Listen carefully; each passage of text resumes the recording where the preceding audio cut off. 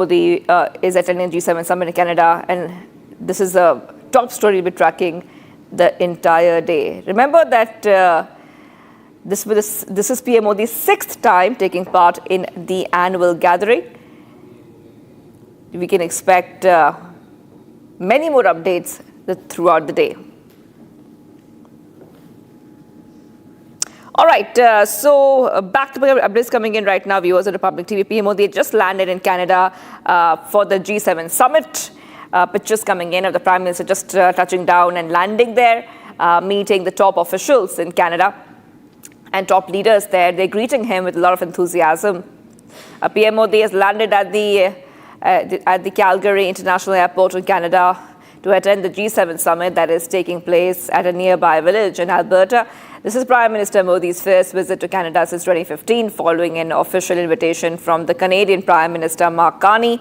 This is a two-day G7 or Group of Seven summit, which started and is bringing together the leaders of some of the world's most advanced economies, including the UK, France, US, Italy, Germany, Canada, Japan, and the European Union. The summit will also see participation of representatives from international bodies such as the United Nations, the World Bank, and the International Monetary Fund.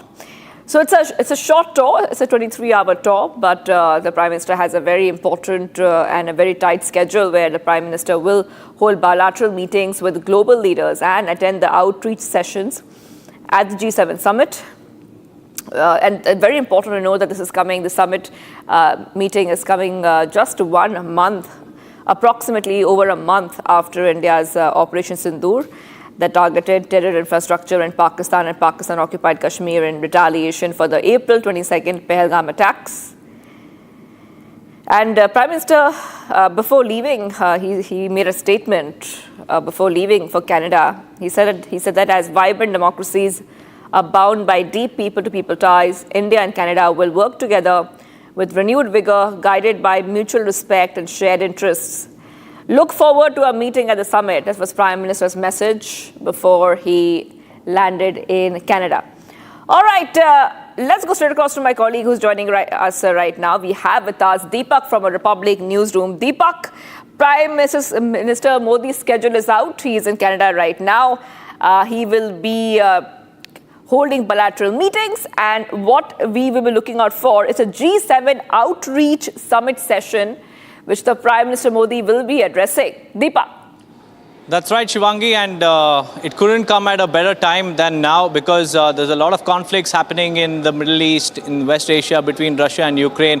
So the Prime Minister's visit to G7, for the G7 summit marks a very important moment in history, and this comes after the Prime Minister's visit to Cyprus, sending a strong message to Turkey as well. Let me tell you what's on agenda in this G7 summit edition. Firstly, India is invited as the special invitee by Canadian Prime Minister Mark Carney. So this is another recognition for India as the 5th largest economy, a key partner in the Indo-Pacific region. And the focus will be on energy, minerals, trade. And also, India is a very strategic voice from the global south. As far as the security and peace talks are concerned, Iran-Israel tensions will be on top agenda. Along with that, the G7 summit will also see a unified G7 stand on the Middle East, and the push will be for peace. And the Prime Minister has time and again reiterated in various visits of his, saying that peace is of paramount importance, and this is not the era of war. Probably this time around, we could see the Prime Minister reiterating this particular stand as well. And what's important to note here is that even Zelensky could join the G7 summit this time around to speak on Ukraine. And the push will be for durable peace mechanisms and India's neutral voice for peace, which has already been witnessed across the world. And another important aspect of this grouping, this summit, is the economy and trade, as it is the usual focus. There will be talks held to counter China through supply chains, and discussions will be on US-led trade protectionism. Focus will be on tariffs impact globally, and this summit will also enhance economic cooperation via the G7. So nuclear and weapons of mass destruction could also be the primary focus because that's what the whole conflict is about in the Middle East between Iran and Israel. So this, summit will also revive global partnerships on WMDs, that is weapons of mass destruction, and nuclear safety post the Ukraine conflict will also be discussed, securing minerals from rogue actors, and also India will reaffirm its no first use policy, which has been reaffirmed even in the past as well. Multilateral safeguards under discussion, and as far as multilateralism is concerned, expansion of G7 and global South cooperation will also be witnessed. India will push for regional connectivity. The focus will be on critical minerals framework and to also promote Indo-Pacific Economic Corridor. Strategic projects could also be inked under the G7 partnership. So there's a lot at stake this time around in the G7 summit, Shivangi. And Deepak, we are staying with these pictures coming in for our viewers. This is Canada, where PM Modi has just landed.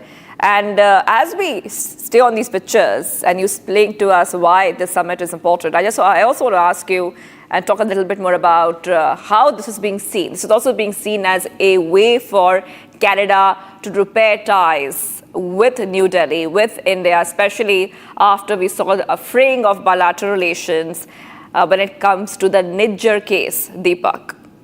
That's right, Shivangi. I think this is a great platform to hit the refresh button as far as India-Canada ties are concerned, with India being invited as a special invitee.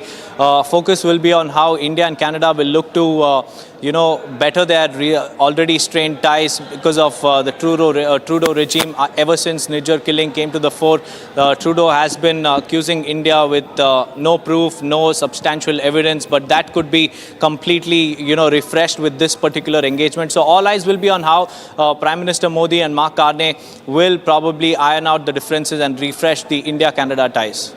That's right, Deepak. We're seeing these pictures coming in right now and just telling our viewers what is happening. If you're just watching us, this is Prime Minister Modi has just landed in Canada and he's here for the G7 summit. A very important summit, especially when we see the world's most advanced economies come together on the same platform. And India on its way up when it comes to climbing its way up to become one of the top 3 largest economies in the world. I just want to go back to Deepak. And Deepak, this is very important, that we are highlighting this because the G7 summit has one of the top economies, most advanced economies in the world. We're talking about US, France, UK, Italy, Germany, Canada, Japan, and the European Union. And there's also participation coming in from the UN, the World Bank, and the IMF, Deepak. That's right, Shivangi. Now, G7 summit will also, bolster India's global recognition because India is now the world's 5th largest economy, and it's very, very critical for the global supply chains, especially for energy, critical minerals, climate, and also digital tech. As far as the platform and summit outreach is concerned, the Prime Minister will be speaking at the outreach session, addressing global issues like what I've been mentioning, the conflicts around the world, and the AI energy nexus could also be discussed, quantum, clean tech, food security, and aligning with G7's priorities with global South interests. This is something that could be the primary focus at the moment in the G7 summit because we are looking for ways to counter China and also become the largest manufacturing hub in the country. And we've seen already a strategic shift from various global companies like Apple shifting their manufacturing from China to India. So we could see a lot of updates on that front as well. As far as the diplomatic reset is concerned with Canada, like I was mentioning, this will be his first visit nearly, after Trudeau's stand against India, and this could come amid renewed outreach after tensions following the Niger case as well. Both sides see the summit as a chance to mend the bilateral ties. So, like I've been mentioning, Shivangi, this is a very, very crucial time, especially as far as India-Canada, ties are concerned, and also global South and the G7 priorities will also align together this time around. That's right. Very important visit coming in. Deepak, I just want to take our viewers to some of the updates that we see. So Prime Minister Modi has just landed in Canada. We're showing those pictures being received by top officials and leaders there. But just speaking about why this is important, this is coming in as India's GDP is rising. A role in the global supply chains makes it very important, makes India very important to G7 decisions. PM Modi carries the voice of the global south, like my colleague Deepak was saying, linking G7 outcomes with G20 priorities. We see the summit offers a very, very renewed cooperation in India, Canada, and beyond. Diplomatic visibility also becoming very important, Deepak, because I'm coming back to you. PM Modi will be reaching out to top leaders there, and because we will expect top leaders at the G7 summit. And we can perhaps expect more talks, not just on the conflict in West Asia or Russia-Ukraine war, but also talking about dialogue on AI, climate, security. All these will be part of the discussions that will leave a huge impression when it comes to the international stage for India. That's right, Shivangi. Now, there are three important goals that India will be looking to achieve, and that first one is security and economy. And the opportunity here for India is that it could contribute to G7 consensus on Middle East, Ukraine, energy and food crisis. As far as investment and tech is concerned, this could drive the ties in clean energy, critical minerals, digital infrastructure, and diplomatic balance is something that is very important, because this summit could position India between Western powers and also BRICS rivals for a neutral leadership.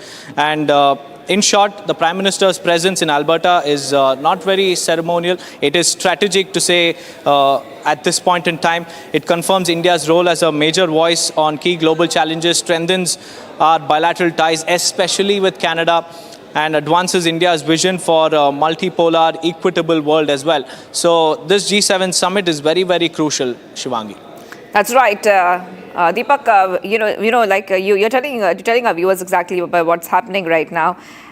India is leaving a mark and being invited, like you were saying, to these important summits, like the G7 summit, which is already talking about AI regulation, digital rights, ethical frameworks. India's presence ensures that India is actively participating in these issues of discussion. This is, India is saying that we are not somebody who is just following the rules. We are a nation which is helping write those rules. And this is very important, Deepak. That's right, Shivangi, and India is playing a very, very crucial role as a strategic balancer, especially at a time when the Israel and Iran conflict is escalating and the US is also deepening its military presence. India can now position itself as a stabilizing voice, leveraging its ties with both Tel Aviv and Tehran. India also has 9+ million citizens in the Gulf. Any regional war impacts Indian interests directly as well. And as far as access to advanced technology is concerned, India is seeking deeper cooperation with G7 nations on semiconductors, AI governance, quantum computing, and also cyber security. And a potential India G7 tech framework is also on the cards, probably building on the Quad Tech partnership and the EU digital deals as well. And like you were mentioning, clean energy and critical minerals push is also very, very important. Canada and Australia are key sources of lithium, cobalt, and rare earth minerals, which is very, very crucial for India's EV and solar plans. And as far as India's EV market is concerned, now that Tesla is also planning to enter, these minerals become very, very important. And the Prime Minister's presence may help finalize agreements for sustainable mining, green hydrogen trade, and also energy storage, tech transfers as well. And as far as trade and market access opportunities are concerned, amid rising protectionism and supply chain reconfigurations, India is negotiating FTA components with EU, UK, and Canada as well. And the most important of them all is the reset of India-Canada ties, Shivangi. That's right. Okay, this is a very important updates coming in right now. And speaking of this, Deepak, we will of course be waiting for that G7 outreach session, which Prime Minister Modi will be addressing, and we'll be showing our viewers all those pictures when they come in, because Prime Minister Modi has just landed. Also talking about defense, a lot of countries which are right now in Canada for the G7 summit, their leaders are also collaborating with India when it comes to defense technology. And even though India is collaborating with other countries in defense technology, whether it be with US, France, or other countries, India still stands by its indigenous manufacturing of its defense parts. But this is a great time to take those talks forward, Deepak. That's right, Shivangi. Now, as far as defense is concerned, India would probably look for an upgraded Indo-Pacific maritime cooperation with France and Japan. Like you've been mentioning, our defense ties with the rest of the world is actually strengthening over time, and all thanks to Prime Minister Narendra Modi's leadership. And along with that, there are several outcomes and also several key aspects to this grouping as well. India is a very, very critical pillar as far as the Indo-Pacific strategy of G7 nations, especially US, Japan, France and the UK is concerned. And with increasing Chinese assertiveness in the Indo-Pacific and the Indian Ocean region, G7 nations want India to co-lead multilateral maritime security initiatives as well, because its proximity is very, very close to us. And we can also expect discussions on joint naval drills, intelligence sharing frameworks, and also anti-submarine warfare collaborations. We've seen these collaborations in the past, but this time it will be strengthened and bolstered even further. That is right. Thank you for getting those details, Deepak. We are taking a short break right now. Let's go ahead, viewers, because we have been talking about Prime Minister Modi, who has just landed in Canada for the G7 summit. Taking a short break. Do not go anywhere. We are live this morning.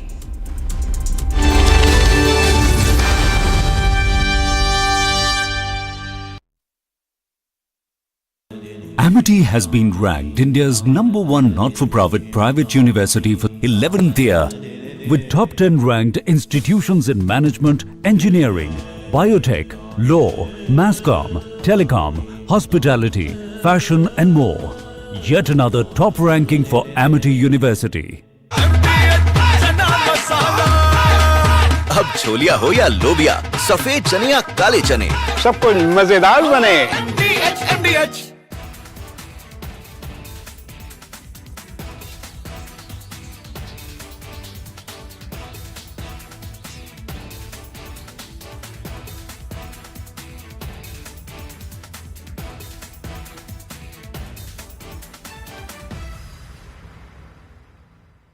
Ahmedabad plane crash में इंदौर की एक बहू की भी जान गई है। सैकड़ों लोग इसमें अपनी जान गंवाए हैं। बहुत ही दुखद हादसा है, लेकिन इंदौर की जो बहू है उनके घर में हमें हरप्रीत होरा जो बच्ची है वो अपने पति से लंदन मिलने जाना चाह रही थी, क्योंकि उनके पति का 16 जून को जन्मदिन था। हरप्रीत के ससुर जी हमारे साथ हैं, राजेंद्र होरा, उनसे हम बात करते हैं। सर, कैसे आपको कब फर्स्ट इन्फॉर्मेशन कब मिली इस हादसे की और आपकी बहू की? सर, मीडिया के माध्यम से प्लेन क्रैश की जानकारी मिली, प्रथम वहीं से मिली।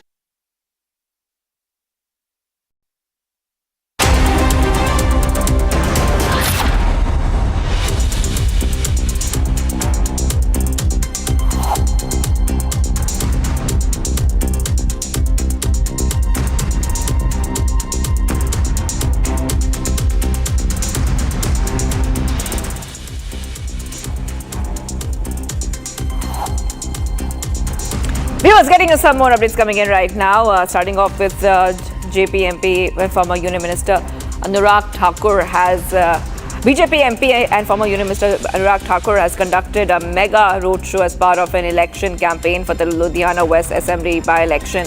Anurag Thakur launched a scathing attack at Aam Aadmi Party government over the key issue of the state, saying that crimes have increased because of Aam Aadmi Party protecting criminals.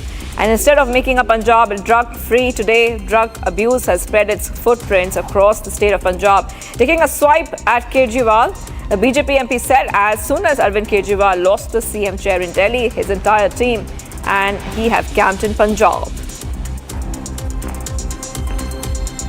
आपके लोग एक सवाल पूछ रहे हैं, 3 साल बीत गए और 3 सालों में मिला तो केवल 1 लाख करोड़ का और कर्जा मिला। 3.25 लाख करोड़ से बढ़कर 4.25 लाख करोड़ का कर्जा हो गया। नशा मुक्त पंजाब करना था, 5 डेडलाइन पार कर गई, लेकिन नशा मुक्त जो छोड़िए, आज मोहल्ले मोहल्ले नशा बिकना शुरू हो गया। ये जब मुख्यमंत्री की कुर्सी अरविंद केजरीवाल जी की चले गई, पूरे दिल्ली का जो इनका स्टाफ था, ये सब अब पंजाब में डेरा लगाकर बैठे हैं। In the Ludhiana West Assembly constituency by-election, BJP MP Anurag Thakur says the people of Punjab are questioning the additional rupees 1 lakh crore in the state of Punjab. Instead of making Punjab drug-free today, drugs have spread everywhere. The crimes have increased because Aam Aadmi Party protects criminals. DNA tests have verified that the identities of 119 victims so far who died on June 12th after an Air India flight, Air India 171 crashed in Ahmedabad minutes after takeoff. The efforts are still ongoing to identify over 240 victims who lost their lives in their crash. According to the authorities, the families of all passengers who died in the crash have been contacted. 119 लोगों का DNA match प्रक्रिया हो चुकी है, जिसमें से 76 लोगों को उनके रिलेटिव को वो उनका पार्थिव देह दिया गया है।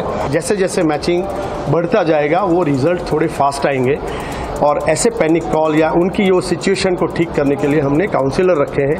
D2 में जहां रजिस्ट्रेशन प्रोसेस होता है, जहां आइडेंटिटी रिवील की जाती है और उनको मैच की जाती है, वहां पर हमने काउंसलर रखे हैं जो उनका फर्स्ट पॉइंट ऑफ कांटेक्ट है।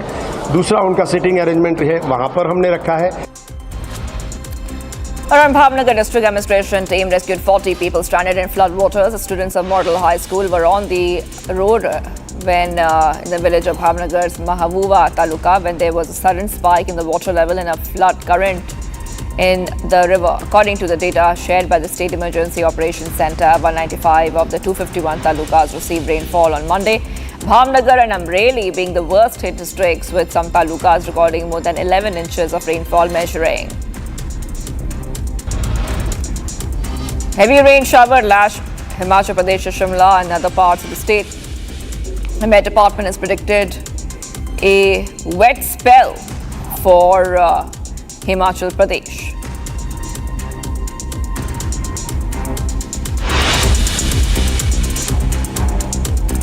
Coming up, viewers, as Israeli airstrikes intensify, Iran state TV studio hit during live bulletin.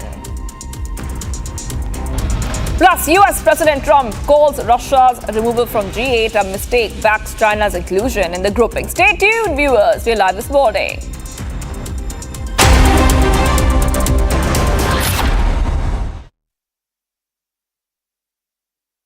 इसको घर पे लगाओगे तो शादी का तो पता नहीं, पर घर पक्का नहीं टूटेगा। रुंगटा नहीं तो घर स्ट्रॉन्ग नहीं। रुंगटा स्टील TMT बार एकदम सॉलिड। पहाड़ों में एक हाइकिंग स्टिक भी बन सकती है।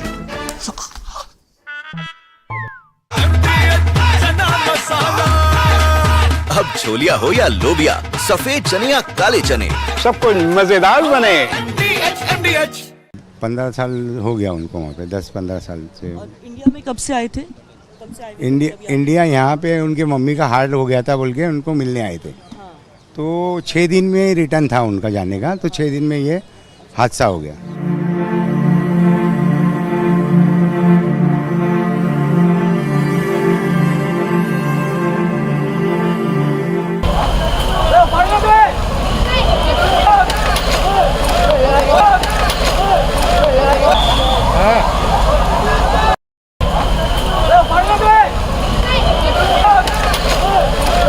कहाँ से? अहमदाबाद की प्रॉपर रहने वाले? नहीं, वो एक्चुअली रहते हैं हम लोग बॉम्बे है क्या। हाँ। और वाया फ्लाइट था। हाँ। तो बॉम्बे से यहाँ आए थे, यहाँ से हम लोग को उनको लंदन जाना था। हाँ। UK जाना था। तो उसमें छोटी बच्ची भी थी, मतलब कितनी उम्र के लोग थे? उनकी उम्र क्या थी? वो एक की 4 है और एक की शायद मेरे ख्याल से 8 है। 4 या 6 ऐसा कुछ है लड़की की। कब से रह रहे थे, क्या करते थे वहाँ पे? होटल मैनेजमेंट का ये था उनका जॉब। और 15 साल हो गया उनको वहाँ पे, 10-15 साल से।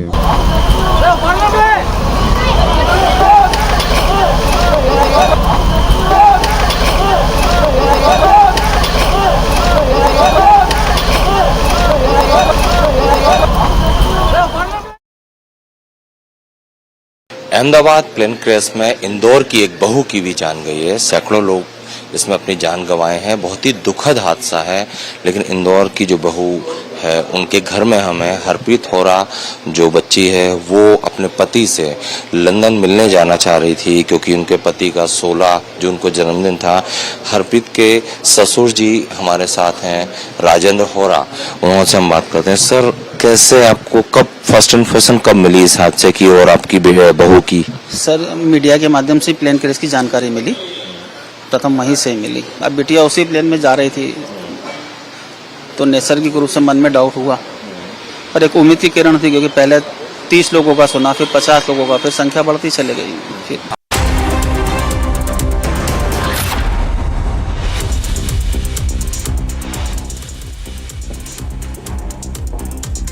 Getting you some top headlines, viewers. PM Modi lands in Calgary. He will attend the 51st G7 summit. PM sends out a strong message to Erdogan after his visit, which was near the Turkish-occupied Cyprus, a subtle response to Erdogan's pro-Pakistan Kashmir stance. As Israeli airstrikes intensify, Iran's state TV studio hit during a live bulletin. The anchor, who was midway through the bulletin, had to get up and leave. Financial Action Task Force has strongly condemned Pahalgam terror attack, noting that such an act could not occur without funding.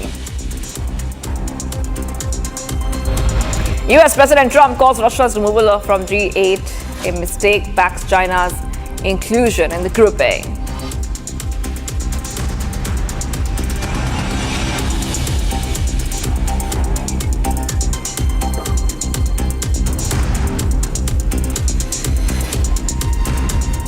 Viewers, well, this morning I'm Shivangi Shukla getting you the latest coming in. A big breaking news coming in at this moment. President Trump is leaving the G7 summit early amid latest developments in the Middle East. That is right.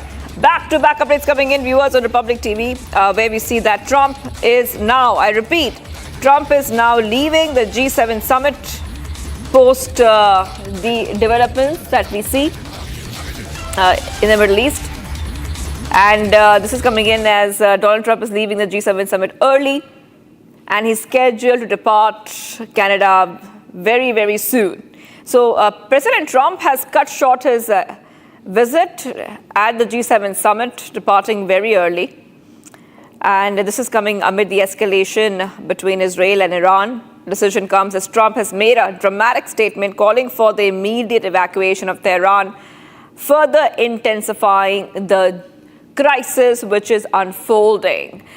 Remember that this is coming in as the G7 summit is underway. All right, getting you some more breaking updates coming in. We are getting some more breaking updates. Let's go to the fresh breaking. Tracking the global stories we are tracking right now. Amid escalation, the US has asked its citizens to go ahead and vacate Tehran immediately. That is right. Big update coming in right now. Where the citizens have been asked to leave as soon as possible, given the fact that this situation is getting quite intense. Israel and Iran have attacked each other, and the US president has urged that the citizens should vacate Tehran immediately, saying that Iranians to evacuate Tehran, citing what he said was the country's rejection of a deal to curb nuclear weapons development. This is coming just after Prime Minister Modi has left the Group of Seven summit just one day earlier due to the situation unfolding in the Middle East. Back-to-back updates coming in right now on Republic TV. Let's go ahead to some more news that we are tracking for our viewers. Pentagon announces boosting American forces in the Middle East.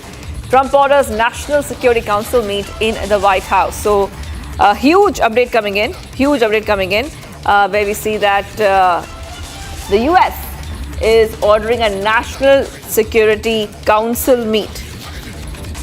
Back to updates coming in right now on Republic TV, and Trump requests National Security Council meet in the Situation Room, given the fact that the situation is looking very, very intense.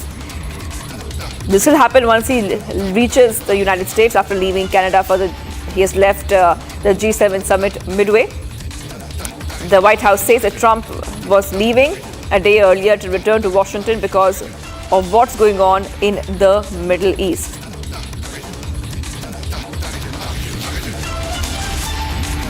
All right, let's go straight across to our guest who's joining us right now. We have with us Major General Rajan Kochar joining us, a defense expert. Thank you for joining us, sir, here on Republic TV. A lot of evolving updates coming in when it comes to the Israel-Iran issue, the war which we see. Trump has left one day earlier from the G7 summit. He is saying, I'm going to have a meeting in the Situation Room. He's asked Iranians to evacuate Tehran. How do you see this escalation and what we can expect next?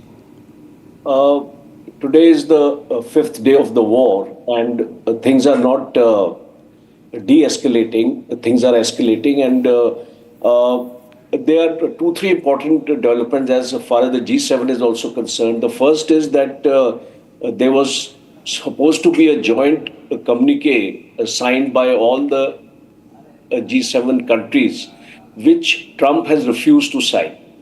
And there seems to be fissures within the G7 on a number of issues, including the Ukraine war, including inviting Putin to the G7, because there was a move by Trump to invite Putin to the G7 summit also, which has been negated by the G7 countries. So there are two reasons why Trump has left.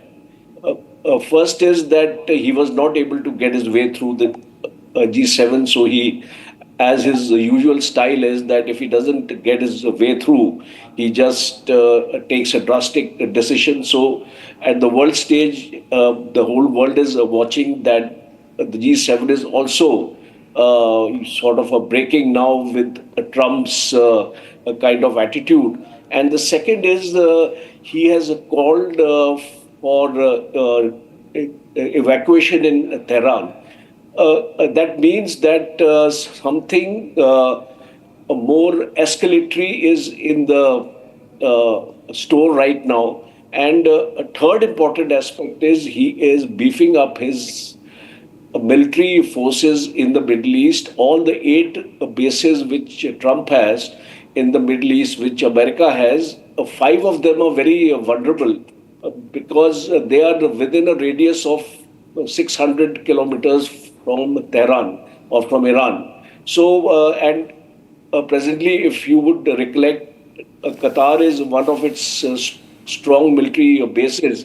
It's a logistics as well as the intelligence, surveillance and reconnaissance base in the Middle East, and it houses almost 10,000 US troops. So I think now, in case this war is going to escalate, I have a strong assumption that these military bases of the US will also become a target, because if you start cornering a nation, that nation will do anything to counter that onslaught. So it won't be far-fetched also, because there are some analysts who feel that in case Iran attacks the US bases, it is the end of Iran. But you have to remember that US is also part of the conflict now, because the kind of statements, the kind of support the US is giving to Israel, it is leading to a polarization of countries. It is very, very clear that the entire world has been divided into 2 blocks now. And though we may say that nobody will come to Iran's aid, but we are aware how the missile program of Iran has developed over the last decade. There are 2 countries which are strong contributors to this missile program. One is North Korea, the other is China. And still, clandestinely, China is supplying its arms and weapons and all to Iran. And as far as the nuclear program is concerned, I don't think Iran is going to condescend to the nuclear program, in spite of, if you see the figures which have been released by IAEA, pre-2019, Iran had enrichment of 3.67%, and it had only 149 kgs of uranium. Today, the current state is that Iran has got 409 kgs of enriched uranium to around 60%. And according to experts, the kind of uranium Iran has, it can produce 23 nuclear bombs in a matter of a few months. So that is, I think, the major concern for Israel and the US. And my last point is, you see, there are double standards here. Today, Israel has got around 70 to 80 nuclear warheads, though it is not officially reported. Whereas you are stopping Iran from having a corresponding nuclear arsenal. So I think it is that same pressure should be brought on Israel also to do away with the nuclear programs, and IAEA should be told to inspect all the sites in Israel also, because in case you want a parity of nuclear non-proliferation in the Middle East, you have to address both the countries, Israel and Iran. You cannot be discriminatory by only going for Iran. Right. Major General, I want you to stay on with us. We're getting some more breaking news. For our viewers. Let's go to the big breaking coming in. Indian students are being evacuated from Tehran. A batch of 100 students being evacuated from Tehran. The Ministry of External Affairs sets up 24/7 emergency control room in Tehran, and emergency lines have opened up for students. So these students are being asked to leave. It's 100 students at least in batches are being asked to leave, and there's a 24/7 control room which has been set up by the Ministry of External Affairs. Let's go back to Major General Kochev joining us again, a defense expert on this. And of course, this is extremely concerning. And we were talking about Trump's role. Now we're talking about how the MEA has asked students to leave as soon as possible from Iran. And this also brings us to the next question when we talk about the war which is unfolding. Escalation or containment. There's a fine line that both the countries are walking on right now, Major General. A good point. You see, there is a limit to what you can escalate because of your missile strengths, your missile stockpiles, and your capabilities. This war cannot go in the same escalatory ladder for a long time. It will have to come to a containment stage, because the arsenals are not unlimited.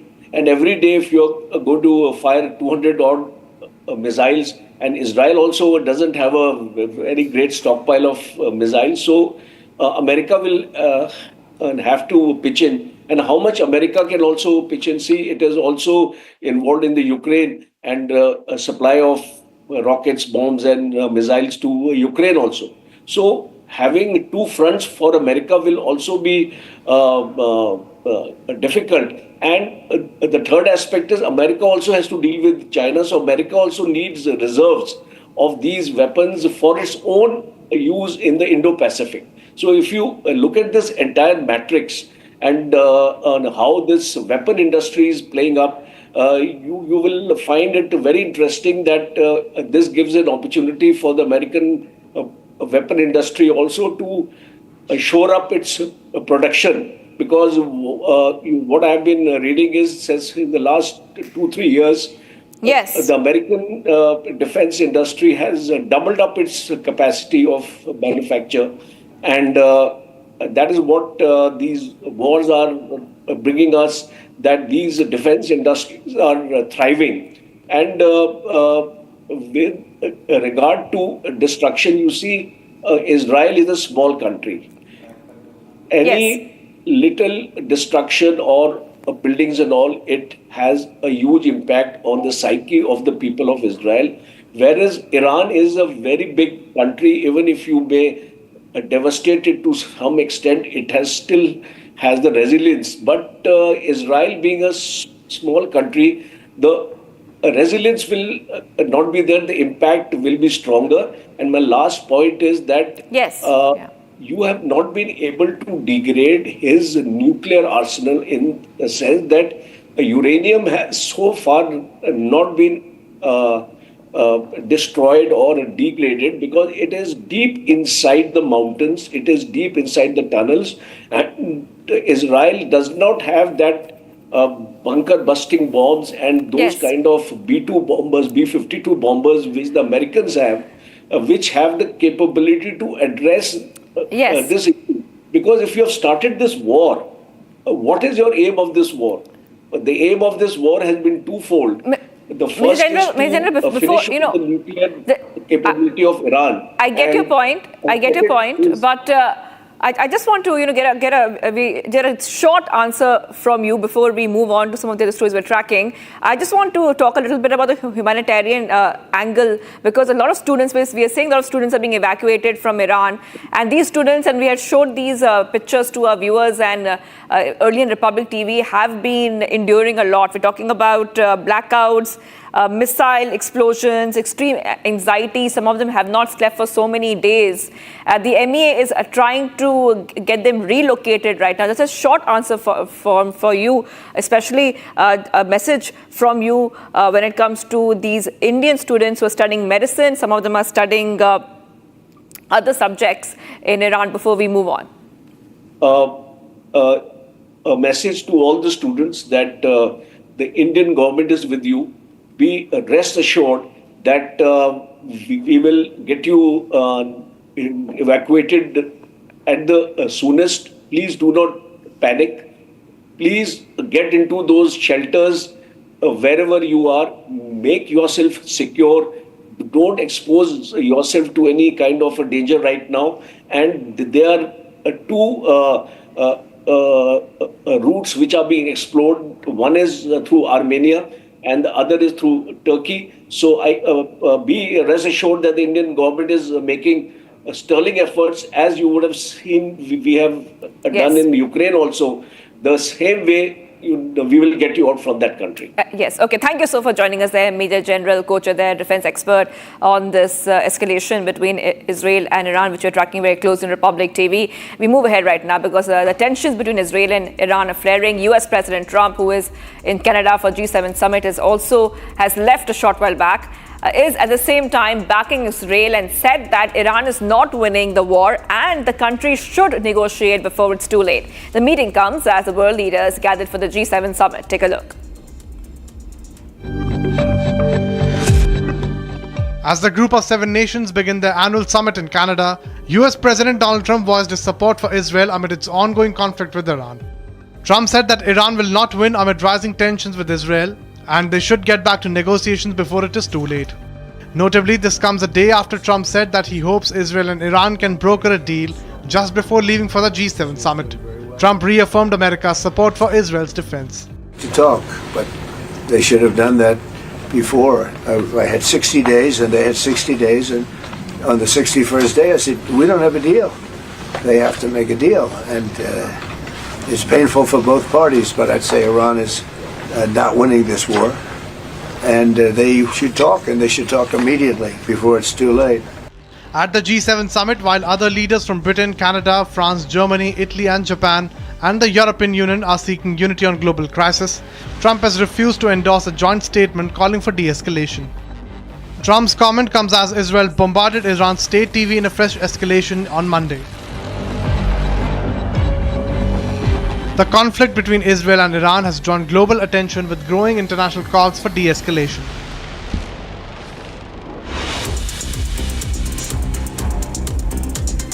Viewers, top stories we're tracking from across the globe now. The Israeli military said on Monday its air forces continued to strike military targets in Iran despite international calls for a halt to the escalation. Israel and Iran have traded more missile attacks. Israeli armed forces bombarded the Tehran airport, struck Iran's F-14 fighter jets in the airstrike. Israel's strike comes after Iran fired a new wave of missile attacks at Israel early Monday, killing at least 8 people, while Israel warned hundreds of thousands of people in the middle of Tehran to evacuate ahead of new strikes.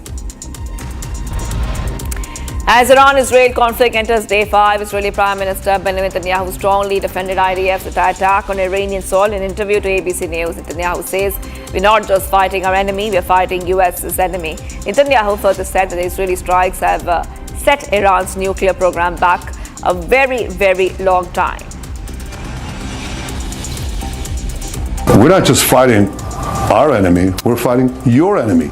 For God's sake, they chant, death to Israel, death to America. We're simply on their way. And this could reach America soon. I mean, to have these mad mullahs who are committed to destroying us in order to destroy you, to say that they should have nuclear weapons and ballistic missiles to deliver them to you, and to say that that's not your interest, well, we're fighting this war. We're taking the action. Taking a short break, viewers, as Israeli air strikes intensify. Iran State TV studio hit during a live bulletin. The anchor, who was midway through the bulletin, had to get up and leave. US President Trump calls Russia's removal from G8 a mistake, backs China's inclusion in the grouping. Stay tuned, viewers. We are live in this morning.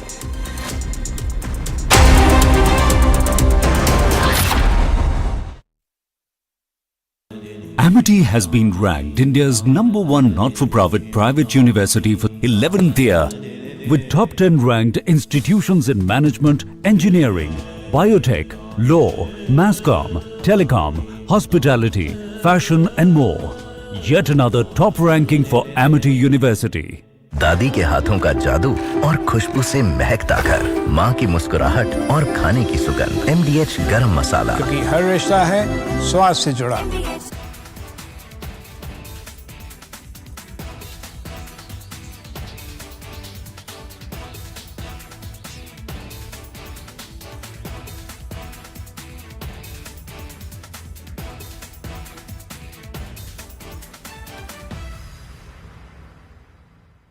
Ahmedabad plane crash में इंदौर की एक बहू की भी जान गई है। सैकड़ों लोग इसमें अपनी जान गंवाए हैं। बहुत ही दुखद हादसा है, लेकिन इंदौर की जो बहू है उनके घर में हमें हरप्रीत होरा जो बच्ची है वो अपने पति से लंदन मिलने जाना चाह रही थी, क्योंकि उनके पति का 16 जून को जन्मदिन था। हरप्रीत के ससुर जी हमारे साथ हैं, राजेंद्र होरा, उनसे हम बात करते हैं। सर, कैसे आपको कब फर्स्ट इन्फॉर्मेशन कब मिली इस हादसे की और आपकी बहू की? सर, मीडिया के माध्यम से प्लेन क्रैश की जानकारी मिली, प्रथम वहीं से मिली। अब बिटिया उसी प्लेन में जा रही थी तो नैसर्गिक रूप से मन में डाउट हुआ, पर एक उम्मीद की किरण थी, क्योंकि पहले 30 लोगों का सुना, फिर 50 लोगों का, फिर संख्या बढ़ती चली गई। फिर आपको वहां से किसका फोन आया जिसने जानकारी दी कि आपकी बहू भी नहीं रही? ये न्यूज़ चैनल के माध्यम से कि 242 लोगों में से एक बचा, तो 241 का ही था, और उनके फादर उनको छोड़ने गए थे। वो छोड़ के निकले, कुछ दूरी पहुंचे थे, फिर उनको प्लेन हादसे की जानकारी लगी। फिर उनसे बातचीत करी तो उन्होंने बताया कि प्लेन क्रैश हो गया है, बिटिया उसी में।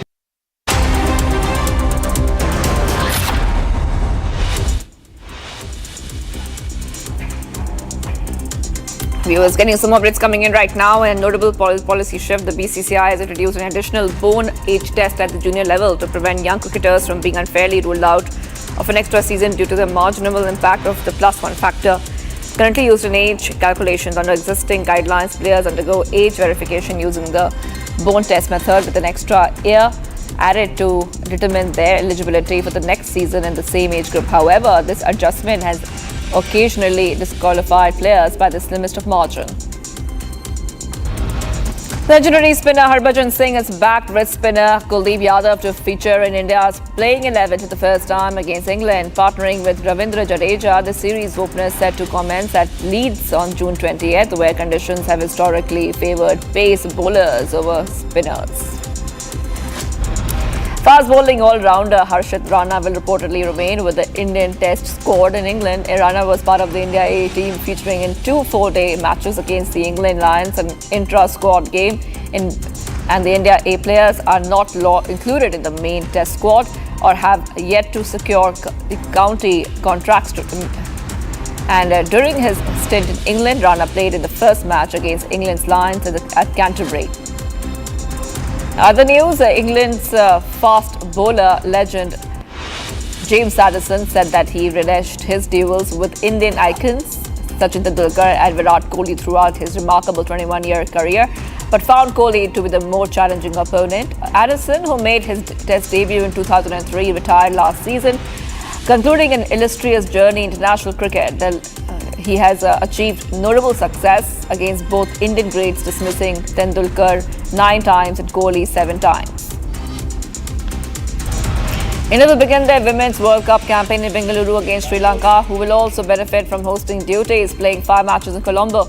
A tournament set to take place around 5 venues will run from September 30th to November 2nd. Colombo, in addition to hosting Pakistan for 7 matches under the hybrid arrangement between 2 neighbouring nations, their cricket boards and the ICC will further bolster Sri Lanka's hosting advantages.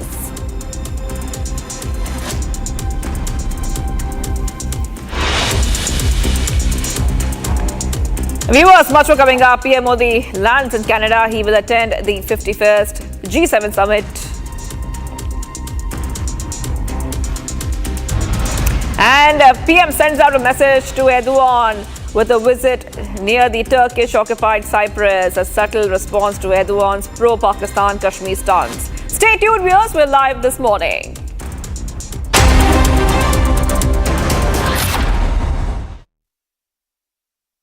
MDH की हल्दी मिर्ची धनिया करे कमाल, ये रंग दे, ये खुशबू दे, ये तीखा, ये कम पड़े, क्या निराला MDH मसाला। आपकी फेवरेट हुंडई कार्स पर मिल रही है अमेजिंग डील्स। वैसे लोगे तो आप हुंडई ही, चाहे दिल की सुनो या डील्स की, तो जल्दी चले आओ हुंडई शोरूम। अब छोलिया हो या लोबिया, सफेद चने या काले चने, सब कुछ मजेदार बने। 15 साल हो गया उनको वहाँ पे, 10-15 साल से। और इंडिया में कब से आए थे? इंडिया यहाँ पे उनके मम्मी का हार्ट हो गया था बोल के उनको मिलने आए थे। हाँ। तो 6 दिन में रिटर्न था उनका जाने का, तो 6 दिन में ये हादसा हो गया।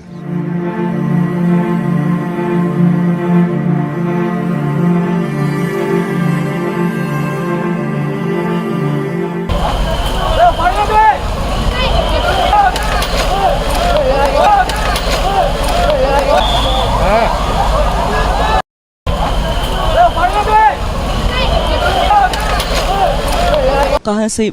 अहमदाबाद की प्रॉपर रहने वाले? नहीं, वो एक्चुअली रहते हैं हम लोग बॉम्बे है क्या। हाँ। और वाया फ्लाइट था। हाँ।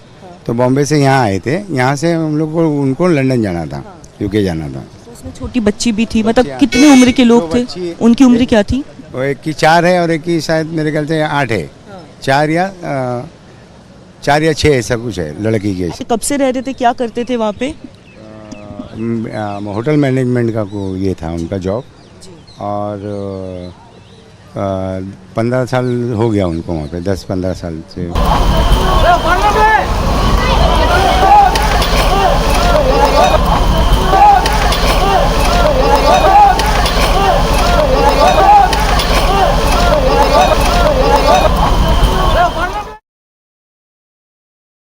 अहमदाबाद प्लेन क्रैश में इंदौर की एक बहू की भी जान गई है। सैकड़ों लोग इसमें अपनी जान गंवाए हैं। बहुत ही दुखद हादसा है, लेकिन इंदौर की जो बहू है उनके घर में हमें हरप्रीत होरा जो बच्ची है वो अपने पति से लंदन मिलने जाना चाह रही थी, क्योंकि उनके पति का 16 जून को जन्मदिन था। हरप्रीत के ससुर जी हमारे साथ हैं, राजेंद्र होरा, उनसे हम बात करते हैं। सर, कैसे आपको कब फर्स्ट इन्फॉर्मेशन कब मिली इस हादसे की और आपकी बहू की? सर, मीडिया के माध्यम से प्लेन क्रैश की जानकारी मिली, प्रथम वहीं से मिली। अब बिटिया उसी प्लेन में जा रही थी, तो नैसर्गिक रूप से मन में डाउट हुआ, पर एक उम्मीद की किरण थी, क्योंकि पहले 30 लोगों का सुना, फिर 50 लोगों का, फिर संख्या बढ़ती चली गई। फिर आपको वहां से किसका फोन आया जिसने जानकारी दी कि आपकी बहू भी नहीं रही? ये न्यूज़ चैनल के माध्यम से कि 242 लोगों में से एक बचा, तो 241 का ही था, और उनके फादर उनको। I have seen what it takes to report from the front lines. Accuracy, courage, urgency and responsibility. At Republic School of Journalism, you will be trained for that reality. It's not theory, it's live learning from a working newsroom from day one. If you want to report the truth when it matters the most, Republic School of Journalism is where you begin. Courses begin on 30th June. Apply now.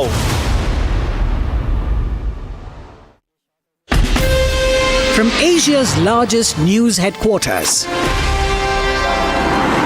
setting the agenda for Bharat.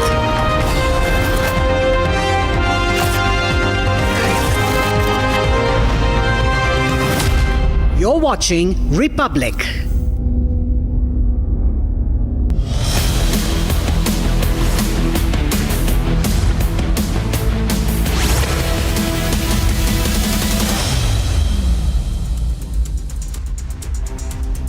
A very good morning, viewers. It's 8 a.m. and you're watching Republic TV. I'm Deepak Suresh Kumar. There's a lot of activities going on in the West Asia conflict. US is now posturing itself very, very aggressively. The next 24 hours to 48 hours will be very crucial. We'll get you all the latest, but first a quick check on the headlines.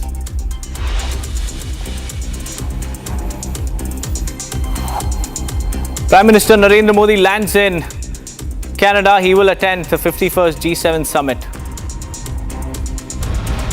Air India flight from San Francisco to Mumbai suffers engine snag after it lands in Kolkata. Passengers deplaned.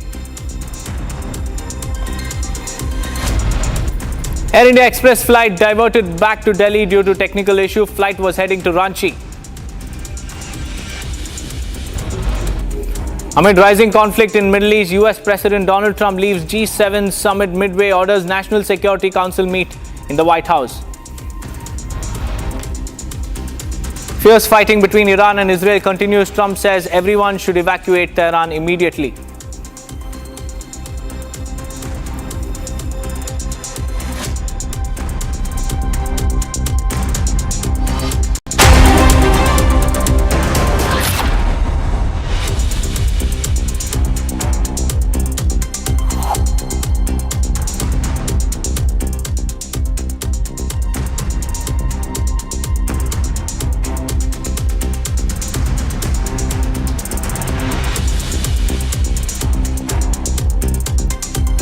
First up, viewers, an Air India flight from San Francisco to Mumbai via Kolkata has suffered a technical snag in one of its engines, requiring passengers to be deplaned during a scheduled halt at the city airport early, and flight AI 180 arrived on time at the city airport at around 12:45 a.m. But a technical snag in the left engine delayed the takeoff at about 5:20 a.m. and an announcement was made in the aircraft asking all passengers to deplane. The captain of the plane told the passengers that the decision was being made in the interest of flight safety. This is another Air India air scare that we are witnessing right now. A Mumbai-bound Air India flight has suffered a technical snag in its left engine, and this flight was arriving from San Francisco to Mumbai via Kolkata. It had made a stop in Kolkata, but after it was scheduled for takeoff, the captain of the plane made an announcement that there is a technical snag, and because of that, the passengers were required to be deplaned. Shivangi is joining us live from the newsroom. Shivangi, back-to-back air scares for passengers. This time it's a flight that was bound to Mumbai from San Francisco via Kolkata. And why is it, Shivangi, that every single time technical snags come only after the plane has either taken off or it has landed at an airport for a pit stop? Why aren't these checks carried out, in prior? That is right. Deepak, that is the same questions that are being asked right now, and that is what Republic TV has been highlighting ever since we have seen a series of disasters when it comes to aviation. Now, let's also tell our viewers that the focus is now shifted to passenger safety, and this is the same question that we have been asking. Usually these technical faults are found just after the plane takes off, which has led to multiple emergency landings, especially of Air India planes in the past few days. So this is an Air India flight from San Francisco to Mumbai. It was going through Kolkata. Then there was technical snag found in its engines, requiring passengers to be deplaned. The captain, like you said, told that the passengers, that the decision was made in the interest of flight safety. Now, we will also focus. There's some more similar updates we'll be telling our viewers about when it comes to Air India flights and technical glitches. But before we go to that, let's also tell our viewers that a high-level government panel has been formed. There is a panel which has been formed to assess the gaps in aviation safety, emergency responses, and interagency coordination across airports and airlines. So even though, like you said, we're asking the right questions, there is a government panel which has been formed just to answer those, Deepak. That's right, Shivangi. We have more breaking news coming in. Another Air India flight has been cancelled. And this is another day, another technical snag in the Air India operations. An Air India flight AI2493 from Mumbai to Ahmedabad never even took off. And it was scheduled for 6:35 p.m. but it was delayed due to an operational issue. But as passengers waited, the clock ran out on the crew's duty hours and the result was the flight was cancelled. The passengers were abandoned and accountability is still missing in action. How much will the passengers be made to suffer and how long will India's aviation giants, Shivangi, get away with this? This is the Mumbai-Ahmedabad flight which has been cancelled, like you were saying, and we were telling our viewers that the focus is again shifted on passenger safety. And the same questions that you're asking, the answers to those will be found out soon, given the fact that the DGCA has ordered nationwide technical inspections, especially of fleet-wide inspections of all Boeing 787 Dreamliners in India, focusing on engines, fuel systems and takeoff sensors of all the fleet. So the DGCA has already ordered the inspections, and these cases are coming out and showing the glaring gaps when it comes to civil aviation and passenger safety, Deepak. We have all these updates coming in. In fact, there's a series and a line of technical glitches which have been found in airlines, whether it's a domestic airline or it is an airline which is operating internationally, whether it's an airline which is international airline or a domestic airline flying internationally. We have seen these cases back to back in the past few days and highlighted them, Deepak.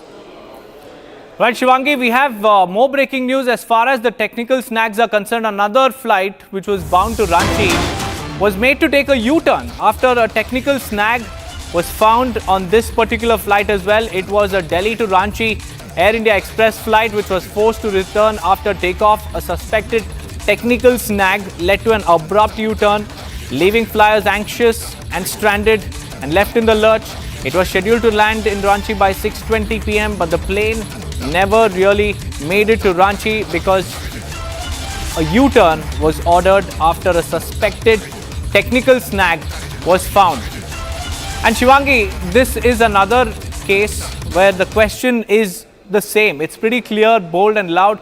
Why is it that Air India always encounters a technical snag after takeoff? Why are the checks not done properly?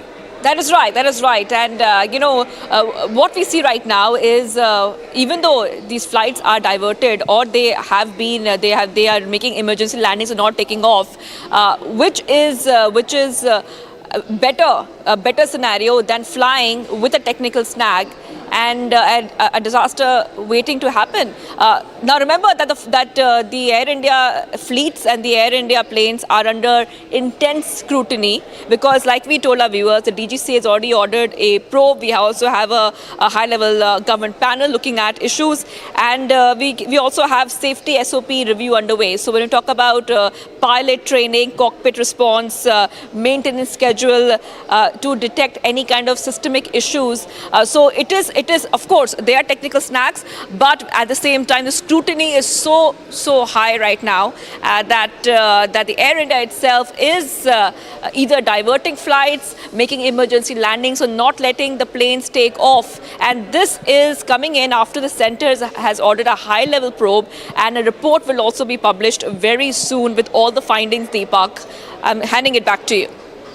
Right, and all of this, Shivangi, is coming at the cost of passenger safety and passenger convenience because a lot of passengers have been inconvenienced. At the end of the day, it is the passengers who bear the brunt of all these technical snags and U-turns being made by Air India flights. But many thanks, Shivangi, for joining me with those details. Now, viewers, an investigation is unfolding. A high-level committee is probing the devastating Air India crash in Ahmedabad. And meanwhile, the nation waits with bated breath as authorities are now working to unravel the causes of the tragedy and ensure accountability. Here's the report.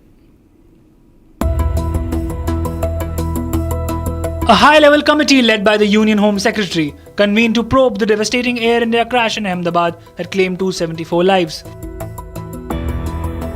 The committee formed by the Ministry of Civil Aviation aims to submit its report within 3 months, detailing the causes of the devastating plane crash and recommending measures to prevent such tragedies in the future.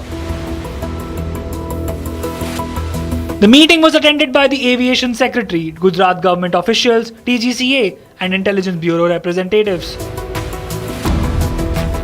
All the stakeholders which were the part of the high-level committee have already left the MHA, but it's very important to know that the details and the reason behind the plane crash is very important to know, and that's what the authorities are investigating also. Now, it was a first meeting today and there was a discussion between all these stakeholders because the officials from the regulators, DGCA, BCAS were here, the official from Ahmedabad police was here. It was under the chairmanship of Home Secretary, also the civil aviation officials were also here. So all these stakeholders today met and at large discussed exactly what would have went wrong. They also discussed about several videos which had emerged during the time of the plane crash. The committee will examine existing standard operating procedures and guidelines to identify potential lapses. A parallel probe by the Aircraft Accident Investigation Bureau, AAIB, is also underway with international experts from the US National Transport Safety Board, the NTSB, joining the investigation. DNA samples of 119 victims have been matched and 76 bodies have been handed over to their families. Authorities are working to identify the remaining victims, with nearly 600 doctors, assistants and drivers assisting in the process.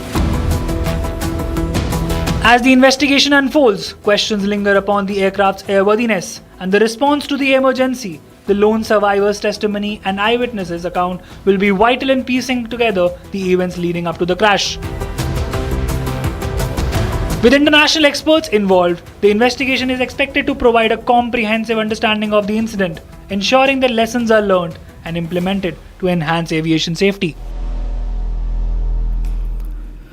Well, moving on, viewers, this story that we are about to tell you is from the National Capital Region. A Haryana model, a 24-year-old, her life was snuffed out of her and she was found dead in a canal, and the parents and family members are left with a void that can never be filled. The investigation unravels as to what really happened in this particular story. Take a look.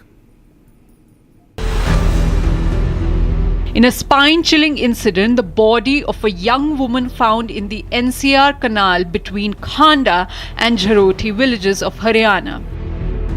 The deceased has been identified as Sheetal, a model associated with Haryanvi music industry, originally from Khalila Majra village in Panipat.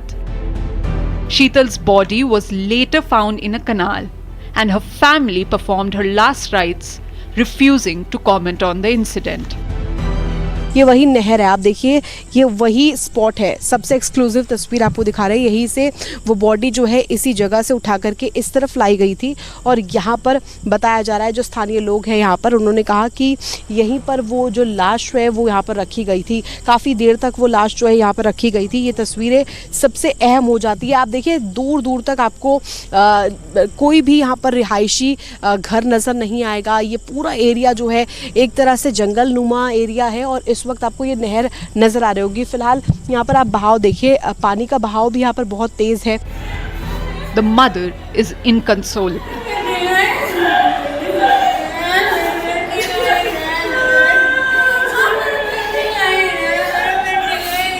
Sheetal had recently moved to Satkartar colony in Panipat with her sister, Neha.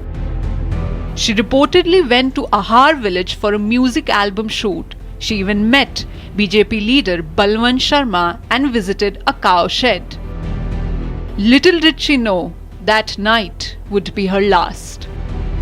On Sunday, Neha had filed a missing persons report at the old industrial area police station in Panipat after losing contact with Sheetal. According to the family, Sheetal was last seen with her boyfriend Sunil. A CCTV footage has also emerged showing Sheetal in a car with Sunil before her murder. Acting swiftly, police swooped in and arrested the boyfriend who confessed stabbing Sheetal to death during initial questioning. कल देर शाम थाना खरकोदा के अंतर्गत एक सूचना प्राप्त हुई थी कि एक व्यक्ति की चाकुओं से गोदकर हत्या कर दी गई है, जिसके संदर्भ में तुरंत मौके पर पुलिस ने कार्रवाई करते हुए वहां पर अभियोग अंकित किया है और अनुसंधान के लिए आगामी टीमें बनाई गई हैं ताकि धरपकड़ की जा सके। इसके अतिरिक्त एक सूचना ये प्राप्त हुई थी कि एक युवती की डेड बॉडी नहर के अंदर आ रही है। उनको शिनाख्त के लिए बाहर निकाला गया है। शिनाख्त उसकी हो गई है। ये उरलाना कला पानीपत से एक FIR दर्ज है जिसमें शीतल नाम की लड़की का आइडेंटिफिकेशन इसमें हुआ है। आगामी कार्रवाई के लिए पुलिस अपनी आगामी कार्रवाई कर रही है। As per sources, Sunil had also tried to mislead the police by staging an accident at the canal. However, the police saw right through the facade. The police will now present the accused in court today and seek police remand to interrogate him further. The court will soon decide Sunil's fate, but for Sheetal's family, justice may never be enough to heal the wounds of their irreparable loss. Moving on, viewers, Prime Minister Narendra Modi's visit to Cyprus wasn't just diplomatic, it was symbolic indeed. While in Nicosia, Prime Minister Modi paused with the Cypriot president to view the mountains that lie under Turkish occupation since 1974. And the moment is being seen as a quiet but firm message to Turkish President Erdogan. Especially, it is very, very significant as Turkey has repeatedly internationalized Kashmir and targeted India at global platforms. And with this move, Prime Minister Modi has underlined India's stance on sovereignty and territorial integrity, mirroring Cyprus's call for reunification and also resisting foreign occupation. Here's a report to know more.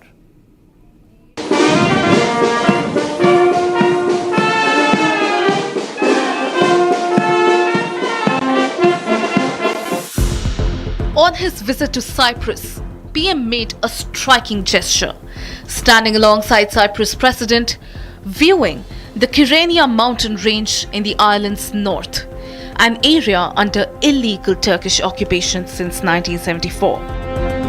The moment was more than just picturesque. For the global diplomatic community, it came across as a powerful symbolic message, aimed at Turkish President Erdogan at a time when Turkey has repeatedly raked up Kashmir at international forums. Modi's decision to visit the site, clearly visible from the capital Nicosia, visually aligned India with Cyprus's long-standing demand for the reunification of the island and opposition to Turkish military presence in the north. The move underscores a subtle but unmistakable message. India backs sovereignty and territorial integrity and opposes cross-border interventions, whether it's in Cyprus or Kashmir. Cross border terrorism के विरुद्ध भारत की लड़ाई में Cyprus के सतत समर्थन के लिए हम बहुत बहुत आभारी हैं। आतंकवाद, ड्रग्स और आर्म्स की तस्करी की रोकथाम के लिए हमारी एजेंसीज के बीच रियल टाइम इंफॉर्मेशन एक्सचेंज का मैकेनिज्म तैयार किया जाएगा। Erdogan has made multiple provocative statements on Jammu and Kashmir, often echoing Pakistan's position. In contrast, India has deepened defense and economic cooperation with Cyprus, signaling a diplomatic realignment. PM Modi was also conferred with Cyprus's highest civilian honor, a recognition of deepening bilateral ties and New Delhi's clear stance on issues of international law. India and Cyprus jointly called for respect for sovereignty and non-interference, words clearly aimed at countries like Turkey, who selectively apply international principles to suit their agendas. मैं इस सम्मान को भारत और Cyprus के संबंधों के प्रति एक जिम्मेदारी के रूप में इसका महत्व समझता हूं और मैं उस भाव से इसको लेता हूं। मुझे पूरा विश्वास है कि हमारी सक्रिय साझेदारी आने वाले समय में और भी नई ऊंचाइयों को छुएगी। But choosing to stand shoulder to shoulder with Cyprus, visibly facing territory held by Turkish forces, PM Modi didn't just make a diplomatic statement. He sent a clear clear signal. India will not shy away from echoing calls for sovereignty, even when the message lands in Ankara. It's time for a quick break, viewers. On the other side, we'll tell you more about US President Donald Trump leaving G7 summit midway, ordering National Security Council meeting at the White House in view of the Israel-Iran conflict.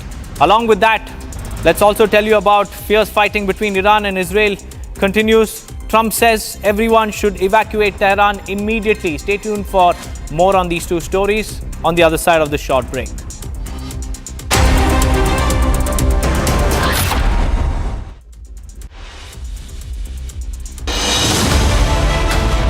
I have seen what it takes to report from the front lines. Accuracy, courage, urgency, and responsibility. At Republic School of Journalism, you will be trained for that reality. It is not theory. It is live learning from inside a working newsroom from day one. If you want to report the truth when it matters the most, Republic School of Journalism is where you begin. Course begins on the 30th of June. Apply now.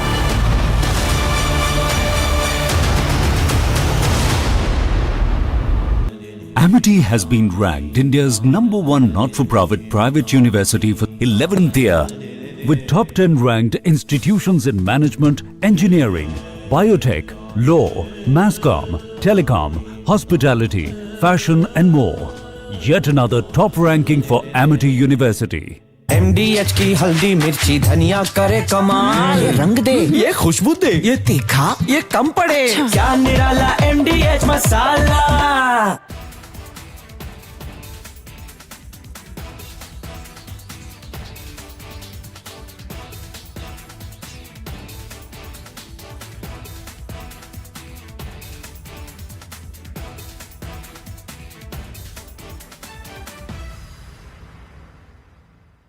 पंद्रह साल हो गया उनको वहाँ पे, 10-15 साल से। और इंडिया में कब से आए थे? इंडिया यहाँ पे उनके मम्मी का हार्ट हो गया था बोल के उनको मिलने आए थे। हाँ। तो 6 दिन में रिटर्न था उनका जाने का, तो 6 दिन में ये हादसा हो गया।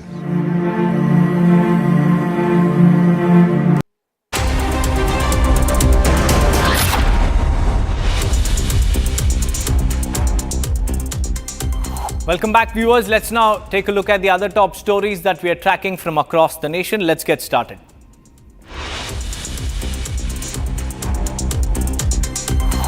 BJP MP and former Union Minister Anurag Thakur conducted a mega roadshow as part of an election campaign for Ludhiana West Assembly by-election. Anurag Thakur launched a scathing attack at Aam Aadmi Party government over the key issues of the state, saying crimes have increased because AAP protects criminals, and instead of making Punjab drug-free, today drug abuse has spread its footprints across the state of Punjab.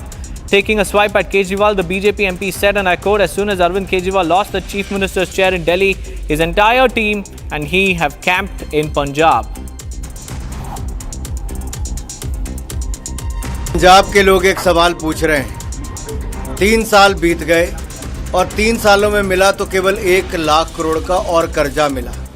3.25 lakh crore से बढ़कर 4.25 लाख करोड़ का कर्जा हो गया। नशा मुक्त पंजाब करना था, 5 डेडलाइन पार कर गई, लेकिन नशा मुक्त जो छोड़िए, आज मोहल्ले मोहल्ले नशा बिकना शुरू हो गया। ये जब मुख्यमंत्री की कुर्सी अरविंद केजरीवाल जी की चले गई, पूरे दिल्ली का जो इनका स्टाफ था, ये सब अब पंजाब में डेरा लगा कर बैठे हैं। The DNA tests have verified the identities of 119 victims so far who died on June 12th after an Air India flight AI-171 crashed in Ahmedabad minutes after takeoff. The efforts are still ongoing to identify over 241 victims who lost their lives in the air crash. According to the authorities, the families of all passengers who died in the crash have been contacted.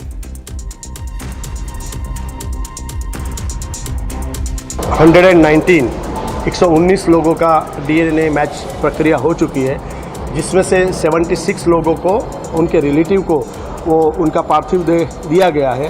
जैसे जैसे matching बढ़ता जाएगा वो result थोड़े fast आएंगे, और ऐसे panic call या उनकी वो सिचुएशन को ठीक करने के लिए हमने काउंसलर रखे हैं।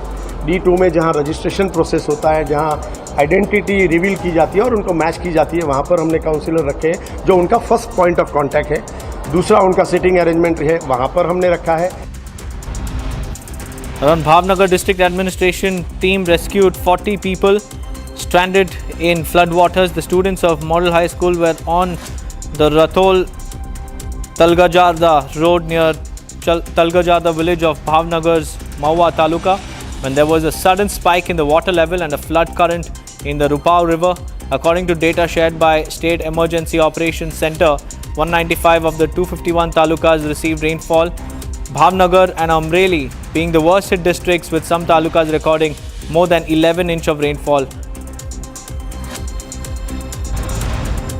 Heavy rains lashed Himachal Pradesh, Shimla and other parts of the state. The Met Department has predicted a wet spell in Himachal Pradesh till Sunday, along with light to moderate rains in lower and mid-higher hills. The Met Department has also issued a yellow warning for thunderstorm accompanied with gusty winds at a speed of 40 to 50 kilometers per hour at isolated places in majority of the districts from Tuesday to Friday. The weather office said Kangra was the wettest in the state, logging 33.6 mm rains during the past 24 hours, followed by 32.4 millimeters in Shimla, 30 mm in Thyog, 29.1 mm in Chowari, 27 mm in Karsog and 23.8 millimeters in Palampur.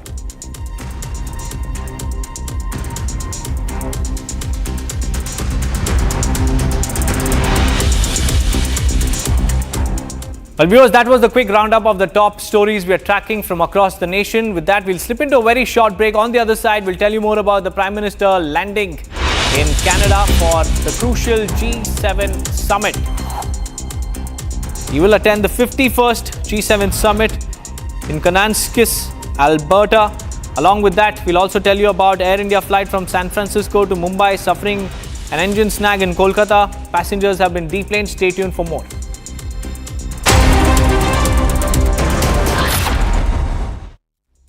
विमल में गुलिस्तां के ये कुछ लजीज फरिश्ते जब साथ घुलें तो जी ललचाए और दिल कहे कि स्वाद की जुबान में खुद को ऐसे डुबाऊं कि निकल ना पाऊं। विमल की जुबान कुछ है ही ऐसी, मानते हैं? विमल, बोलो जुबान कैसी? MDH की हल्दी मिर्ची धनिया करे कमाल, ये रंग दे, ये खुशबू दे, ये तीखा, ये कम पड़े, क्या निराला MDH masala.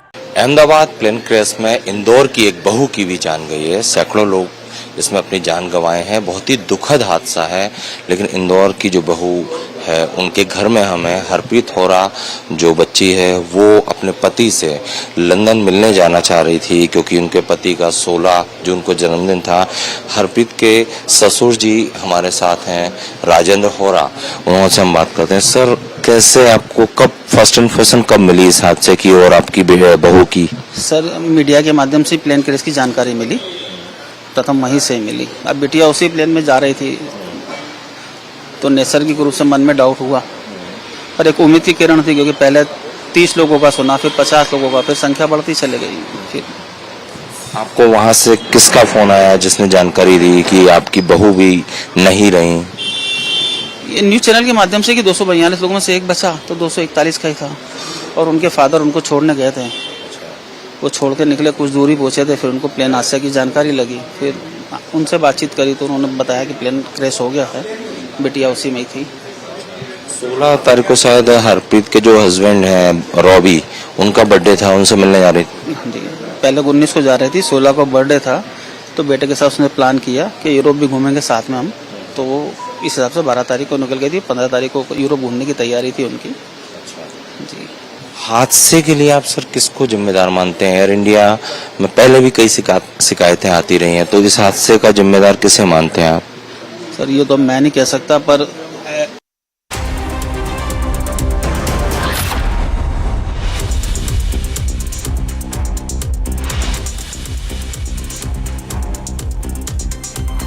PM Modi lands in Canada, will attend 51st G7 summit in Alberta.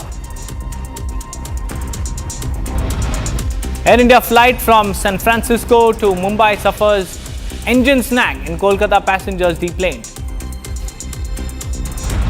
Air India Express flight diverted back to Delhi due to tech snag. Flight was heading to Ranchi. Amid rising conflict in Middle East, US President Donald Trump leaves G7 summit midway, orders National Security Council meeting in the White House. Fierce fighting between Iran and Israel continues. Trump says everyone should evacuate Tehran immediately.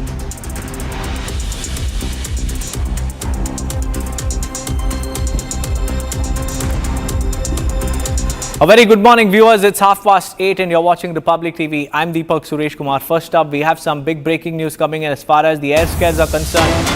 Air India flight from San Francisco to Mumbai via Kolkata suffered a technical snag in one of its engines, requiring all passengers to be deplaned during a scheduled halt at the city airport in Kolkata. Flight AI 180 arrived on time at Kolkata airport at around 12:45 a.m. But a technical snag in the left engine delayed the takeoff at about 5:20, and the announcement was made in the aircraft asking all passengers to deplane. The captain of the plane also told the passengers that the decision was being made in the interest of flight safety. This is another air scare coming to the fore. All these passengers on board the San Francisco to Mumbai flight were deplaned after the flight, and the airline officials found a technical snag in one of its engines after it made a pit stop in Kolkata. After that, all the passengers were asked to deplane. This is yet another incident to the series of incidents that Air India flights are encountering in the last couple of days. In just less than 24 hours, viewers, 5 Air India flights, at least 5 of them have suffered technical snags. Either they have been cancelled or a U-turn was ordered.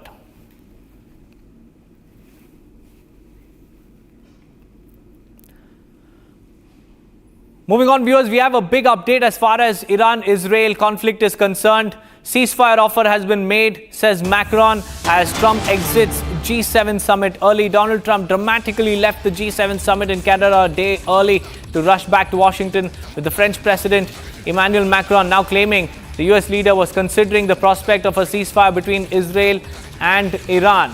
Macron has said that Iran has called for ceasefire because Iran has been completely bombarded by Israel. So far, the casualties have surpassed the 220 figure. Several of its surface-to-air missile launchers have also been reduced to rubble. They've been reduced to dust by Israeli strikes, and several of its nuclear plants have also suffered damages. In light of this, French President Emmanuel Macron there giving a confirmation that Iran has called for a ceasefire, and talks could now be held on the nuclear front.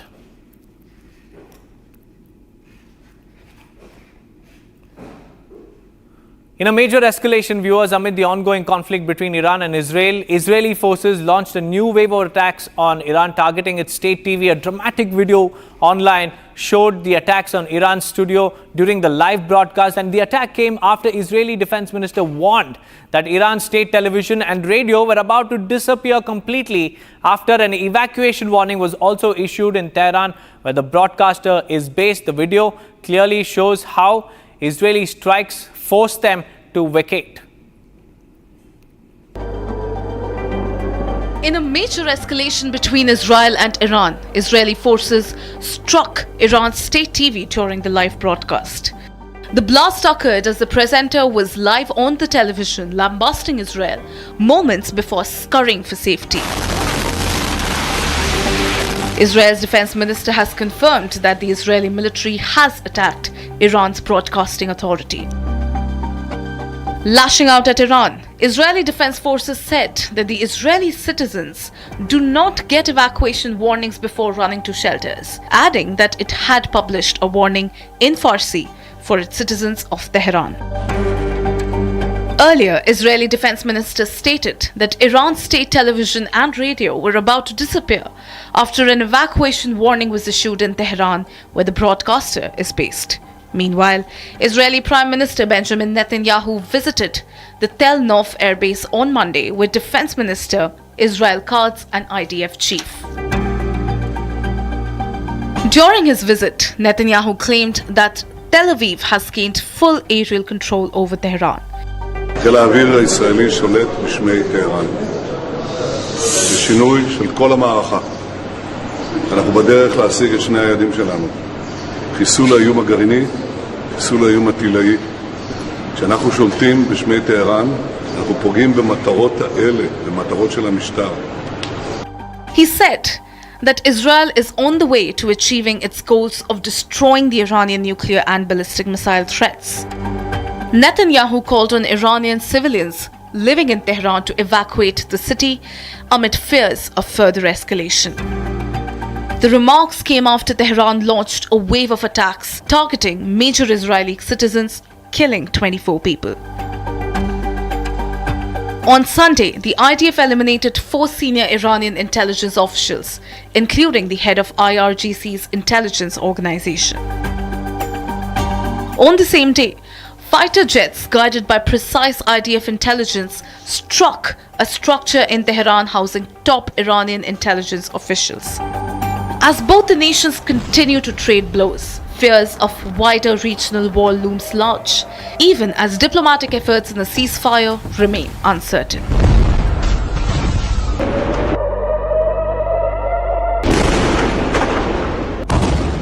Viewers, as the tensions between Israel and Iran fled, US President Donald Trump, who is in Canada for G7 summit, backed Israel and said that Iran is not winning the war and that the country should negotiate before it's too late. And the meeting comes as the world leaders gathered for G7 summit, and Donald Trump rushed out of that summit to reach Washington, and troops have also been deployed in the Middle East. Here's a complete report of what happened during the G7 summit meeting. As the group of 7 nations begin their annual summit in Canada, US President Donald Trump voiced his support for Israel amid its ongoing conflict with Iran. Trump said that Iran will not win amid rising tensions with Israel, and they should get back to negotiations before it is too late. Notably, this comes a day after Trump said that he hopes Israel and Iran can broker a deal just before leaving for the G7 summit. Trump reaffirmed America's support for Israel's defense. To talk, but they should have done that before. I had 60 days and they had 60 days, and on the 61st day I said, we don't have a deal. They have to make a deal, and it's painful for both parties, but I'd say Iran is not winning this war, and they should talk, and they should talk immediately before it's too late. At the G7 summit, while other leaders from Britain, Canada, France, Germany, Italy and Japan and the European Union are seeking unity on global crisis, Trump has refused to endorse a joint statement calling for de-escalation. Trump's comment comes as Israel bombarded Iran's state TV in a fresh escalation on Monday. The conflict between Israel and Iran has drawn global attention with growing international calls for de-escalation. Viewers, now in our next video, we break down the latest and the most critical developments in the escalating conflict between Iran and Israel, with over 150 missiles fired in a dramatic retaliation. The tensions are rising in the Middle East and are sparking fears of a broader regional war. Take a look. So as we all know, Iran has been attacked and it has struck back. There was a mutt and Jeff process going on. The Americans were negotiating with Iran to defang it of its nuclear program. They were putting a lot of diplomatic pressure on Iran to engage in this thing. And as part of that mutt and Jeff routine, while the Americans were putting the diplomatic pressure, the Israelis were giving the threats of military attack on its nuclear sites, nuclear enrichment plants, on its petrochemical complexes, on its command and control infrastructure. So as we have seen, this attack started yesterday. That is, when Israel struck Natanz, that is the uranium enrichment facility. They struck the command and control headquarters of the IRGC, the Iranian Revolutionary Guard Corps in Tehran, and they also struck the Isfahan, as also the terminal at the island, the Kharg Island, which is the oil terminal, the biggest oil terminal of Iran. So it was a very well-planned attack launched with 2 100 Israeli warplanes, which stayed on their side, which flew across over Syria and well away from the the Iranian border. They fired their beyond visual range missiles, especially their cruise missiles, to decapacitate, to cause serious damage to the Natanz nuclear enrichment plant. And the IAEA has mentioned that there is radioactive contamination in Natanz, which is a very, very serious affair. They also hit the Iranian Revolutionary Guard Corps headquarters. There are various figures coming out of the total number of, generals who have been eliminated. But the head of the IRGC definitely has been killed. Also, the head of the Air Force reportedly been killed, and about 3 to 4 nuclear scientists, top-class nuclear scientists who are working on the nuclear enrichment program, on the design of the weapon. So now Iran has hit back. Last night, Iran hit back with a barrage of about 150 ballistic missiles and drones. 150 ballistic missiles. And as was clearly evident on the television screens, though most of these missiles and drones were shot down, a fair percentage does seem to have gotten through, which could be as high as 7 to 8% or more, because we could see massive explosions in Tel Aviv, close to their headquarters of the Ministry of Defense. So Iran has stuck back with determination, and it looks like that Iran has girded up its loins for a long fight. And if a shooting war starts off, Israel is talking of a 10 to 15 day long campaign in which they'll take advantage of the Iranian retaliation to hit more nuclear targets, more energy related targets, more, command and control targets, so that their aim is to defang the nascent Iranian nuclear capability. They have said that we just will not accept a nuclear Iran. And to that extent, we will do everything possible to see that Iran does not acquire that nuclear capability. Now, where will this all lead to? Right? The simple fact is that this could, at the very least, lead to a major regional conflict. Iran has said if our nuclear facilities are attacked, we'll try and hit the nuclear facilities of Israel. If our energy facilities are attacked, we will not only hit the Israeli energy facilities, but also energy facilities in the entire Arab world. We will try and create, an energy global crisis. And if they hit the oil fields, if they hit the Persian oil Gulf, oil routes, if they start hitting the tankers, then there is going to be economic chaos. They will be held to pay. You see, the simple fact is the price of oil could shoot up. The world was just recovering from the aftershocks of the Russia-Ukraine conflict. And now if, the balloon goes up in the Middle East and the oil facilities of Saudi Arabia, of Oman, Muscat, etc. are hit, if American air bases, American ground troop bases in the Middle East, which are close targets within easy reach of Iranian missiles and drones, if these are hit, it could become a shooting war that could last for months, if not years.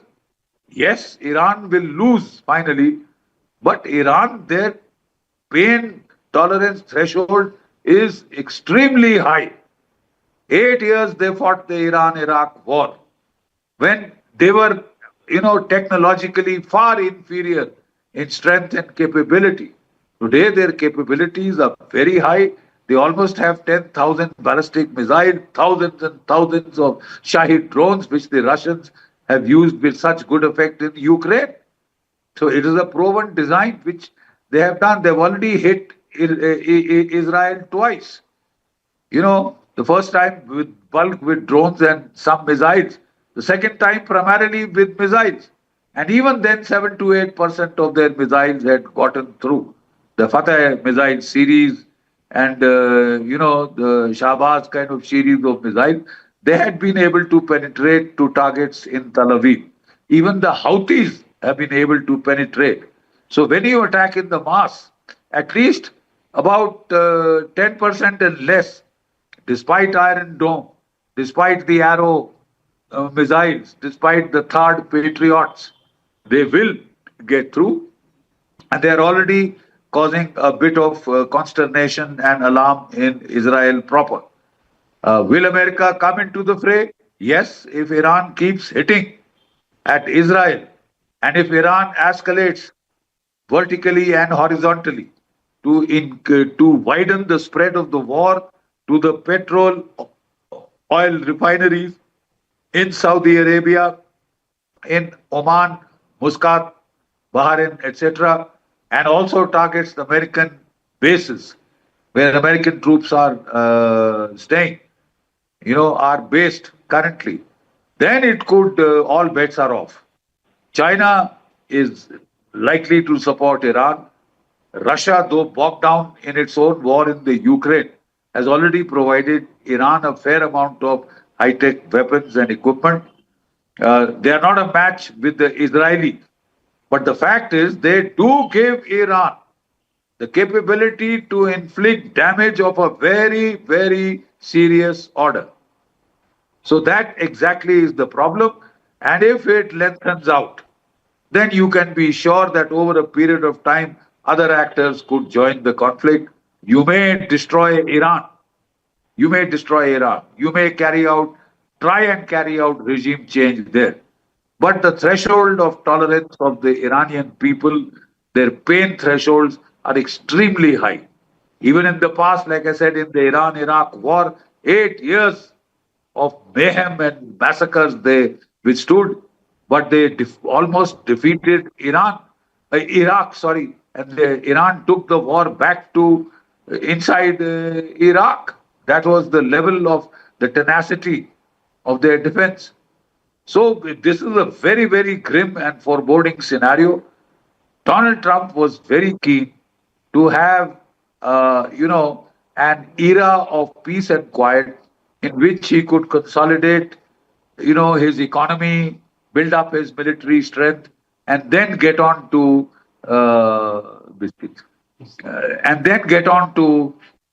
any major or with China or with both. He didn't want to get bogged down straight away. He has to deal with his own deep state, which does not seem to be obeying his orders. And it looks like the operation, perhaps carried out to hit the Russian bombers, was a rogue operation. If that is so, it is an extremely serious matter. And he will take some time to assert control. So he was keen, as a grand strategic design, to have an era of peace and quiet in which he would consolidate the American economy. The turmoil that has been created by the induction of the tariffs and trade barriers, etc., all that would have settled down. But looks like he's not going to get that era of peace and quiet. And that has very grim prognostications for the rest of the world. We are headed towards a period of major wars and conflicts. Unfortunately, however much we may not like it, however much we may not want it, nobody can escape the grim conclusion. The Russia-Ukraine war is 3.5 years and counting. No end in sight. It is only escalating. The war in the Middle East, is continuing and escalating. The Houthis, the Hezbollah, the Hamas will now try and come to the help of Iran. And therefore, there will be all-round fighting in the Middle East. And if China decides this is the precise time it wants to invade Taiwan, well, then you have a world war on your hands, whether you want to or you don't. That is the grim, very grim prognostication and forecast. We are headed for war and violence on a scale which has been unprecedented was last seen only in World War I and World War II. A lot of people say that it can't be World War III because World War II, World War I, the Western powers were colonizing powers.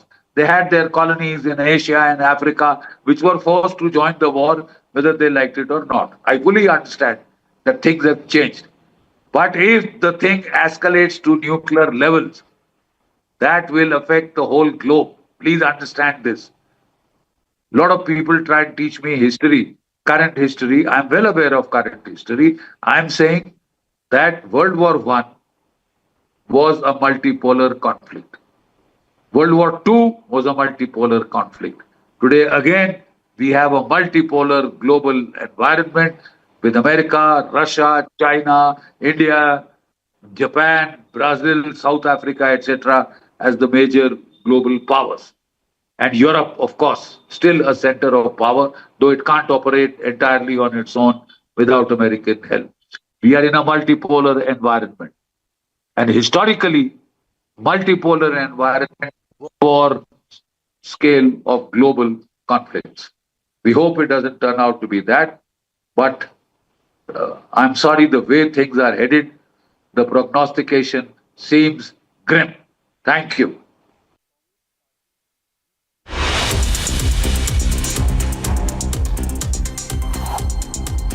It's time for a quick break, viewers. On the other side, Air India Express flight has been diverted back to Delhi due to a technical snag. The flight was heading to Ranchi. We'll get you more details on that. Along with the rising conflict in the Middle East, US President Donald Trump has left G7 summit midway and has ordered National Security Council meeting at the White House. Stay tuned for more on that.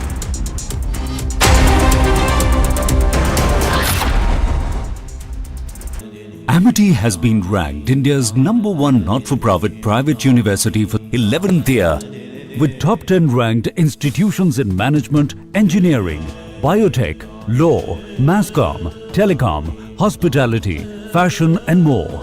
Yet another top ranking for Amity University. MDH की देगी मीरज, देगी मिर्च का तड़का, अंग अंग फड़का। MDH की देगी मीरज। इसको घर पे लगाओगे तो शादी का तो पता नहीं, पर घर पक्का नहीं टूटेगा। रुंगटा नहीं तो घर स्ट्रॉन्ग नहीं। रुंगटा स्टील TMT बार एकदम सॉलिड। पहाड़ों में एक हाइकिंग स्टिक भी बन सकती है।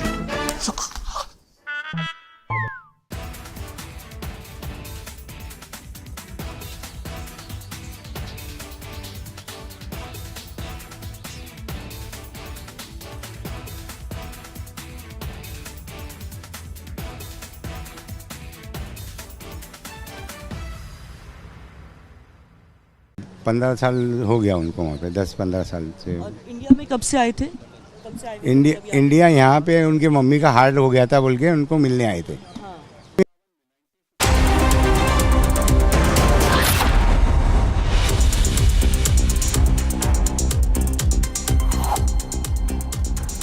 Welcome back, viewers. Let's now get you the top updates from across the world in this roundup. Let's get started.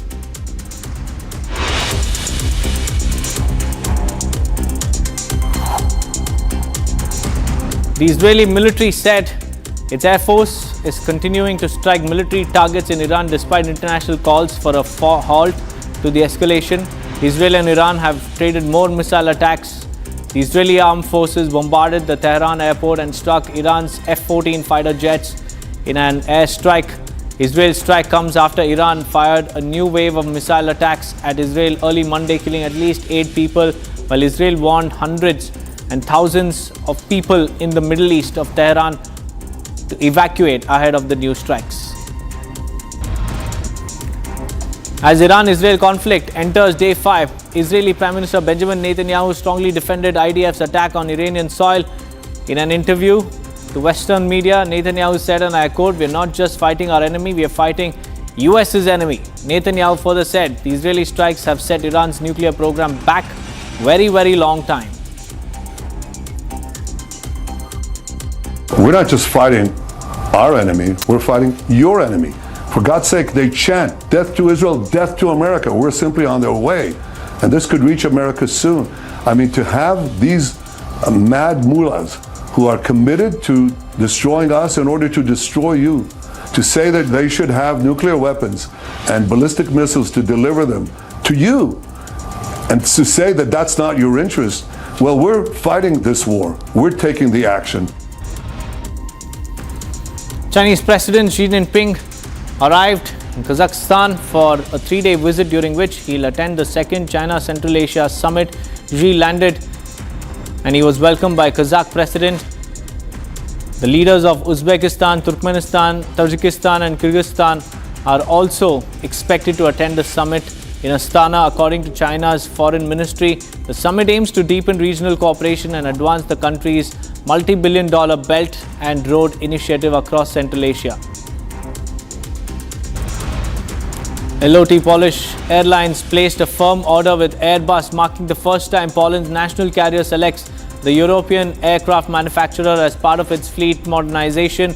The agreement, which could foresee a future increase to 84 A220 aircraft, was announced at the 2025 Paris Air Show. The order includes 20 Airbus 220-100s and 20 Airbus 220-300s planes. CEO of LOT Polish Airlines, Michael Fijol, said he believed the Airbus 220 was well suited for the company's future plans, and their plan is to grow to increase the number of aircraft and serve more passengers. We truly believe that A220, Airbus A220, is the right aircraft for future of LOT. It simply very well suits our strategy. Firstly, it serves the growth, and our plan is to grow, to increase the number of aircrafts, to increase the number of destinations, and to serve more passengers. Viewers, it's time for a quick break, but on the other side, we'll get you the latest as far as the air scares are concerned, and also the latest from the West Asia conflict. Stay tuned to Republic TV for more.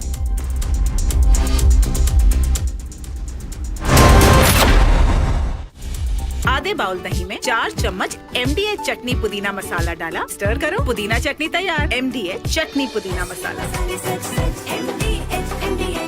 मेरी नई Hyundai extra तुमने भी तो कल नई car ली है ना, उसमें भी तो होगा ना ये वॉइस इनेबल सनरूफ। है ना अंकल, सिंगर इनेबल सनरूफ। और बेनिफिट्स ये तो मिले होंगे ना? ये मिला। हाँ? हुंडई कार्स पर मिल रही है अमेजिंग डील्स। वैसे लोगे तो आप हुंडई ही, चाहे दिल की सुनो या डील्स की।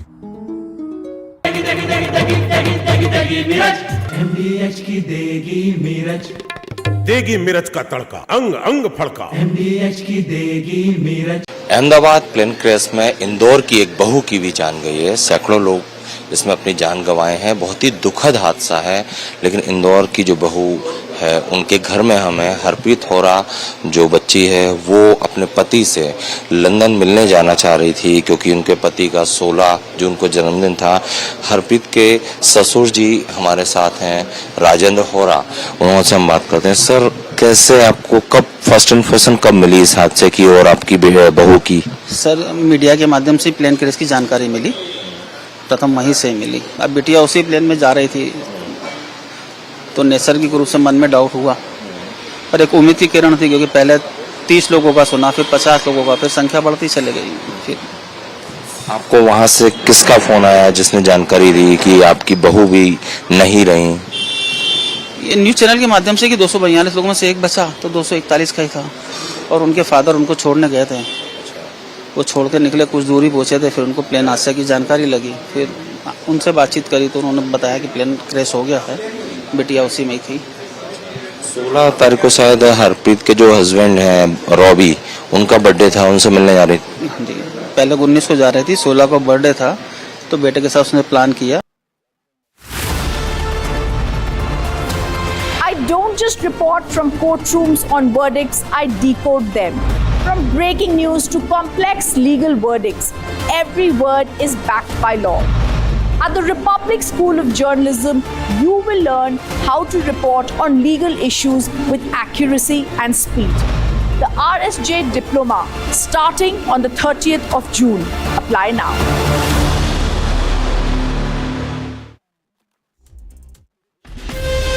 From Asia's largest news headquarters, setting the agenda for Bharat.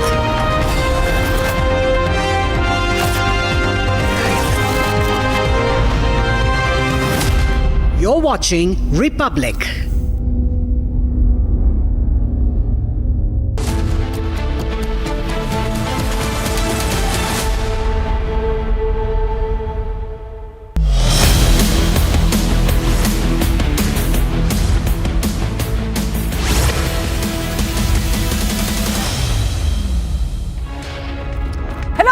A very good morning. We are live in Ricky. I'm Shivangi Shukla getting you the latest coming in. Prime Minister Modi is in Canada for the G7 summit where he will address the outreach session. We're counting down to that. But as usual, the headlines first. Let's get started.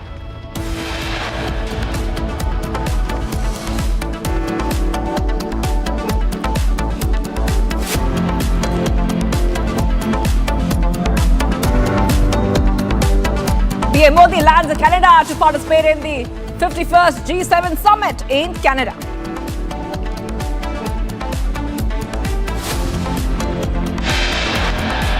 Air India flight from San Francisco to Mumbai suffers engine snag in Kolkata. Passengers deplaned.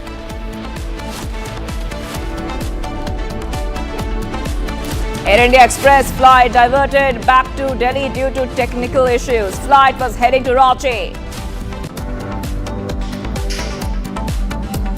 Amid rising conflict in Middle East, US President Donald Trump leaves G7 summit midway, orders National Security Council meet at the White House. A fierce fighting between Iran and Israel continues. Trump says everyone should evacuate Tehran immediately.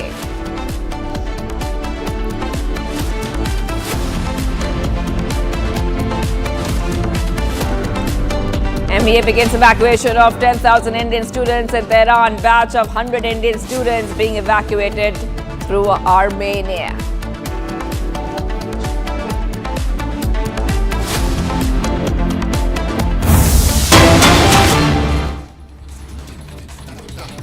All right, getting some big breaking news coming in right now, viewers. We're learning that an Air India flight from San Francisco to Mumbai through Kolkata suffered a technical snag in one of its engines, requiring passengers to be deplaned during a scheduled halt at the city airport. Early flight Air India 180 arrived on time at the city airport, but a technical snag in the left engine has delayed the takeoff. At about 5:20, the announcement was made in the morning. Aircraft asked all the passengers to deplane. The captain of the plane told the passengers that a decision was being made in the interest of flight safety.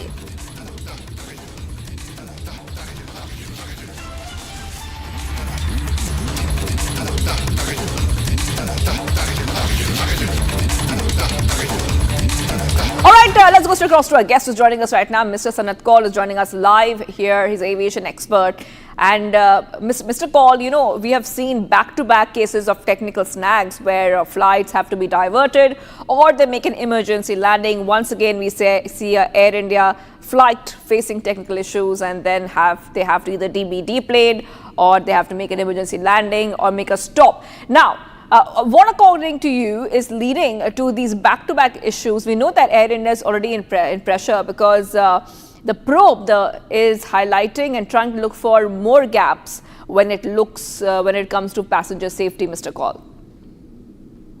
Well, I think it's a pure case, just now, of management of air safety by Air India, because they have a lot of planes which are old, and they have to do a good job to manage it, both technically as well as, inside the cabin, the seats and all, the entertainment system, all these things.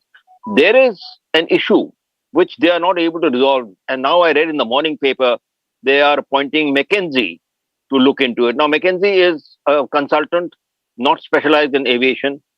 And they can look into the management. But I have said earlier, and I'm saying it again, that they have a collaboration with Singapore Airlines. Singapore Airlines is one of the best ones in the country, in the world. And why are they not using Singapore Airlines? They have not, they started Vistara Airlines with them and they ran it very well. Of course, they had new planes. But I still say that their management needs to be fully revamped, and they have to somehow involve Singapore Airlines, which is a shareholder in Air India, to get the management going. There is certainly an issue with management of Air India, and they have to do something about it. Other thing is DGCA. DGCA has been sending them notices about slack, maybe even fined them. They have been put on, the penalties have been put on them. But that's not enough. DGCA is now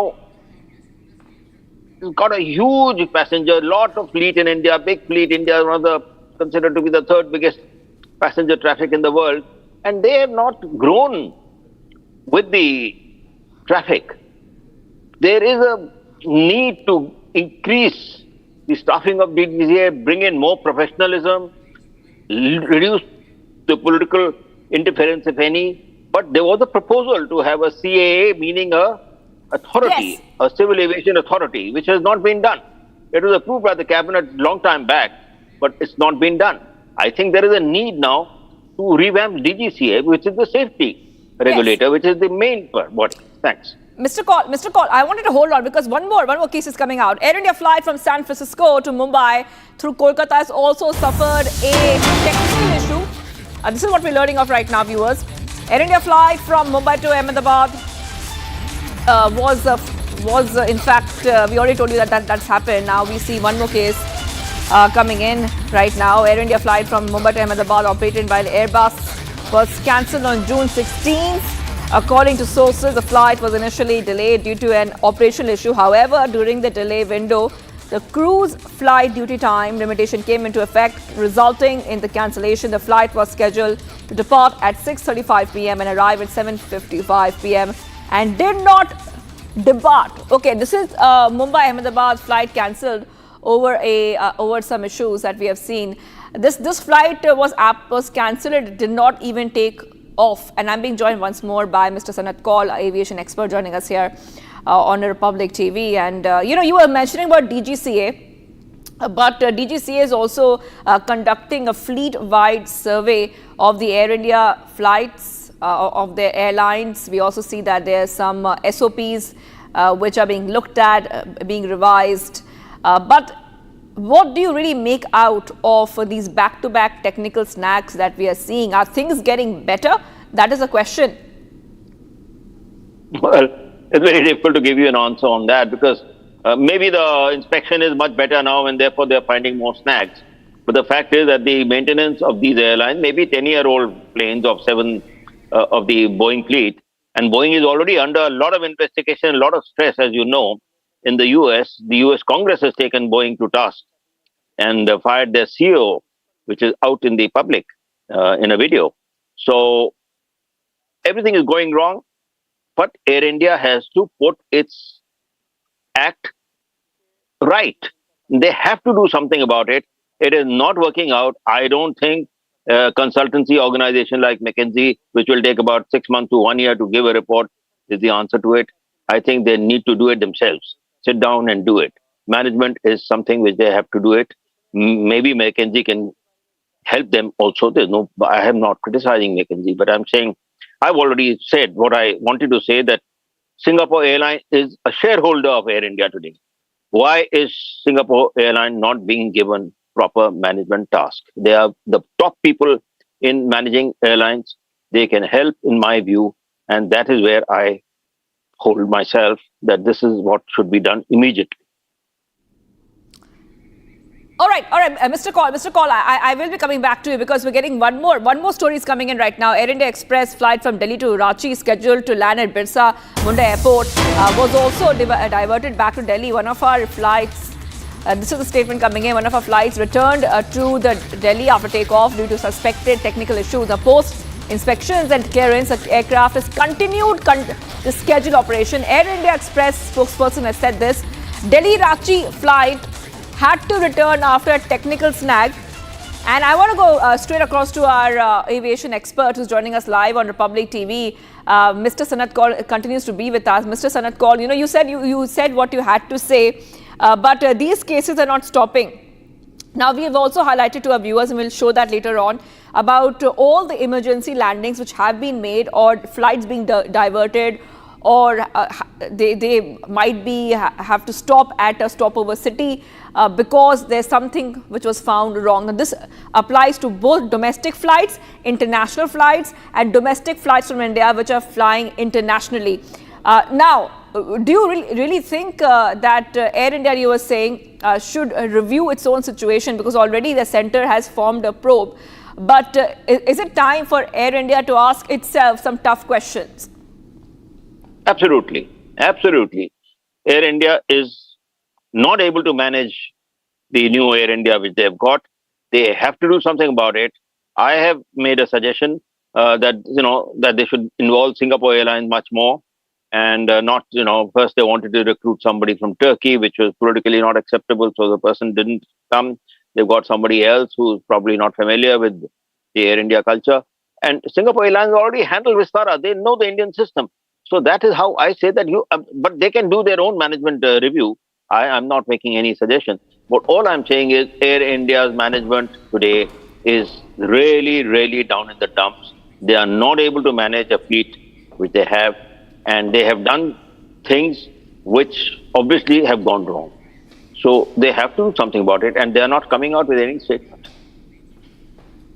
All right. Okay. Thank you for joining us there, Mr. Sanath Kaul, aviation expert, joining us here on Republic TV and helping us understand these technical snags that Air India flights are still facing. Now, viewers, we have on our screens, what you see is all the technical snags that have been reported in the past few days now. So we will take you through what we showed you today. The 3 updates of the Air India flights is not new. This has been happening for the past few days. So June 16th, Air India flight 315, Hong Kong to Delhi flight had to make a U-turn. All right. And this is because of a mid-air glitch had issued a forced return to Hong Kong. All right. Now, all passengers were safely deboarded. So thankfully, the passengers were safe and deboarded on time. All right. Let's move ahead right now. June 16. Air scare on Jeddah to Lucknow flight. Okay, this is a Saudi Arabian airline flight. Then we had shown those visuals when they had come in. So this flight, at the back of the flight, there were smokes and sparks being seen the moment this Saudi Arabia airline flight landed. And the passengers were thankfully disembarked safely. So this is one more case which had come in. This is one more case which is coming. Let's move ahead to the next case on our screen. All right, this is one more flight. This is a Delhi to Ranchi Air India flight. Plane makes a U-turn to Delhi over technical issues. Technical issues were reported after takeoff from Delhi, and the flight operations resumed after inspection and clearance. So these are, I repeat, these are the flights which had to make U-turns, emergency landings because of technical issues found right on time, but when the plane took off, that is very clear.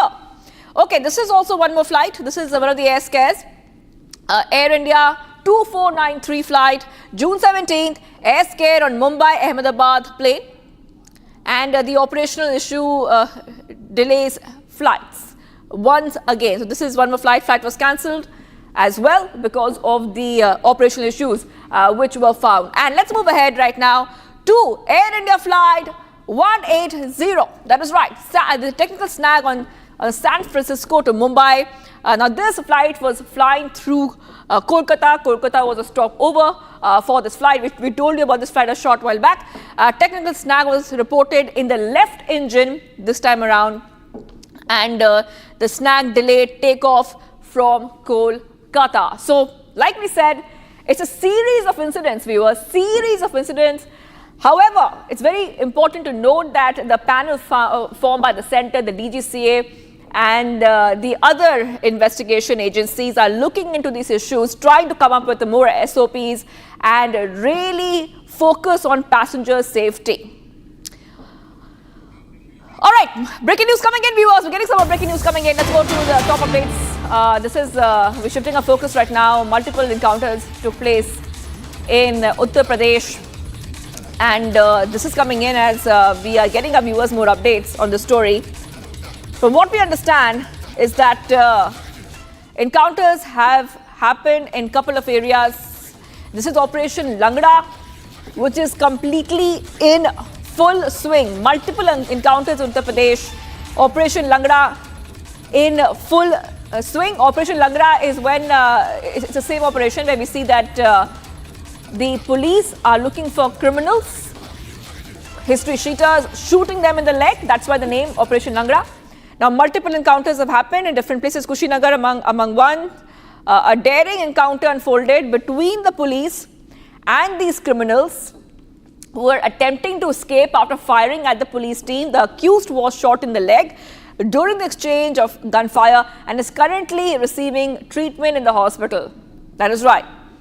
And in the case of murder of a person in a village under police station area by Kerala police, one accused was injured in firing done in self-defense and police encounter. In Firozabad, police arrested 4 notorious thieves and 2 accused belonging to the Odisha Jajpur interstate gang who used to do a recce of the goldsmiths and dupe them.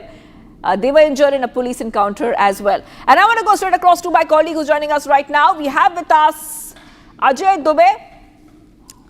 Operation Langda in full swing in UP, Ajay. Multiple encounters in Uttar Pradesh happening as we speak. And we show those pictures to our viewers where these criminals, history cheaters have been shot in the leg and they're being carried by policemen because, of course, they have been shot in the leg. That's why the name is Operation Langda. Many more have been arrested and apprehended in the past as well. Let's go ahead and to you and tell our viewers what exactly is happening when it comes to Operation Langda. Definitely see in various parts of Uttar Pradesh, including Western UP, including Eastern UP. Today only we can see this operation going on. Various criminals. See, the important most part is whenever police is taking, in many scenarios we have seen that police is taking such criminals to into their custody or they are going to track them. These criminals, they start firing on police and in answer there is a conflict between both the parties and police arrest them. Such in case today we have seen in Eastern UP also various cases in including Bahraich, Kushinagar, Firozabad. So in such districts we have seen this incident, and from the very beginning of Yogi Adityanath's government, the thing is very clear that in terms of law and order, there's a zero tolerance, and we can see in visuals also that various criminals are being arrested after the operation. All right. Thank you for joining us, Ajay, with all those details. I will be coming back to you because we see fresh encounters and Operation Langda continues in Uttar Pradesh. I have to move ahead right now because we're getting some more breaking news coming in. Union Home Secretary to hold Amarnath Yatra Security Review meeting today, where we see that Govind Mohan will be chairing a meeting in Srinagar afternoon. Heads of Jammu and Kashmir Police, CRPF, SSB, ITBP, BSF and intelligence agencies to take part in the meeting. Top brass of Indian Army, Indian Air Force also to be part of that meeting to finalize action plan on security front as well as preparations for Amarnath Yatra. Amarnath Yatra will start on July 3rd and will commence on August 9th. Okay, big update coming in. Amarnath Security Review meeting is happening as we speak. Union Home Secretary to hold Amarnath Yatra Review meeting. And let's go to Gursimran, who's joining us live as we speak. Yes, Gursimran, we see that Amarnath Yatra preparations have started, but what is very crucial is the security angle, because the security of the devotees is extremely important, especially when we talk about sensitive issues when it comes to terrorism or any kind of other unfortunate incident which could take place. That is why the meeting is underway. If you could take our viewers through what the meeting is all about, who's attending it, and what can we expect post that meeting in terms of security. Shivangi, you have rightly mentioned that the security threat is always there, and since there are credible inputs that are available with the agencies that Pakistan and their terror groups through their proxies will try to foment the trouble during the Amarnath Yatra that is all set to start from 3rd of July. On 2nd of July, the first batch will leave from the Bhagwati Nagar base camp in Jammu, and on 3rd, it will be performing the first darshan till 9th of August when it will commence on the Raksha Bandhan. Now coming to the meeting has been called by the Union Home Secretary Govind Mohan, who will be reaching Kashmir in a short while from now. Today noon meeting will take place that will be attended by the the DGP of the Jammu and Kashmir Police, along with the top brass of the Indian Army, BSF, Sashastra Seema Bal, ITBP, and also the CRPF that will be part of this grid, along with the security agencies, the intel agencies that are there for the security and intelligence generation in Jammu and Kashmir. This will be to finalize the action plan for the Amarnath Yatra, that how the additional deployment that has been sent to Jammu and Kashmir, roughly 500 companies that have been deployed, they have been sent to their places, and that all final action plan will be discussed during this meeting.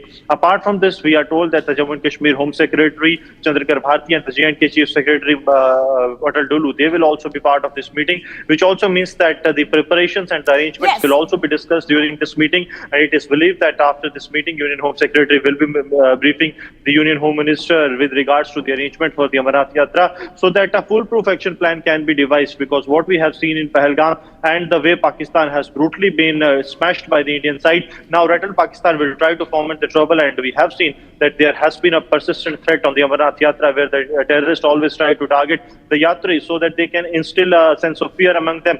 But now the security has been heightened and a foolproof security plan is underway. Today, meeting will begin at noon, and it is expected to go on for more than a 3 hours time, post which the Union Home Secretary will return to the national capital after getting the due intelligence inputs and the action plan from the forces on ground.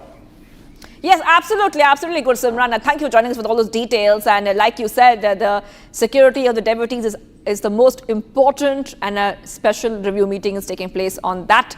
I will have to move ahead. Thank you for now, Gursimran. And after Congress alleged U-turn by the central government, we see this happen in a Gazette notification on the 16th census. The Ministry of Home Affairs and the PIB fact-checked the Grand Old Party and busted the misinformation over caste census. Here's a report, viewers. Take a look. Congress MP and senior leader Jairam Ramesh said that much-touted Gazette notification on the 16th caste census to be conducted in late 2026 and early 2027 has just been issued and is a damn squib. Jairam Ramesh further alleged U-turns by the central government. The Ministry of Home Affairs fact-checked the Congress party, saying that caste census enumeration is a part of the upcoming census. And misleading information is being spread that there is no mention of caste count in the Gazette notification. Not the Home Ministry, the Press Information Bureau too fact-checked the Congress. In a post on social media platform X, PIB said several social media posts are claiming that the central government is not including the caste enumeration in Census 2027. These claims are misleading. PIB further said the government has already announced that the caste enumeration will be conducted along with Census 2027.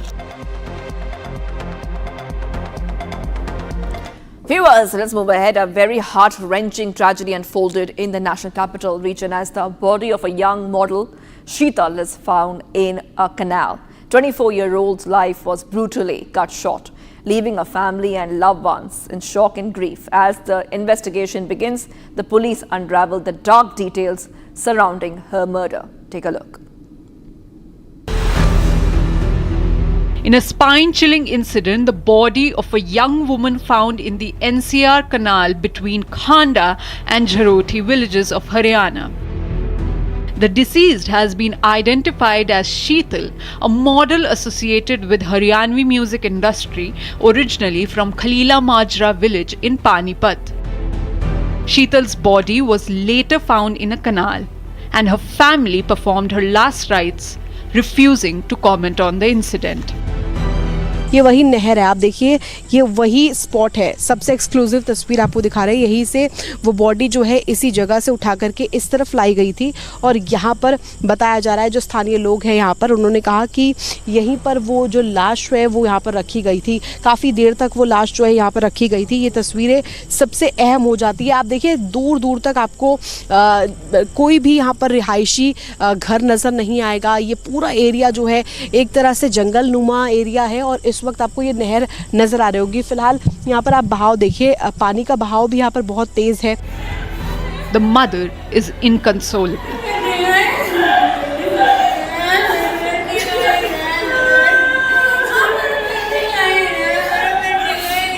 Sheetal had recently moved to Satkartar colony in Panipat with her sister, Neha. She reportedly went to Ahar village for a music album shoot She even met BJP leader Balwant Sharma and visited a cow shed. Little did she know that night would be her last. On Sunday, Neha had filed a missing persons report at the old industrial area police station in Panipat after losing contact with Sheetal. According to the family, Sheetal was last seen with her boyfriend Sunil. A CCTV footage has also emerged showing Sheetal in a car with Sunil before her murder. Acting swiftly, police swooped in and arrested the boyfriend who confessed stabbing Sheetal to death during initial questioning. कल देर शाम थाना खरकोदा के अंतर्गत एक सूचना प्राप्त हुई थी कि एक व्यक्ति की चाकुओं से गोदकर हत्या कर दी गई है, जिसके संदर्भ में All right. Getting you some big breaking news coming in. G7 leaders issued a statement on the Iran-Israel conflict. Viewers, first statement on Iran-Israel ceasefire. The statement says, we, the leaders of the G7, reiterate our commitment to peace and stability in the Middle East. In this context, we affirm that Israel has the right to defend itself.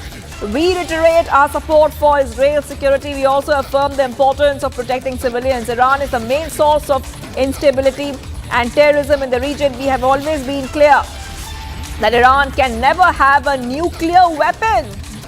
Huge update coming in. This is on the Iran-Israel conflict. G7 leaders making it very, very clear.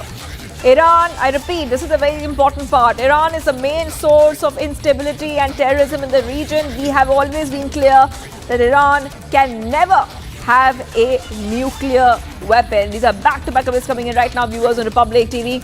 And this is coming just after Prime Minister Modi has reached Canada for the G7 summit. Just post that, the leaders of the G7 have issued a statement as the Iran versus Israel conflict is getting bigger and bigger by the day. Huge update coming in right now, viewers on Republic TV. This is on the Iran-Israel situation, which is developing, and we can see that both the nations are going ahead and assaulting each other with missiles. But G7 leaders say that Israel has a right for self-defense and Iran will not have and cannot have nukes. Huge coming in. They're also asking for de-escalation, saying that peace and stability should be the priority. All right, viewers, we will take a short break right now. We will be coming right back. And remember, at the same time, we see that Donald Trump has just left the G7 summit midway to have a meeting with his top officials at the White House in the Situation Room. That is also happening simultaneously. And MEA has begun the evacuation of 10,000 Indian students in Tehran. Batch of 100 Indian students are being evacuated through Armenia. Stay tuned.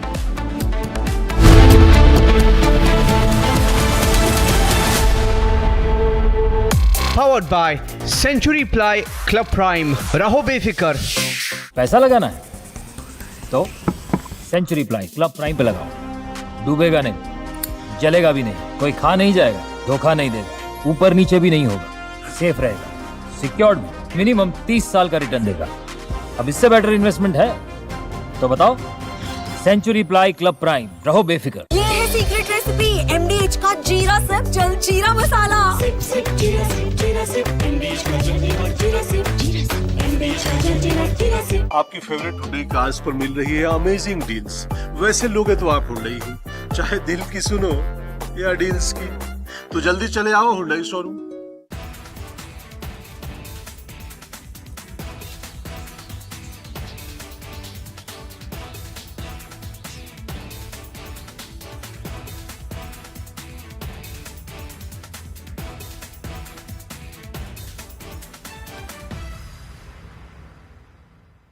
पंद्रह साल हो गया उनको वहाँ पे, 10-15 साल से. और इंडिया में कब से आए थे? इंडिया यहाँ पे उनके मम्मी का हार्ट हो गया था बोल के उनको मिलने आए थे. तो 6 दिन में रिटर्न था उनका जाने का, तो 6 दिन में ये हादसा हो गया.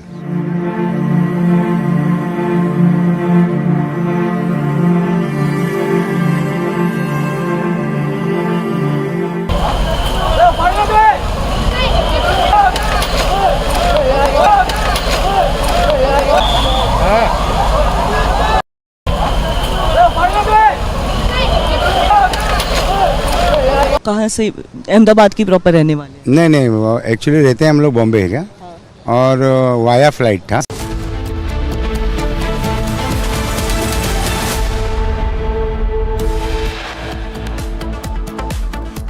Viewers, top headlines. PM Modi lands in Canada for the 51st G7 summit. Air India flight from San Francisco to Mumbai suffers engine snag in Kolkata. Passengers deplane.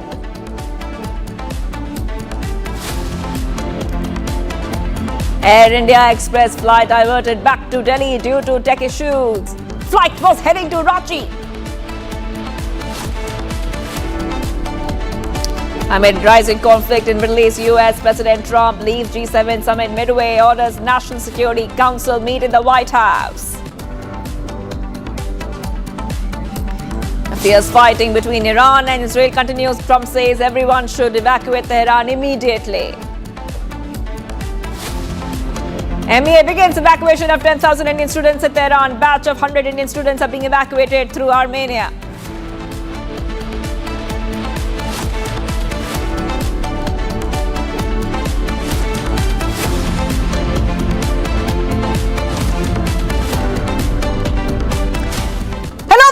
We're live and breaking. I'm Shivangi Shukla getting you the latest coming in. And let's go to the G7 summit. What has happened right now? G7 summit leaders, all of them have gone ahead and issued a joint statement on the Iran-Israel conflict. Statement says, we the leaders of the G7 reiterate our commitment to peace and stability in the Middle East. In this context, we affirm that Israel has a right to defend itself.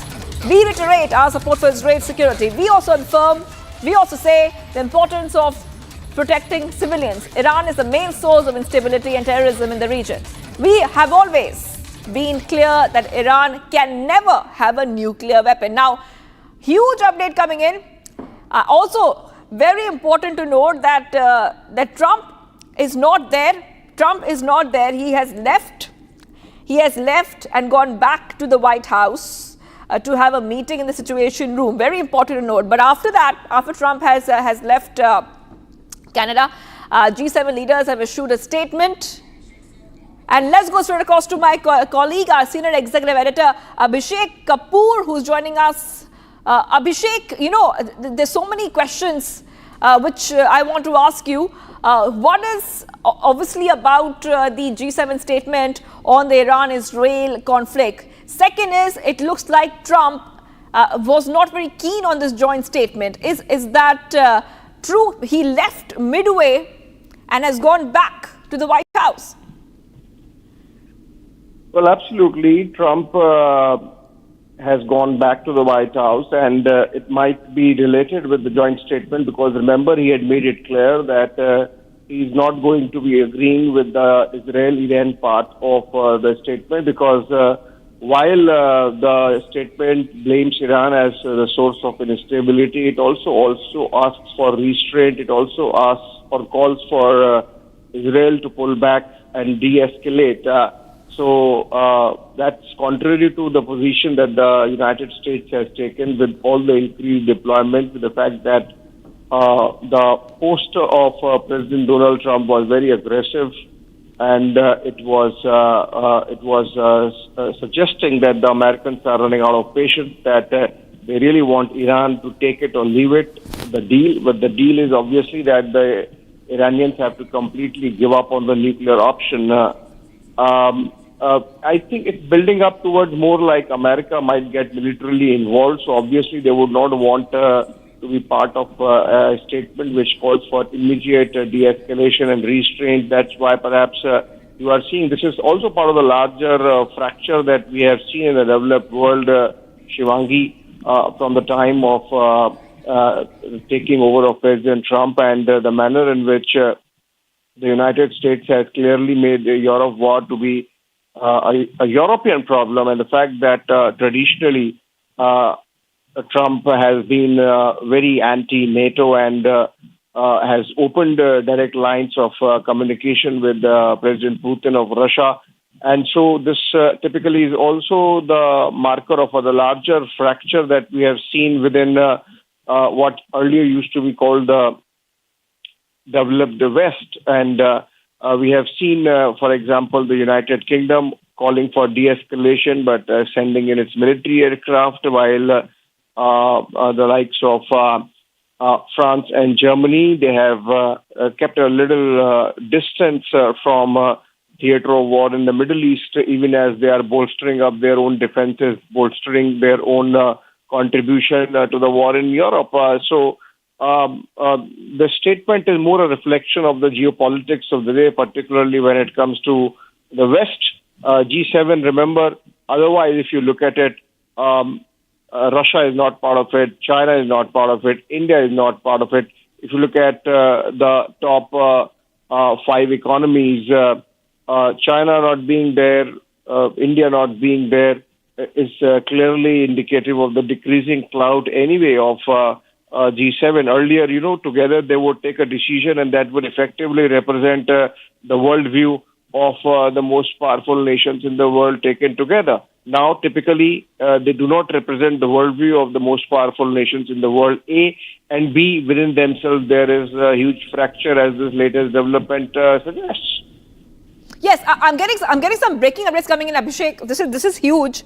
This is huge coming in. We are coming to know there is an open source information on US deployment in Europe. There seems to be some deployment in Europe, and there is information coming in is that 2 aircrafts have touched down at the Moron Air Base, and 2 more are approaching. This is a huge update coming in right now, and this is coming in as there's still some open-ended questions. The final destination of these aircraft is unknown, but there are some US Air Force aircrafts which left the US last night, and they're starting to reach Europe. This is the big breaking news coming in here on Republic TV.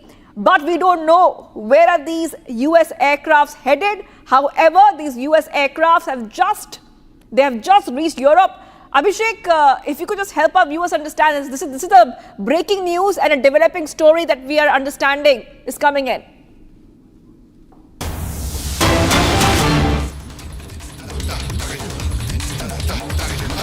US Air Force aircrafts have reached Europe.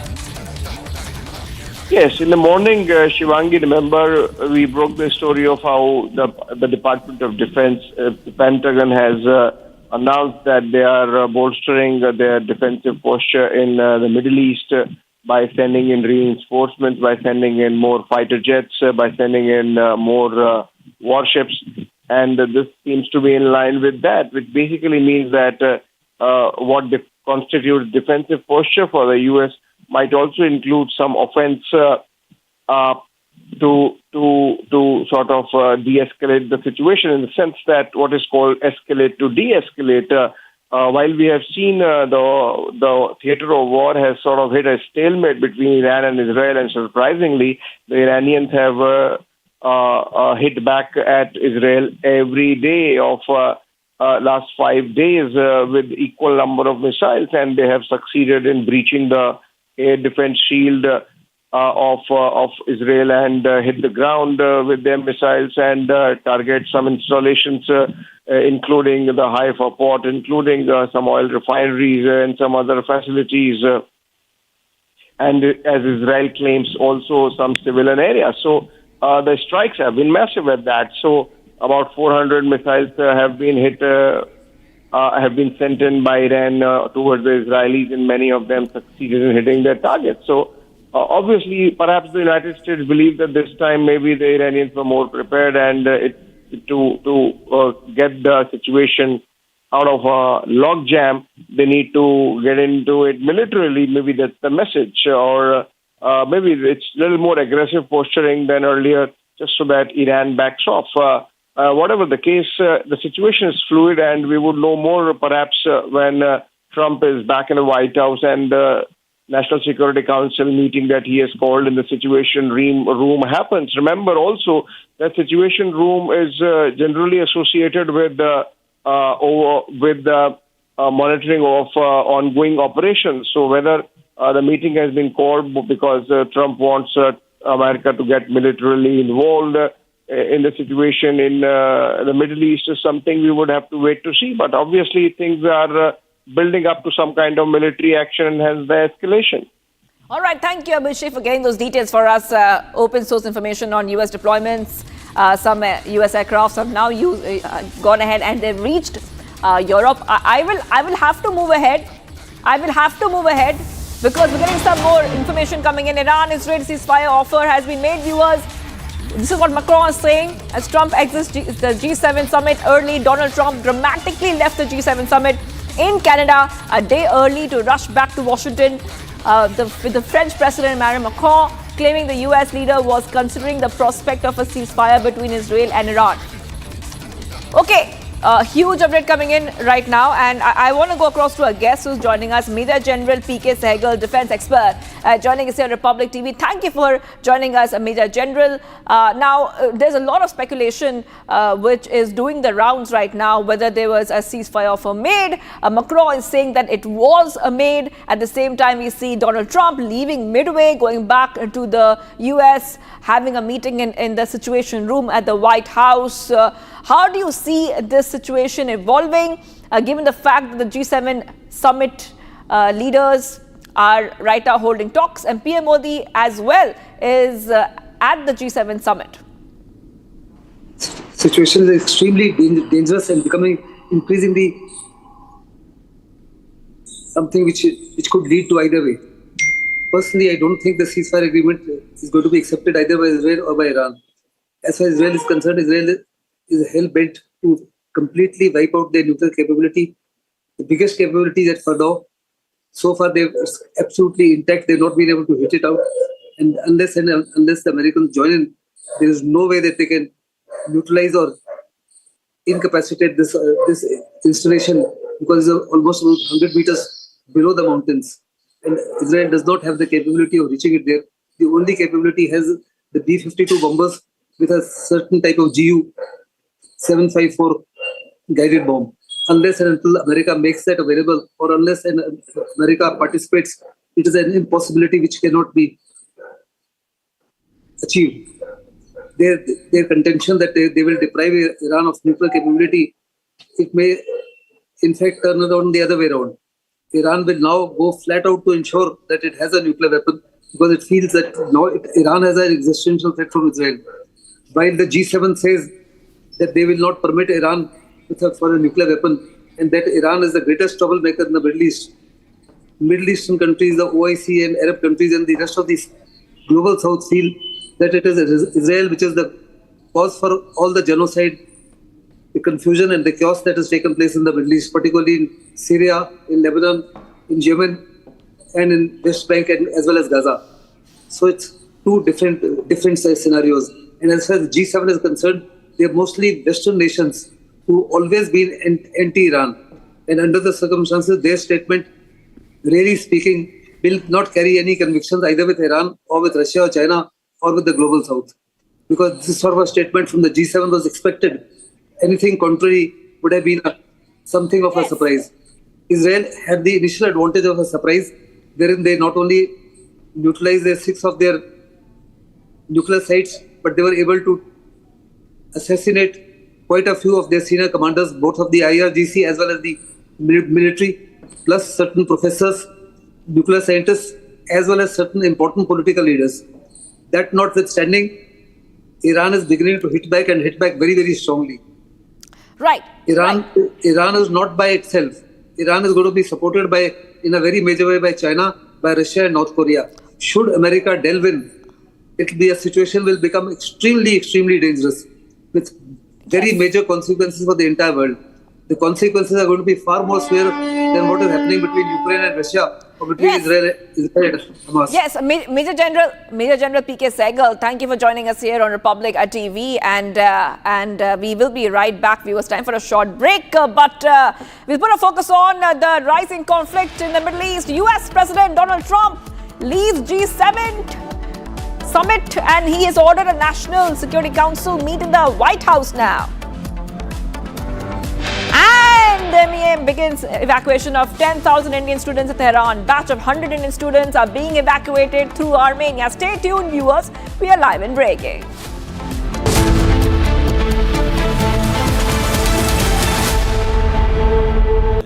Amity has been ranked India's #1 not-for-profit private university for 11th year, with top 10 ranked institutions in management, engineering, biotech, law, masscom, telecom, hospitality, fashion and more. Yet another top ranking for Amity University.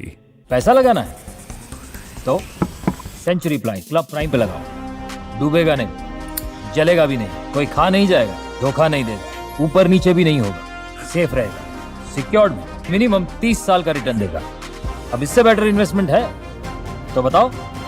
Century ply club prime, रहो बेफिक्र। आधे bowl दही में 4 चम्मच MDH चटनी पुदीना मसाला डाला, stir करो, पुदीना चटनी तैयार। MDH चटनी पुदीना मसाला।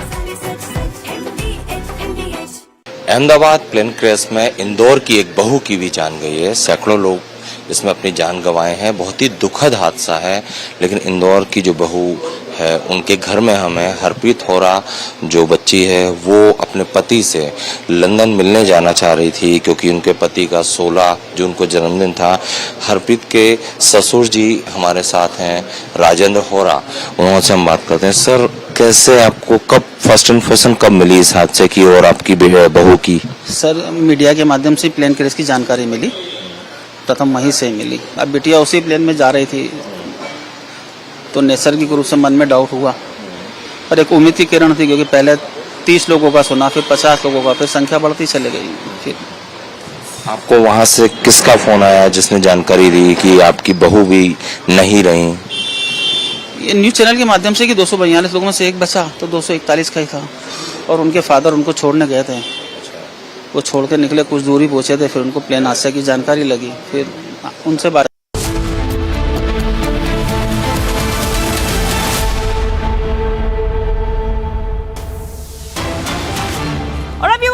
Big updates coming in. We're live and breaking. ED issues fresh summons to Robert Vadra. Robert Vadra likely to appear before ED office today. Vadra summoned in the money laundering probe. That is right.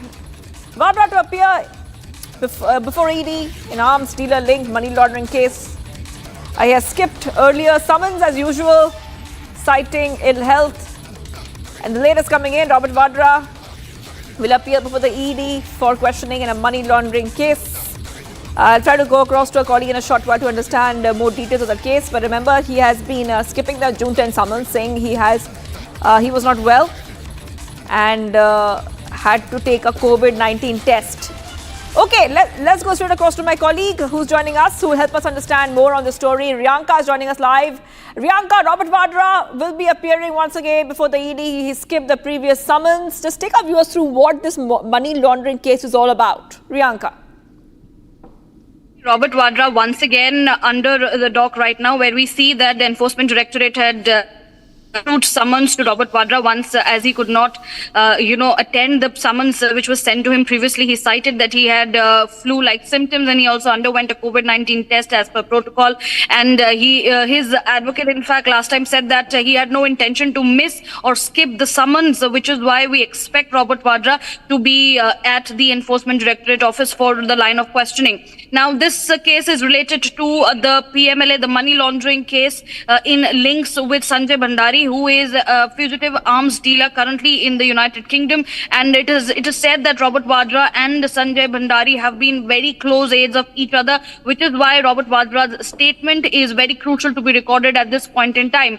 There have been extradition process continuing against Sanjay Bhandari in the United Kingdom. We have to see and understand what exactly has been the role of Robert Vadra, because it is a money laundering case related to the illegal arms dealer at this point in time. So yes, we're expecting Robert Vadra to reach the Enforcement Directorate office today for the line of questioning. All right.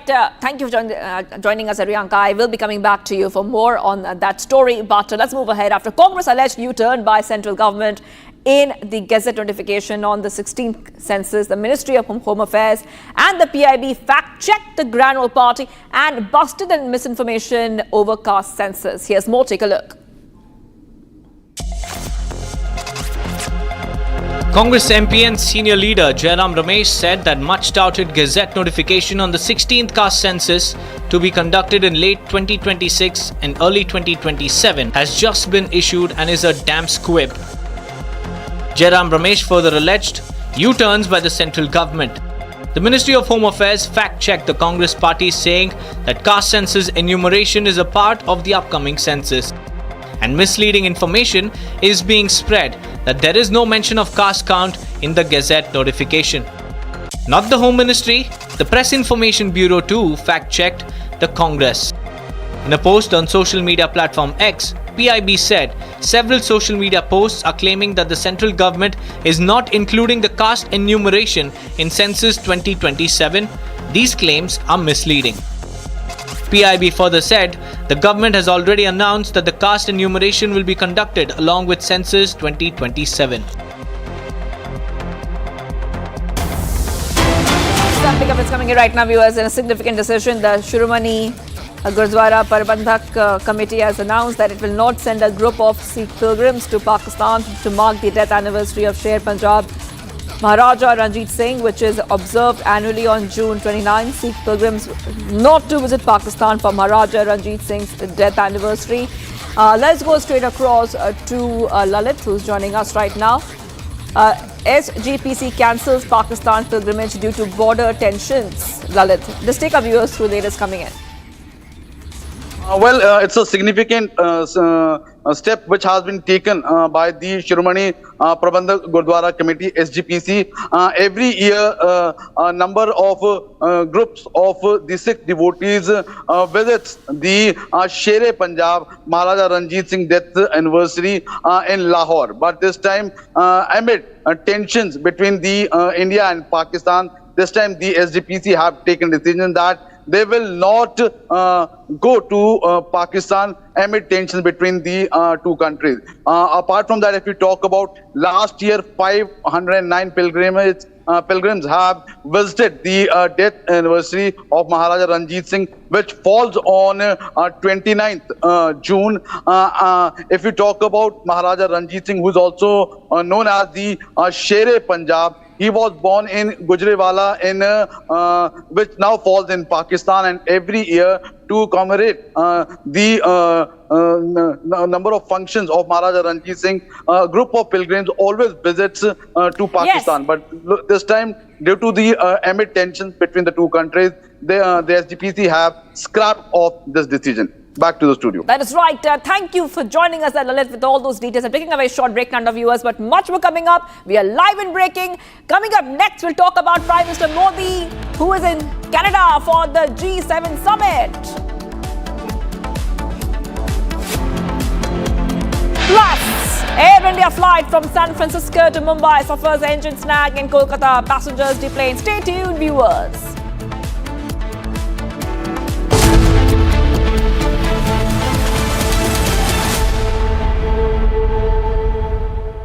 पैसा लगाना है तो century ply club prime पे लगाओ, डूबेगा नहीं, जलेगा भी नहीं, कोई खा नहीं जाएगा, धोखा नहीं देगा, ऊपर नीचे भी नहीं होगा, सेफ रहेगा, सिक्योर्ड, मिनिमम 30 साल का रिटर्न देगा। अब इससे बेटर इन्वेस्टमेंट है तो बताओ। सेंचुरी प्लाई क्लब प्राइम, रहो बेफिक्र। ये है सीक्रेट रेसिपी MDH का जीरा सिप जल जीरा मसाला। सिप सिप जीरा सिप जीरा सिप MDH का जल जीरा जीरा सिप जीरा सिप MDH का जल जीरा जीरा सिप। विमल में गुलिस्तां की ये कुछ लजीज फरिश्ते जब साथ घुले तो जी ललचाए और दिल कहे कि स्वाद की जुबान में खुद को ऐसा डुबाऊं कि निकल ना पाऊं। विमल की जुबान कुछ है ही ऐसी, मानते हैं ना? विमल, बोलो जुबा केसरी।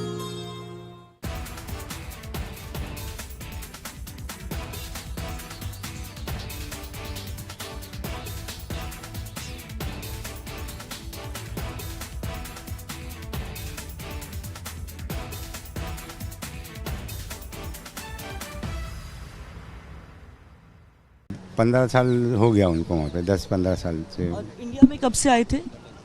इंडिया यहाँ पे उनके मम्मी का हार्ट हो गया था बोल के उनको मिलने आए थे। हाँ। तो 6 दिन में रिटर्न था उनका जाने का, तो 6 दिन में ये हादसा हो गया।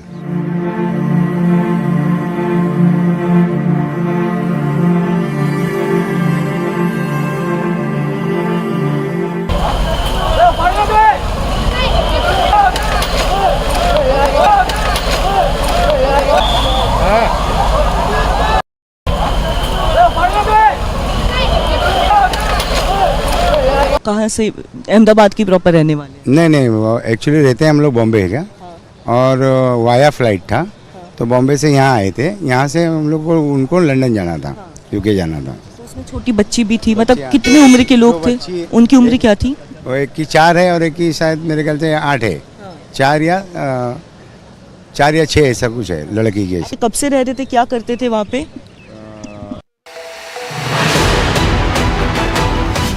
On prime time, we're not just reading the news, we are leading it with responsibility. Every night, we're asking tough questions, breaking the biggest stories, and setting the national agenda.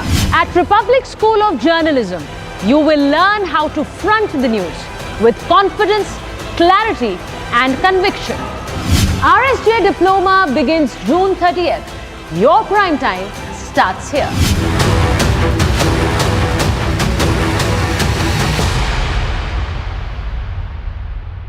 Powered by Century Ply Club Prime. रहो बेफिकर। MDH की हल्दी मिर्ची धनिया करे कमाल, ये रंग दे, ये खुशबू दे, ये तीखा, ये कम पड़े, क्या निराला MDH मसाला। मेरी नई हुंडई एक्स्ट्रा तुमने भी तो कल नई कार ली है ना, उसमें भी तो होगा ना ये वॉइस इनेबल सनरूफ है ना अंकल, सिंगर इनेबल सनरूफ। और बेनिफिट्स ये तो मिले होंगे ना? ये मिला। हाँ, हुंडई कार्स पर मिल रही है अमेजिंग डील्स। वैसे लोगे तो आप हुंडई ही, चाहे दिल की सुनो या डील्स की। दादी के हाथों का जादू और खुशबू से महकता घर, माँ की मुस्कुराहट और खाने की सुगंध। MDH गरम मसाला, क्योंकि हर रिश्ता है स्वाद से जुड़ा। अहमदाबाद प्लेन क्रैश में इंदौर की एक बहू की भी जान गई है। सैकड़ों लोग इसमें अपनी जान गंवाए हैं। बहुत ही दुखद हादसा है, लेकिन इंदौर की जो बहू है उनके घर में हमें हरप्रीत होरा जो बच्ची है वो अपने पति से लंदन मिलने जाना चाह रही थी, क्योंकि उनके पति का 16 जून को जन्मदिन था। हरप्रीत के ससुर जी हमारे साथ हैं, राजेंद्र होरा, उनसे हम बात करते हैं। सर, कैसे आपको कब फर्स्ट इन्फॉर्मेशन कब मिली इस हादसे की और आपकी बहू की? सर, मीडिया के माध्यम से प्लेन क्रैश की जानकारी मिली, प्रथम वहीं से मिली। अब बिटिया उसी प्लेन में जा रही थी, तो नैसर्गिक रूप से मन में डाउट हुआ, पर एक उम्मीद की किरण थी, क्योंकि पहले 30 लोगों का सुना, फिर 50 लोगों का, फिर संख्या बढ़ती चली गई। फिर आपको वहां से किसका फोन आया जिसने जानकारी दी कि आपकी बहू भी नहीं रही? ये न्यूज़ चैनल के माध्यम से कि 242 लोगों में से एक बचा, तो 241 का ही था, और उनके फादर उनको छोड़ने गए थे। वो छोड़ के निकले, कुछ दूरी पहुँचे थे, फिर उनको प्लेन हादसे की जानकारी लगी। फिर उनसे बातचीत करी तो उन्होंने बताया कि प्लेन क्रैश हो गया है, बिटिया उसी में ही थी। 16 तारीख को शायद हरप्रीत के जो हस्बैंड हैं रॉबी, उनका बर्थडे था, उनसे मिलने जा रही थी। हाँ जी, पहले 19 को जा रही थी, 16 को बर्थडे था, तो बेटे के साथ उसने प्लान किया कि यूरोप भी घूमेंगे साथ में हम, तो वो इस हिसाब से 12 तारीख को निकल गई थी। 15 तारीख को यूरोप घूमने की तैयारी थी उनकी। जी, हादसे के लिए आप सर किसको जिम्मेदार मानते हैं? एयर इंडिया में पहले भी कई शिकायतें आती रही हैं, तो इस हादसे का जिम्मेदार किसे मानते हैं आप? सर, ये तो मैं नहीं कह सकता, पर ऐसा पूरा जानकारी है कि इससे अच्छा बोइंग कोई सी भी नहीं है, कोई सा भी नहीं है। पता नहीं क्यों ये दुखद घटना हुई, किस कारण से हुई, इसके बारे में कैसे कह सकता हूँ मैं, टेक्निकल जानकारी नहीं है सर मुझे। दोनों इंजन फेल हुए एक साथ? हाँ, ये बड़ा आश्चर्य, बस एक ही प्रश्न है कि दोनों इंजन एक साथ जाना, बड़ा आश्चर्य का लगा। अभी वहाँ ATS भी पहुँच गई है जांच करने के लिए, तो जांच होना चाहिए इस एंगल पे भी कि कुछ षड्यंत्र तो नहीं? बिल्कुल जांच क्यों नहीं होना चाहिए सर। 242 लोग हैं, 242 में उनके परिवार पे क्या गुजरी है, सबसे बड़ी बात। From Asia's largest news headquarters, setting the agenda for Bharat.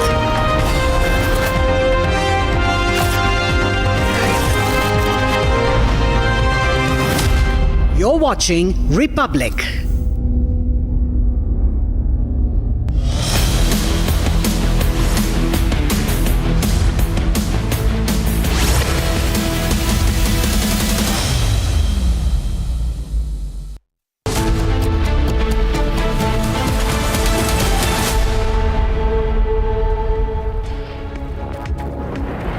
A very good morning, viewers. It's 10 a.m. and you're watching Live and Breaking with me, Deepak Suresh Kumar, and our focus will be on the air scares as well as the US military assets, its aerial assets now mobilizing in the Europe. What could this mean? Does this mean that there is a broader regional conflict that's escalating? Or what does this situation mean for Iran? We'll get you all this and much more after a quick check on the headlines we're tracking.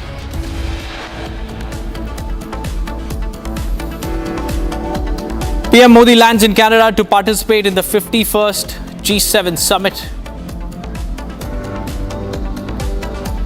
Air India flight from San Francisco to Mumbai suffers engine snag in Kolkata, passengers deplaned. Air India Express flight diverted back to Delhi due to technical glitch. Flight was heading to Ranchi. Amid rising conflict in Middle East, US President Donald Trump leaves G7 summit midway, orders National Security Council meeting in the White House.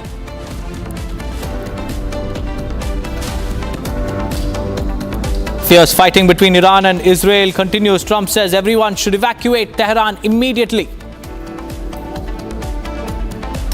MEA begins evacuation of 10,000 Indian students in Tehran. Batch of 100 students being evacuated via Armenia.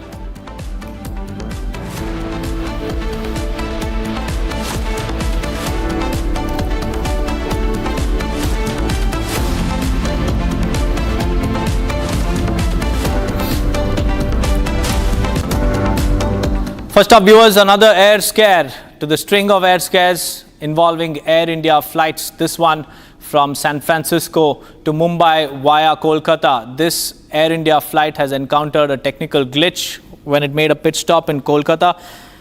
According to the reports that we have, a technical snag was witnessed in one of its engines, requiring the passengers to be deplaned during the scheduled halt at Kolkata Airport. Flight AI 180 arrived on time at the city airport at around 12:45 a.m. But a technical snag in the left engine has delayed the takeoff at about 5:20 a.m. this morning. An announcement was made in the aircraft asking all the passengers to deplane. The captain of the plane also told the passengers that the decision was made in the interest of flight safety. In fact, Shivangi is joining us live from our newsroom. Shivangi, a very good morning to you. This is another Air India flight which has run into a technical snag, and it has raised a lot of concerns about passenger safety. What is the latest that we have? That is right. This is one more case coming in, and we were highlighting the story for our viewers. This is not just one story which came in today. There are three such incidents that we have reported on today itself. And we have told our viewers that for the past few days, whether it's a domestic Air India flight flying internationally or a domestic Air India flight flying within the country, we have seen these technical snags where detours have been made, stopovers like in this case, emergency landings. Not new, Deepak, not new. Many questions being raised, but also it's very important for our viewers to understand that the passenger safety is something of utmost importance, and there's more pressure on Air India right now, given the fact that we saw that heart-wrenching incident which took place a few days ago. That's the Ahmedabad, the plane crash. Post that, Air India is under the radar. Investigation agencies are definitely going ahead and looking at their fleets, looking at their SOPs that they are following, looking at their systems. So this is one more case which is coming out. However, the technical issue was found right on time, Deepak, and that is why the stopover was made and the plane stopped. It did not continue till the technical glitches were looked at.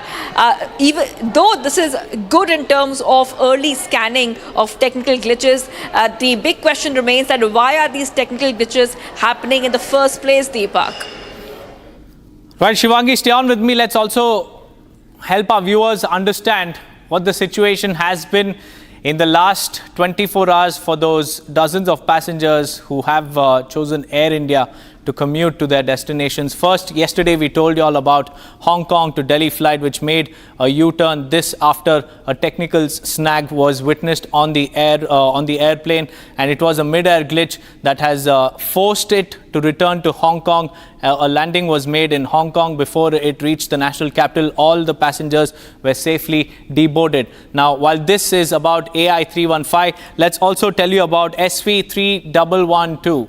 That was the Jeddah to Lucknow flight, which was again, had sparks and smokes coming out of its wheels. It was an emergency situation there, but in the right nick of time, the fire department at the airport, and the rescue personnel stepped in, and all passengers, around 250 of them, were deplaned. Along with that, let's also tell you about what exactly happened on the Delhi to Ranchi Air India flight, which we just told you about this morning. This flight was also forced to make a U-turn because of a technical issue. The plane was supposed to land in Ranchi, but mid-air technical glitch forced Air India to take a U-turn and land the plane back in the national capital. The flight ops resumed after inspection and clearance. The question is, why weren't these checks done?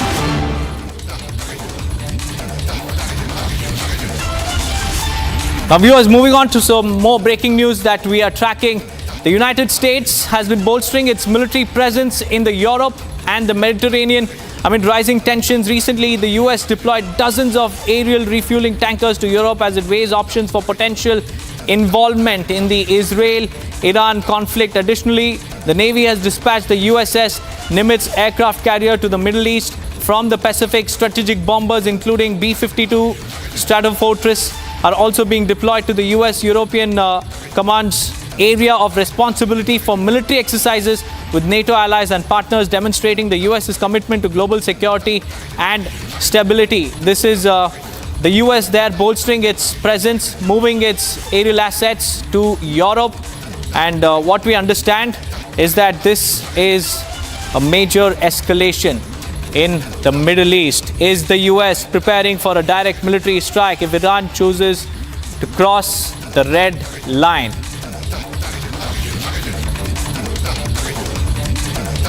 We have Major Samarpal Tur joining us live on this broadcast. A very good morning to you, sir. We have seen how the US is now mobilizing its bombers and refueling aircrafts in Europe. Do you think that this is US is a prelude to a direct involvement in the Iran-Israel conflict? As far as the open source information is concerned, this is an indicator for one of the exercises which is due in Europe. These are the NATO exercises which are called the Europe Defender or the Air Defender exercises. So this is one of the critical exercises that NATO is holding. Now the issue with the reliability of the world military exercises has been, dissolved or lost its reputation, because since Russia invaded Ukraine in the name of military exercise, so any country now which claims they're going in for a military exercise can actually result in an actual military operation. So keeping that in mind, I'm very sure that Russia is on high alert. And moreover, if we logically see, the movement of these aircrafts are from US to eastwards, eastern side of US. So Houston, Texas, all these states are providing them a passage to come, because they are coming in big quantities. So the thing is that the KC-136 is a very old fleet. It has a flight range of 17,000 kilometers. And the new version of the fuel tankers, they are being replaced by KC-46. So they have a range of 19,500 kilometers. So the tactical advantage is that, yes, looking at the Israel and the Iran scenario at the present moment, these fuel tankers will definitely be used for supporting Israel and Israeli fighter jets in the oceans as well as on land.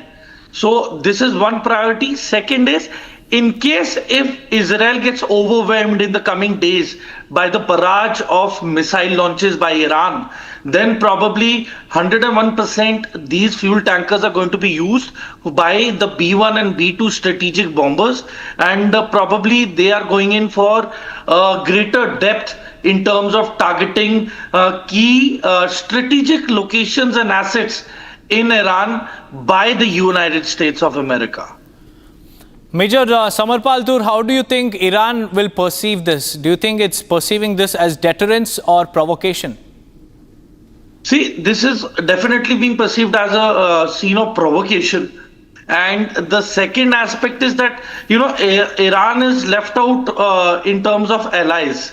Even Pakistan, yesterday, the claim was something else. And today the statements have changed, and Pakistan is claiming that it has sealed the borders with Iran, whereas there were reports, intelligence reports, that Pakistan has supplied Shaheen missiles to the Iranian regime. So it depends whether Pakistan can risk its relationship with US by taking such a step by supporting Iran. And it is a very tightrope for the Arab nations when to call it quits and when to halt this war. And thirdly, the presence of Russians in Iran, because there are Russian personnel who are deployed presently in Iran. Their weapon systems are being handled by the Russians. Most of the missile systems are joint programs with the Russians. There is presence of North Koreans also in Iran. So basically, Iran has a rut of all the rogue nations, mostly that of North Korea.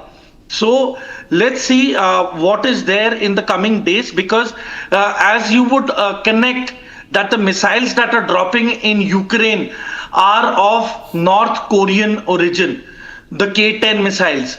So definitely it will not be surprising to see presence of North Koreans and Russians in Iran to help Iran rebut this aggression or this war imposed on them by Israel and by the Americans. So it's going to be a very big juggernaut in terms of geopolitics amongst East versus West right now, as we are witnessing it. And yes, if somebody is speculating that have we entered the Third World War, I definitely believe that it is an undeclared Third World War, which is already underway from the Russia and Ukraine war, and now spilling over into Iran versus Israel and America getting into it. Major, if you think that this is an undeclared World War III, what are the consequences for the rest of the world? See, firstly, inflation and economies are going to take a hit. Then all the airways and the waterways are going to be restricted to a certain limit. There will be off limits for trade and the trading vessels, and there will be restriction of movement of many individuals. There will be a lot of supply chain management disruptions which will be taking place.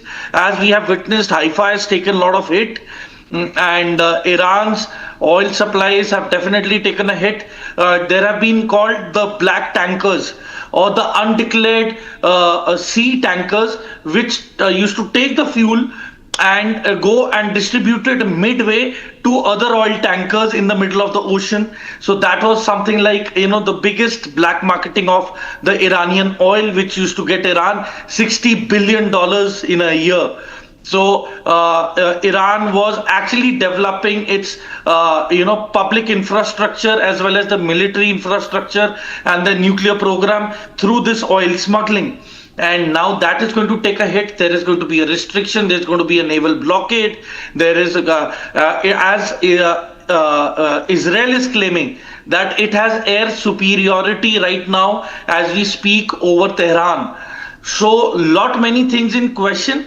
But the biggest question is, will there be troops on the ground in Iran is the big question.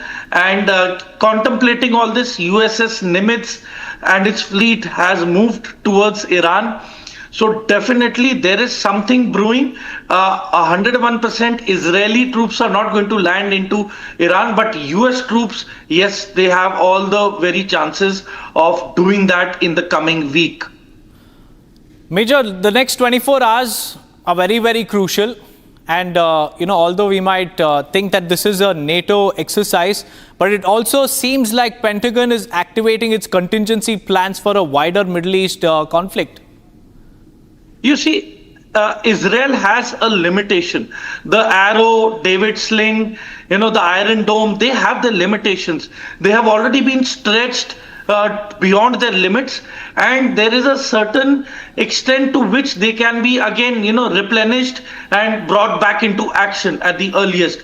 So I think now it's going to be almost a week that, the missile barrages. Major, I'm sorry and to the interrupt you stockpile here. of- We also have our executive editor joining us live from Washington, D.C. Aishwarya Kapoor, our executive editor, is live from Washington, D.C. even as the drama unfolds. A very good morning to you, Aishwarya, from India here. What's happening at the White House? Because Donald Trump has left G7 summit midway, claiming that there is a high-level meeting that will be chaired in the White House. Tell us about the latest that's happening. Well, he has landed in Maryland. His Marine One, Deepak, has already landed on the south lawns of the White House. And as Major Tool was saying, that this is just the beginning.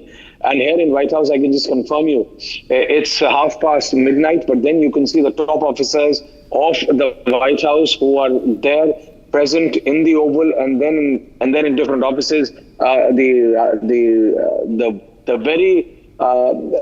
The complete top brass of the Trump establishment is present even at this hour. The very fact that the American president left G7 prior and landed back in DC gives a clear message to the world, and a slight comment, a very slight comment by the American president to the media which were present at the G7 that anyone who is in Tehran should leave, has sent out a rippling effect across the globe, and that can be felt here in DC as well. Everyone wants to know, after more and more information coming in, that more than 30, and I repeat, more than 30 US military aircrafts landing in Europe. It's sending a very, very clear message that America is joining in this war between Iran and Israel. It is no more, and I repeat, it is no more just a verbal support. America is putting boots on ground. America is going to use the might of its military, which in fact is very clear, is a force which Iran cannot counter. And now America is going to come in full support of Israel. You can see these live visuals of the Air Force One of the American President Donald Trump landing in the US. He is back in US. It's midnight here, and he's already chairing not one but multiple meetings. And what we could confirm to you is that is complete top brass. And as Major Tool was also giving us a clear message, we are getting these live visuals coming in of the US President Donald Trump departing from the Calgary Airport en route to Washington. So these are the visuals which are coming in a few minutes prior, because we have been confirmed that he has landed here in DC. So these are visuals coming in from the Wire Agency AP of Air Force One leaving from Calgary a few, I believe, around 50 minutes prior from now, because that is what the flight time is between Calgary and DC. But these are very, very turbulent times, and we could just confirm to you, after Donald Trump deciding to leave the G7 prior, 24 hours prior, in fact, in leaving the top world leaders, we have seen a statement coming in from Emmanuel Macron that the complete G7 urges for peace.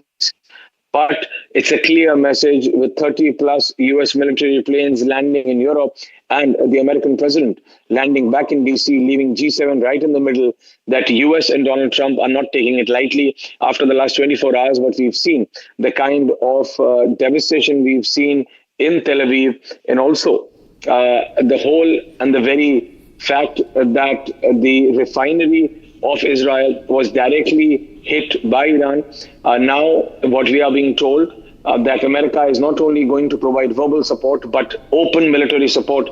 Till now, it was covert, but now it seems, a Major Tour, it is going to turn from covert to overt. Back to you, Deepak and Major Tour.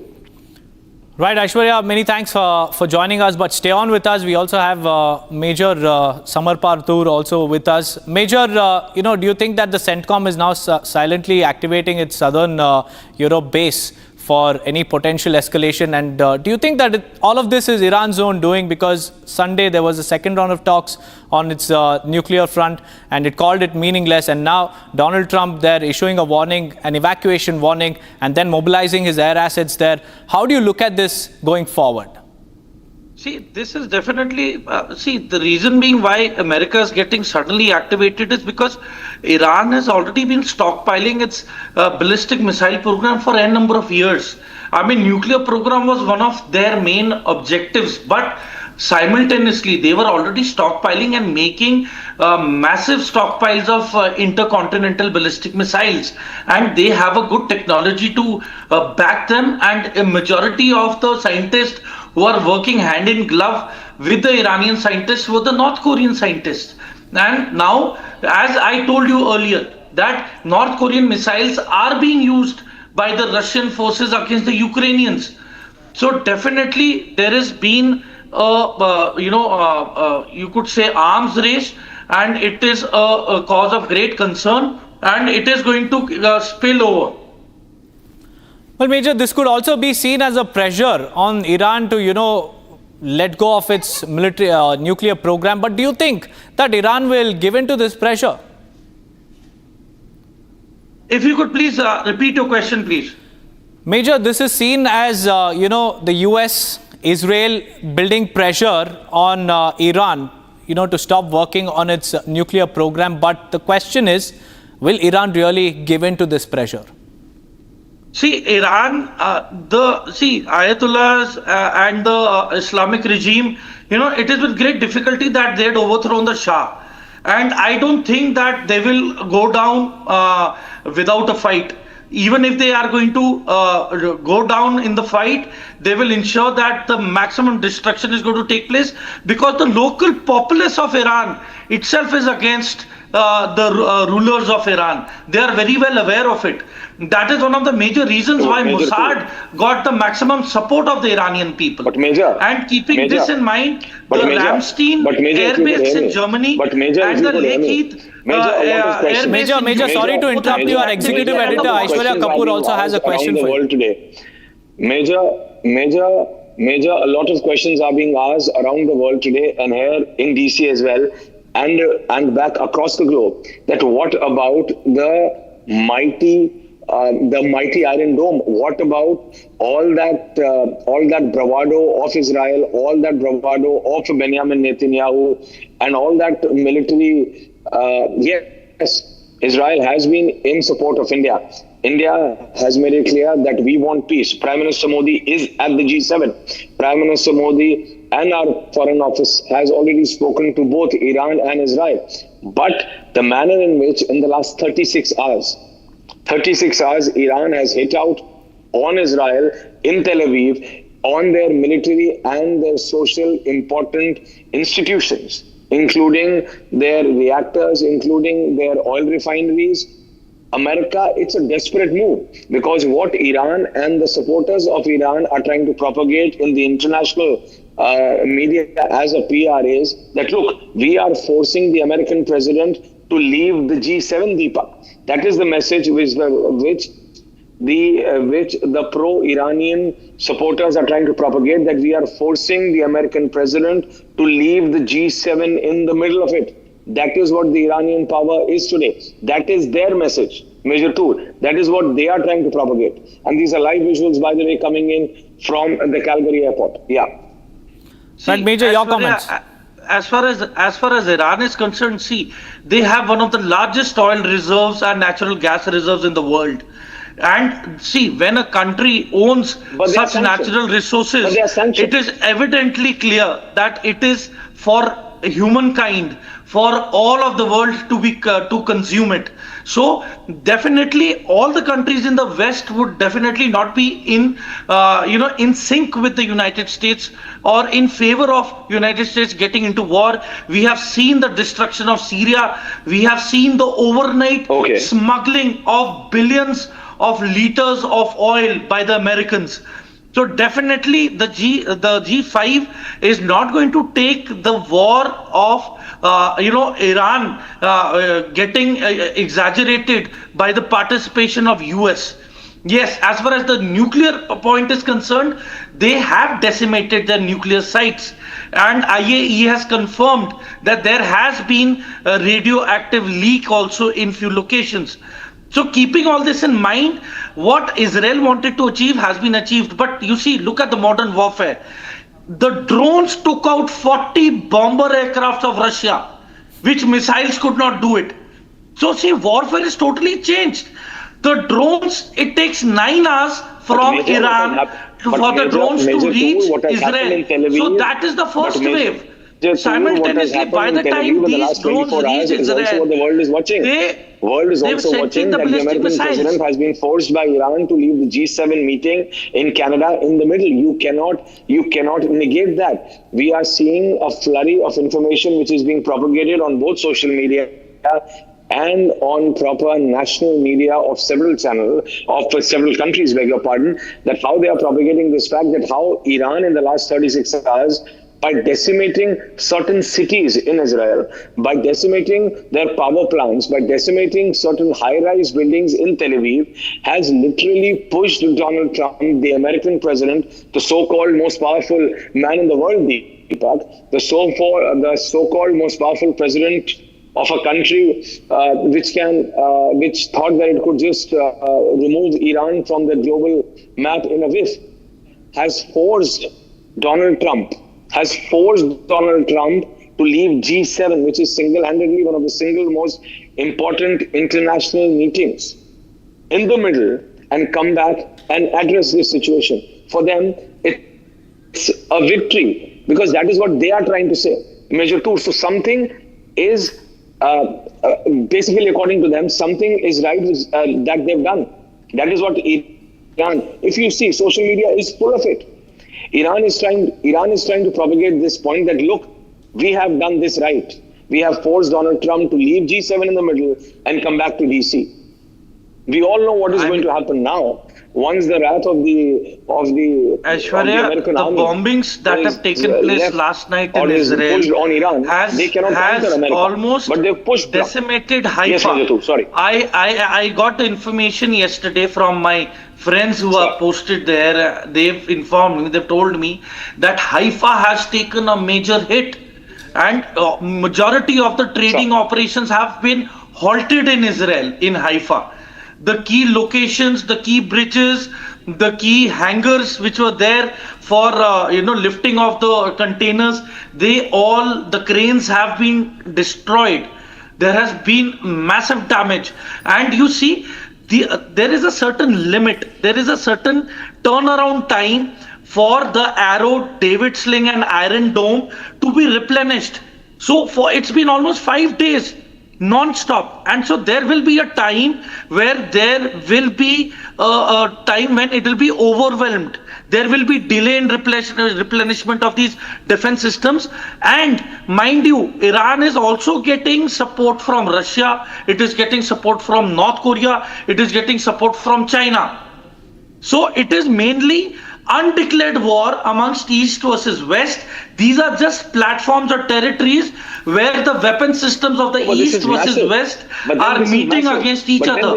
And do not be surprised that the shifting of USS Nimitz may result in China advancing to Taiwan. US and Russia, which in turn, Deepak, will answer your question, which you were just asking few minutes prior to Major Tour, that is it turning into a World War III? It is. It already has. It already has, because see, it will be evidently clear. Major Samarpal Dur and Aishwarya, I'm really sorry to interrupt you all, but it's time for us to slip into a very, very short break. But hold your thoughts. We'll be right back on the other side with more details of PM Modi in Canada for the G7 summit, and also the United States mobilizing its aerial assets in southern Europe. Stay tuned.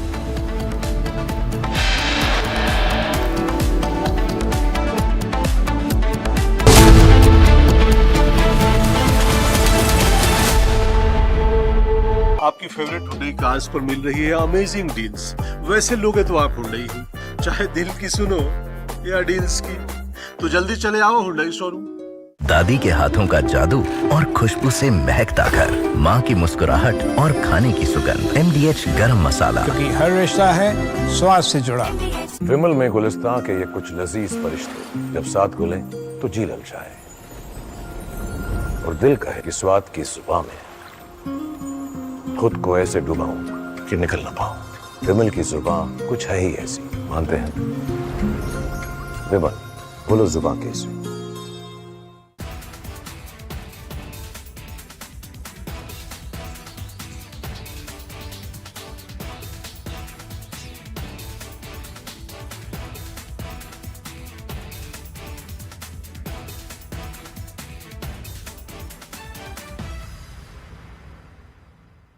पंद्रह साल हो गया उनको वहाँ पे, 10-15 साल से। और इंडिया में कब से आए थे? इंडिया यहाँ पे उनके मम्मी का हार्ट हो गया था बोल के उनको मिलने आए थे। तो 6 दिन में रिटर्न था उनका जाने का, तो 6 दिन में ये हादसा हो गया।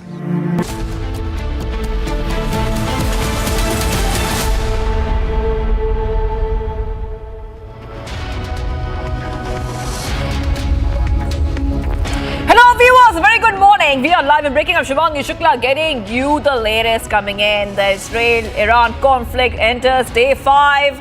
G7 joint statement out on the conflict. And Donald Trump leaves G7, goes back to the United States. All this and much more coming right up. But as usual, the headlines first. Let's get started.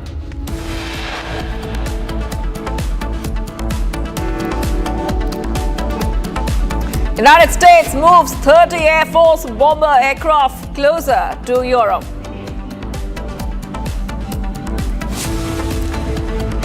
Engine snag in San Francisco to Mumbai Air India flight. Another Ranchi-bound Air India Express flight diverted after technical issue. Prime Minister Modi reaches Canada to attend the G7 summit. Israel-Iran escalation overshadows G7 joint statement, says Iran can never have nuke. US President Donald Trump leaves G7 summit midway, orders National Security Council meet in the White House.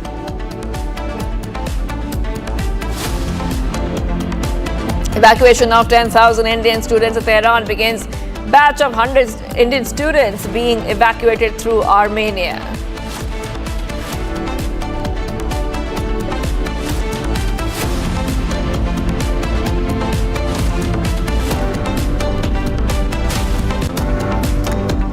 Breaking news coming in. G7 issues first statement on Iran-Israel ceasefire. The statement says, we the leaders of G7 reiterate our commitment to peace and stability in the Middle East. In this context, we affirm that Israel has a right to defend itself.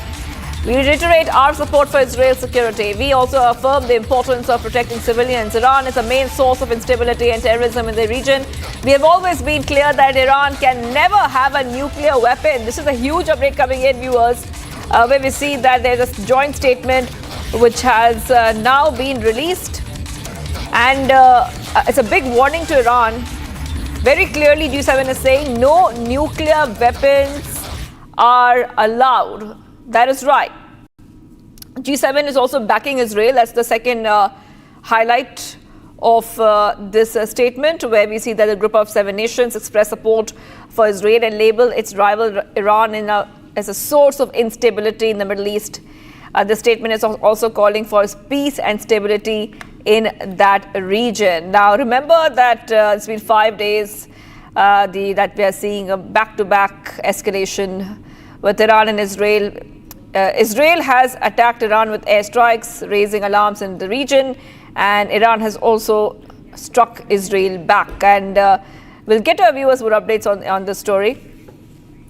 But right now, being joined by a guest, we are being joined by Major General A.K. Sivach, a defense expert, joining us here on Republic TV. Thank you for joining us, Major General. And sir, you know, there's so many things happening right now when it comes to Israel-Iran conflict. But I think our viewers would like to know, how does the G7 statement on the conflict help our viewers understand how will that play out as the Iran-Israel conflict has entered day 5?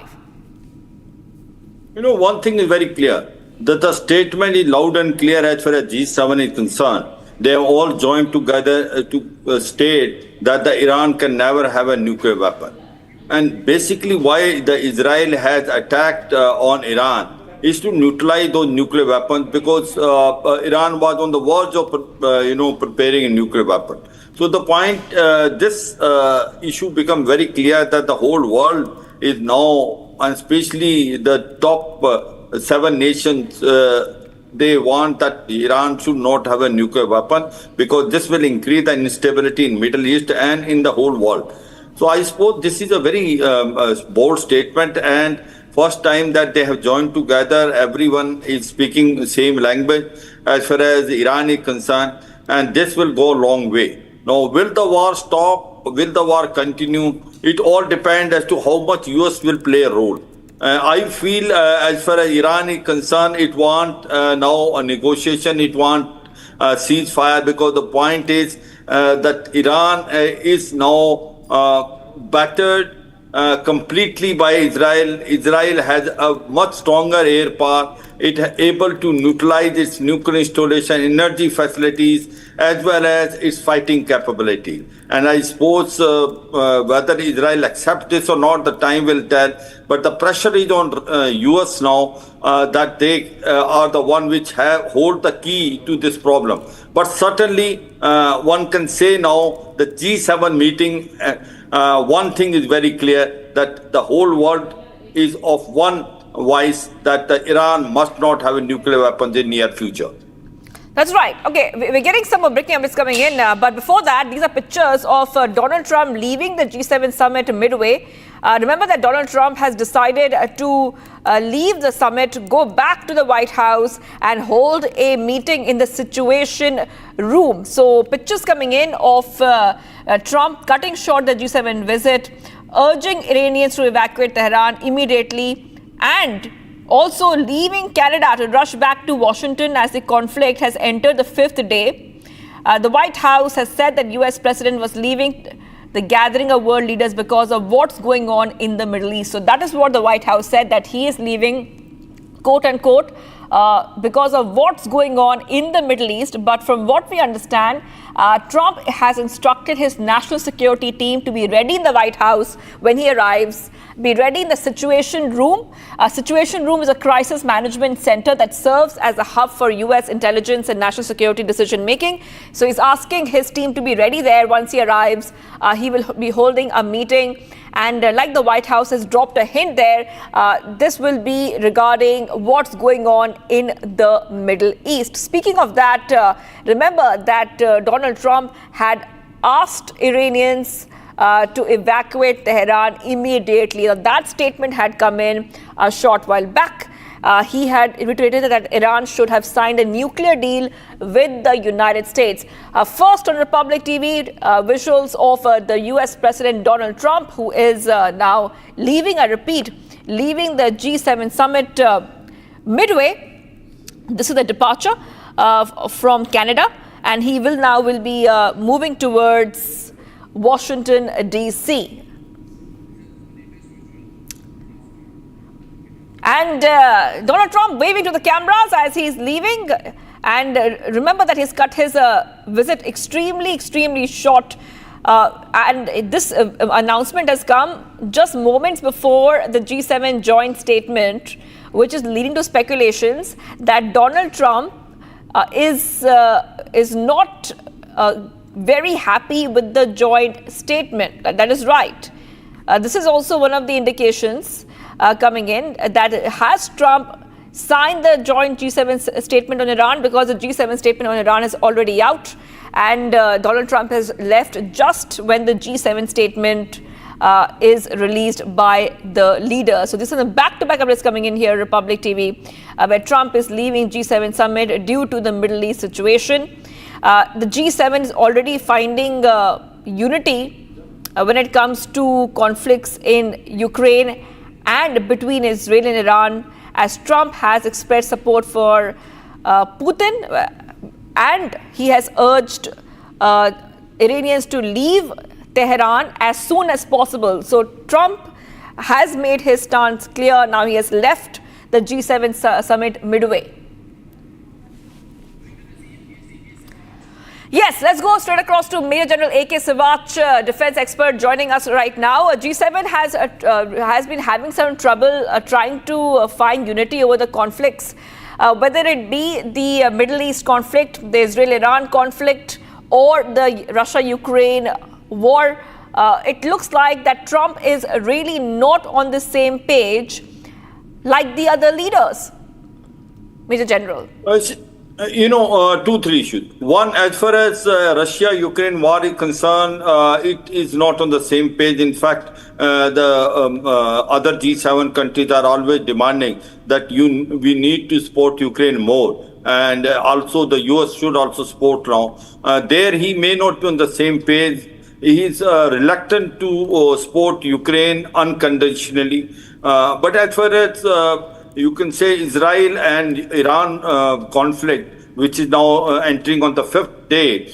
Now the fact that they have approved a joint statement wherein it states that Iran must not have nuclear weapon. I think that it speaks of a great volume because the US wanted that way. I suppose, considering the Trump personality, going midway from G7 is a very normal for him. He came out from JCPO, Joint Comprehensive Plan of Action in 2018. He came from Paris Climate, deal which was there. So his focus is basically as on today on Israel Iran war because that may go out of hand. Now possibly he want to take stock of the situation because Iran is now not in a state to fight longer war. Iran want to now have a truce and it is already sent a filler to US, and I suppose Donald Trump can pressurize Israel also that they can have sort of a ceasefire and also Iran come back on the negotiating table with US. They were to have a 6th meeting in Oman, which has been now postponed. So I suppose this is more critical now rather than staying in a G7 meeting. After the joint statement, nothing much is left. And I suppose Donald Trump focus is more on the current situation of Israel-Iran war. And I am also, very certain that as far as Donald Trump is concerned, he also does not want this war to prolong. In any way, he doesn't want US to get involved into this war. He wants Iran must come back to negotiating table and make sure that Iran does not have weapon in future. All right, and also Donald Trump has expressed strong support for Israel's airstrikes on Iranian nuclear facilities, describing them as excellent and very successful. But he has also called for a diplomatic solution. Thank you for joining us there, Major General P.K. Sehgal. My apologies, Major General A.K. Sivach. And I will be coming back on to the story. At the same time, there's some more breaking news coming in where Indian students are being evacuated from Tehran. The batch of 100 students being evacuated from Tehran through Armenia. MEA sets up 24/7 emergency control room in Tehran, and emergency lines have been opened up for students. So Indian students being evacuated from Tehran. And a batch of 100 Indian students are being evacuated as we speak right now. Now, I also want to tell our viewers that a lot of Indian students are studying in Tehran, in areas of Iran. Especially, a lot of students are pursuing a medical degree there, and they are from all across India, from different states. They have there are reports of them being in Iran, Indian students saying that they are facing a lot of issues there. All night, explosions, anxiety. And now the Indian students are being evacuated from Tehran. The MEA has made it very, very clear that these students are being relocated. And there's a 24/7 emergency control room in Tehran, and emergency lines have been opened up for these students. I really have to move ahead right now because we're getting some more breaking updates coming in. West Bengal CM Mamata Banerjee has courted controversy after she displayed lack of empathy for the victims of the Kidarpur market fire. CM Mamata tells victims that it was their fault. More than 1,300 shops were gutted in a fire that burned down the market area in Kidarpur locality of southwest Kolkata. The livelihoods of thousands of local traders were destroyed in the fire accident that took place in early hours of Monday. This is the Kidapur fire which had taken place, and the fire victims are slamming Mamata Banerjee, saying that she is not showing empathy in this case. Now, West Bengal CM Mamata Banerjee had visited this market in that area, in the Kidapur area where the fire broke out on Sunday night. And post that, we see that the victims have slammed Mamata Banerjee, saying that she is not showing empathy towards them. Now, remember, this is a massive blaze. So, on the left hand of your screen, you can see what happened after the blaze was ignited. This is the Kolkata market, completely in flames. Around 1,300 shops were completely gutted. It's a massive blaze in Kolkata's Kidapur area in the wee hours of Monday took place, and it gutted hundreds of shops in the market area. We saw that fire engines were rushed to the spot. The fire was controlled, but at the same time, we see that even after CM Mamata Banerjee visited the spot and offered compensation to all the affected shop owners, we are learning that in the latest coming in, the victims there have said that she displayed a lack of empathy. We have to move ahead right now, viewers. We're getting some more updates coming in. Let's go ahead to the other big story we're tracking right now. A fresh language-related confrontation has surfaced in Bengaluru, where a senior citizen and a businesswoman clashed over compliance with the BBMP's language policy for commercial signage, and the heated exchange took place in the city's locality of Bengaluru, which has now gone viral on social media, once again highlighting the very huge tensions we're seeing there over a linguistic identity in Karnataka. Now, the argument stemmed from a BBMP rule mandating that 60% of text on all business signboards have to be in Kannada. So, fresh language-related confrontation has surfaced. We can see that it's between a senior citizen and a businesswoman. They're clashing over compliance with the BBMP's language policy for commercial signages and boards. Now, this took place, and then now this entire incident has gone viral on social media, highlighting the tensions we are seeing when it comes to language in the state of Karnataka. All right, let's go straight across to some more updates coming in right now. We are getting some more updates at this time from the G7 summit once again.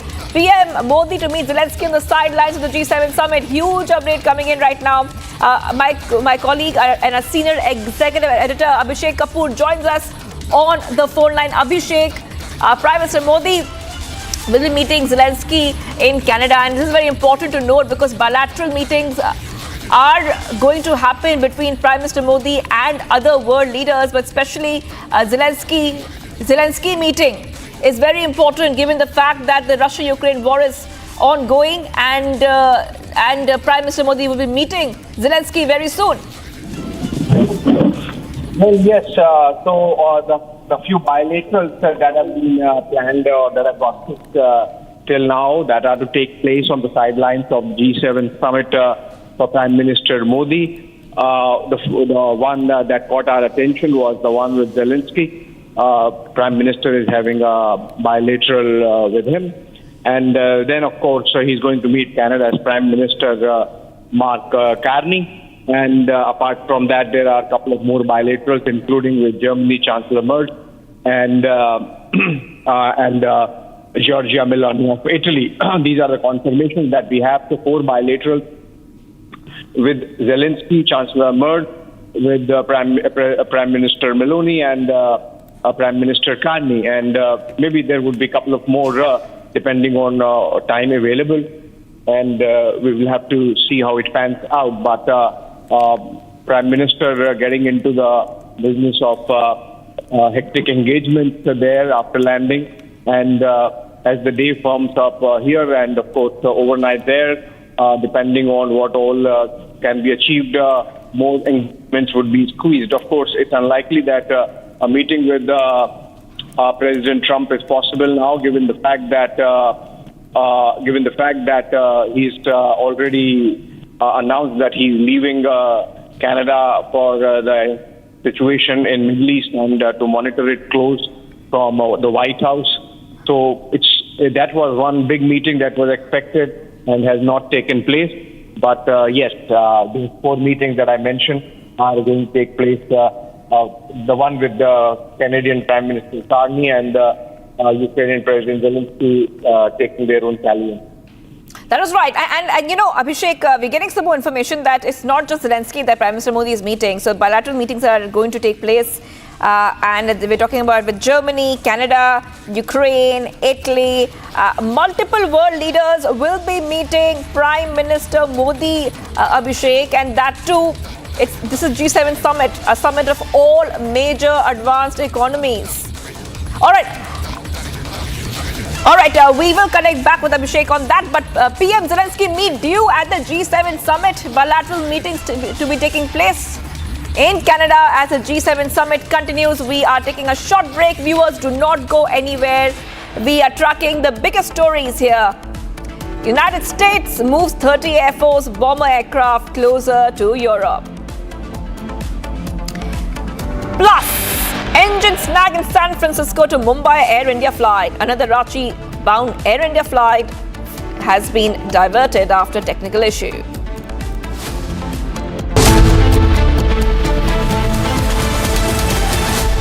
इसको घर पे लगाओगे तो शादी का तो पता नहीं, पर घर पक्का नहीं टूटेगा। रुंगटा नहीं तो घर स्ट्रॉन्ग नहीं। रुंगटा स्टील TMT बार एकदम सॉलिड। पहाड़ों में एक हाइकिंग स्टिक भी बन सकती है। आधे बाउल दही में 4 चम्मच MDH चटनी पुदीना मसाला डाला, स्टर करो, पुदीना चटनी तैयार। MDH चटनी पुदीना मसाला। अहमदाबाद प्लेन क्रैश में इंदौर की एक बहू की भी जान गई है। सैकड़ों लोग इसमें अपनी जान गंवाए हैं। बहुत ही दुखद हादसा है, लेकिन इंदौर की जो बहू है उनके घर में हमें हरप्रीत होरा जो बच्ची है वो अपने पति से लंदन मिलने जाना चाह रही थी, क्योंकि उनके पति का 16 जून को जन्मदिन था। हरप्रीत के ससुर जी हमारे साथ हैं, राजेंद्र होरा, उनसे हम बात करते हैं। सर, कैसे आपको कब फर्स्ट इन्फॉर्मेशन कब मिली इस हादसे की और आपकी बहू की? सर, मीडिया के माध्यम से प्लेन क्रैश की जानकारी मिली, प्रथम वहीं से मिली। अब बिटिया उसी प्लेन में जा रही थी तो नैसर्गिक रूप से मन में डाउट हुआ, पर एक उम्मीद की किरण थी, क्योंकि पहले 30 लोगों का सुना, फिर 50 लोगों का, फिर संख्या बढ़ती चली गई। फिर आपको वहां से किसका फोन आया जिसने जानकारी दी कि आपकी बहू भी नहीं रही? ये न्यूज़ चैनल के माध्यम से कि 242 लोगों में से एक बचा, तो 241 का ही था, और उनके फादर उनको छोड़ने गए थे।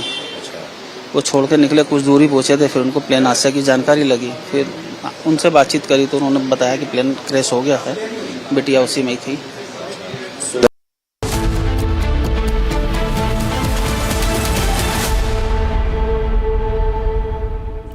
Welcome back, viewers. The Financial Action Task Force has strongly condemned the April 22nd terror, highlighting Pakistan's role in dastardly terror attack. Here's a report. Take a look.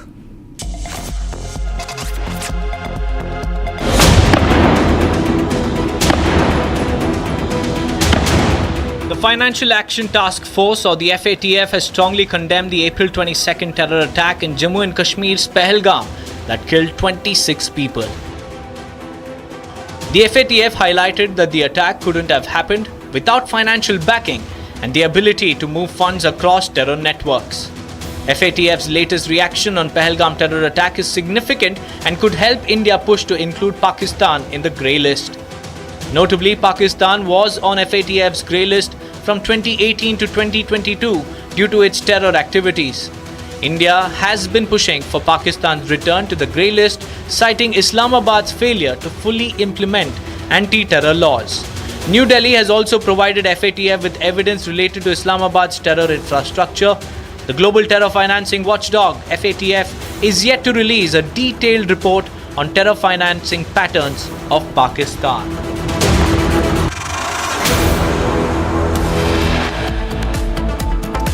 And viewers, much more coming right up. We'll be focusing on other stories we're tracking right now. Prime Minister Modi is in Canada for the G7 summit and has many bilateral meetings with top world leaders lined up. And amid rising conflict in the Middle East, US President Trump leaves G7 summit midway, orders National Security Council meeting in the White House. Stay tuned.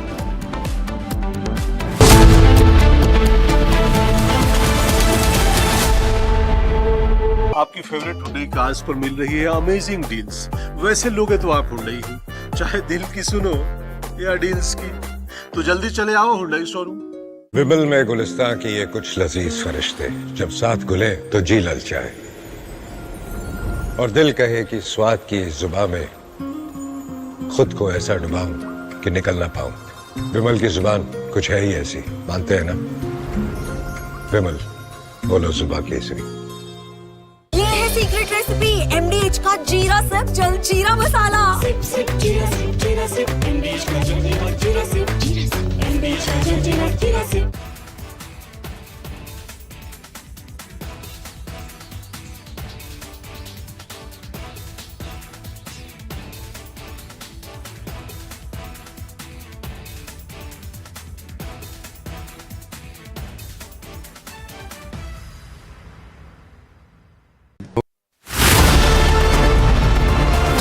Each night on Prime Time, we don't just bring you the news. We lead it with responsibility, asking the toughest questions, breaking the biggest stories, setting the national agenda. At the Republic School of Journalism, you learn how to front the news with clarity, confidence, and conviction. The RSJ Diploma program begins on the 30th of June. Your Prime Time starts here.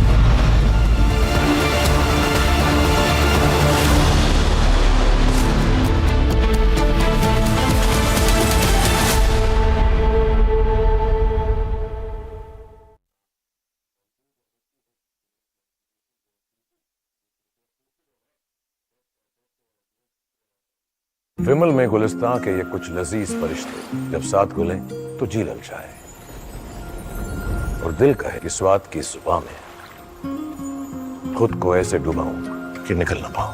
विमल की जुबान कुछ है ही ऐसी, मानते हैं? विमल, बोलो जुबान कैसी। अब छोलिया हो या लोबिया, सफेद चने या काले चने, सब कुछ मजेदार बने। 15 साल हो गया उनको वहाँ पे, 10-15 साल से। और इंडिया में कब से आए थे? इंडिया यहाँ पे उनके मम्मी का हार्ट हो गया था बोल के उनको मिलने आए थे। हाँ। तो 6 दिन में रिटर्न था उनका जाने का, तो 6 दिन में ये हादसा हो गया।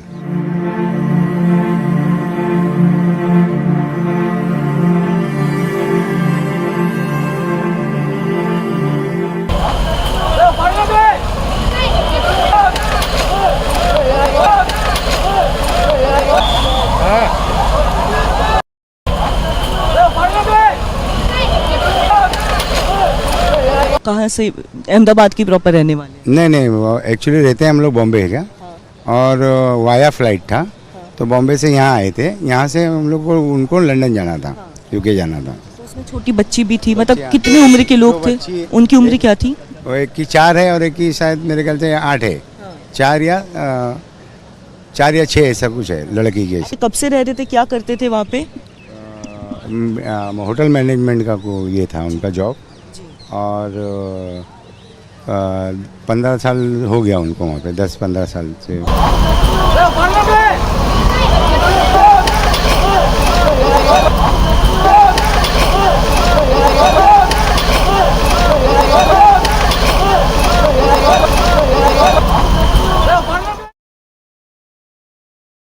अहमदाबाद प्लेन क्रैश में इंदौर की एक बहू की भी जान गई है। सैकड़ों लोग इसमें अपनी जान गंवाए हैं। बहुत ही दुखद हादसा है, लेकिन इंदौर की जो बहू है उनके घर में हमें हर पीढ़ी।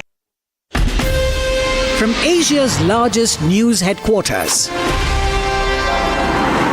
setting the agenda for Bharat.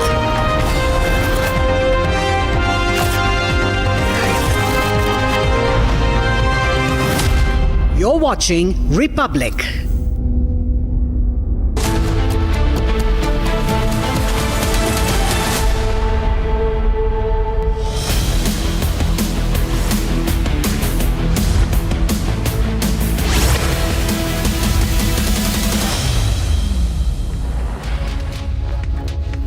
Very good morning, ladies and gentlemen. Thank you for staying with Republic TV. You're watching live and breaking this Tuesday with me, Oyona Mitra. We are tracking the developments in the Middle East very, very closely for you as Iran and Israel escalate hostilities for a 5th consecutive day.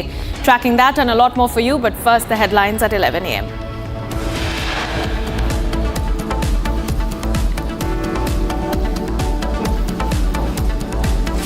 United States moves 30 Air Force bombers aircraft closer to Europe.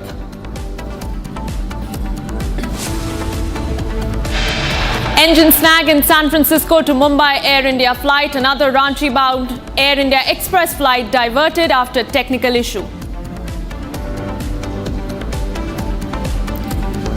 Prime Minister Modi reaches Canada to attend G7 summit.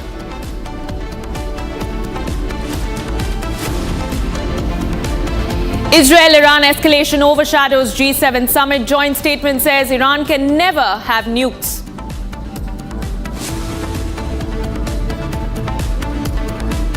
US President Donald Trump leaves G7 summit midway, orders National Security Council meet in the White House.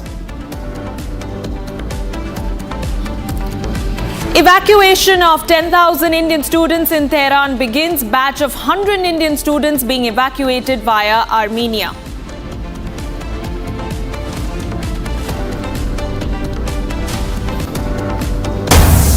All right, we were starting this edition with some breaking news coming in. The United States has been bolstering its military presence in Europe and the Mediterranean amid rising tensions. Now, recently, the United States has deployed dozens of aerial refueling tankers to Europe as it weighs options for potential involvement in the Israel-Iran conflict. Now, additionally, the U.S. Navy has dispatched the USS Nimitz aircraft carrier to the Middle East from the Pacific. Strategic bombers, including the B-52 Stratofortresses, are also being deployed to the U.S.-European Command area of responsibility for military exercises with NATO allies and partners, demonstrating the U.S. commitment to global security and stability.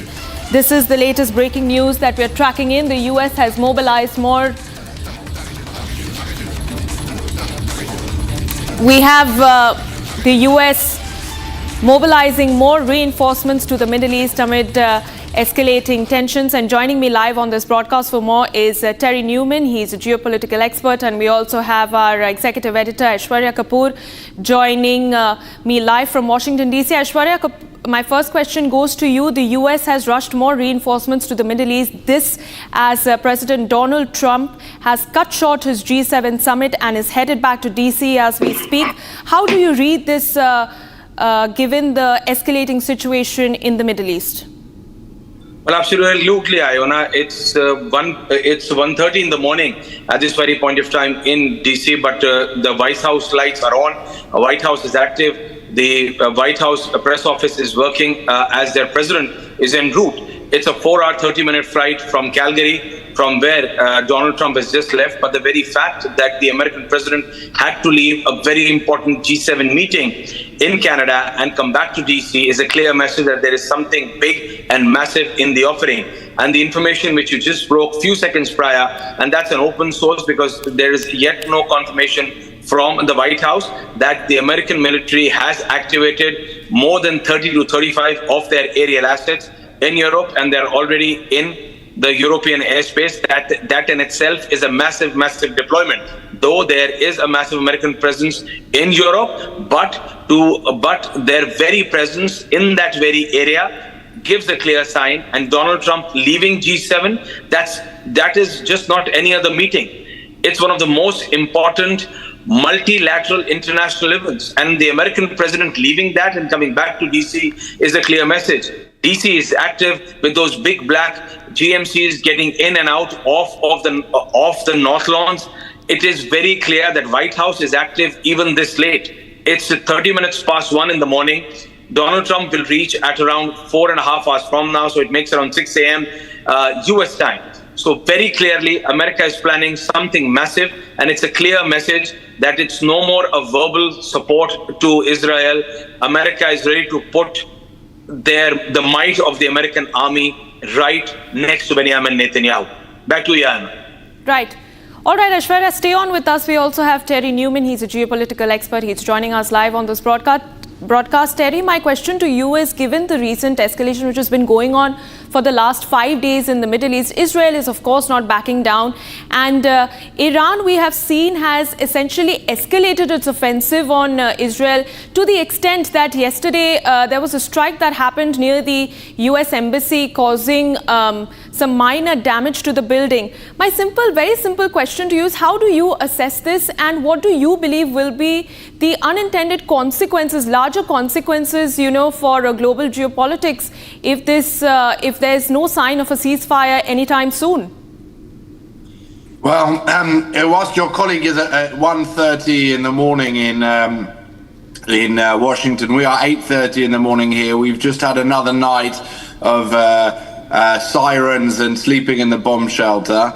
The Iranian tactics appear to be changing now because we are taking out so many of their missile launchers. They're now, instead of launching hundreds at a time, they appear to be doing them in drips and drabs, but throughout the night, which is, it's an absolute pain, to put it mildly. The Americans, as your colleague has said, have not just moved 28 aircraft refuelers into the European zone, but they're also bringing an aircraft carrier from the Pacific, from Vietnam. They've turned it around, it's coming back here, and there's a sense of irony that this aircraft carrier, the Nimitz, was actually the same one that was sent when the Iranians took over the US embassy after the revolution back in the 1970s. So there's a kind of closing of the circle there.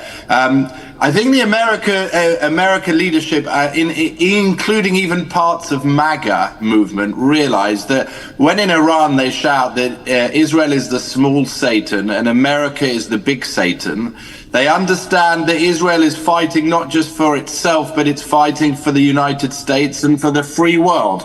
We have here a call for us to go into the bomb shelter, but I think that is the main message which needs to come through. Israel is fighting this not just on behalf of itself, on behalf of the free world, and we hope that those leaders in the G7 understand that and will support, because up until now, certainly the Brits and the French have refused to help defend Israel, and we hope they will reconsider their position. Right. All right, Aishwarya, I'd like to come back to you. You're live from Washington, D.C., and I want to understand, as we speak, Donald Trump is back on his way to Washington. He's convened a national security meeting in a short while from now. I want to understand from you, how do you assess the situation between America and Iran escalating? Because Trump had, in fact, 2 days ago sent out a warning to Iran, saying that if they try to cross the line, then the US armed forces will issue a heavy response to Iran. And of course, then this comes a day after the US embassy in Tel Aviv was attacked. So, and this also comes at a time when Iran has in fact accused America of providing backdoor support to Israel in the wake of this conflict. So how do you see the tensions between America and Iran escalating in the wake of this conflict?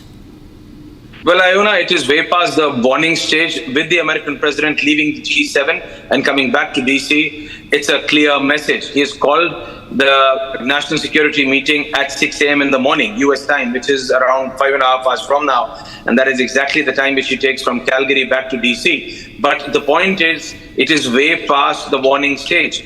And as Terry was just telling us, it is just not about the Air Force. So the US is also moving their Navy, and they're moving their aircraft carriers, and that's a clear message.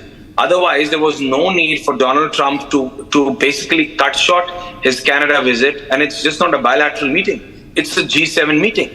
None other but Donald Trump understands how important it was for the US, both economically and strategically. But he left that, and he's back in DC in the next 5.5 hours. He has cut that short literally into half. He was to be there for the next 24 hours, but he has cut that short. So it shows the importance of what is basically coming after, what is coming now. And what is coming now is the might of the American army. Because if you see the statements which are coming out of the Israeli Foreign Office now, from the office of the Israeli Prime Minister, of Benjamin Netanyahu, if you see their statement in the last 20 minutes, they seem far more confident, because now they know that it's just not verbal support. The Americans have come in their support. But what is going to be interesting is how the Russians are going to act or react. and whether the Chinese, are they going to even live up to their promises made to Iran? Because lastly, whenever Chinese have made their promises to basically whoever in the world, they've never lived up to it. But the Americans are, and the Americans are coming to the aid of Israelis like never before. And as Terry was telling us, I'm just stressing, it is just not about those 24 refuelers and around 50 plus fighter planes of the American Air Force who are already placed in different parts of Europe and will be deployed within minutes after the final order comes from the American president. And by the way, he doesn't need to wait for those 5.5 hours till he is on board on Air Force One. He could take that decision any minute, because Air Force One, as we are all aware, is an active office. He can act, he can react, he can deploy from midair, and that is what is being looked after. So every movement of the American president is being very, very minutely watched, because he has left the G7. That in itself is a clear message that America is in this war now. Back to you, Anne. Yes. Right, Aishwarya, thank you for that. Terry, I'd like to come back to you. We've seen visuals of devastation and havoc across Tel Aviv, across Jerusalem, due to the back-to-back missile strikes that Iran has imposed on Israel. And Israel, of course, has been giving a harsh response as well. How do you see Israel's military strategy moving here forward, given that Iran is absolutely not backing down? Even yesterday, for a 5th consecutive day, we've seen back-to-back missile strikes hitting the city of Tel Aviv and creating absolute destruction. Right, well, excellent questions. The Israeli military strategy is developing as planned, in that it is taking out bit by bit the top military echelons of the Iranian army, together with the most important ballistic missile production and missile production sites, and the means by which they then send those missiles. And in addition, dismantling the various parts of the Iranian nuclear program. Now, the reason why President Trump's leaving the G7 and going to Washington is so important is that there are a few very important parts of this nuclear program which Israel cannot deal with by itself, because they are built so deep underground. You need a bomb that's called the Moab bomb, which in typical American language, the mother of all bombs. So that is carried by the stealth B-2 aeroplane, which is currently being brought to the region. And that will obviously be an integral part of the next stage. And this is a decision, though, for the US government to make in the interests of the US people. So, we hope that they understand that Israel is the small Satan fighting on behalf of the large Satan, to put it in Iranian language. But we are doing everything that we can and passing now part of that job over to them. Yeah, but Terry, if I could just ask you one more question. If you see the statement coming in from Donald Trump, he is making it very clear. He's saying publicity-seeking President Emmanuel Macron of France mistakenly said that I left the G7 summit in Canada to go back to DC to work on a ceasefire between these two countries, that is Israel and Iran, wrong. He has no idea why I am now on my way to DC, but it certainly has nothing to do with the ceasefire. Much bigger than that, whether purposely or not, Emmanuel always gets it wrong. Stay tuned. Very Trump-like, very, very Trump-like. But one thing is very clear, that what Iran has done in the last 36 hours, Terry, has forced the American president to leave and to join forces with the Israeli military. Now it's very clear that the American military forces are going to be shoulder to shoulder with their Israeli counterparts to take on Iran. Yes, Aishra, so I fully understand and agree with you. Donald Trump loves to back winners. So my assumption is he waited at the beginning to ensure that Israel could deliver on its side of the deal. Israel has delivered on its side of the deal. And now he also, I think there's one other thing which your viewers should remember. He gave 60 days to come to a deal between America and Iran. Those 60 days were up. And on the 61st day, that was the day when Israel made a preemptive strike on the Iranian nuclear facilities. So, he gave the Iranians 60 days. He knows that they play for time. He's waited to see that Israel could deliver on its side. Israel has delivered on its side. And now, the US has to make a decision if it really wants to destroy the deeply buried parts of the Iranian nuclear program. It will have to get involved itself. And it is for the benefit of the American people and, in fact, the entire world. I'm sorry, we have to go into the bomb shelter. This could cut. There's some booms outside. Thank you very much, and have a good day. God bless. Bye-bye. Bye-bye. So, Terry, I'd request you to please stay on with us. All right, we'll reconnect with Terry Newman in a short while from now, but keeping the focus on Israel-Iran conflict, we have some more breaking news coming in. The Israeli Air Force has now completed several extensive strikes on military targets in the Iranian regime. And of course, this is coming a day after the IDF released footage of their attacks on Iranian missile launchers across the city of Tehran. And this is the latest breaking news that we are getting in. Military targets in the Iranian regime has been hit. This is specifically in western Iran. And during the strikes, dozens of surface-to-surface missile storage and launch infrastructure was struck, And in addition, surface-to-air missile launchers and UAV storage sites were also struck in western Iran. That is the video on your screen, which has been released by the Israeli Defense Forces of their latest attack on Tehran. And this is the fifth consecutive day that we are looking at the raging conflict in the Middle East. And the IDF has claimed complete control over several military targets in Iran as we speak. And they are not backing down. And this also comes at a time when Iran has also vowed harsh revenge and hard action against the Netanyahu government.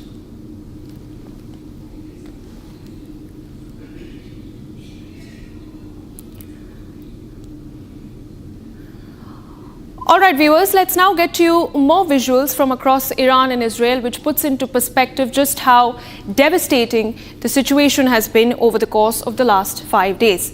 Now, on your screen is the first video, which shows how the Israeli Defense Forces struck command centers belonging to the Quds Force of the Islamic Republic regime and the Iranian military. That's video number 1 on your screen, which shows how the IDF has taken control of the IRGC command center in Tehran.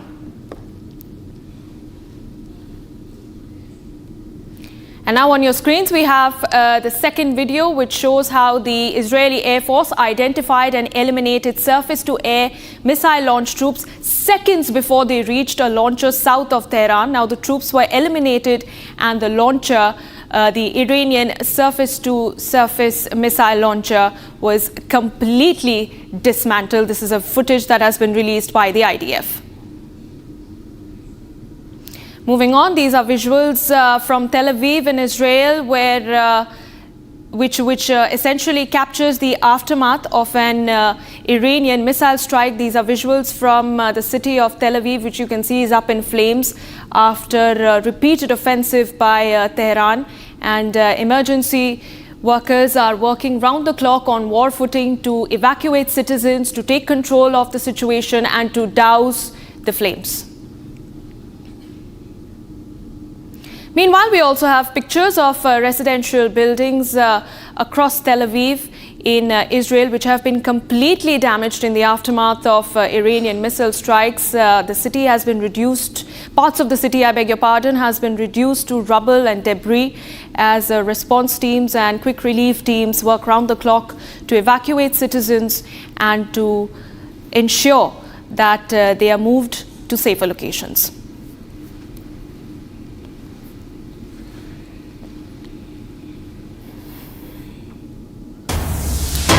Now back in India, viewers, shifting focus to what's been happening in Uttar Pradesh, where multiple encounters have taken place as part of Operation Langra. We are learning that encounters have taken place in Bahraich, Shamli, Firozabad and Kushinagar. In Bahraich, a daring encounter unfolded between the police and a criminal who attempted to escape after firing at the police team. The accused was shot in the leg during the exchange of gunfire and is currently receiving treatment in hospital. In Shamli, there is a murder-accused person in the village of Mamur under police station area by Kairana, where one accused was injured in an exchange of gunfire. And in Firozabad, we're learning that the police has arrested at least 4 notorious thieves and 2 accused belonging to the Odisha Jajpur interstate gang who used to do recce of goldsmiths and dupe them. They were injured in a police encounter in the Hata area in Kushinagar. Those are the visuals. Those are the visuals on your screen. This is Operation Langra, which is in action in full swing across the state of Uttar Pradesh. Ladies and gentlemen, this is the Yogi model which is in place where multiple encounters have been taking place across the state of Uttar Pradesh. This is hard action that the government has taken against criminals, murder accused, history sheeters, robbers and gang members. And those are the visuals from Behraich, Kushinagar and Firozabad respectively on your screen. The police have been working round the clock to identify and track criminals who have been evading the law for a long time, and now the law has finally caught up to them. And we have Operation Langra now, which is in place in full swing across the state of Uttar Pradesh, and this is tough action that the police has taken against the criminals.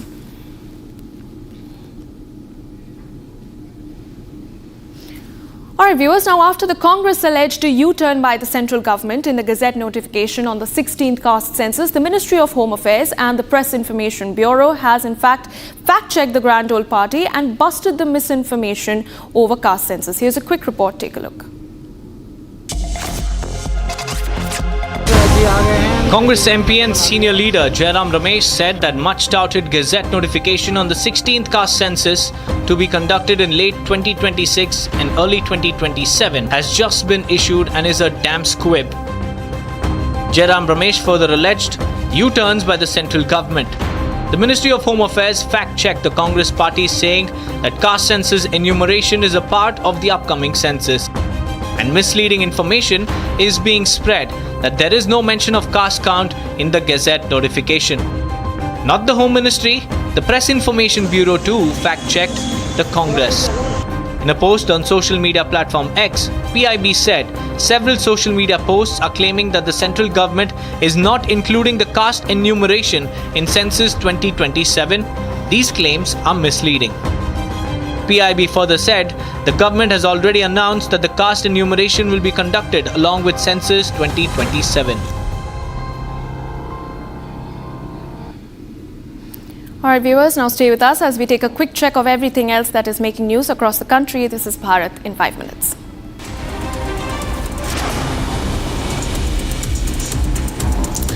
Union Home Secretary H.S. Govind Mohan will chair Amarnath Yatra security review meeting today in Srinagar. Top brass of the Indian Army and Air Force along with heads of Jammu and Kashmir Police, CRPF and BSF will also be in attendance. Agenda of the meeting is to finalize an action plan on security front as well as preparations for the Amarnath Yatra, which will commence from July 3rd.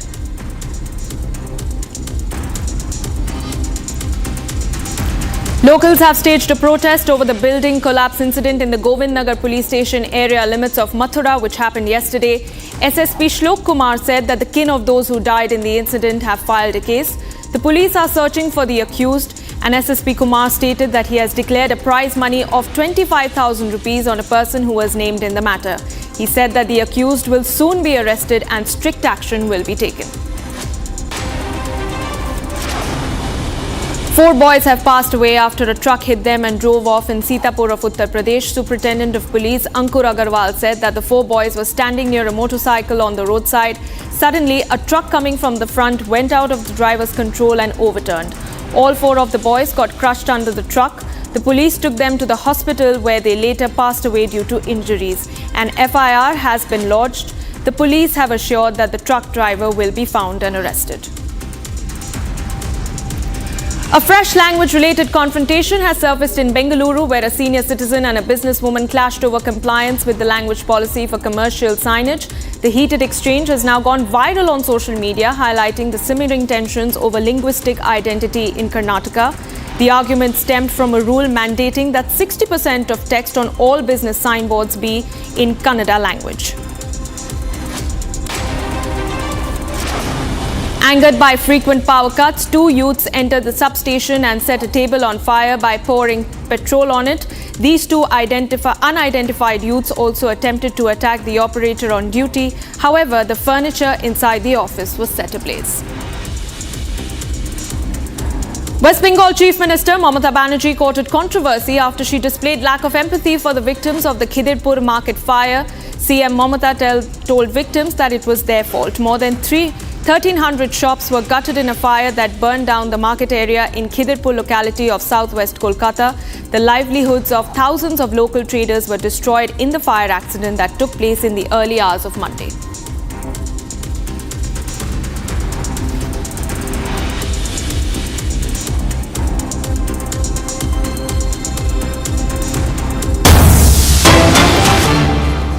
All right, viewers, we have some more breaking news coming in. This is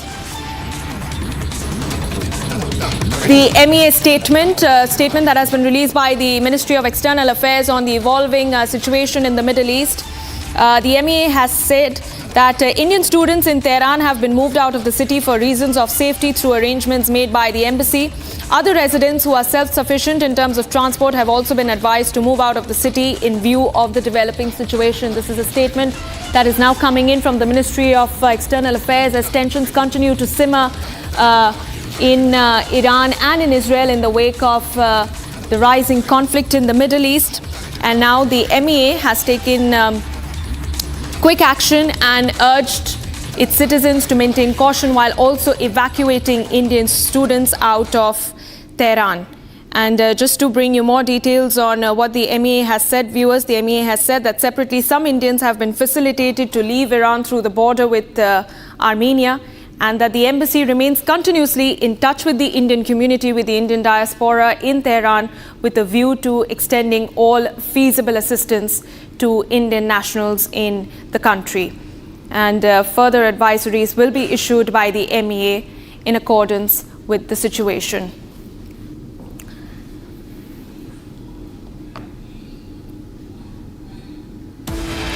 And now it's time for a very quick break, viewers. But on the other side, engine snag in San Francisco to Mumbai Air India flight. Another Ranchi-bound flight, which was an Air India Express flight, has also been diverted after technical issues. And Prime Minister Modi has now reached Canada. He is set to attend the G7 summit. On the other side of a very quick break, more details on that.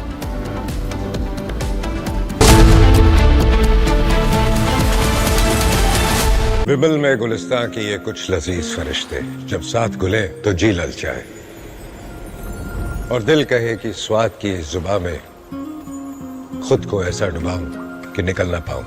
विमल की जुबान कुछ है ही ऐसी, मानते हैं ना? विमल, बोलो जुबा केसरी। अब छोलिया हो या लोबिया, सफेद चने या काले चने, सब कुछ मजेदार बने।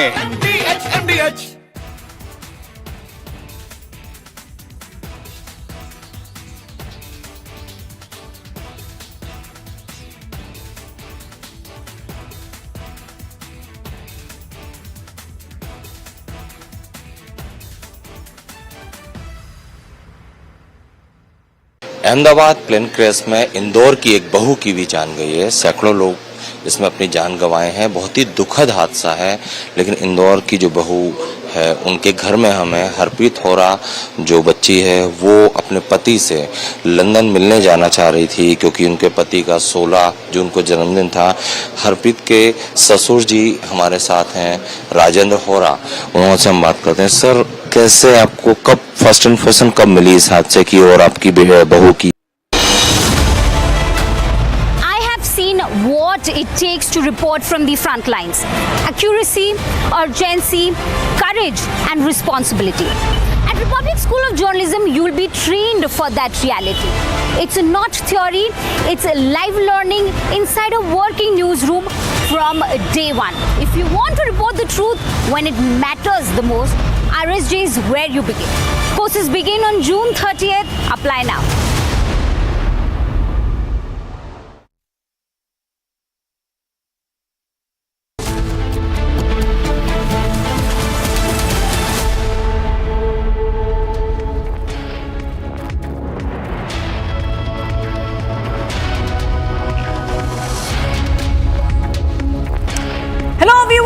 we are live and breaking. I'm Shivangi Shukla, getting you the latest coming in. We have a lot lined up for you in this show. We'll be talking about the Iran-Israel conflict, multiple developments coming in. G7 summit leaders have issued a joint statement backing Israel and saying that Iran has to de-escalate. All this and much more coming right up. But as usual, the headlines first. Let's get started.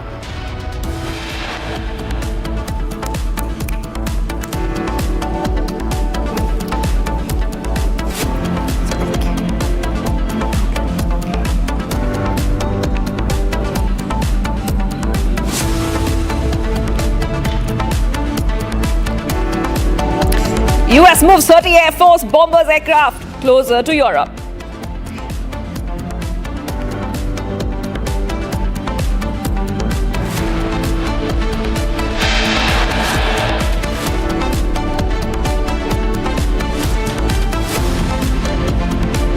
More Air India snacks found, technical snacks found in 2 Air India flights.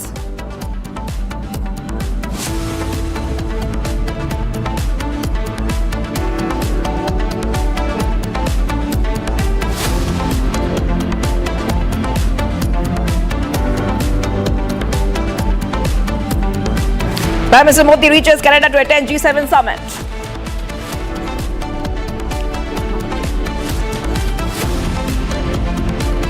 Israel-Iran escalation overshadowed G7 joint statement, says Iran can never have nuke.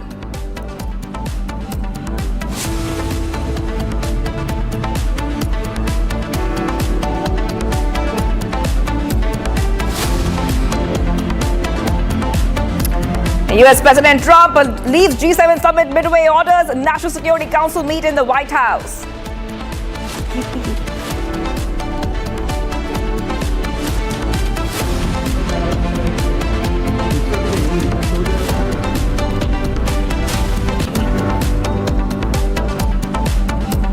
And evacuated 10,000 Indian students in Tehran, begins batch of 100 Indian students being evacuated through Armenia.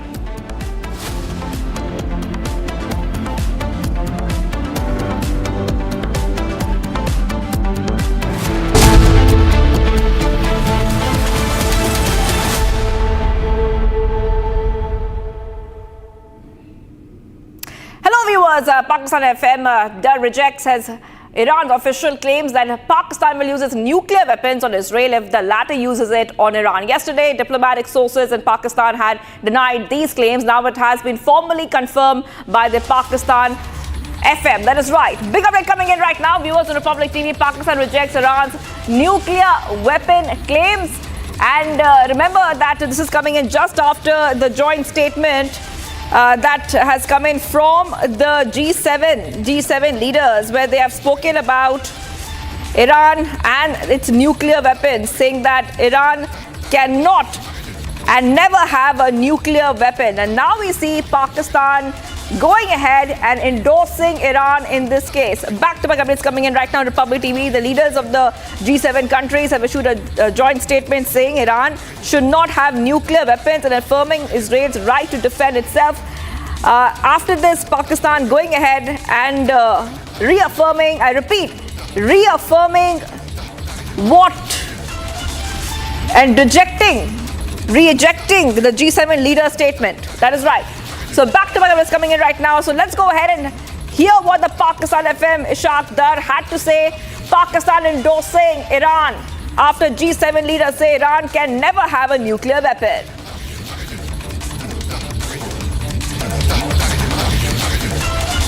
Pakistan ने ये कहा है कि अगर Israel ने हमारे ऊपर न्यूक attack किया तो पाकिस्तान इसराइल के ऊपर न्यूक्लियर हमला कर देगा।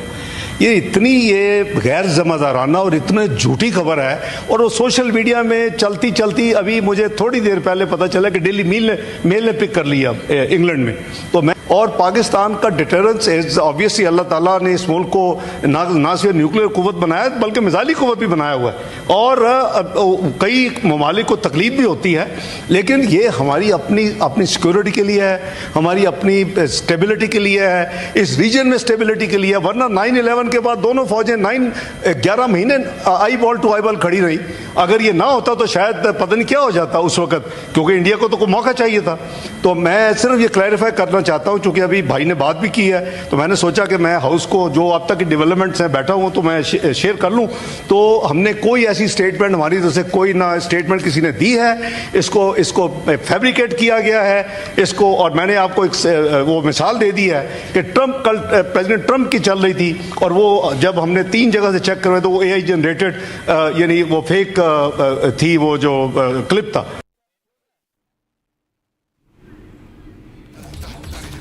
All right, big event coming in right now, viewers. Let's go ahead and reiterate what exactly has happened. Israel versus Iran war is exploding, and we saw that the G7 leaders have backed Israel, but warned Iran, gave a very important warning to Iran. Iran can never have nuclear weapons.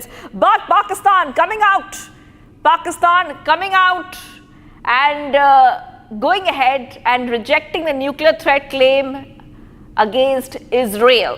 So we see the camps being split right now, and this is coming just after the leaders of the G7 countries issued a joint statement saying Iran should not have nuclear weapons and affirming Israel's right to defend itself. Pakistan coming out with its own statement and clearly saying that Iran's nuclear capabilities and Iran's nuclear statement by the G7 leaders has been completely denied by Pakistan. So these are some back-to-back updates coming in right now. Pakistan absolutely rejecting what the G7 leaders have said, calling it fabricated and irresponsible. That is right. So big update coming in right now, viewers, on Republic TV. And remember, this is coming just after the leaders of the G7 countries issued a joint statement saying Iran should not have nuclear weapons and affirming Israel's right to defend itself.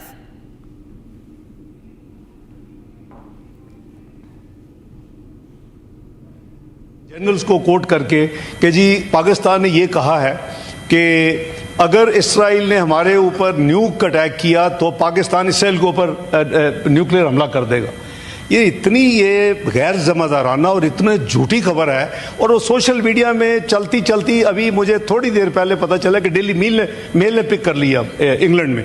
तो मैं और पाकिस्तान का deterrence is obviously अल्लाह ताला ने इस मुल्क को ना सिर्फ न्यूक्लियर कुव्वत बनाया बल्कि मिसाइली कुव्वत भी बनाया हुआ है, और कई ममालिक को तकलीफ भी होती है, लेकिन ये हमारी अपनी सिक्योरिटी के लिए है, हमारी अपनी स्टेबिलिटी के लिए है, इस रीजन में स्टेबिलिटी के लिए है। वरना 9/11 के बाद दोनों फौजें 11 महीने eyeball to eyeball खड़ी रही।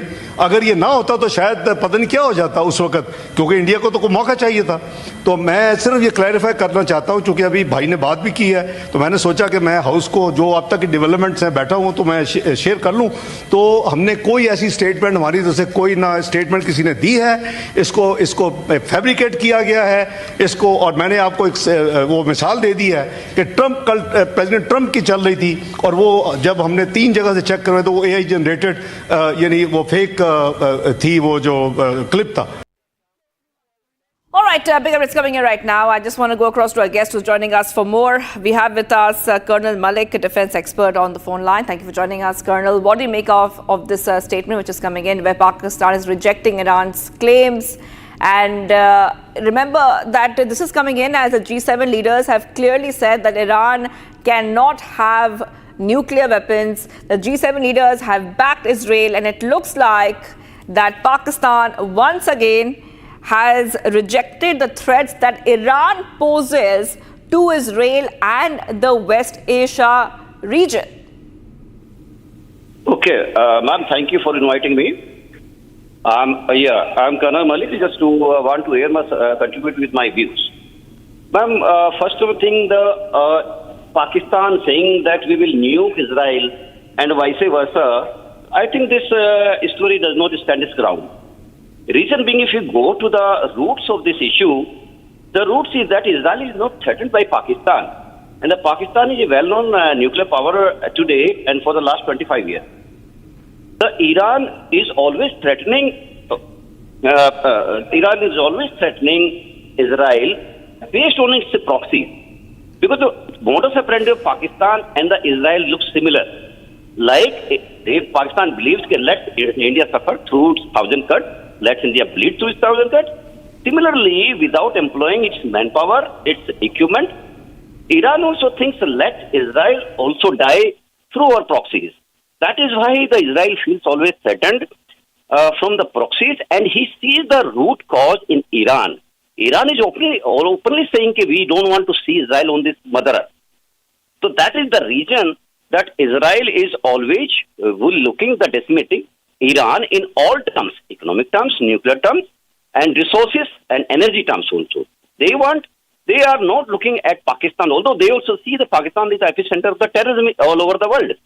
But however, seeing the current situation, Israel also will not get involved in the Pakistan, seeing that it's stretching too much of far, and Pakistan doesn't have the capability to strike Israel directly or indirectly.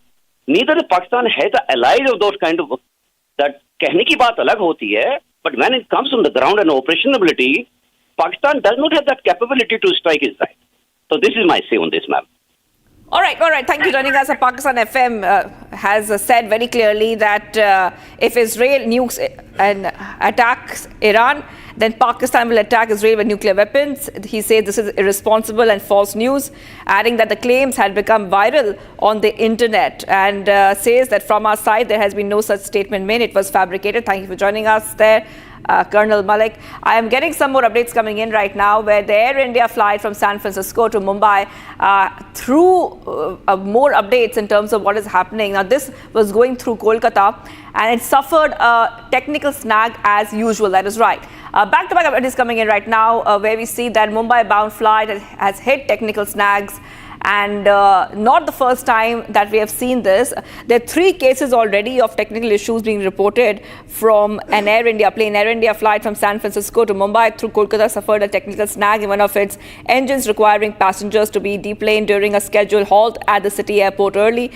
Flight arrived on time at the city airport, but a technical snag in the left engine delayed the takeoff at around 5:20 hours. An announcement was made in the aircraft asking all the passengers to deplane. The captain of the plane told that the passengers, the decision was being made in the interest of flight safety. Another incident has come to the fore. The Air India has expressed that this was a technical snag which has led to this issue. Now, what we see is that on your screens are 2 flights and 1 technical snag. The exact scenario repeating time and again.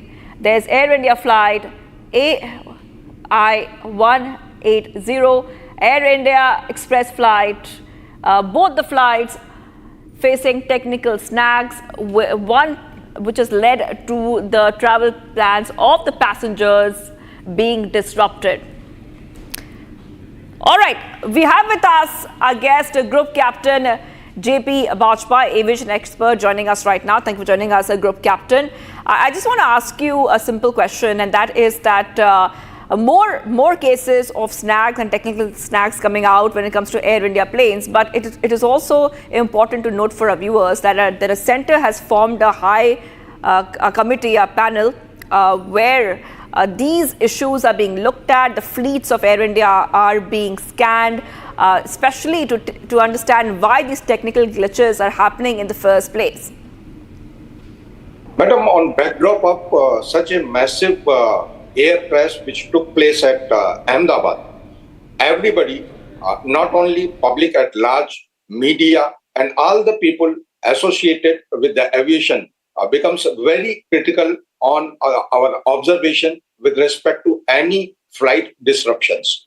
Unless until we know what were the details of technical difficulties or technical snag on these aircraft, these flights, it will be difficult to make a comment or to link with each other. However, in routine operations and the flights, such technical snags keeps emerging.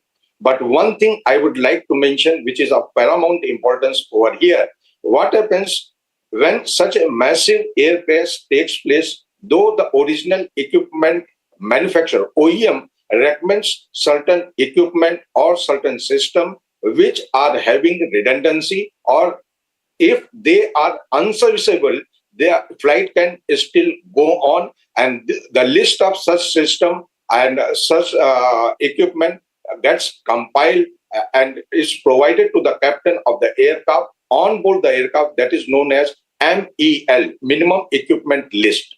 Simultaneously, pilot is assisted for its operations. There is a quick reference handbook. There is a reference of these systems which are having a minor difficulty get listed, which stipulates the aircraft maintenance engineer's actions, followed by acceptance by the captain, and ultimately captain should be comfortable to fly the aircraft with minor unserviceability, which are approved or cleared by MEL handbook. But in such a scenario, when everybody is so critical for the technical unserviceability, and if pilot has to take his own discretion, he prefers for the sake of flight safety to put down the snag, and aircraft remains on the ground till the time it is rectified. All this right, is I say on the subject. Yes, thank you for joining us there. That's Group Captain GP Bajpai, aviation expert, ex-consultant, flight safety, Air India, joining us there. I think we have with us Iona as well from our Republic newsroom to help us understand the story a little bit better. Iona, we are trying to help our viewers understand what really is happening. But one thing is very, very clear. Technical glitches have been caught, thankfully, on time, so passengers are safe. That is very important to note for our viewers. But the question is that what is really wrong in this Air India flights that so many technical glitches are being caught back to back every day, Iona? Absolutely, Shivangi. In fact, that's a question that Air India and Tatas must answer as to why Air India so far has failed to comply with DGCA rules and carry out and enhance their safety checks, because this is something that they've always maintained, that passenger safety is paramount for them. Yet we're seeing that over the last few days, and especially in the aftermath of that tragic AI-171 crash, that several such snags have been reported. In fact, as we speak, I'd like to report to our viewers two more instances. This is a case of Air India flight AI-180, which reported an engine snag, and this was a flight that was bound to Kolkata. Passengers were deplaned due to engine trouble, and the flight was headed from San Francisco to Mumbai via Kolkata, and a technical issue absolutely grounded the flight, and passengers were left in the lurch. And we have another case of an Air India Express flight, which was a Ranchi-bound flight, which was diverted back to Delhi after reporting technical snags mid-air. Now, these two instances, of course, come a day after we extensively reported on the case of the Delhi-bound Hong Kong Air India flight, which had to be diverted back to Hong Kong after it reported snags mid-air. And it puts the focus back on the question of passenger safety, Shivangi, and why Air India is reporting so many issues over the past couple of days. And the DGCA has come down heavily on Air India and Boeing 787 fleets over failure to comply with their safety standards. And of course, there's a lot of scare among passengers at the moment, and this is something that the Air India company and the Tatas must answer. That is right, Iona. Thank you for getting those details. I will be coming back to you. Two flights, same glitches, same technical issues. Okay, we move ahead right now, viewers, because we're getting some more updates after Congress alleged U-turn by central government in the Gazette notification on the 16th census. The Ministry of Home Affairs and the PIB fact-checked the Grand Old Party and busted the misinformation over caste census. Here's a report. Take a look. Congress MP and senior leader Jairam Ramesh said that much-touted Gazette notification on the 16th caste census to be conducted in late 2026 and early 2027 has just been issued and is a damn squib. Jairam Ramesh further alleged U-turns by the central government. The Ministry of Home Affairs fact-checked the Congress party, saying that caste census enumeration is a part of the upcoming census. And misleading information is being spread that there is no mention of caste count in the Gazette notification. Not the Home Ministry, the Press Information Bureau too fact-checked the Congress. In a post on social media platform X, PIB said several social media posts are claiming that the central government is not including the caste enumeration in Census 2027. These claims are misleading. PIB further said the government has already announced that the caste enumeration will be conducted along with Census 2027.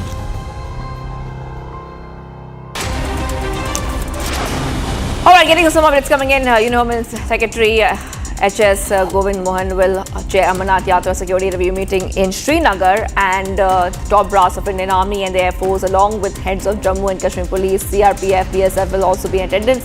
Agenda of the meeting is to finalize action plan on security front as well as preparations for the Amarnath Yatra, which will commence from July 3rd. Locals have staged a protest over the building collapse incident in the Govind Nagar police station area limits of Mathura, which happened yesterday. SSP Shlok Kumar said that the kin of those who have died in the incident have filed a case. Police are searching for the accused. SSP Kumar stated that he has declared a prize money of ₹25,000 on a person who was named in the matter. He said that the accused will soon be arrested with strict action will be taken. 4 boys have passed away after a truck hit them and drove off in Sitapur of Uttar Pradesh. Superintendent of Police Ankur Agarwal stated that 4 boys were standing near a motorcycle on the roadside. Suddenly, a truck coming from the front went out of the driver's control and overturned. All 4 of the boys got crushed under the truck. The police took them to the hospital where they later passed away due to injuries. An FIR has been lodged. The police have assured that the truck driver will be found and arrested. Fresh language-related confrontation has surfaced in Bengaluru, where a senior citizen and a businesswoman clashed over compliance with the language policy for commercial signage. The heated exchange has now gone viral on social media, highlighting the simmering tensions over linguistic identity in Karnataka. The argument stemmed from a rule mandating that 60% of text on all business signboards will be in Kannada language.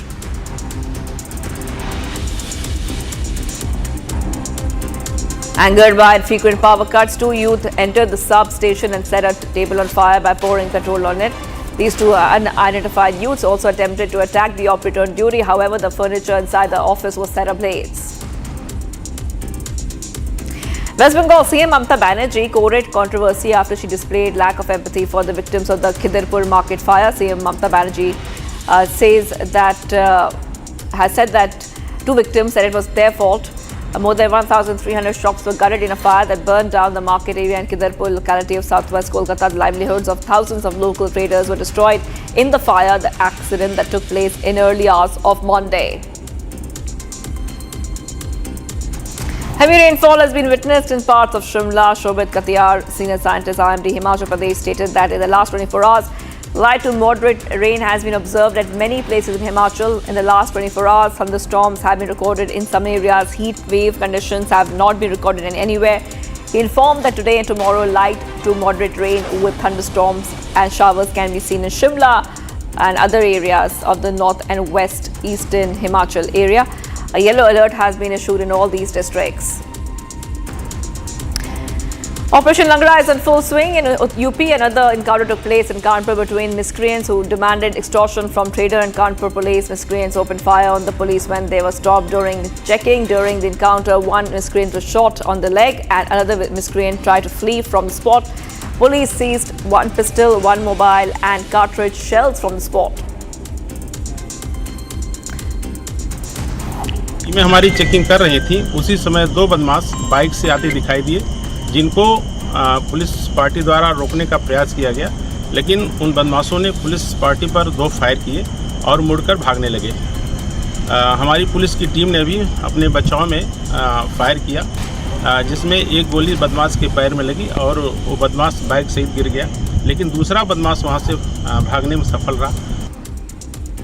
Private bus fell into a gorge. This happened in Mandi district in Himachal Pradesh. As per reports, 15 to 20 people have been injured in the accident. Meanwhile, relief and rescue operations are obstructed due to heavy rains in the state. 2 people are suspected to be trapped under the bus.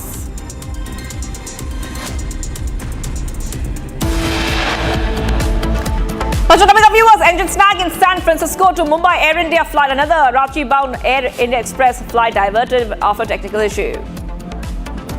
Prime Minister Modi has reached Canada for the G7 summit. Multiple bilateral meetings lined up. Stay tuned. We are live in breaking.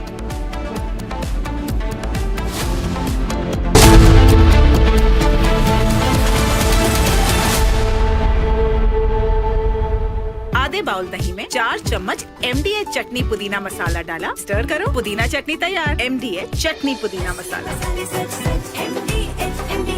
आपकी favourite Hyundai cars पर मिल रही है amazing deals. वैसे लोगे तो आप Hyundai ही, चाहे दिल की सुनो या डील्स की, तो जल्दी चले आओ हुंडई शोरूम। दादी के हाथों का जादू और खुशबू से महकता घर, माँ की मुस्कुराहट और खाने की सुगंध। MDH गरम मसाला, क्योंकि हर रिश्ता है स्वाद से जुड़ा। 15 साल हो गया उनको वहाँ पे, 10-15 साल से। और इंडिया में कब से आए थे? इंडिया यहाँ पे उनके मम्मी का हार्ट हो गया था बोल के उनको मिलने आए थे। तो 6 दिन में रिटर्न था उनका जाने का, तो 6 दिन में ये हादसा हो गया।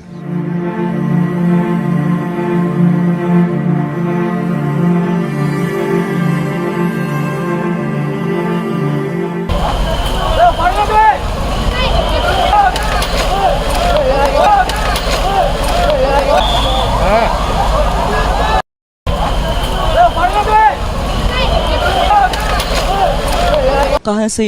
अहमदाबाद की प्रॉपर रहने वाले? नहीं, वो एक्चुअली रहते हैं हम लोग बॉम्बे है क्या। और वाया फ्लाइट था, तो बॉम्बे से यहाँ आए थे। यहाँ से हम लोग को उनको लंदन जाना था, UK जाना था। I don't just report from courtrooms on verdicts, I decode them. From breaking news to complex legal verdicts, every word is backed by law. At the Republic School of Journalism, you will learn how to report on legal issues with accuracy and speed. The RSJ Diploma, starting on the 30th of June. Apply now. MDH की हल्दी मिर्ची धनिया करे कमाल, ये रंग दे, ये खुशबू दे, ये तीखा, ये कम पड़े, क्या निराला MDH मसाला। विमल में गुलिस्तां के ये कुछ लजीज फरिश्ते जब साथ घुलें तो जी ललचाए, और दिल कहे कि स्वाद की जुबान में खुद को ऐसे डुबाऊं कि निकल ना पाऊं। विमल की जुबान कुछ है ही ऐसी, मानते हैं? विमल, बोलो जुबान कैसी? सीक्रेट रेसिपी MDH का जीरा सिप जलजीरा मसाला। सिप सिप जीरा सिप MDH का जलजीरा सिप MDH का जलजीरा सिप।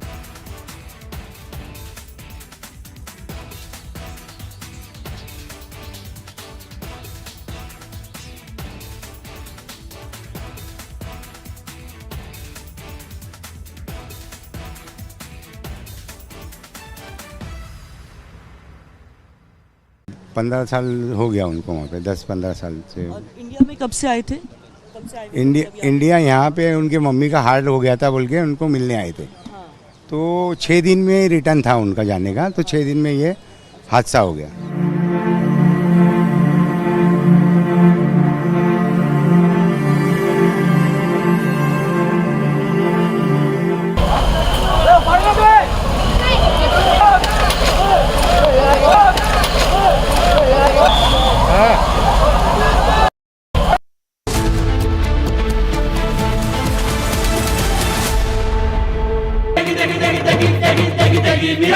MDH की देगी मिर्च, देगी मिर्च का तड़का, अंग अंग फड़का। MDH की देगी मिर्च। विमल में गुलिस्तां की ये कुछ लजीज फरिश्ते जब साथ घुले तो जी ललचाए, और दिल कहे कि स्वाद की जुबान में खुद को ऐसा डुबाऊं कि निकल ना पाऊं। विमल की जुबान कुछ है ही ऐसी, मानते हैं ना? विमल, बोलो जुबान कैसी? अहमदाबाद प्लेन क्रैश में इंदौर की एक बहू की भी जान गई है। सैकड़ों लोग इसमें अपनी जान गंवाए हैं। बहुत ही दुखद हादसा है, लेकिन इंदौर की जो बहू है उनके घर में हमें हरप्रीत होरा जो बच्ची है वो अपने पति से लंदन मिलने जाना चाह रही थी, क्योंकि उनके पति का 16 जून को जन्मदिन था। हरप्रीत के ससुर जी हमारे साथ हैं, राजेंद्र होरा, उनसे हम बात करते हैं। सर, कैसे आपको कब फर्स्ट इन्फॉर्मेशन कब मिली इस हादसे की और आपकी बहू की? सर, मीडिया के माध्यम से प्लेन क्रैश की जानकारी मिली, प्रथम वहीं से मिली। अब बिटिया उसी प्लेन में जा रही थी, तो नैसर्गिक रूप से मन में डाउट हुआ, पर एक उम्मीद की किरण थी, क्योंकि पहले 30 लोगों का सुना, फिर 50 लोगों का, फिर संख्या बढ़ती चली गई। फिर आपको वहां से किसका फोन आया जिसने जानकारी दी कि आपकी बहू भी नहीं रही? ये न्यूज़ चैनल के माध्यम से कि 242 लोगों में से एक बचा, तो 241 का ही था। और उनके फादर उनको छोड़ने गए थे, वो छोड़ के निकले, कुछ दूरी पहुँचे थे, फिर उनको प्लेन हादसे की जानकारी लगी। फिर उनसे बातचीत करी तो उन्होंने बताया कि प्लेन क्रैश हो गया है, बिटिया उसी में ही थी। 16 तारीख को शायद हरप्रीत के जो हस्बैंड हैं रॉबी, उनका बर्थडे था, उनसे मिलने जा रही थी। हाँ जी, पहले 19 को जा रही थी, 16 को बर्थडे था, तो बेटे के साथ उसने प्लान किया कि यूरोप भी घूमेंगे साथ में हम, तो वो इस हिसाब से 12 तारीख को निकल गई थी। 15 तारीख को यूरोप घूमने की तैयारी थी उनकी जी। हादसे के लिए आपसे From Asia's largest news headquarters, setting the agenda for Bharat.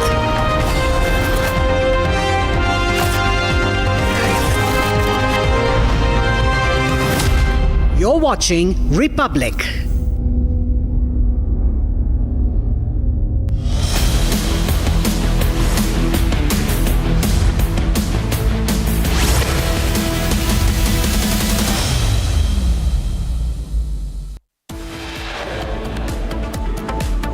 US moves 30 Air Force bomber aircrafts closer to Europe.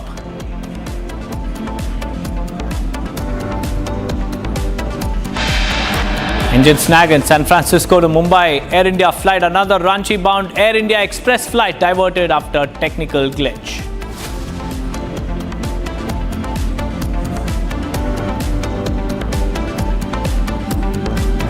PM Modi lands in Canada to attend the all-important G7 summit.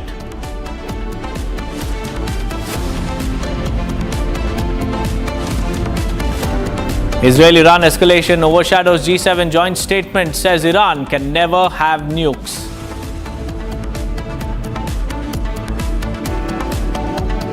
Donald Trump contradicts Macron's statement on Israel-Iran ceasefire, says Macron has no idea why he cut short his G7 visit. Trump hints at something bigger than ceasefire, says stay tuned. MEA issues advisory for Indian students in Iran. Evacuations of 10,000 Indian students in Tehran begins. Batch of 100 students being evacuated via Armenia.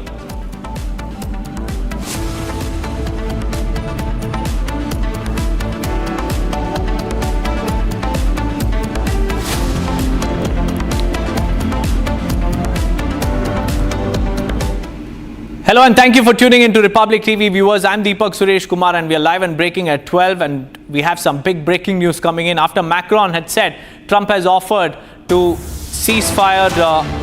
negotiate ceasefire agreement between Iran and Israel, Trump has slammed the French president, saying he has no idea on why Trump left early from the G7 summit. Trump has denied claims of French President Macron on Iran and Israel ceasefire and hints at something bigger on the conflict. Donald Trump has now rejected Macron's statement. It's a diplomatic flashpoint that has erupted right in the middle of the G7 summit.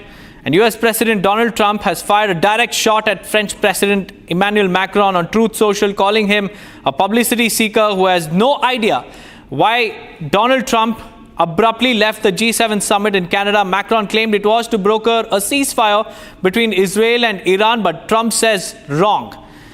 The move, he says, is much bigger than just a ceasefire. And in typical Donald Trump style, on his Truth social media account, he said, stay tuned, which means Donald Trump is hinting at something bigger than just a ceasefire. This is the latest breaking news that we are tracking. Macron earlier claimed that Donald Trump abruptly left the G7 summit to broker a ceasefire between Israel and Iran, but Donald Trump there, after landing in in Washington D.C. in the United States, has now shot down Macron's statement, saying that Macron has no clue about Donald Trump's decision to abruptly leave the G7 summit.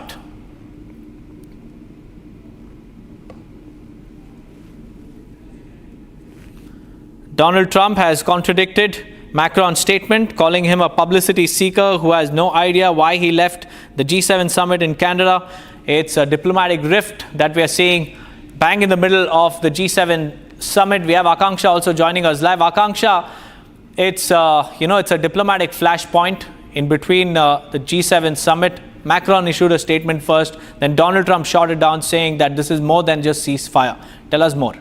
Absolutely, Deepak. Remember earlier today, Donald Trump had to cut short his trip to G7. In fact, he was in Canada. He had to cut short his visit and return back to Washington. And after that, the French president had said that this is a positive move, given the urgent need to push both Israel and Iran towards a ceasefire. And after that, this clearly did not sit right with Donald Trump. He issued a statement, as you also rightly pointed out, on social media, saying that publicity-seeking president of France mistakenly said that I left G7 summit in Canada to go back to DC to work on a ceasefire between Israel and Iran. Wrong. He has no idea why I am now on my way to Washington, but certainly has done nothing to do with the ceasefire.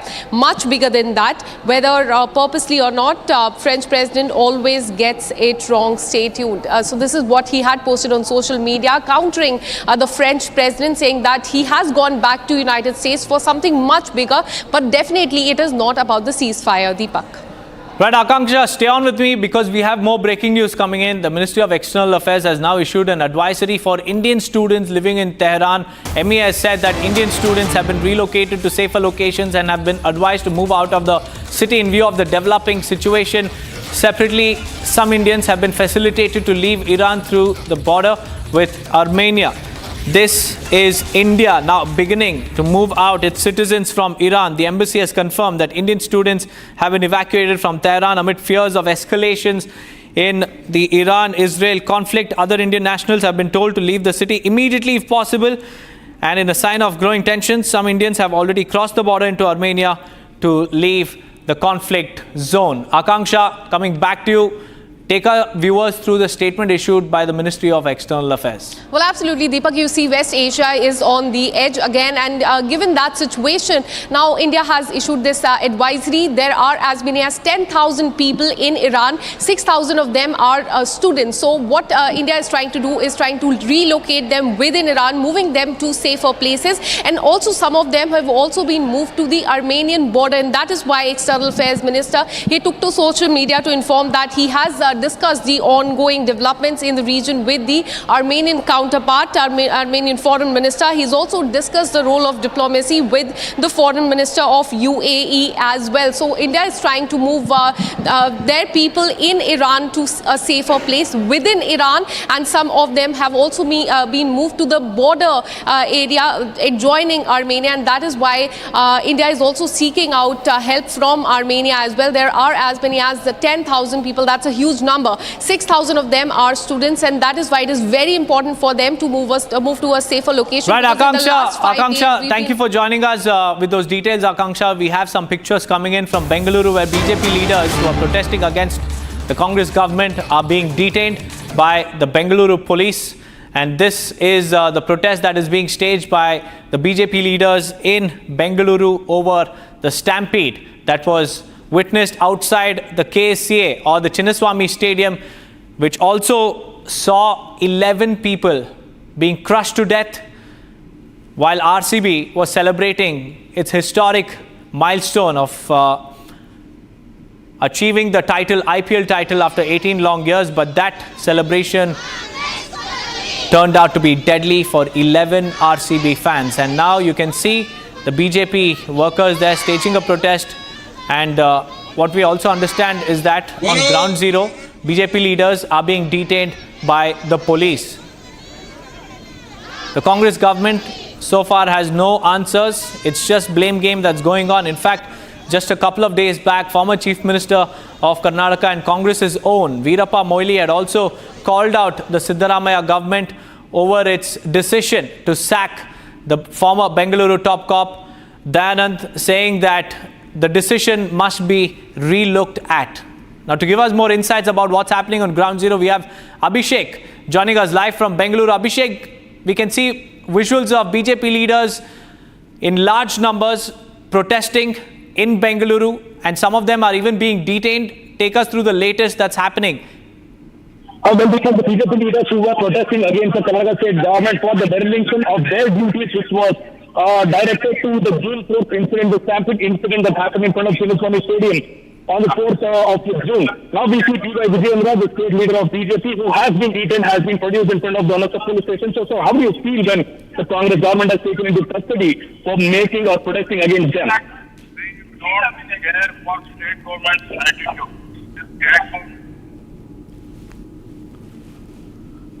But there you can see that's the massive police deployment at the protest site, and these protesters are also being detained while the police are trying to push them back. The protesters are now demanding accountability and responsibility for the stampede that claimed the lives of 11 innocent RCB fans who were just there at the Chinnaswamy Stadium to celebrate RCB's IPL title. But the state government completely turning a blind eye to those arrangements, to those requests, to those letters that were written by the Bengaluru top cop, the governor, the KCA. All of these letters were completely ignored. There was no adequate police deployment. Arrangements were not made, and due to the lapses on the part of the administration, it was the 11 innocent RCB fans who paid the price with their lives. And now it's almost 2 weeks since that horrific stampede took place. So far, there has been no accountability yet from the state government. All they're doing is blaming RCB, blaming the event organizers, blaming the top cop, so much so that they even sacked him. Within 24 to 48 hours from the stampede, the Karnataka government sacked the top cop. And this decision hasn't really gone down well within the Congress party itself, because we've seen Veerappa Moily, the former chief minister, asking the Siddaramaiah government to relook at their decision of sacking the top cop. And he claimed that the Karnataka government must take responsibility for what happened. And days after that, we are seeing BJP leaders, BJP workers arriving in large numbers, staging a protest against the Congress government in Bengaluru.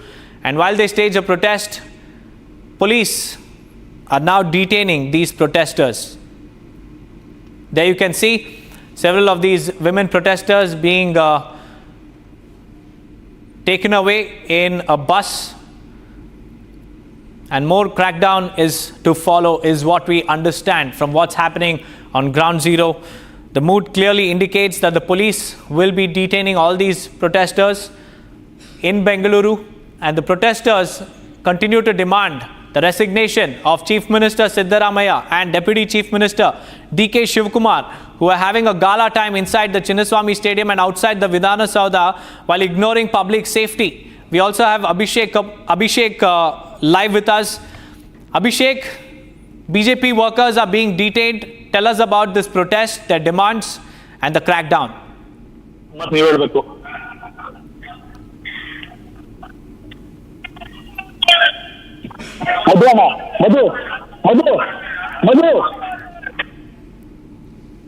Well, Abhishek is at the protest site, and let me try and reconnect with him. Abhishek, can you hear me? I can hear you. There's a lot of commotion and there's some drama happening on ground zero, viewers, and Abhishek is right in the middle of that. He's trying to get us the latest from ground zero, but we'll try and connect back with him. But these are the pictures on your screens. On the left side, you can see the horrific stampede that took place on June 4th, a day after RCB won its IPL title, made an IPL title in 18 years.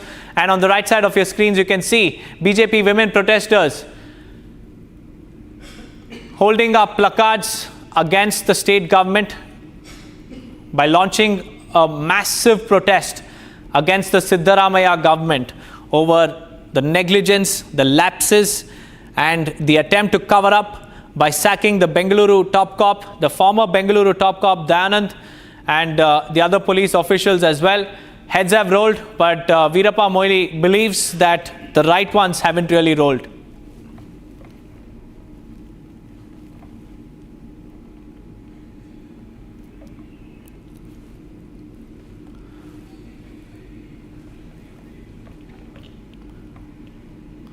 Moving on, viewers, we have some big breaking news coming in as far as the Amarnath Yatra is concerned. A high-level security meeting will now be chaired.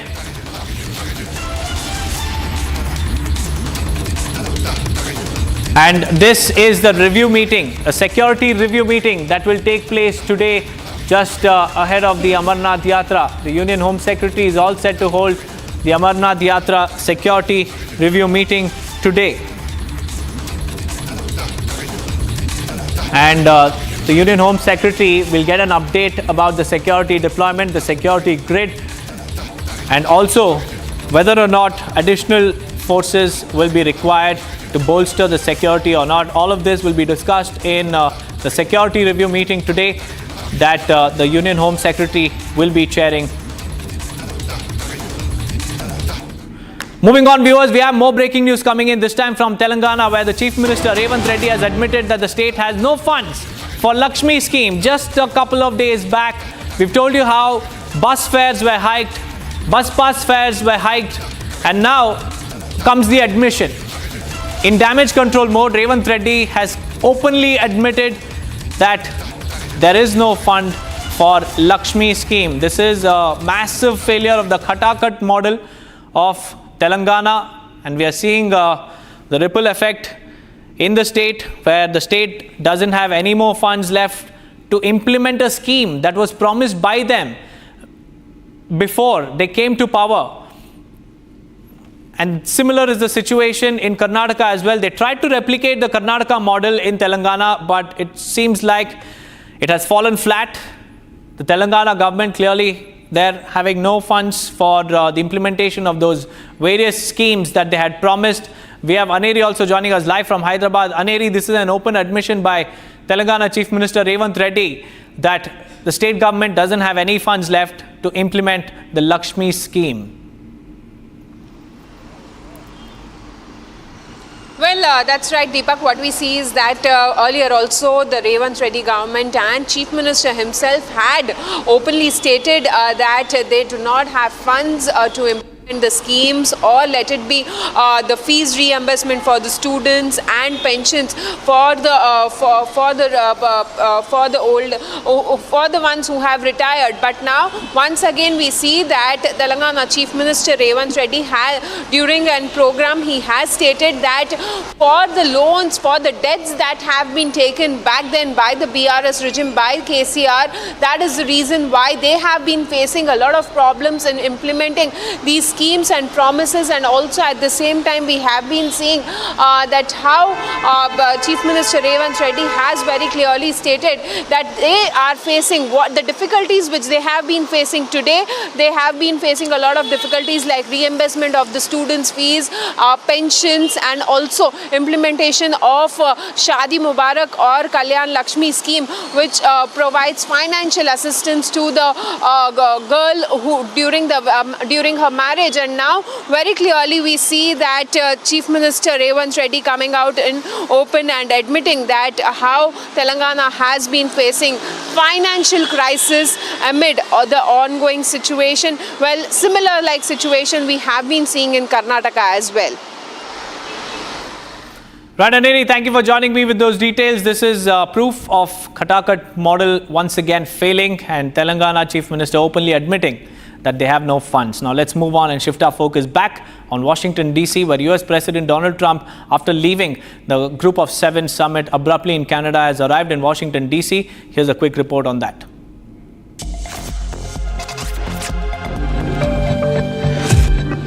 US President Donald Trump has left one day early from the G7 summit that is being held in Kananaskis of Canada.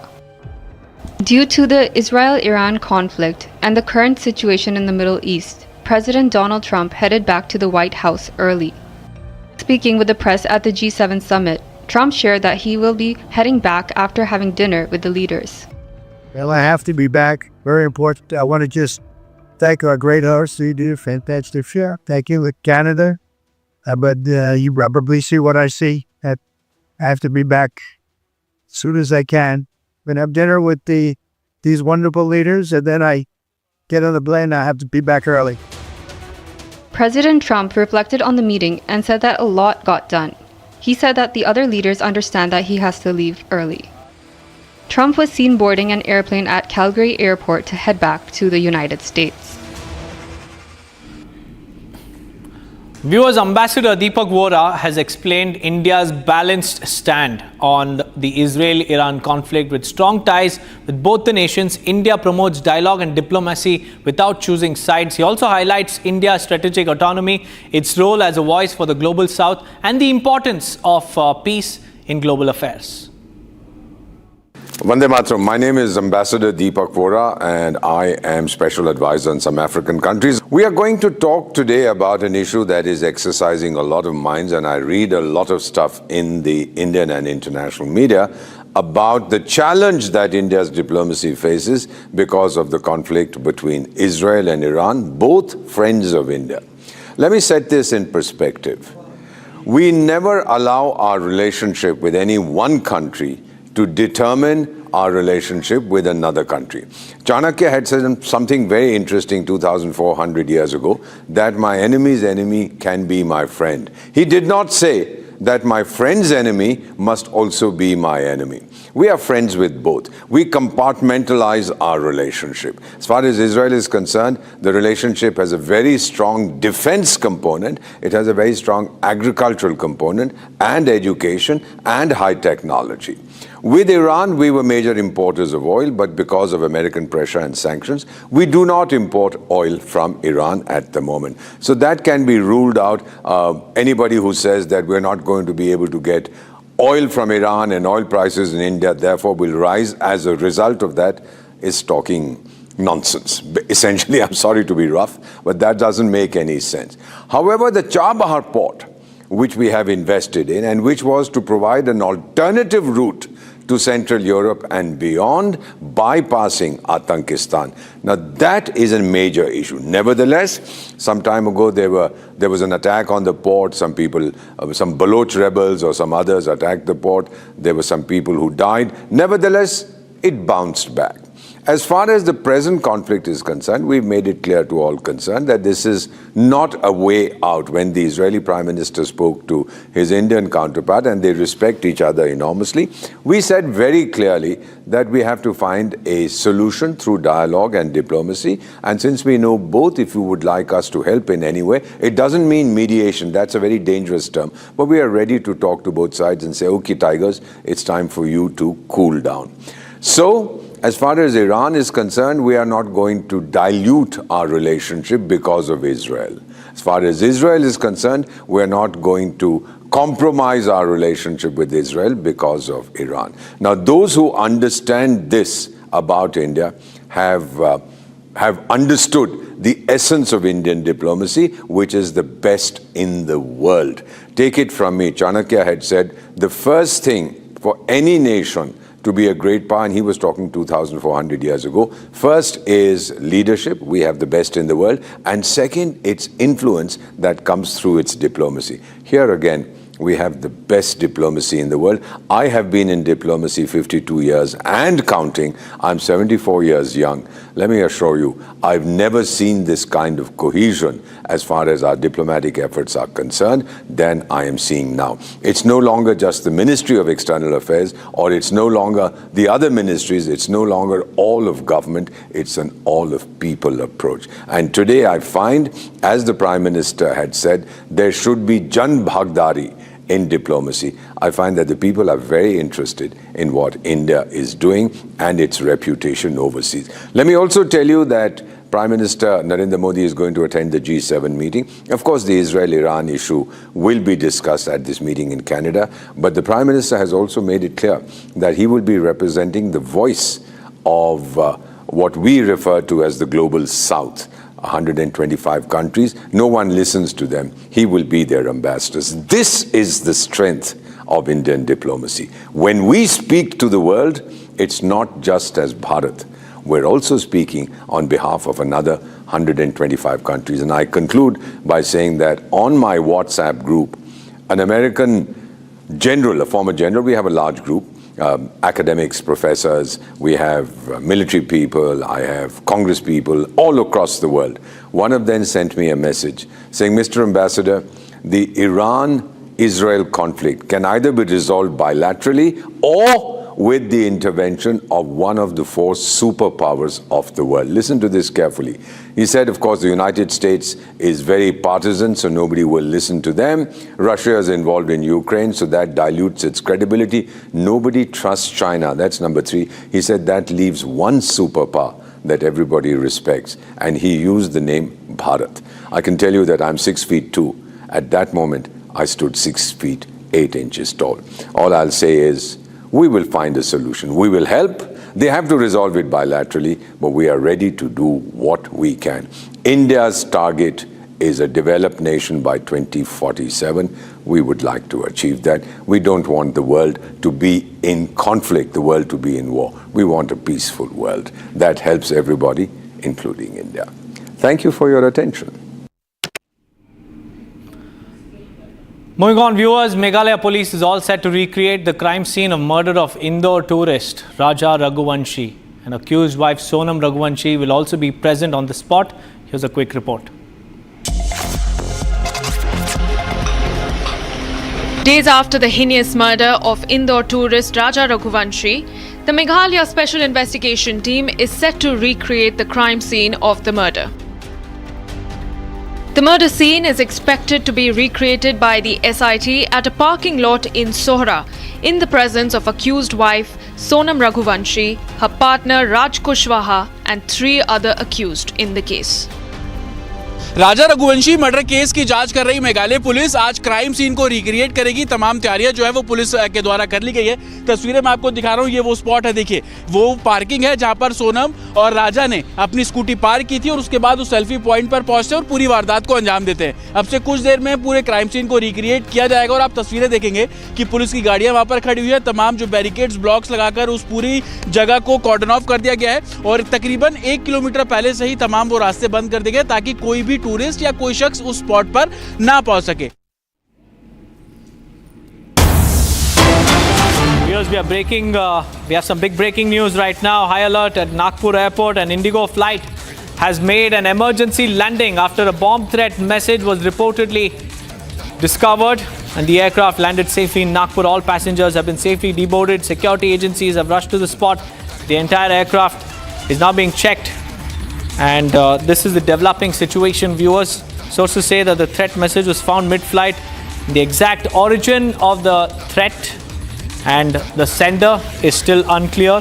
Indigo and the airport authorities are yet to issue a full statement. But what we know is that all passengers are safe. Akanksha is live with us. Akanksha, another day, another bomb threat. Indigo flight has made an emergency landing in Nagpur. What more details do we have? Absolutely. What we're learning so far is that this Delhi-bound flight, which took off from Kochi, made an emergency landing in Nagpur.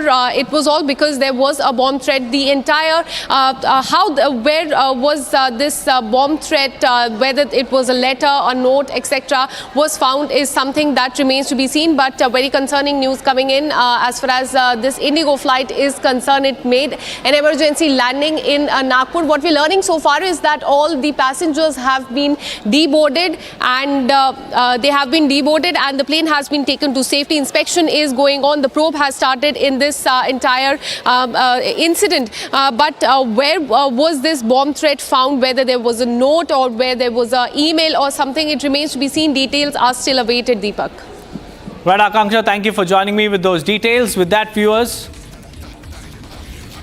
with that, we'll slip into a very short break, but we'll be right back with live and breaking news updates on the other side. Do stay tuned.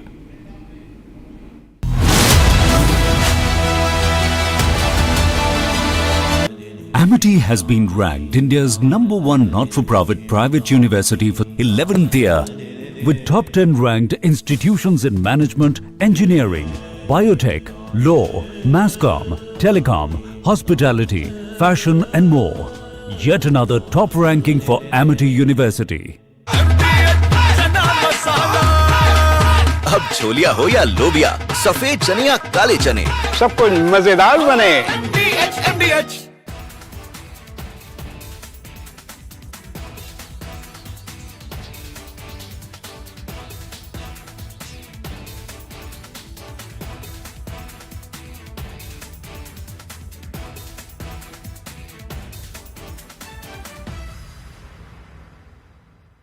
15 साल हो गया उनको वहाँ पे, 10-15 साल से। और India में कब से आए थे?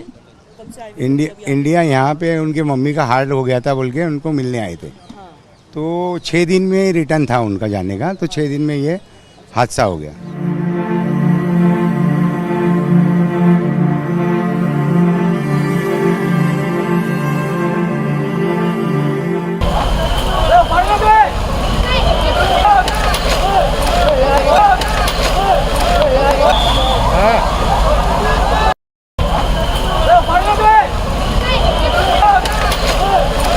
कहाँ से?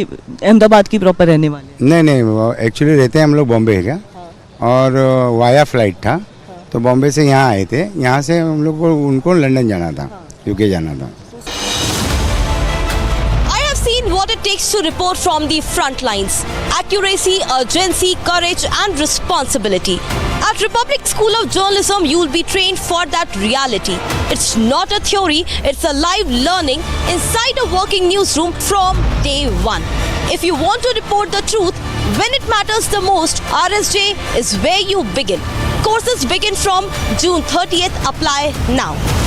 विमल में गुलिस्तां के ये कुछ लजीज फरिश्ते जब साथ घुले तो जी ललचाए और दिल कहे कि स्वाद की जुबान में खुद को ऐसे डुबाऊं कि निकल ना पाऊं। विमल की जुबान कुछ है ही ऐसी, मानते हैं? विमल, बोलो जुबान कैसी? आधे बाउल दही में 4 चम्मच MDH चटनी पुदीना मसाला डाला, स्टर करो, पुदीना चटनी तैयार। MDH चटनी पुदीना मसाला।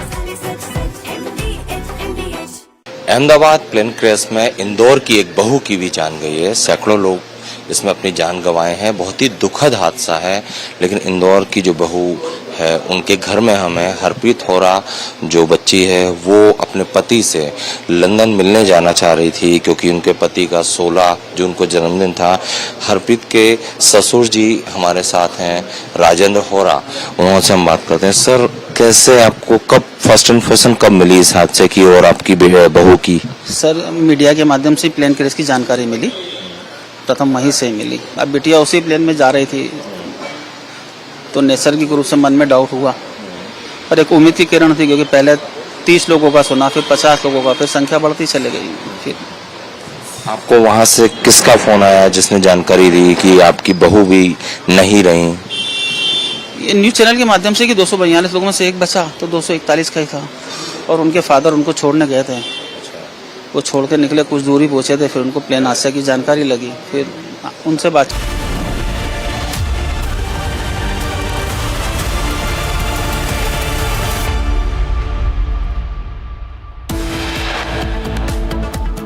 Hello viewers, top headlines. US moves 30 Air Force bomber aircrafts closer to Europe.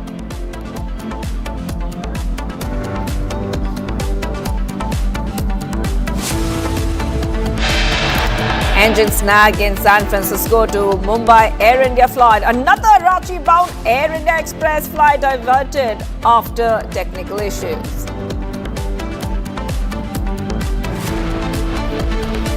Prime Minister Modi reaches Canada for the G7 summit.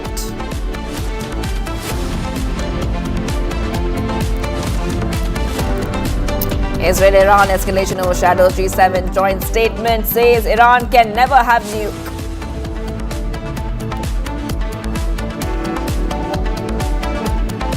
Trump contradicts Macron's statement on Israel-Iran ceasefire, says Macron has no idea why he cut short his G7 visit. Trump hints at something bigger than ceasefire. And MEA issues advisory for Indian students in Iran. Evacuation of 10,000 Indian students in Tehran begins. Batch of 100 Indian students begins. They are being evacuated through Armenia.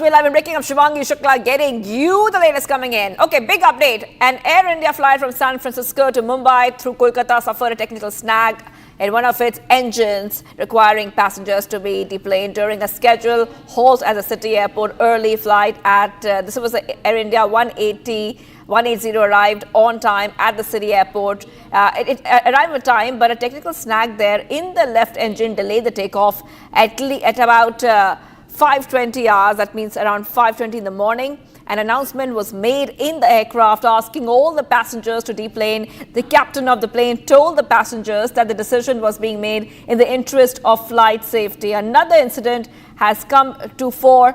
That means that there are two incidents we are talking about right now, where Air India Express Ranchi-bound flight was diverted back to Delhi after facing technical snags. That is right, viewers. So two incidents of technical snags in an Air India flight. Latest coming in on your screen, you can see this is Air India flight AI 180, Air India Express flight, two flights, both of them suffering technical snags, both of them being diverted, returning mid-air or forcing deplaning due to technical issues. You know, again, we see that many questions being raised about safety when it comes to Air India flights.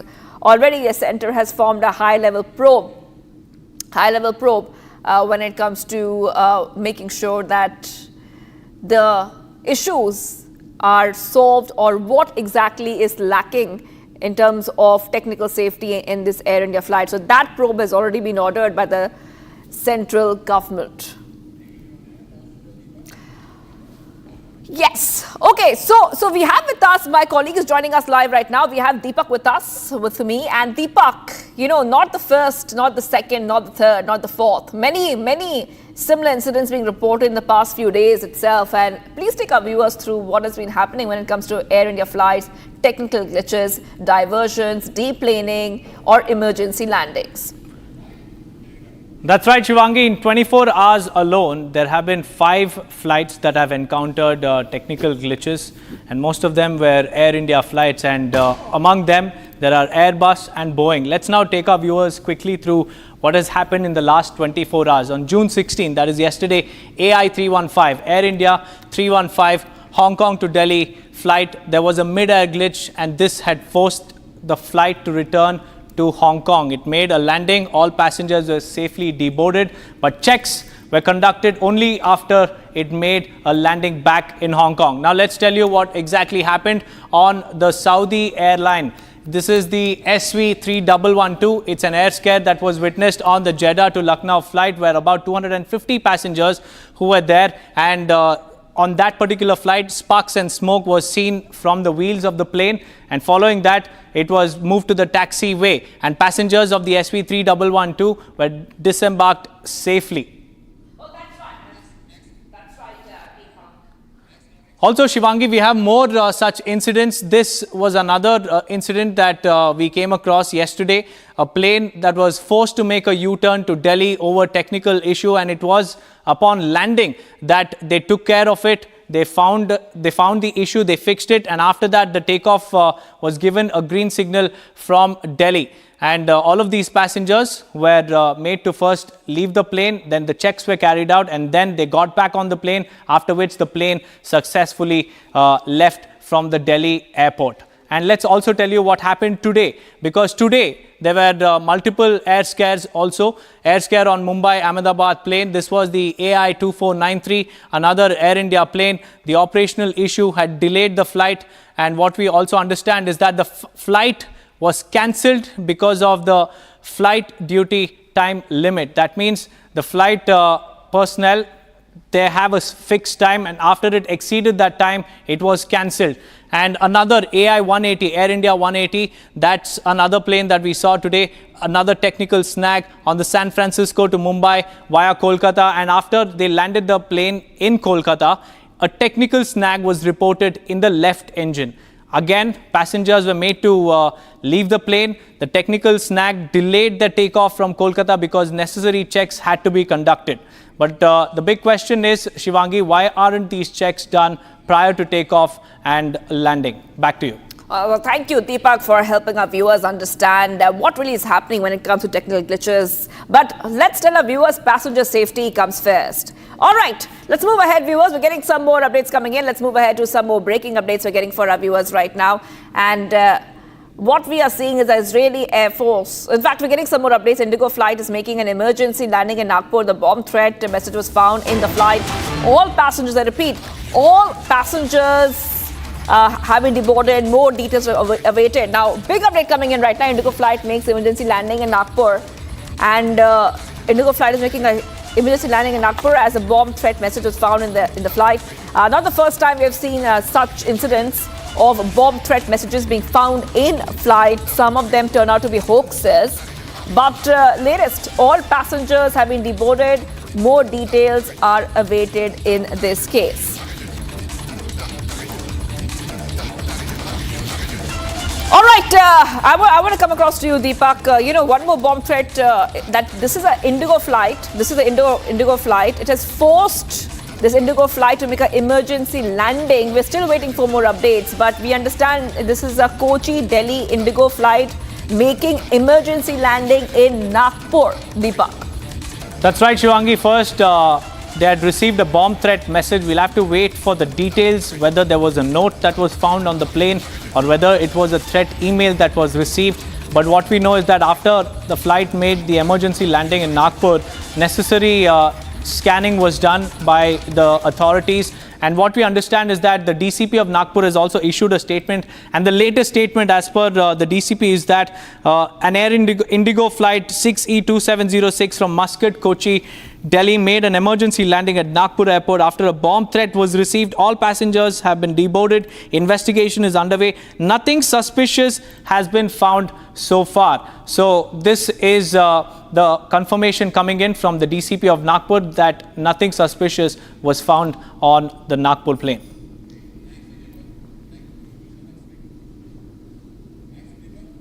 All right, let's move ahead, Deepak, right now because we're getting some more breaking updates coming in. We shift our focus to some of the other stories, especially what is happening in the Iran-Israel conflict. Getting to know the Israeli air defense has completed several extensive strikes on military targets of the Iranian regime in western Iran. During the strikes, dozens of surface-to-surface missile storage and launch infrastructure were struck. In addition, surface-to-air missile launchers and UAV storage sites were struck in western Iran.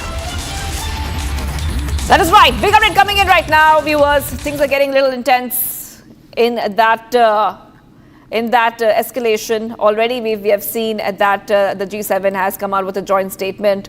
But at the same time, getting some more updates coming in terms of what is happening. The Air Force of Israel has completed many extensive strikes on military targets of the Iranian regime in western Iran. And during the strikes, dozens of surface-to-surface missile storage and launch infrastructure was struck. In addition, surface-to-air missile launchers and UAV storage sites were struck in western Iran. So that is the big update that we are getting. And we have the picture coming in for you as well. IDF destroys Iran military targets.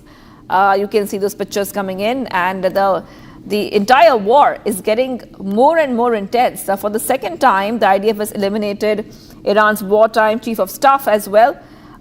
This is a new update that we're getting for our viewers. IDF keeps making sure that they are putting Iran on the back foot. Okay, viewers, let's now get you more visuals from across Iran and Israel. So we'll put those visuals out for you. We are also learning that Israeli Defense Forces struck command centers which belong to the Kurds force of the IRGC and the Iranian military as well, viewers. So you can see exactly in that video, these different videos are showing. Video 1 showing you IDF taking out the IRGC command centers.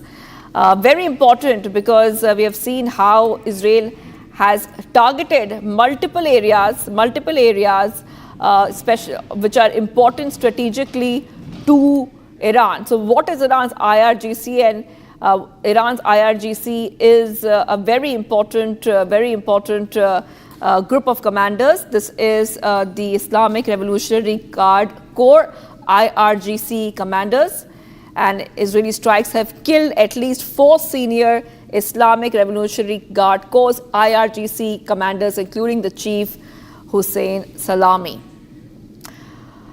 All right, let's put the next video out for our viewers. So this is the IF, which is identified and eliminated surface-to-air missile launch. Troops seconds before they reached a launcher south of Tehran. The troops were eliminated and the launcher was dismantled. So this is video number 2 on your screens. Israel destroying Iran missile launch troops. So very specific and strategic areas have been targeted by Israel. And just remember that this current escalation had begun after Israel launched strikes on Friday morning involving 200 fighter jets that hit dozens of nuclear, military and infrastructure targets across Iran, including the country's main nuclear facility. All right, let's also move ahead right now to the next video. Let's go to video number 3 on your screen. So what you see these are visuals from the aftermath of the Iran attack on Tel Aviv. That is right. Visuals of the aftermath of the Iran attack on Tel Aviv. So we have seen a counter-offensive from Iran as well. So both of them are launching assaults at each other. Iran has struck Tel Aviv and Haifa as the Israel conflict has entered its 5th day. So what you see on your screens is the Iranian missiles have struck Israeli cities of Tel Aviv, destroying homes, fueling concerns, especially as the G7 summit is taking place, that the conflict between the two regional nations could lead to a broader Middle East war. Meanwhile, we also have a new video. This is video number 4. Iran missiles hit residential area. So meanwhile, we also have pictures of residential buildings completely damaged by Iran missile strikes. And like we are telling our viewers, a lot of Iranian missiles are targeting civilian areas, residential areas, destroying homes and residential areas. So you can see that picture coming in where a residential area has been hit. Extensive damage can be seen in that video on your screens, viewers. All right, let's go straight across to our guest who's joining us right now. We have Colonel Sanjeev Malik, defense expert, joining us on Republic TV. Thank you for joining us, Colonel. Sir, I just want to ask you, we showed our videos to our viewers of the extensive damage, not just on one side, on both sides, Israel and Iran. And we also see the G7 leaders backing Israel, warning Iran. How do you see this escalation now moving forward? Ma'am, thank you very much for inviting me. The escalation in the ongoing conflict is likely to remain in the similar situation, plus minus for the next few days. Reason being, ma'am, this is a G7 meeting going on, and Iran will target most of the civilian installations or civilian localities with the same intention what in Operation Sindoor Pakistan wanted us to get involved. Pakistan laid a trap and flying its civilian aircraft so that India mistakenly or willingly attack those civilian aircrafts, and then he can go and crying all over the world, okay, India is targeting our civilians. Similarly, he's provoking Israel that he attacks in more areas and more civilian casualties occur, so that he can go in the international community and he can cry, okay, they see the Israel, he is now killing our civilians besides our other facilities. But however, it's a good thing that Israel is training itself and it's attacking only the energy installations, military installations, and all other installations like of supply or ammunition dump or fuel dumps, where he gets the forces strength of conducting this operations on Israel. Now, second thing coming to ma'am, the aspect of this, the Mossad, its elements inside the Iran, they are giving the pinpoint information to its country, means Israel. That is why they are able to pinpoint the things and not to escalate to the civilian areas.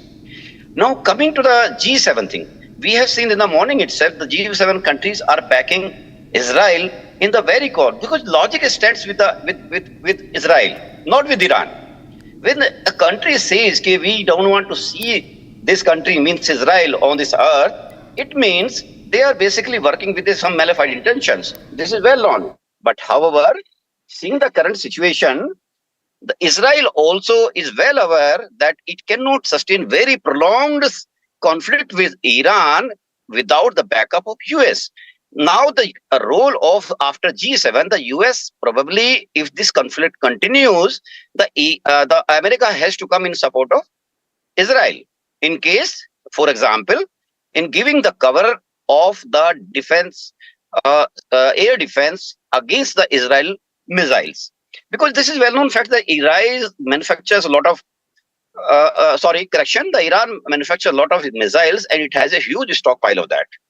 So given this thing, this conflict is going to continue for some more time, till the time Iran comes to the talking table. All right, please hold on, Colonel Sanjeev Malik. I'm getting some more breaking updates coming in, and I want your perspective on that. Some more news coming in, and it looks like there's some strikes which have been made. For the second time, the IDF has eliminated Iran's wartime chief of staff, the regime's top military commander. That is right. Following the precise intelligence received by the IDF Intelligence Directorate in sudden opportunity overnight, IF has struck a staffed command center in the heart of Tehran and eliminated Ali Shadmani, the wartime chief of staff, the most senior military commander and the closest figure to Iranian Supreme Leader Ali Khamenei. That is right, viewers. Big update. Let's go back to our guest who's coming in right now. Colonel Sanjeev Malik is joining us, defense expert joining us right now on Republic TV.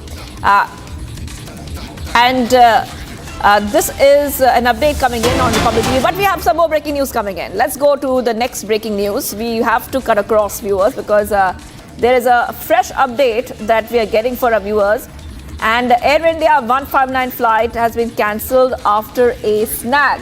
So yet another Air India flight from Ahmedabad to London has been forced to be cancelled due to a technical snag. Air India flight number AI 159, a Boeing 788 scheduled to take off from Ahmedabad for London at 1:10 p.m. has been cancelled due to a technical snag. Cancelled, absolutely cancelled. That is right. This was a domestic flight of Air India which is flying internationally. And Air India 159 flight cancelled after a snag. It was outbound for, from what we understand, outbound for abroad. It was outbound for London. And I have to go across to my colleague Gopi, who's joining us. She's in Ahmedabad. This is where the flight took off, Ahmedabad to London, but had to be cancelled. Okay, we have some reactions coming first. कुछ नहीं बताया, वापस बस वो हमारा नाम number लिख दिया, PNR नंबर लिख दिया फ्लाइट टिकट का, बोल रहे हैं कल सुबह 11 बजे आ जाओ। मैंने कहा ठीक है, अभी मैं पाटन से आ रहा हूँ, ठीक है, तो अभी मेरा आने जाने का एक्सपेंसेस वो कैसे होगा, वो बोला वो हम नहीं जानते, वो आप देख लो अपने हिसाब से। अगर आपको होटल जाना है तो ये आप देख रहे हैं, उन्होंने बस की है स्लीपर कोच, वो अभी होटल ले जा रहे हैं। अभी मैं मेरी फैमिली के साथ आया, होटल में जाके क्या करूँ? मैं और मेरी वाइफ 2 लोग जा रहे थे। तो ये सब बिल्कुल है कि अभी एयर इंडिया में ट्रैवल मत करो, please, to be honest. Thank you. All right, let's go to Gopi, who's joining us right now. Gopi, one more Air India flight from Ahmedabad to London has been absolutely cancelled. Cancelled after a technical snag, and we saw that a lot of passengers, they don't know what to do next. They don't know what to do next right now because their flight is cancelled. I just want to come across to you. Yes, Gopi, what is happening? Shivangi, as you have correctly mentioned, Air India 159, which was to start from Ahmedabad and land in London, stands cancelled today. I am being joined by one of the passengers. क्या नाम है आपका? My name is Arnie Arpan Christian. Okay. और ये flight cancel क्यों हुई? आपने कितनी बार ये फ्लाइट कैंसिल हुई है? आप कब आए? कितने बजे आए? आपका परिवार भी आपके साथ आया है? कुछ बताएंगे? I booked a flight on 14 June because we want to back in London on 14 June. But on the 13th June, I got an email that you have to cancel this flight because of the atmosphere and weather. So they messaged me, emailed me that you have to reschedule your ticket. And on they emailed me that you have to reschedule on 17 June. So today we are on the Sardar Patel airport, but they told me I got email on 12 p.m. in the morning that your flight is cancelled, 17 June flight cancelled. So my husband is there on the window and he's doing that we want to do new flight and they are doing. So what is the reason that they are quoting? What is the reason? Why is the flight cancelled? उन्होंने बोला कि दिल्ली से flight delay हुई है, इसलिए हम आगे कुछ नहीं कर सकते, आपको न्यू फ़्लाइट लेनी पड़ेगी वरना हम लोग रिफ़ंड करेंगे। उन्होंने दो ऑप्शन दिया है कि आपको न्यू फ़्लाइट लेनी है कि फिर आपको रिफ़ंड पूरा हम देंगे। हमने बोला कि हमको रिफ़ंड नहीं चाहिए, we don't want refund, we want new flight. आप न्यू फ़्लाइट के तो न्यू टिकट हमको करके दो, तो वो सब मेरे हस्बैंड कर रहे हैं। तो यही सेम फ्लाइट पहले 2 बार और भी कैंसिल हो चुकी है। हाँ, 2 बार हमारी ये फ़्लाइट कैंसिल हुई है और एयर इंडिया कोई जवाब नहीं देते। हम मैसेज भी करते तो इतना होल्ड होता है, हमको 15-15 मिनट होल्ड रखना पड़ता है और हमको सामने से भी अच्छा कोई रिस्पॉन्स नहीं आता एयर इंडिया में से। अब हम लोग अभी अगली बार से एयर इंडिया में आने वाले नहीं हैं। So in fact, see Shivangi, people here, the passengers here of this particular Air India flight are, there is utter chaos. I would ask my camera person to kindly show you the visuals. This is the window from where they have in fact, this is the T2 departure from where they were going to enter. In fact, we would ask a few passengers here if they are willing to speak to us. आप में से कौन जा रहा था? अच्छा, आप जा रहे थे। I would ask my camera person to kindly show you. आपका नाम क्या है? विशाल पटेल। और आप ये एयर इंडिया की फ़्लाइट में जाने वाले थे? यस, नहीं मैं नहीं, मेरे मम्मी पापा जाने वाले थे। तो अभी क्या है, मॉर्निंग में मैंने कॉल किया था एयर इंडिया में, उन लोगों ने बताया कि जो फ़्लाइट है वो ऑन टाइम है। फिर हम इधर आए तो बता रहे थे कि फ़्लाइट है वो डिले हुई है 3 आवर्स। सो हमको 1 PM की जगह 3 PM का टाइम दिया। और अभी जब टाइम बोर्डिंग का आया, अंदर जाने का है, चेक इन का टाइम आया, तो वो लोग बोल रहे हैं कि अब फ़्लाइट कैंसिल हो गई है। सो वो लोग अच्छे से रिफ़ंड का भी आंसर नहीं दे रहे हैं। हम लोग कॉल सेंटर में बात कर रहे हैं, वहाँ भी कोई भी कॉल रिसीव नहीं कर रहा है। और वो लोग यही बता रहे हैं कि हम आपको 10-15 दिन में रिफ़ंड कर देंगे। और दूसरी फ़्लाइट लेने की हम बात कर रहे हैं तो वो लोग ये बताए नहीं, हम लोग आपको रिशेड्यूल कल दे देंगे। यही सेम फ्लाइट के लिए क्या ऐसा हुआ है कि ये फ्लाइट पहले भी कैंसिल हुई है? पहले भी कैंसिल हुई है मैम, पहले भी कैंसिल हुई है। और एयर इंडिया ने रीज़न क्या बताया है कैंसिलेशन का? नहीं, कोई रीज़न ही नहीं बता रहे, वो कुछ भी रीज़न नहीं बता रहे। कई लोग बोल रहे हैं कि टेक्निकल इश्यू के लिए, कई लोग बोल रहे हैं कि हम क्या है कि अभी प्रॉब्लम खराब वेदर के लिए, वो सब बोल रहे हैं। We have one more passenger with us who was going to in fact fly in this very flight. So what is your name? My name is Vijay Singh Zala. I am an advocate practicing in Gujarat High Court. So did they tell you what is the reason behind the cancellation of this particular airplane? Actually, when we reached here, there are 3-4 persons from the Air India Airlines, and the reasons stated by them are different. There are 3 persons who are here to respond, and each and every person is giving a different reply. One is saying that there is some technical issue. The second one is saying that there is a delay in the flight to reach here from Delhi to Ahmedabad. Therefore, today takeoff is not possible, and other reasons are being stated which are not plausible. So what is your next step? What are you going to do? Are you going to seek response from Air India? Since you are also an advocate and you have seen a horrendous incident that happened just a few days back, Air India का ही crash हुआ था. What are you? What is your next step that you are going to take? First of all, as we have seen that the 12th of June was the incident जो India में इतने सालों बाद इतना बड़ा incident हुआ था, इसलिए जो पैसेंजर्स को जाने के लिए बहुत ही अर्जेंट था वही लोग ट्रैवल कर रहे हैं। As we have seen in news कि 50% लोगों ने एयर इंडिया में जाने से कैंसिल कर दिया। तो अभी जो 50% है वो लोग हैं जिनको बहुत जाना ज़रूरी था, इसलिए वो लोग ट्रैवल आज कर रहे थे। और कल रात को जब एयर इंडिया एयरलाइंस का फर्स्ट फ्लाइट टेक ऑफ किया, तब जाके हम लोगों ने एयर इंडिया हेल्पलाइन नंबर पे कांटेक्ट करके पूछा कि क्या आज फ्लाइट टाइम पे टेक ऑफ करने वाला है। तब वहाँ से आंसर मिलता है कि हाँ, आज 1:10 को जो 159 वाला फ़्लाइट है वो टाइम पे ही टेक ऑफ करेगा। तो जब सुबह हम लोग उठे तब एक मैसेज आता है कि sorry for the inconvenience, your flight is delayed by 2 hours. So 1:10 की बजाय अभी 3 बजे टेक ऑफ करने वाला है। इसलिए फिर भी हम लोग टाइम पे आ गए। हमको पता था कि ये ट्रैजिक इंसिडेंट होने के बाद कुछ भी हो सकता है, इसलिए हम लोगों को टाइम पे पहुंचना पड़ा। इसलिए पूरे गुजरात से और आउट ऑफ गुजरात से बहुत सारे लोग ट्रैवल करके आज टाइम पे यहाँ एयरपोर्ट पे पहुँचे। जैसे ही एयरपोर्ट पे पहुँचते हैं तो यहाँ एक काउंटर लगा है, वहाँ से एयर इंडिया एयरलाइंस वालों ने आंसर दिया है कि your flight has been cancelled. और जब सब लोगों को ये कैंसलेशन वाला मैसेज दिया गया तो सभी लोग ऑलरेडी तो पैनिक में थे, वो डर का माहौल तो था ही सबके अंदर, बट वो लोग ट्रैवल कर रहे थे क्योंकि उनको मोस्ट अर्जेंट जाना था। अब जब रीज़न पूछा गया तो वो 3-4 लोग हैं वो अलग अलग रिप्लाई दे रहे हैं, और जब लोग सब पैनिक होके सब बोल रहे हैं कि हम लोगों को जाना इसलिए तो हम लोग ये फ़्लाइट ट्रैवल करके जा रहे थे, वरना कैंसिल करके कोई दूसरी फ़्लाइट में चले जाते हैं। तो अभी उन लोगों ने सबको सेटिस्फेक्शन देने के लिए ये बोला है कि मोस्ट टू मोस्ट हम लोग आपको एकोमोडेशन दे सकते हैं। अगर आपको कोई ट्रैवलिंग अलाउंसेस, कोई ट्रांसपोर्टेशन कॉस्ट लगा है तो आप कल या परसों आके हम लोगों से क्लेम कर सकते हैं, और अगर आपको रिफ़ंड चाहिए तो हम लोग आपको रिफ़ंड कर देंगे। बट जब कोई कंफर्मेशन पूछ रहे हैं कि कब रिफ़ंड होगा, क्या रिफ़ंड का प्रोसेस होगा, तो वो यहाँ से कोई आंसर नहीं मिल रहा है। और लोग बोल रहे हैं कि अगर आप हमको तो कोई दूसरी एयरलाइन से अगर भेज सकते हो तो दूसरी एयरलाइन से भेजो। तो ये एयर इंडिया वाले के जो स्टाफ है वो बता रहे हैं कि अभी कोई दूसरी एयरलाइंस हमारा हाथ पकड़ने के लिए तैयार नहीं है। यह ट्रेजिक इंसिडेंट हुआ है इसलिए हमारे पैसेंजर्स को एक्सेप्ट करने के लिए तैयार नहीं है। और जब पूछ रहे हैं कि कल अभी दूसरा फ्लाइट कब टेक ऑफ करने वाले, तो वो बोल रहे हैं कि 11:40 मॉर्निंग को टेक ऑफ करेगा, बट उसका भी कोई श्योरिटी नहीं है। Well, in fact, these are a few voices that we are getting for you from the passengers, the flight which has been cancelled. We will be giving you minute-to-minute update from the Ahmedabad Sardar Vallabhbhai Patel Airport, where a flight which was going from Ahmedabad to London has been cancelled. Stay tuned with Republic TV.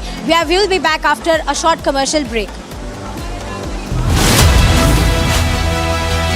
Amity has been ranked India's #1 not-for-profit private university for 11th year, with top 10 ranked institutions in management, engineering, biotech, law, masscom, telecom, hospitality, fashion and more. Yet another top ranking for Amity University.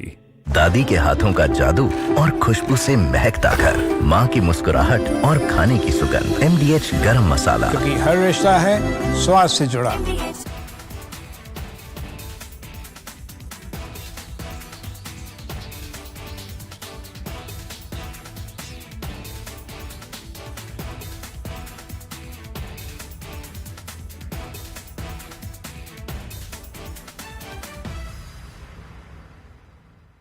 पंद्रह साल हो गया उनको वहाँ पे, 10-15 साल से। और इंडिया में कब से आए थे? इंडिया यहाँ पे उनके मम्मी का हार्ट हो गया था बोल के उनको मिलने आए थे। तो 6 दिन में रिटर्न था उनका जाने का, तो 6 दिन में ये हादसा हो गया।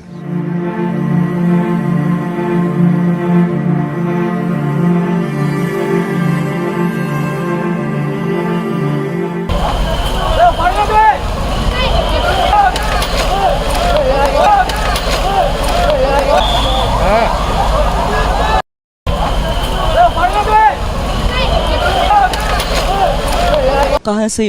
अहमदाबाद की प्रॉपर रहने वाले? नहीं, वो एक्चुअली रहते हैं हम लोग बॉम्बे है, और वाया फ्लाइट था, तो बॉम्बे से यहाँ आए थे। यहाँ से हम लोग को उनको लंदन जाना था, UK जाना था। तो उसमें छोटी बच्ची भी थी, मतलब कितनी उम्र के लोग थे? उनकी उम्र क्या थी? वो एक की 4 है और एक की शायद मेरे ख्याल से 8 है।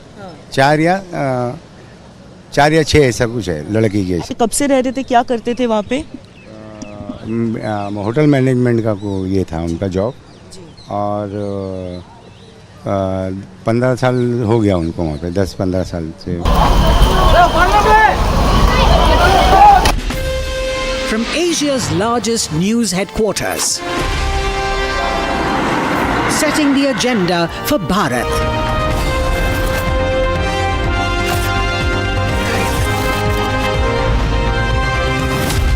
You're watching Republic.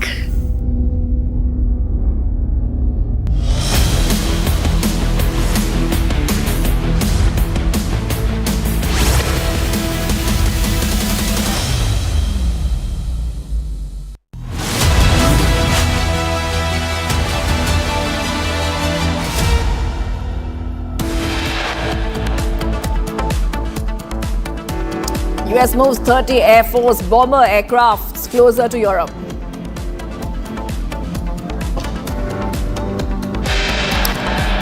Engine snag in San Francisco to Mumbai Air India flight. Another Ranchi-bound Air India Express flight diverted after technical issues. Prime Minister Modi reaches Canada to attend the G7 summit.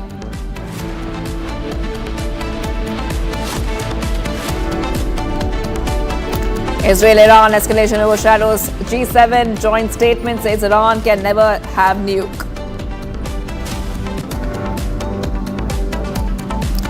Trump contradicts Macron's statement on Israel-Iran ceasefire, says Macron has no idea why he cut short his G7 visit. Trump hints at something bigger than the ceasefire. MA issues the advisory for Indian students in Iran. Evacuation of 10,000 Indian students in Tehran begins. Batch of 100 Indian students being evacuated through Armenia.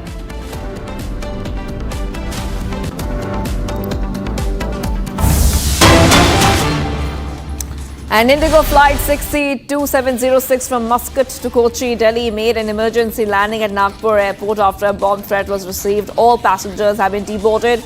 The investigation is underway, noting something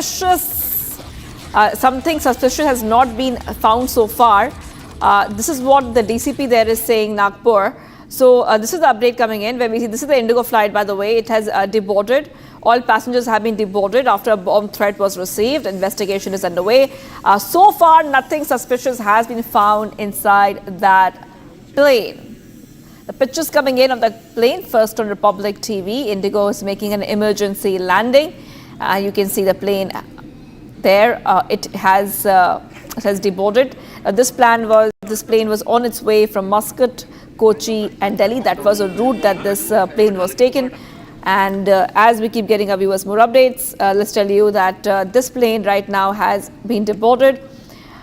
This is a Kochi-Delhi Indigo flight making an emergency landing in Nagpur after a bomb threat. No suspicious items have been found so far. This is the Indigo flight operating on the Muscat-Kochi-Delhi route, making an emergency landing at Nagpur after a bomb threat was reported. But let's go to Akansha, who's joining us right now. Akansha, all passengers deboarded. Thankfully, nothing suspicious has been found so far. This is what the DCP there is saying. Yes, over to you, Akansha. What do we know so far? Absolutely, Shivangi. What we're learning so far is that nothing suspicious has been found. As far as this bomb threat is concerned, what we're learning is that this Delhi-bound Indigo flight was, in fact, it left from Kochi. It was on the way to the national capital when it made an emergency landing in Nagpur because of a bomb threat. We don't have details about what this bomb threat was, but as per the Cochin International Airport is concerned, they have informed that nothing suspicious has been found so far. They have issued a statement. Let me quote them. A bomb threat was received with regard to an Indigo flight which arrived from Muscat and departed for Delhi, prompting it to make an emergency landing at Nagpur airport for undergoing operations. What we're learning is that this bomb threat was received from on the official email ID about the Indigo flight which departed for Delhi with 157 passengers and 6 crew at 9:31 a.m. in the morning.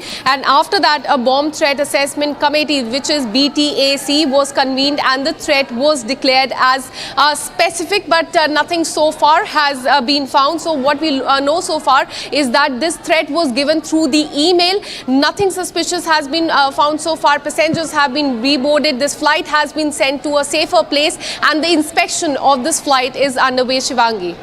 That is right. Thank you for joining us there, Akansha, with all those details. We see that this is the Indigo flight operating on the Muscat-Kochi-Delhi route, making an emergency landing at Nagpur. And from what we understand so far, all the passengers were safely deboarded following the emergency landing.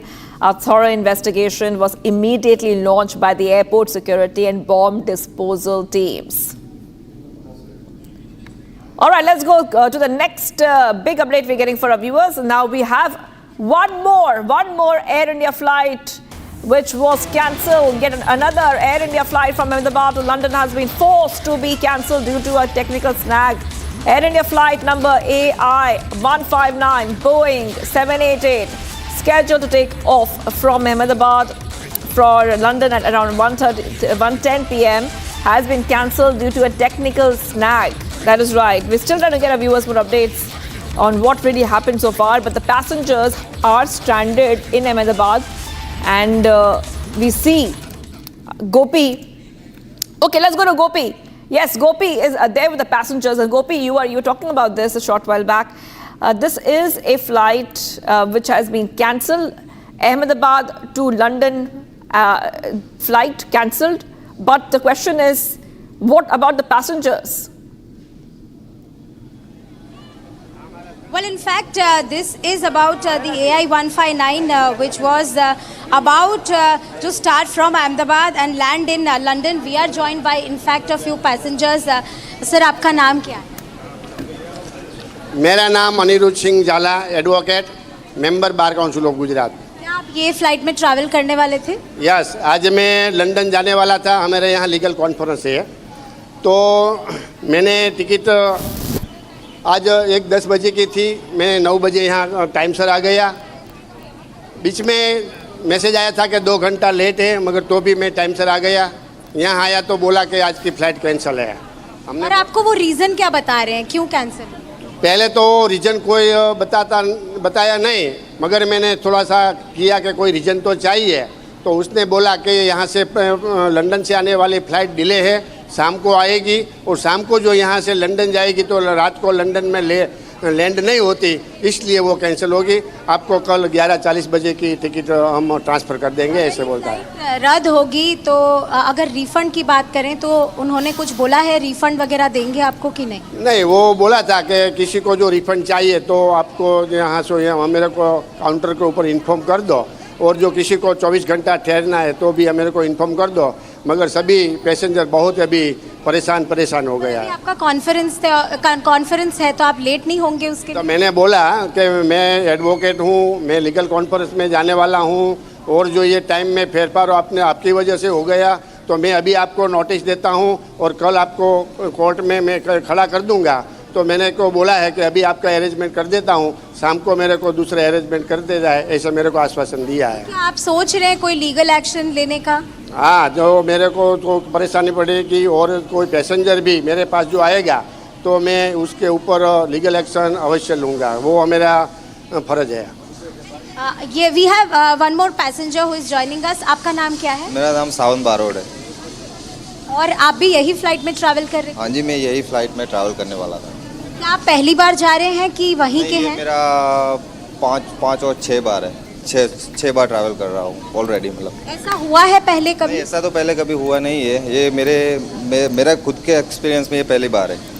ये आपको क्या reason बताया इन्होंने कि cancel क्यों हुई? मैंने पूछा, अंदर क्रू मेंबर को पूछा जाके कि क्या रीज़न है, तो उन्होंने बोला कि अभी वी डोंट नो, राइट। उन्होंने ऐसा मुझे आंसर दिया, we don't know sir, what's the proper reason about that. मैंने कहा भाई ये मतलब ये कोई बात नहीं है। मैंने उनसे पूछा कि ये ऐसी बात, ऐसा कैसे हो सकता है, अगर वेदर का कुछ है तो आप बताओ हमें, तो हमें कुछ हम अपने फैमिली को इन्फॉर्म करें कि इसकी वजह से फ़्लाइट डिले है।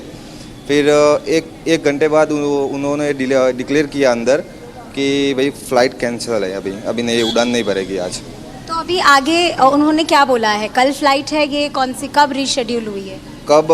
अभी उन्होंने अंदर बोला है कि हम आपको टुमारो की फ़्लाइट जो है 11:40 के सुबह के उसी फ्लाइट में हम आपको शिफ्ट कर देंगे। क्या आप सब अहमदाबाद से हैं कि कहीं और से आए हैं? हम भावनगर से आए हैं। आप कहाँ से? मैं पाटन से आया हूँ। तो एक बात जानकारी के लिए ये है कि ये सब अहमदाबाद से नहीं आए। One has come from Bhavnagar, the other has come all the way from Patan. We also have one more person who is joining. He is the relative of one of the persons who was going to travel in this flight. आपका कौन travel कर रहा था ये flight? ये मेरे जमाई हैं और मेरी बेटी, ये दोनों आज ट्रैवल करने वाले। मेरी बेटी फर्स्ट टाइम जा रही है आज। हम यहाँ करीबन 20 लोग उसको छोड़ने आए हैं। हम यहाँ टाइम पे आ गए, हम सुबह से यहाँ आ गए, अंदर गए, अभी कुछ आ रहा है, कोई अलग अलग आदमी सिक्योरिटी गार्ड वगैरह बोल रहे हैं कैंसिल है, अंदर कोई नहीं बोल रहा है। ये लोग अंदर चेकिंग में भी गए, लास्ट टेबल तक गए, वहाँ जाके ये बोल रहे हैं कि भाई फ़्लाइट कैंसिल है। और मुझे अभी भी पता चला है कि जब से ये प्लेन क्रैश हुआ है उसके बाद लंदन की एक भी फ़्लाइट गई ही नहीं है। तो फिर ये लोग टिकट क्यों बार बार दे रहे हैं, पता ही नहीं चल रहा है ऐसा क्यों कर रहे हैं। अरे बोल दो, कितने लोग यहाँ आ रहे हैं, परेशान हो रहे हैं। और ये बारिश का माहौल, मैं भावनगर से हूँ। मैं वही बोल रही हूँ, आप भावनगर से हैं, ये पाटन से हैं। अब आप मुझे ये बताइए, अगर ये फ़्लाइट कल के लिए रीशेड्यूल भी होती है तो क्या अकोमोडेशन वगैरह एयर इंडिया प्रोवाइड कर रही है? आप लोग रुकेंगे कहाँ? क्योंकि अगर कल दिन की फ़्लाइट होगी तो आना भी मुश्किल होगा, बारिश का मौसम है, उस तरफ तो फ्लड लाइक कंडीशंस भी हैं, तो इसमें आप क्या करेंगे? अभी हमारे पास और कोई चारा नहीं है, हमें यहाँ रुकना ही पड़ेगा। एकोमोडेशन की जो बात की है वो ओनली फॉर टिकट पर्सन की है। जितना टिकट है, जिसके पास पासपोर्ट टिकट है उसको ही मिलेगा, उसके कोई भी कलीग या कोई भी है उसको कोई किसी को भी नहीं मिलेगा। कई लोग ऐसे भी है, बूढ़े बुजुर्ग भी है जिनके साथ कोई नहीं है, वो छोड़ने आए एक आदमी को, तो वो कहाँ जाएंगे? So these are the voices that we are getting. आपका कौन ट्रैवल कर रहा है? क्या आप खुद ट्रैवल कर रही हैं? नहीं, भाई ट्रैवल कर रहा है। कौन ट्रैवल कर रहा है? भाई। अच्छा। भाई और भाभी दोनों की फ्लाइट थी, वो सब जा रहे थे। हम रात को 3 बजे से उठ के आए, क्योंकि कहाँ से आए हैं? राधनपुर। अच्छा, राधनपुर। हाँ। तो अभी आपको इन लोगों ने क्या बोला, रीजन क्या बोला, फ्लाइट क्यों कैंसिल हुई है? अंदर तो पता ही नहीं था उन लोगों को, वो तो वेट ही कर रहे थे कि अभी हमारा लगेज जाएगा, हम बैठे ये वो। बाहर सिक्योरिटी गार्ड ने इन्फॉर्म किया कि भाई ऐसे ऐसे फ्लाइट डिले हो रही है। हम कॉल करके उनको पता ही नहीं अंदर की क्या चल रहा है। तो क्या बोला है, अभी रीशेड्यूल की है कि अभी वो भी कंफर्म नहीं? रीशेड्यूल करेंगे तो भी ये कंपनसेशन वाला तो कोई सीन नहीं है ना। अभी देखिए ये सर है, इनकी कॉन्फ्रेंस है, वो रुक गई। भाई भाभी को जाना था, वो रुक गए। अब वो उनके पास तो यूँ नहीं ना कि वहाँ वैकेशन करने जा रहे हैं, उनका भी काम धंधा है, कुछ ना कुछ है, तो उनमें डिले नहीं होगा। कितना कॉम्पनसेशन देंगे ये लोग सबको? ये कोई वैलिड नहीं। आपको करनी कैंसिल है तो पहले बता दो, अंदर जाने ही मत दो। तो हम सबको अभी हम लोगों का ऐसा है कि चलो हम एक कार मतलब बोलते हैं ना, ऊबर करके आए थे, ठीक है। अब वो उनको हम भेज दिए वापस कि वही चलो रिलेटिव था, बोले कि आप चले जाओ, हम अपने हिसाब से देख लें, क्योंकि अब लगेज तो लेके जाना नहीं है। अब वो भाई चला गया था नंदासन, हमने उनको वहाँ से रिटर्न बोला। कंपनसेशन देंगे, कितना देंगे ये लोग? तो आप क्या एयर इंडिया को क्वेश्चन करेंगे? आप करिए एयर इंडिया को क्वेश्चन। उनको खुद को शर्म आनी चाहिए कि भाई हम क्या कर रहे हैं। क्वेश्चन करने उनको आंसर ही नहीं पता, क्वेश्चन करके क्या करें? कैंसिल हुई, हमने बोला कि भाई क्या सीन है, तो बोल रहा है कि हमें नहीं पता। हम बोल रहे हैं, वो हाँ में हाँ कर रहे हैं। मतलब कि क्या चल क्या रहा है जो हाँ में हाँ कर रहे हैं? बातचीत तो नहीं चल रही जो आप हाँ में हाँ करो, क्वेश्चन आंसर दो। Well, Shivangi, these are the voices that we are getting from you from the Ahmedabad airport. While there are a few passengers, while there are others who are the relatives of these passengers, and when you speak of these passengers' urgency, one is going for a law conference. Imagine he is going to miss out on his conference. While he has also said that he might take a legal action if Air India does not respond to his questions. While we saw how others were also willing to reach there on time, as there are a few people who are working there in London, and this is the anguish of people, voices of people that we are getting for you from Sardar Vallabhbhai Patel International Airport in Ahmedabad. Back to you. That's right, Gopi. So we see those pictures coming in. The Air India flight cancelled. You can see the passengers stranded, looking for answers. And this is not just one case, there are multiple cases. One emergency landing has been made and one Air India flight has been halted, all of it coming back to back and on the same day in the last 24 hours. So what you see on your screens is yet another Air India flight from Ahmedabad to London, which has been forced to be cancelled due to a technical snag. Air India flight number AI-159, a Boeing 788 scheduled to take off from Ahmedabad to London at 1:10 p.m. has been cancelled due to a technical snag. And there are similar incidents which have been reported from Nagpur and Kolkata. So all three pictures are on your screen. One is this, the middle one is an Indigo flight operating on the Muscat-Kochi-Delhi route, which made an emergency landing at Nagpur airport early in the morning. All right, let's move ahead right now because like we were telling our viewers, an Air India flight from San Francisco to Mumbai through Kolkata was a stopover, suffered a technical snag. And this happened in one of its engines, requiring passengers to be deplaned once again during a scheduled halt at the city airport early flight. It was a very early morning flight. It arrived on time at the city airport early in the morning, but a technical snag in the left engine delayed the takeoff.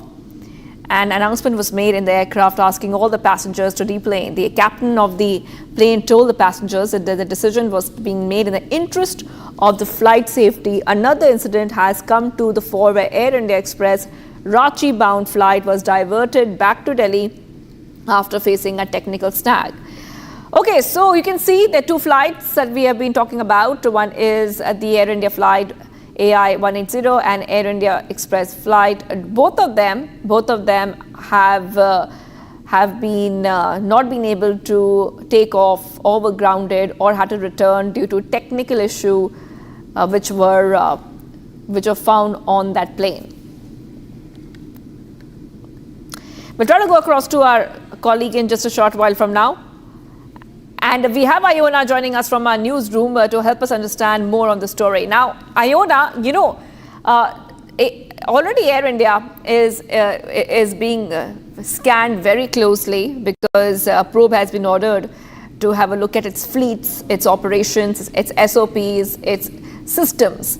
But at the same time, we saw Indigo flight as well, which had to, we saw that this Indigo flight had to make an emergency landing in Nagpur. But my question to you is, and if you could take our viewers through this, the issue is passenger safety right now. And passengers and whoever takes a flight, and in fact, our entire nation cannot afford putting our own citizens' lives at risks when they board a plane, whether to travel in India or travel abroad. Absolutely, Shivangi. You've pointed out what we're trying to really focus on over here. It's not just about Air India or Indigo, it's about passenger safety overall across all airlines. And over the last 5 days, especially in the aftermath of that tragic AI-171 crash, we've seen a number of incidents, and the spotlight is back on just how much accountability and responsibility are these airlines willing to take. In fact, as we speak, there are about 200 passengers who are currently stranded at Kolkata Airport after a Mumbai-San Francisco flight was it landed in Kolkata for a routine check, after which passengers were left in the lurch. They've now been deplaned, and then they've been told that they have absolutely no clarity on when the when the flight will take off for Mumbai, and the airline is yet to answer on how they are willing to address these technical issues. Now, parallelly in Ahmedabad, a London-bound AI-159 flight has absolutely been cancelled. In fact, we've heard those passenger accounts that Gopi, our colleague, was bringing us a while back on how the airline has given them absolutely no clarity on when the flights will take off, what are the alternative arrangements, and if the passengers are going to get any refunds at all. So, Shivangi, the question is really not just about the airlines complying with DGCA standards and enhancing their safety checks, but also taking some amount of responsibility and getting over this casual attitude that we have seen over the past few days. That's right. Iona getting us all these updates coming in. Iona, you know, before I let you go, I also want to help our viewers understand that the centre has taken steps to review the airline safety. And in fact, the centre has created a panel. The DGCA is also probing issues of passenger safety, coordinating with international airlines as well. So there is a SOP which has been put in place. There will be a report which will be made, and there will be a review done of passenger safety. Iona. Absolutely, Shivangi. In fact, it was Union Civil Aviation Minister Rammohan Naidu who addressed a press conference just a few days ago, and he made it very clear that passenger safety is paramount, and this is something that the airlines must understand come what may, no matter how many technical issues they face. And while investigation continues into the AI-171 flight, there should be more action from the centre. We are expecting more high-level meetings that is to be conducted by the Civil Aviation Ministry to take into account everything that has happened over the last 3 days, and to give the citizens of India a more a kind of a safe space for them to continue their air travel, because as of this moment, as we were hearing the experiences of the passengers from Ahmedabad just a while back, they have absolutely no clarity. They've been left in the lurch, and some of them even went on to say that they would rethink before taking a flight, you know, to continue their journeys. So it only remains to be seen, Shivangi, what action is taken by the DGCA, by the BCAS and the Civil Aviation Ministry into holding all these airlines more responsible. All right, I think we're getting some more breaking updates coming in. Hold on, Iona. One more case, Air India flight AI-143 Boeing B787 Delhi to Paris, which was scheduled, I repeat, which was scheduled for departure at 1:15 p.m. The flight is currently on hold after boarding due to a technical issue, a hydraulic leak. It looks like a hydraulic leak. This is initial updates coming in. we'll try to get our viewers more updates, but it's a hydraulic leak which was detected, and it is right now delayed. It's on hold due to technical issues. This plane was leaving from Delhi to Paris. It was scheduled to depart at 1:15 p.m.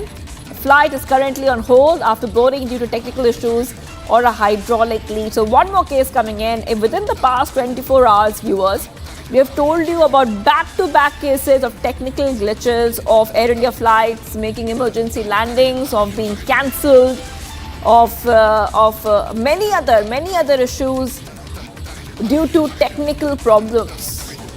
One more Air India flight grounded due to hydraulic leak, putting the focus back when it comes to passenger safety. And already we know that Air India is under the scanner after back-to-back incidents of passenger safety being compromised. All right, back to updates coming in right now, viewers on Republic TV, and this is an Air India flight. It's a Delhi to Paris flight, which is right now grounded. It's on hold after a technical issue was reported in this flight. Air India flights are being scanned very closely, and Air India has also gone ahead and issued a travel advisory a couple of days ago. However, from their side, it looks like that the technical issues are not stopping at all, and it's risking the passenger safety. So let's talk a little bit more about the other technical issues which were found. This is Air India flight from San Francisco to Mumbai through Kolkata suffered a technical snag, and now we see that Air India flight from Delhi to Paris, which was scheduled for departure at 1:15 p.m. The flight is now currently on hold after boarding due to technical issue. Okay, we have to take a short break right now. Matsu coming right up. We are live and breaking. The United States moves 30 Air Force bombers aircraft closer to Europe.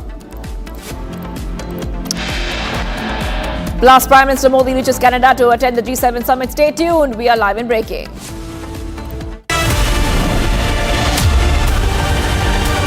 विमल में गुलिस्तां की ये कुछ लजीज फरिश्ते जब साथ घुले तो जी ललचाए और दिल कहे कि स्वाद की इस जुबां में खुद को ऐसा डुबाऊं कि निकल ना पाऊं। विमल की जुबान कुछ है ही ऐसी, मानते हैं ना? विमल, बोलो जुबां केसरी। MDH की हल्दी मिर्ची धनिया करे कमाल, ये रंग दे, ये खुशबू दे, ये तीखा, ये कम पड़े, क्या निराला MDH masala.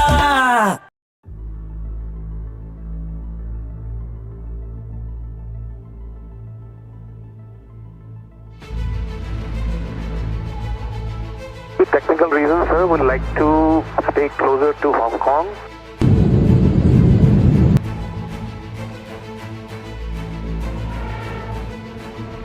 And yes, you are sorry, say again. With technical reasons, sir, would like to stay closer to Hong Kong. Maybe we will come back and land back into Hong Kong once we sort out the problem. We don't want to continue further.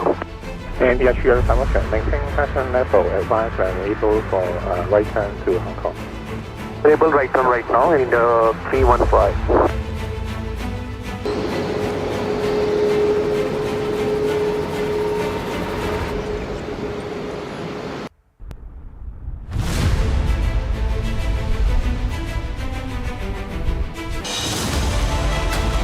I have seen what it takes to report from the front lines. Accuracy, courage, urgency and responsibility. At Republic School of Journalism, you will be trained for that reality.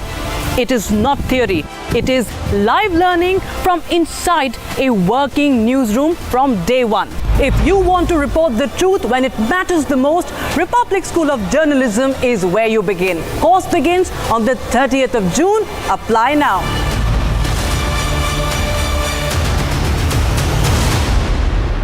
विमल में गुलिस्तां के ये कुछ लजीज फरिश्ते जब साथ घुले तो जी ललचाए और दिल कहे कि स्वाद की जुबां में खुद को ऐसे डुबाऊं कि निकल ना पाऊं। विमल की जुबां कुछ है ही ऐसी, मानते हैं? विमल, बोलो जुबां कैसी।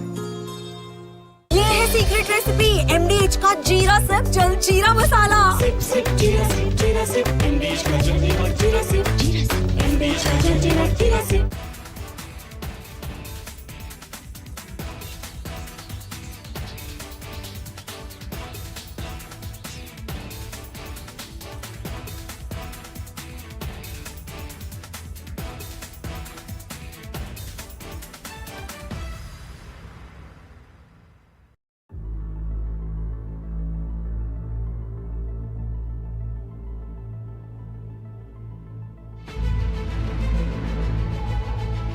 With technical reasons, sir, would like to stay closer to Hong Kong.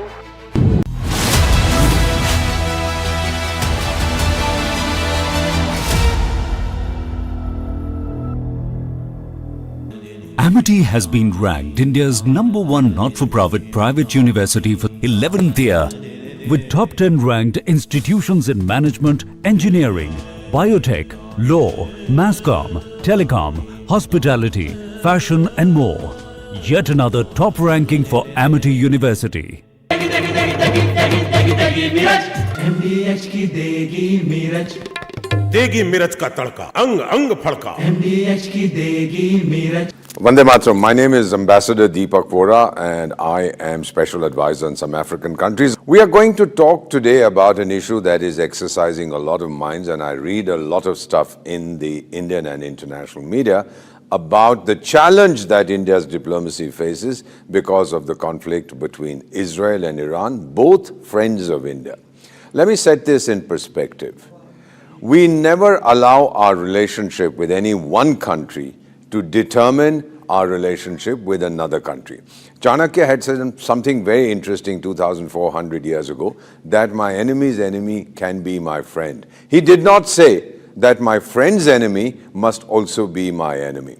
We are friends with both. We compartmentalize our relationship. As far as Israel is concerned, the relationship has a very strong defense component. It has a very strong agricultural component and education and high technology. With Iran, we were major importers of oil, but because of American pressure and sanctions, we do not import oil from Iran at the moment. So that can be ruled out.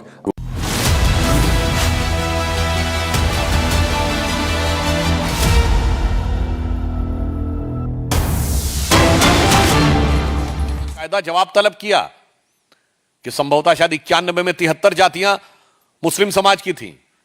Rahul Gandhi और इंडी गठबंधन वाले इस पे जवाब क्यों नहीं देते? और आपको एक बड़ा मजेदार तथ्य बताऊं कि जब ओबीसी कमीशन ने उनसे पूछा कि ये इतना कैसे हो गए, तो उन्होंने कहा कन्वर्ट होने से पहले ये इस जाति के थे तो इसमें हो गए। अब आप एक और बात सुनिए, उसमें यह भी कहा गया बंगाल में, भाई तो फिर इतनी भारी मात्रा में कन्वर्जन कैसे हो गया? तो चुप हो गए। मगर एक और मजेदार बात, अभी जो लेटेस्ट चेंज किया है पश्चिम बंगाल की कैबिनेट ने, उसने संभवतः 141 जातियों को उसमें डाल दिया है।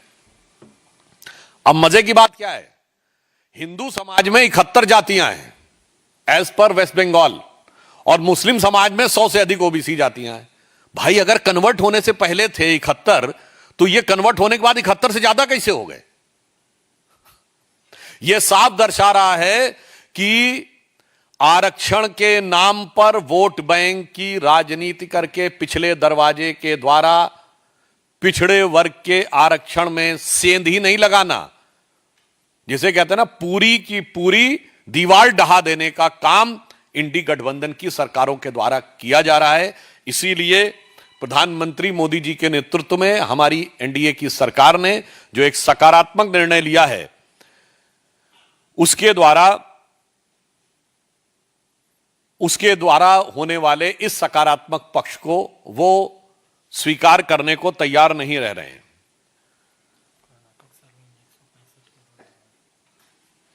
वैसे कर्नाटक में सर्वे में उन्होंने 165 करोड़ रुपए लगाए हैं और आप कह रहे हैं रीसर्वे कराएंगे। और याद करिए, कर्नाटक के डिप्टी सीएम मात्र साल भर पहले की बात है, यह भी बोल चुके थे कि सर्वे जारी नहीं होने दूंगा। यह ऑन रिकॉर्ड दिया गया बयान था, वहां खुद ही घमासान हो रहा था। तो अब पहले मैं उनसे पूछना चाहता हूं कि आपने कर्नाटक में सर्वेक्षण कराया तो पहले गलत कराया था क्या, या फिर रीसर्वे क्यों करवा रहे हैं? अब तेलंगाना में कह रहे हैं कि करवाएंगे फिर से। और तेलंगाना में जो आपने सर्वेक्षण कराया है उससे जो अनुपात निकल के आया, मैं राहुल गांधी से सीधा पूछना चाहता हूं, उस अनुपात में मंत्रिमंडल में परिवर्तन किया कि नहीं? आज सबसे ज्यादा ओबीसी मंत्री मोदी जी की सरकार में हैं। मैं पूछना चाहता हूं, तेलंगाना में कितने ओबीसी मंत्री हैं? और मैं राहुल गांधी जी से यह भी पूछना चाहता हूं और कांग्रेस पार्टी से कि 2014 में जब डॉक्टर मनमोहन सिंह जी की सरकार ने इस्तीफा दिया, कितने ओबीसी मंत्री थे? 2-3 भी नहीं थे पूरी कैबिनेट में। इसलिए इससे बहुत साफ हो जाता है कि इनका उद्देश्य समाज के अंदर भ्रम पैदा करना और अपने परिवार के हाथ में सत्ता रखना है। चूंकि वह उद्देश्य बिखरता हुआ नजर आ रहा है, इसलिए इस प्रकार के प्रपंच, झूठ और मिथ्या प्रचार का सहारा लिया जा रहा है।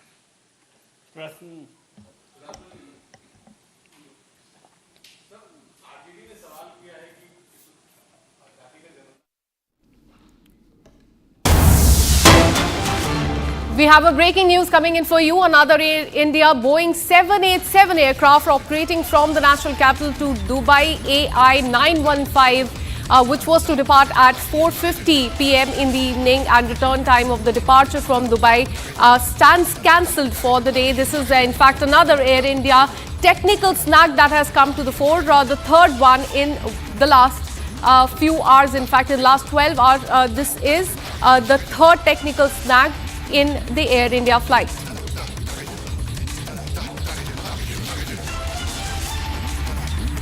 All right, so this is another Air India Boeing 787 aircraft operating from Delhi to Dubai, which has been cancelled. And this is shocking because just a while back what we learned is that another Air India flight, AI143 Boeing 787 Delhi to Paris, which was to depart at 1:15 p.m. in the afternoon, and that was also put on hold because of the technical issue as far as the hydraulic leak is concerned. And just few hours before that, another Air India flight from Ahmedabad to London was cancelled due to the technical snag, and that was Boeing 788 AI159.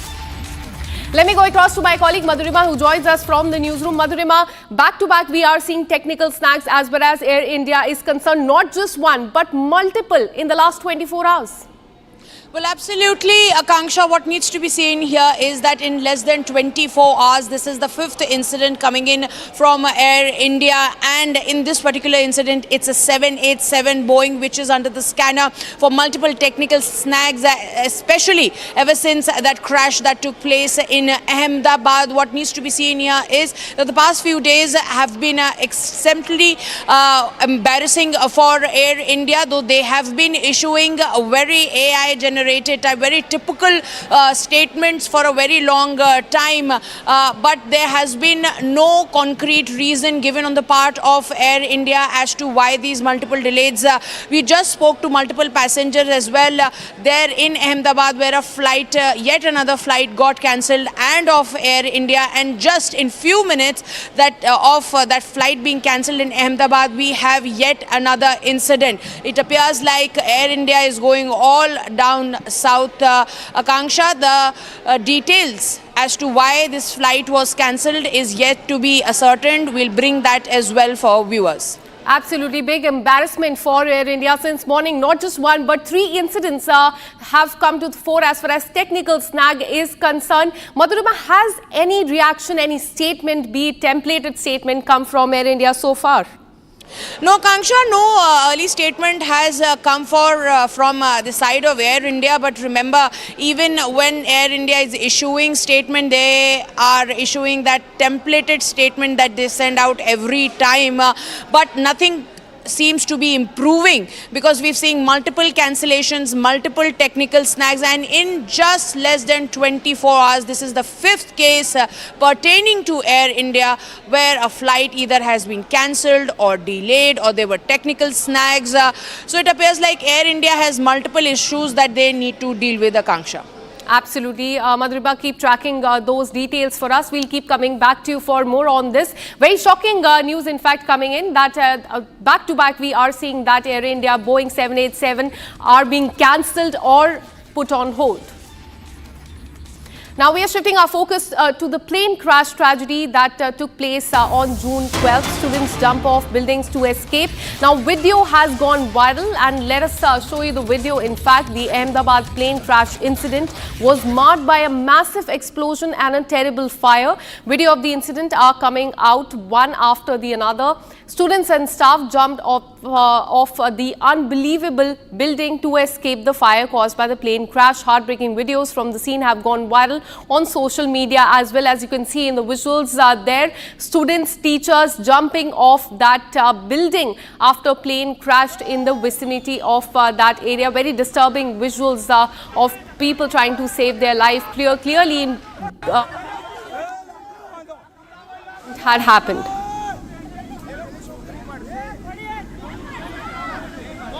नहीं पड़ा नहीं पड़ा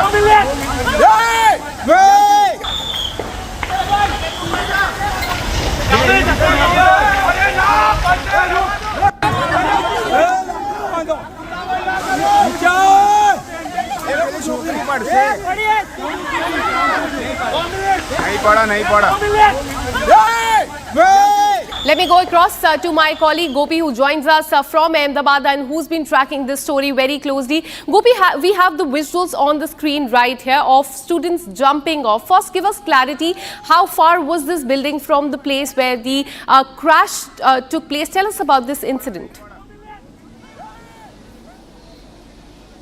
Well, in fact, Akanksha, see, if you understand that very site, there were 6 different buildings in the same vicinity of that campus of BJ Medical Hostel. The first hostel was Atulyam Hostel, where the plane crashed. This is the 4th building in that same row, where students are, we can see in that video that students are jumping off the building to save their lives. Now, the 4th, 5th and 6th buildings were not as affected as the 1st and 2nd buildings were.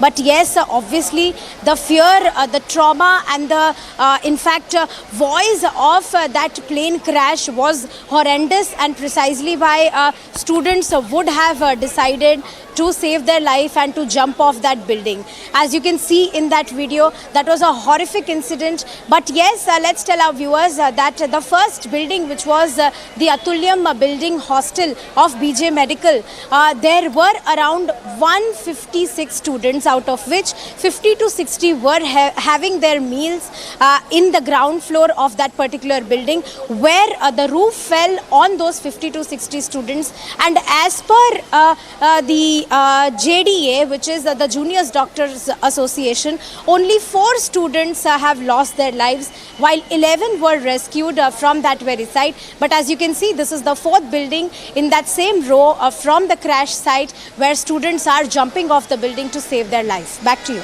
Absolutely, very disturbing video coming to the fore, and we can see the panic on their faces. As my colleague Gopi has been mentioning, that is the 4th building near the vicinity where the crash took place. The plane crashed on the BJ Medical College. 4 people lost their life.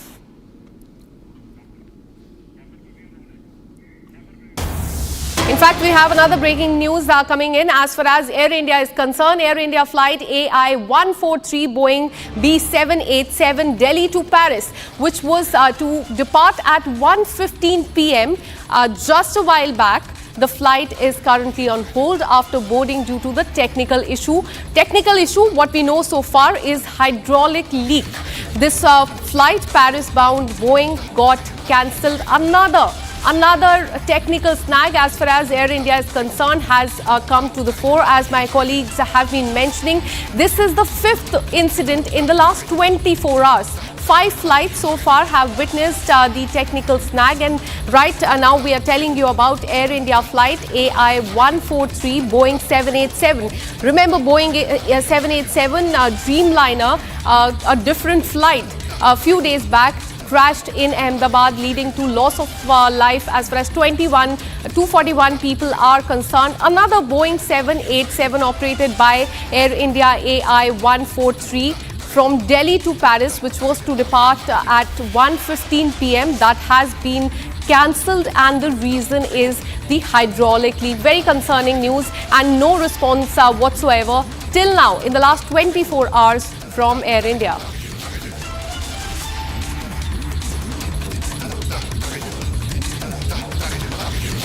All right, so this is the breaking news that we are getting for you. Just a while back, we told you about another incident related to Air India where the Ahmedabad to London flight got cancelled. The reason that was given to the commuters and the passengers there was of a technical glitch. Another Air India incident, AI-143 Boeing 787. This was going from the national capital to Paris, and this has also been cancelled. So in the last 24 hours, 5 such incidents. In the last 4-5 hours, I can tell you that Air India flight from Ahmedabad to London was cancelled because of technical glitch. Then Air India flight from Delhi to Paris again cancelled because of technical glitch, that is a hydraulic leak. And now Delhi to Dubai flight was also cancelled because of the same reason.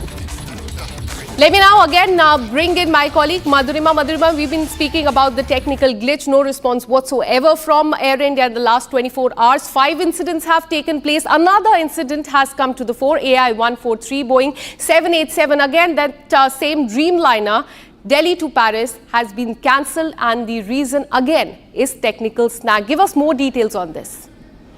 Well, absolutely, Akansha. What needs to be underlined here is it's yet another hydraulic leak. And remember, Akansha, that this was one of the issues that that was highlighted by Boeing whistleblower earlier as well, where he went on to say that the maintenance in the past couple of decades has reduced in Boeing.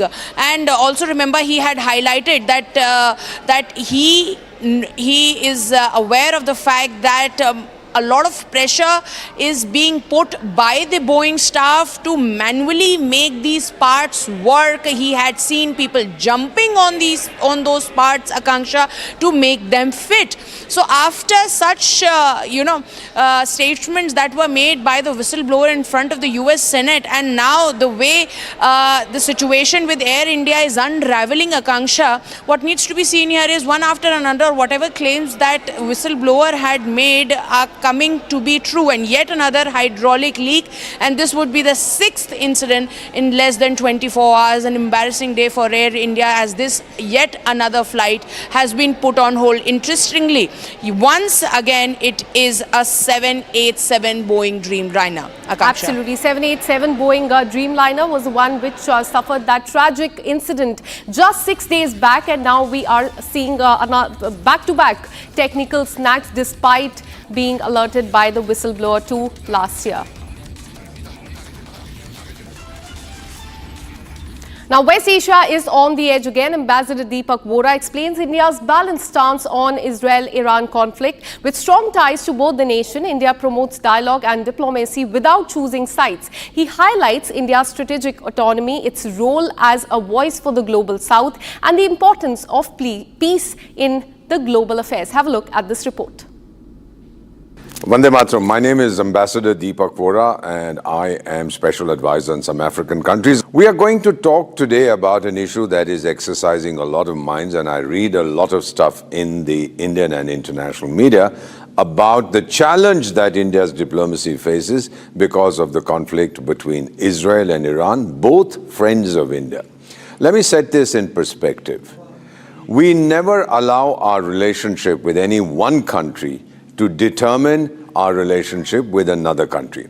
Chanakya had said something very interesting 2,400 years ago, that my enemy's enemy can be my friend. He did not say that my friend's enemy must also be my enemy. We are friends with both. We compartmentalize our relationship. As far as Israel is concerned, the relationship has a very strong defense component. It has a very strong agricultural component, and education, and high technology.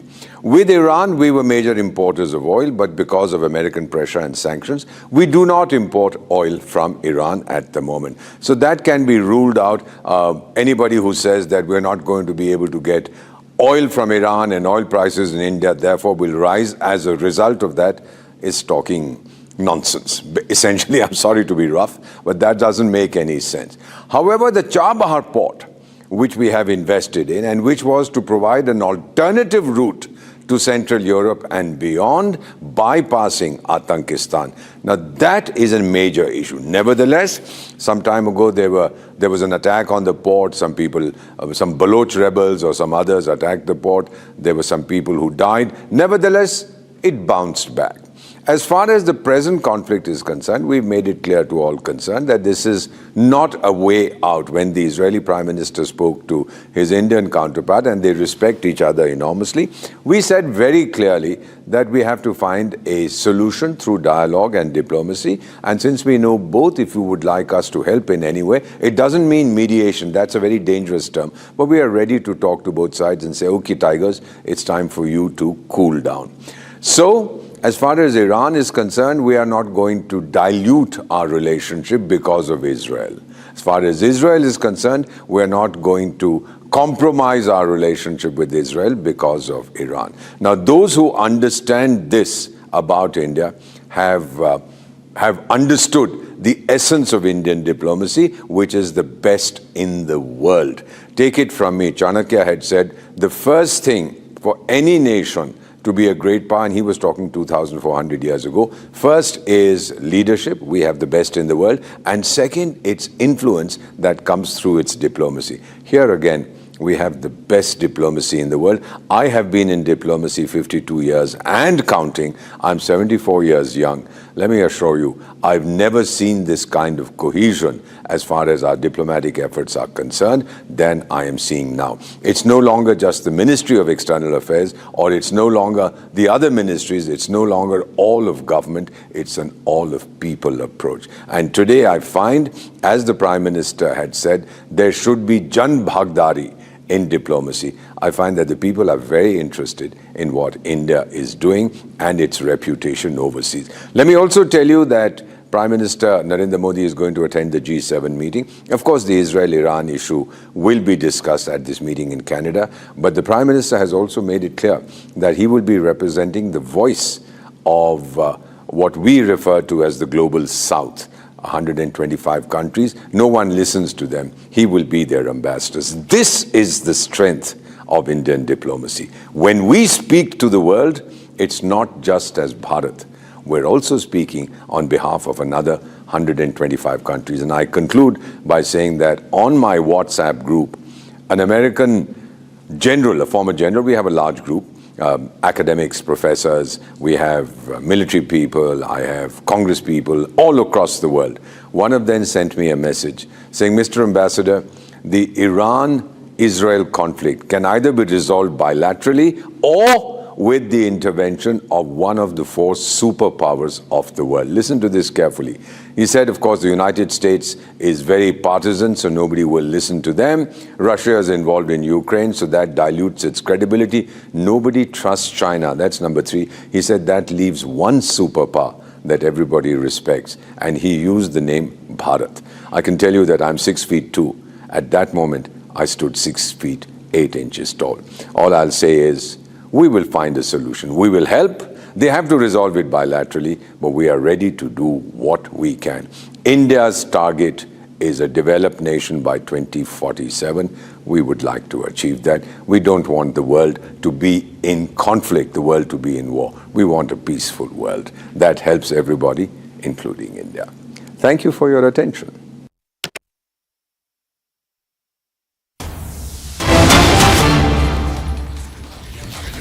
We have another breaking news coming in. Indigo Goa-Delhi flight 6E6811, which took off from Goa on Monday 16 June at 4 p.m. experienced major turbulence 10 minutes after the takeoff. The flight was immediately after takeoff, couldn't be balanced. And after some time, pilot managed to control the flight with the help of the air traffic controller. Major accident has been averted. This is as far as the Goa to Delhi flight is concerned. And this time the flight is of the Indigo, which took off on 16th June at 4 p.m. and experienced major turbulence 10 minutes after taking off.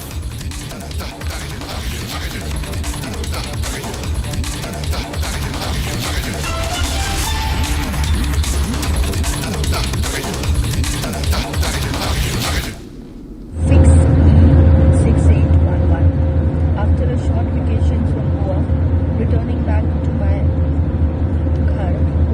Lucknow. This flight is going from Goa to Lucknow, direct flight. 2.25 घंटे की भयानक flight के बाद अब हम लखनऊ ऊपर वाले की दृष्टि से लैंड कर चुके हैं। लेकिन आपको ये बता दूं कि जब ये जो फ्लाइट है 6C6811 ये गोवा से लखनऊ डायरेक्ट फ्लाइट है और ये 2.25 घंटे की फ्लाइट है। लेकिन जैसे ही ये फ्लाइट टेक ऑफ करी, ये पूरे की पूरी फ्लाइट ऊपर से नीचे अपसाइड डाउन आ गई। शायद ये वो महसूस कर सकते थे जो एयर इंडिया अहमदाबाद में क्रैश हुई है, उसके पैसेंजर्स महसूस कर सकते थे। आज हमने वही मौत का मंजर में। With this, we're taking a very short break. Coming up on the other side, United States move 30 Air Force bomber aircraft closer to Europe.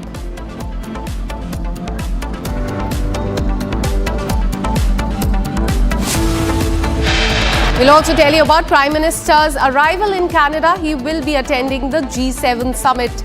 We'll tell you about these two stories and much more after this very short break. Stay with us.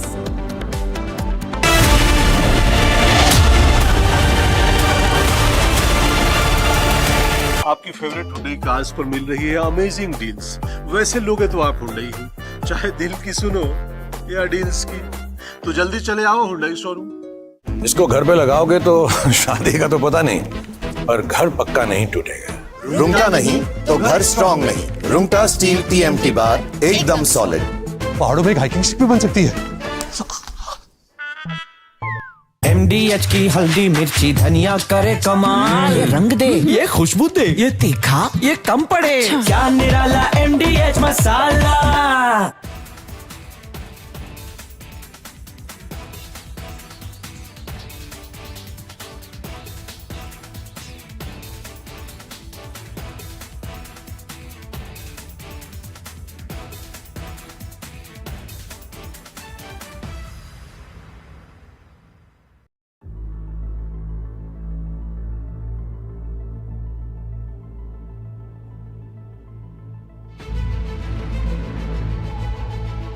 Technical reasons, sir, would like to stay closer to Hong Kong.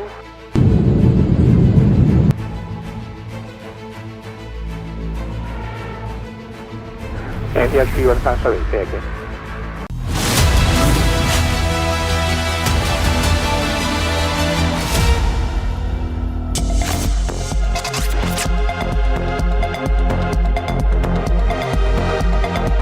% ಇರಬೇಕು India okay India This is India and we are living here. You are nobody to tell me what I have to do.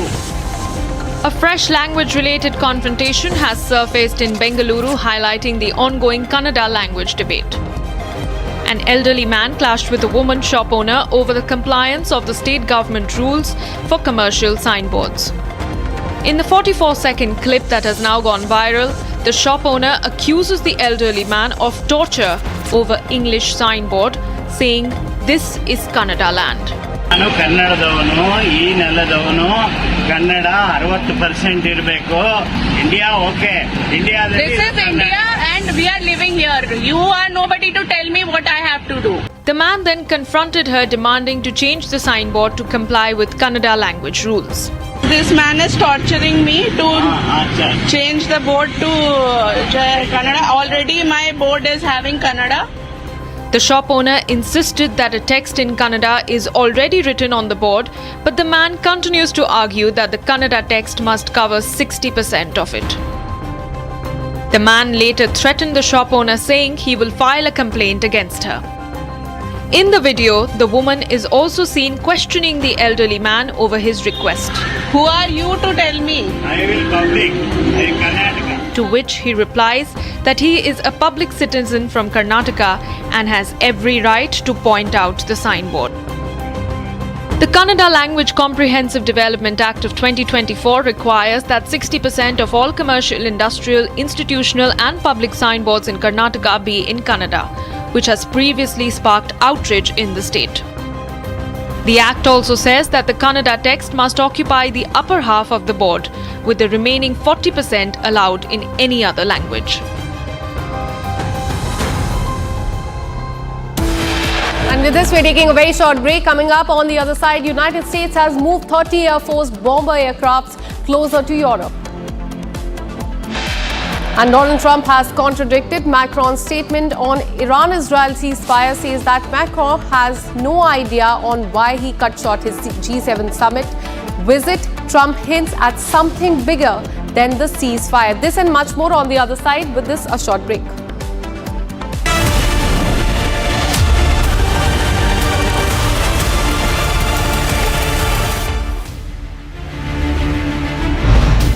You can see behind me the American embassy in Tel Aviv, and this is not damaged from the outside at least, but still all the places next to the embassy suffering from a damage. Here behind me is the center of Tel Aviv, and Iranian ballistic missile hit here, and the destruction is massive. Many residential buildings all over destructed, devastated, and they can collapse any moment. Iran targeting civilian areas. There are no military targets here, just regular people living here. A lot of shops destroyed and places for around 300 meters all around are destroyed. ये है secret recipe MDH का जीरा SIP जल जीरा मसाला। SIP SIP जीरा SIP MDH का जल जीरा सिप MDH का जल जीरा सिप। विमल में गुलिस्तां की ये कुछ लजीज फरिश्ते जब साथ घुले तो जी ललचाए और दिल कहे कि स्वाद की इस जुबान में खुद को ऐसा डुबाऊं कि निकल ना पाऊं। विमल की जुबान कुछ है ही ऐसी, मानते हैं ना?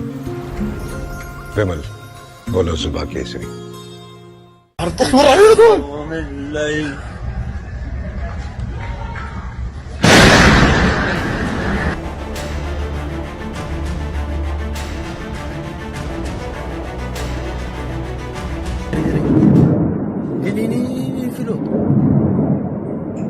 Wow, bebate ziku.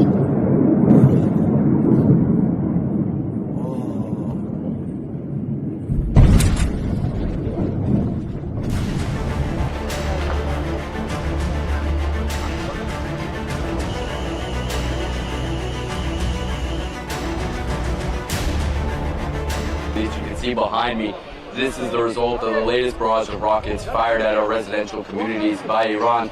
It's continuing the pattern as we're seeing each and every one. From Asia's largest news headquarters, setting the agenda for Bharat.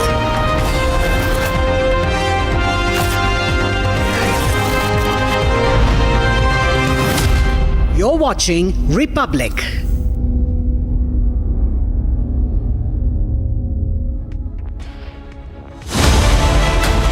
I have seen what it takes to report from the front lines.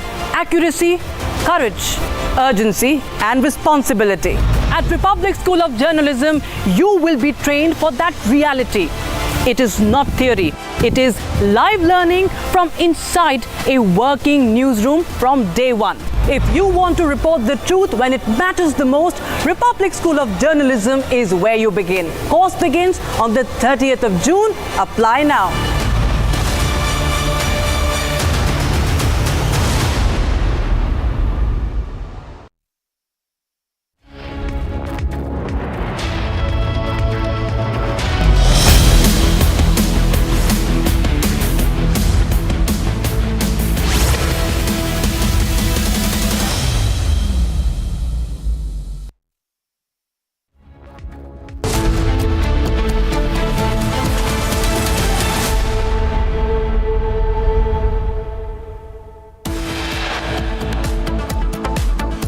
Massive crisis hits Indian aviation crisis. Multiple Air India flight reports technical snag.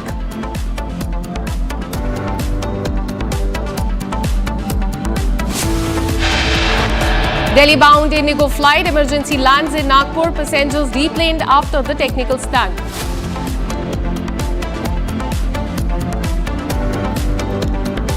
Under 10 Indian students evacuated from Tehran amid escalation in Israel-Iran hostilities. Students across over border to Armenia.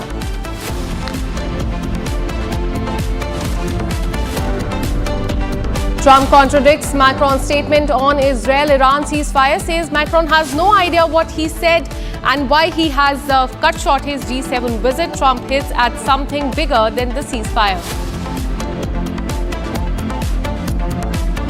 PM Modi in Canada to attend the G7 summit to meet Zelensky on the sidelines of the summit.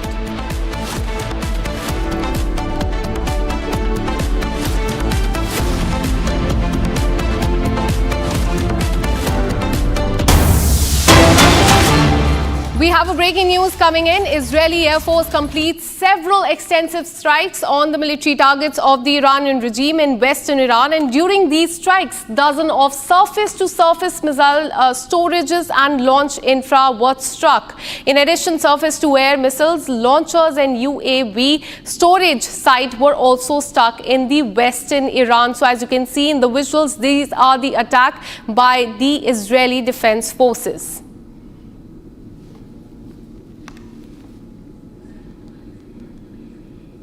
All right, so as you can see in the visuals, these are in fact, this is the attack that has been done by the Israeli forces. They have destroyed Iran's military target is what we are learning. In the last 5 days, we've been seeing attack and counter-attack by both the nations. And just a while back, IDF had also issued the statement on Iran Chief of Staff Ali Shadmani also being killed.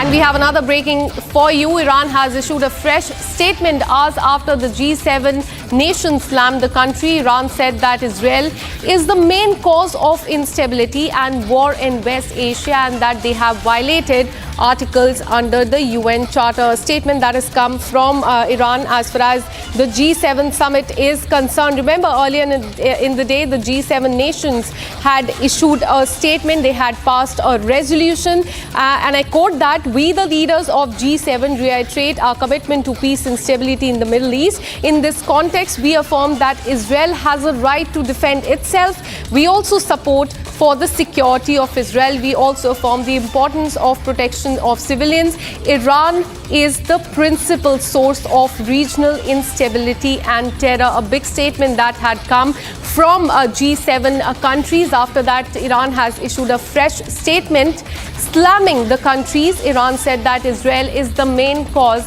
of the instability and war in West Asia.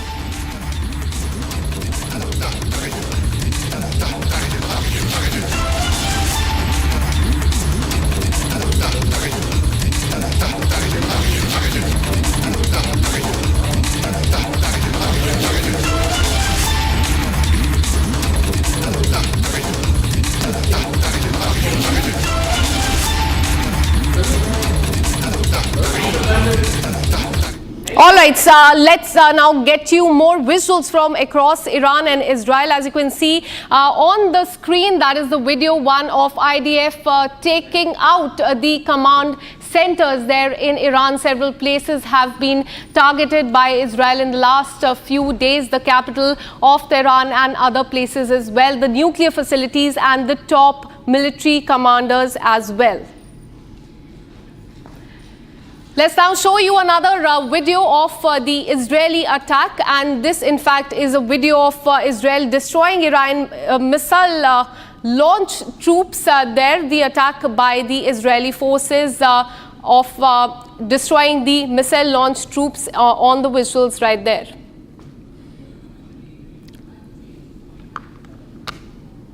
Let's now show you another video of Iran launching missile strike on Israel. We've been seeing attack and counter-attack by both the countries, and this is the aftermath of Iran's missile strike on Iran. Several buildings have been damaged there. We are learning that at least 10 people have also lost their life in Israel. Attack and counter-attack in the last few days. The entire region of West Asia is on the boil again.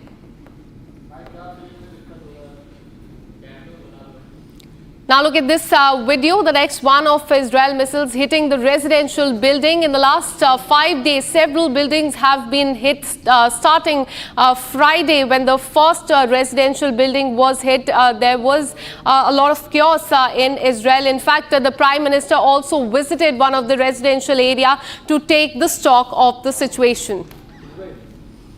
All right, so let's now show you another video of Iran launching missile strike on Israel. We've been seeing attack and counter-attack in the last few days. The capital of Tehran and other places as well, the nuclear facilities and the top military commanders as well. Now look at this video of Israel taking down Iran UAV there on the screen, and all these videos have been released by the IDF to show the damage that they have put on Iran in this conflict that is going on.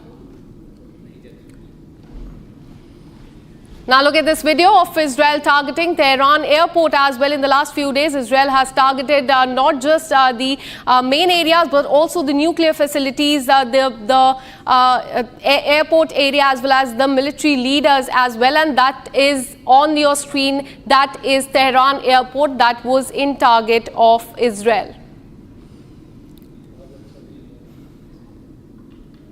Have a look at this video of Iran missile launch, troops eliminated, several, in fact, military leaders have been killed, and this is one of the videos that has been released by the Israel Defense Forces of the launch troops being destroyed. Have a look at this video of Israel annihilating Iran launch pads as well. Big attack there by Israel Defense Forces as far as the missile launch pads are also concerned. All these prominent areas in Iran have been destroyed by Israel in the last 5 days.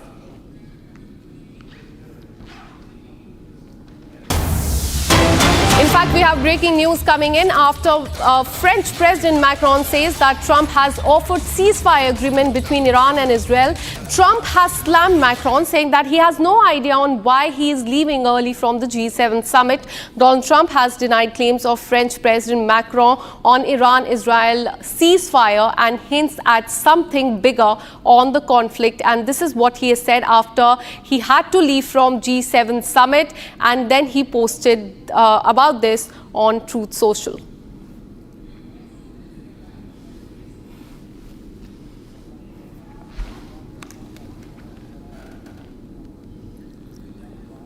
All right, so this is a statement that has come from Donald Trump. He has contradicted the French president. Remember earlier that in the day, Donald Trump had to leave from a G7 summit. After that, French president had made a remark that the ceasefire between Iran and Israel is on the cards, after which Donald Trump has come down heavily on the French president.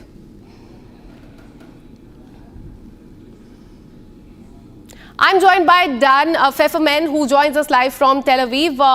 Thank you so much for speaking to Republic TV. What we're witnessing right now are the statements that have come from the United States. Donald Trump had to leave G7 summit. He had to move back. After that, he said that ceasefire is not on the cards, but there's something bigger. How would you assess this? It's clear that President Trump in the United States would like to see an end to this conflict. However, they want to see it in a way that actually ends the conflict. It's clear to much of the world, certainly to the United States, the G7, really to most of the Middle Eastern countries, that Iran is the engine of instability and of radicalism and of terrorism in the region. And such an Iran, such as a regime like this, who has been constantly provoking, stoking, and been behind much of the terrorism and conflict in the Middle East and much of the radicalization around the world in recent decades, cannot be allowed to have a nuclear program. And so Macron's statement that Trump very quickly rushed to correct said ceasefire, and President Trump correctly said, no, we're not talking about a ceasefire. He hinted that we need something that actually ends Iran's nuclear program, that ends their race to the most dangerous weapon in the world. The most dangerous regime in the world cannot have the most dangerous weapon in the world. Otherwise, we will be in conflict after conflict every time the Iranians are able to reconstruct. And just as they did in the last few decades, and we saw this come to the fore on October 7th, when Iranian proxies, unprovoked, whether it's Hamas in Gaza or then Hezbollah in Lebanon or the Houthis in Yemen and other Iranian proxies in Iraq and in Syria, backed an all-out attack on Israel. a good standing member of the international community, and such a regime was on the brink of achieving a nuclear weapon. And according to Prime Minister Netanyahu, there were even intelligence reports that it wanted to transfer some of those nuclear weapons to the Houthis, who have been firing unprovoked, non-stop on Israel since October 7th. And so what we can read into President Trump's statement is that if there is a deal in which Iran truly and verifiably gives up its nuclear program, then, of course, Israel will have achieved its goal, and this escalation can stop. Well, absolutely. It remains to be seen how this pans out in the next few days. In fact, we have these visuals of United States rushing in bomber aircrafts closer to Europe is what we are learning. These are the visuals we have for you there on the screen. Massive buildup of American air assets in the Mediterranean. You can see that is the Morro Air Base in Spain.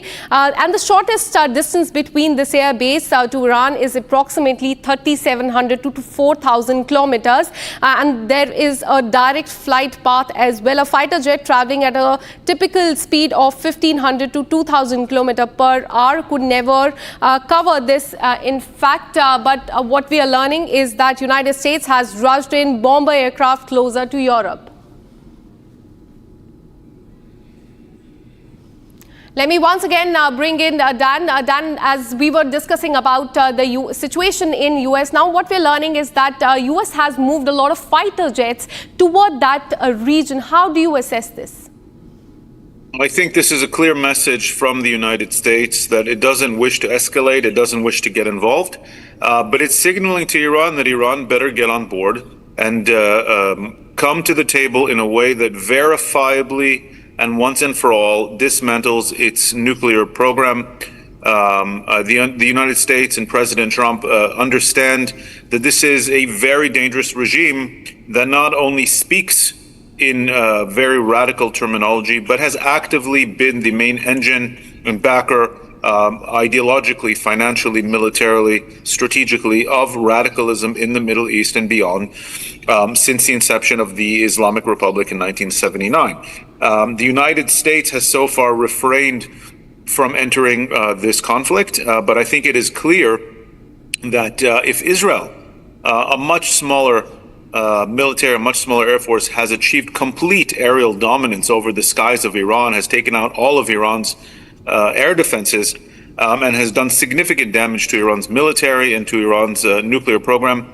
The entrance of the most powerful military in the world, the most powerful military to ever exist, frankly, which has munitions, specifically the bunker buster munitions that Israel does not have reportedly, then that will be a major escalation that Iran, which might already be on the verge of collapse, the regime, of course, might already be on the verge of collapse. If the United States enters, this is a whole different level, and the Iranian regime will not be able to stand on its feet. I think this is a signal to the Iranian regime that they better come to the table. Until now, every time the Iranians came to the table of negotiations, it was to buy time, and they never gave any actual meaningful concessions giving up their nuclear program. The Americans mean business here, and they will take this escalation to a level that Israel cannot take it, and that the Iranians will not be able to bear. Absolutely. Trump, as he has also stated that he has hinted at something bigger. No ceasefire between Israel and Iran yet, but something bigger. So it remains to be seen what it really is. I request you to stay on with us. In fact, we have another breaking news coming in, and these visuals coming in from Tehran. In fact, what we are learning is that students there are being relocated from Tehran. Indian students in Tehran have been moved out of the city for reason of safety through arrangements made by the Indian embassy in Iran. The External Affairs Ministry has in fact stated in a statement that other residents who are self-sufficient in terms of transport have also been advised to move out of the city in view of the developing situation. There are as many as 10,000 Indians in Iran. 6,000 of them are students. So this is very important for India to move them to a safer place for their own safety, and that is why we are getting these visuals visuals of these Indian students being moved out to a safer location, and the arrangements have been made by the Indian embassy in Iran. In fact, some Indians have been facilitated to leave Iran through the border with Armenia, and just a while back, External Affairs Minister also spoke with the Armenian counterpart on this. Let me bring in Dan once more. Dan, we are getting these visuals of students in Iran being relocated to safer areas. So situation remains very tense there. We can see in the visuals as well. There is a little bit of chaos. People are moving to safer location. How would you assess this? Yes, sure. Anytime, of course, there is military conflict, there's going to be chaos on the ground. Something that's worth noting here is that Israel is targeting very specifically and very precisely military and regime installations, and is giving warning to the people of Iran to clear the area, to evacuate so that they're not harmed, while at the same time Iran is specifically targeting Israeli civilian populations. If it wasn't for Israel's billions of dollars spent on air defenses and warning systems and shelters throughout the country, you would see many, many tens of thousands of Israelis, maybe even more, maybe 1 million Israelis killed by the Iranian strikes, because they are directly aimed at Israeli civilian populations. At the same time, Iran has invested the same billions of dollars on missiles and terror groups over the last 20 to 30 years, and not on protecting its own population, something we see entirely consistent across the Iran-led radical axis from Hamas to Hezbollah to the Houthis and others. They spend money on offensive weapons to terrorize civilian populations in the Middle East, while Israel spends that same money on defensive solutions, whether to neutralize the missile attacks or protect civilian populations. And it's stunning that maybe a similar amount of civilians have been killed in Iran as have been in Israel, which shows how much Israel is taking considerable care and caution to avoid harming Iranian civilians, while Iran is doing everything it can to try to target Israeli civilians. Absolutely. And in the last 5 days, we have seen this escalation between Iran and Israel, with the US also sending the bomber fighter jets towards Europe. How do you think this entire situation will pan out in the next 1 week? This is a major statement of pressure and of intention by the United States. The United States, of course, under President Trump especially, has made clear that they do not wish to get involved in any more Middle Eastern conflicts, but it is clear that the United States gave Iran, the regime, 60 days to come to the table and negotiate an end to its nuclear program in good faith. The Iranians dismissed it, avoided it, and did everything they could to drag it out. It is clear that the Iranians regime were not willing to part with their military nuclear program. Of course, their people are suffering under sanctions and under a crippling economy. And at the same time, they choose to pump all of their money into proxies and this foolish nuclear program. Israel could not wait by anymore for an existential threat on it. And so this is a further statement of pressure by Washington that it will join the conflict if it has to, in order to end Iran's nuclear program. How the entire situation pans out in the next 1 week. In fact, let us stay on with us, Dan. We have these visuals on the screen of the areas that have been attacked by Israel on Iran in the last 5 days. We have Tabriz there, explosion near Nuclear Research Center, Tehran. That is where the military base is. State broadcaster, remember, their building was attacked yesterday. Natanz, and this is the main nuclear enrichment facility which was attacked last week. Kermanshah, very important place in Iran, refueling plane at the area was also attacked by Israel in the last few days. These are the main areas, be it the nuclear facilities or military bases, nuclear research center, nuclear research site. airport was also hit by Israel as well. So Dan, Israel has attacked all of these prominent places there, be it their nuclear facilities, military base, etc. And Iran has also hit back at Israel at several places as well. Buildings were destroyed. There have been several deaths that have been reported so far. How would you assess this? Yeah, you can see a very clear unrolling of a carefully prepared Israeli targeting package that starts with air defenses, missile installations, nuclear program, continues on to the entire leadership cadre of the Iranian military regime and intelligence regime, and then goes after symbolic sites, but also sites that are directly connected to Iran's ability to manage the war effort and the country.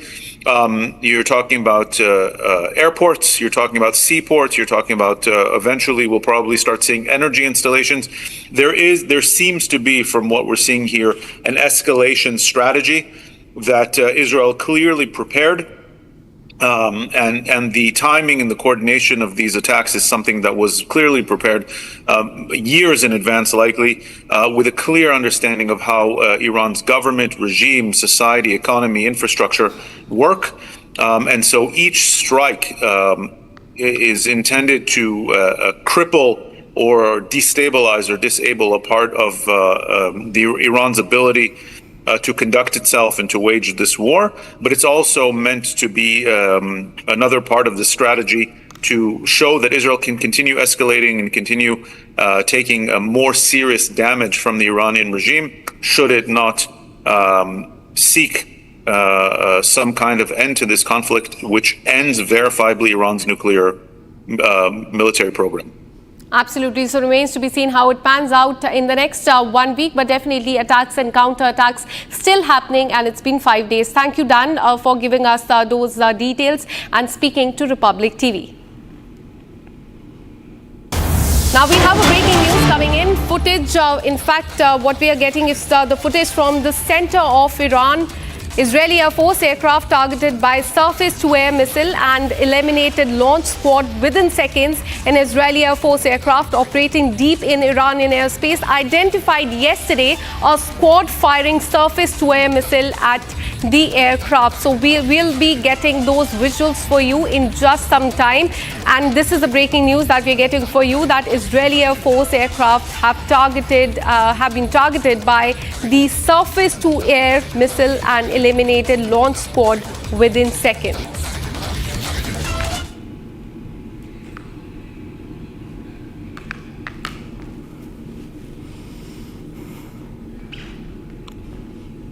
Now shifting our focus, US President Donald Trump has left the group of G7 summit in Canada a day early due to the situation in the Middle East. French President stated that Trump had made an offer for a ceasefire between Israel and Iran. And earlier, President Donald Trump had urged everyone to immediately evacuate Tehran and reiterated that Iran should have signed a nuclear deal with the United States. Trump briefly spoke about his experience at the G7 summit before leaving for the United States. Here is more on the story.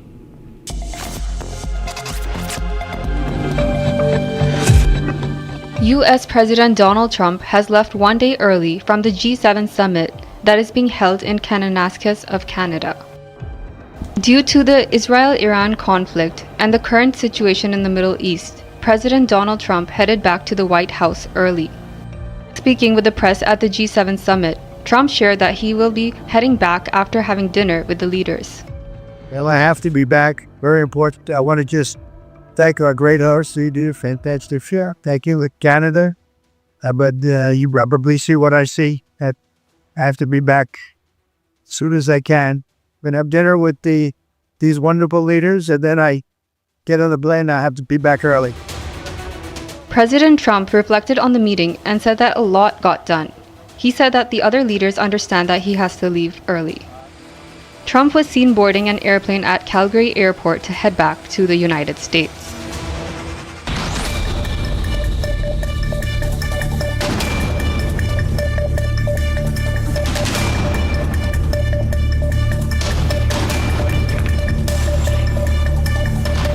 Well, the leaders of G7 nation, Canada, France, Germany, Italy and Japan, the United Kingdoms and the US have voiced their support for Israel, and they have issued a statement. European Foreign Minister have also urged Iran to, in fact, as far as negotiation with the United States and avoid escalating conflict with Israel. Donald Trump dramatically left the G7 summit in Canada a day early to rush back to Washington with the French president, claiming that US leader was considering the prospect of ceasefire between Israel and Iran. Meanwhile, Trump condemns Macron's statement by saying something bigger than ceasefire is coming. India has begun evacuating its nationals from Iran amid the escalating tensions between Tehran and Israel. The first batch of 110 Indian nationals who have safely crossed into Armenia will fly to the national capital tomorrow. MEA has urged Indian nationals living in Tehran to evacuate and contact the embassy. The military exchanges worsened between Israel and Iran overnight. Israeli strikes hit multiple locations in Iran, including its capital, Tehran. Indian Air Force completed several extensive strikes on military targets of the Iranian regime in the western Iran. During the strikes, dozens of surface-to-surface missile storage and launch infra was struck. In addition to this, surface-to-air missile launchers and UAV storage sites was struck in western Iran. Iran's missiles have struck deep inside Israel, causing significant damage to the key infrastructure. One of the hardest hit sites is the Haifa oil refinery, where pipelines and transmission lines were damaged in the assault. The attack marks a major escalation in the ongoing Israel-Iran conflict, raising concerns over the regional stability and the potential for a broader war. Now, despite the damage, Israeli authorities report no casualty and say that core refinery operations are still active.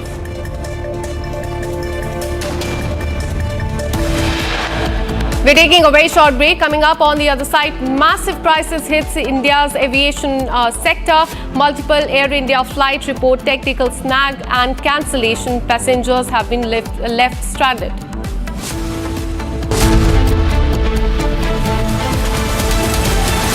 विमल में गुलिस्तां के ये कुछ लजीज फरिश्ते जब साथ गुलें तो जी लल जाए और दिल कहे कि स्वाद की जुबान में खुद को ऐसे डुबाऊं कि निकल ना पाऊं। विमल की जुबान कुछ है ही ऐसी, मानते हैं? विमल, बोलो जुबान कैसी? दादी के हाथों का जादू और खुशबू से महकता घर, माँ की मुस्कुराहट और खाने की सुगंध। MDH गरम मसाला, क्योंकि हर रिश्ता है स्वाद से जुड़ा।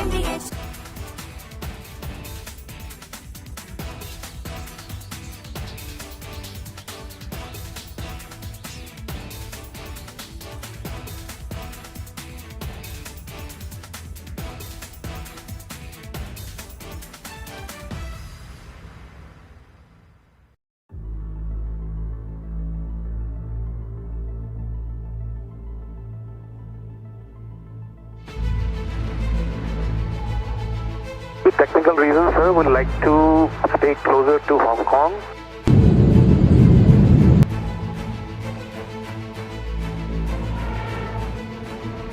And yes, you are sorry, say again. With technical reasons, sir, would like to stay closer to Hong Kong. Maybe we will come back and land back into Hong Kong.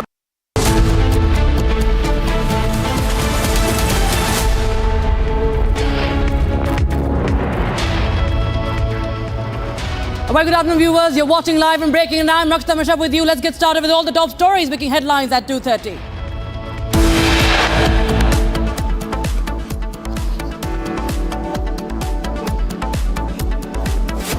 Massive crisis hits India's aviation sector. Multiple Air India flights report technical snags and cancellations. Passengers left stranded. Delhi-bound Indigo flight emergency landing in Nagpur. Passengers deplaned after technical snag.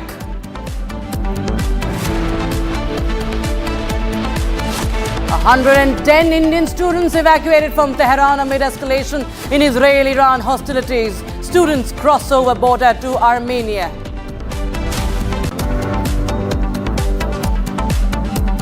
Trump contradicts Macron's statement on Israel-Iran ceasefire, says Macron has no idea on why he cut short his G7 visit. Trump hints at something bigger than ceasefire. And Prime Minister Modi in Canada to attend the G7 summit to meet Zelensky on the sidelines of the summit.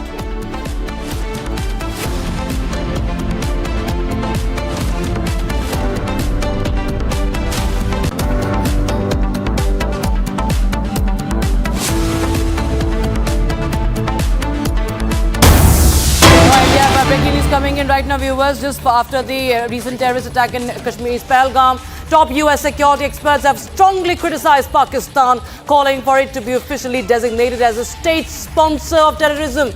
Asim Munir has been directly accused of supporting terrorism, equating him with Osama bin Laden in terms of threat and ideology. That's the breaking news we have right now. Asim Munir humiliated in the United States outside the hotel. That's what you're hearing about Asim Munir in the United States. Top security expert has compared him to Osama bin Laden. That's the breaking news we are getting in right now. If I go further, quoting what has been said about him, a former Pentagon official and senior fellow at the American Enterprise Institute has called for the United States to officially label Pakistan as a state sponsor of terrorism.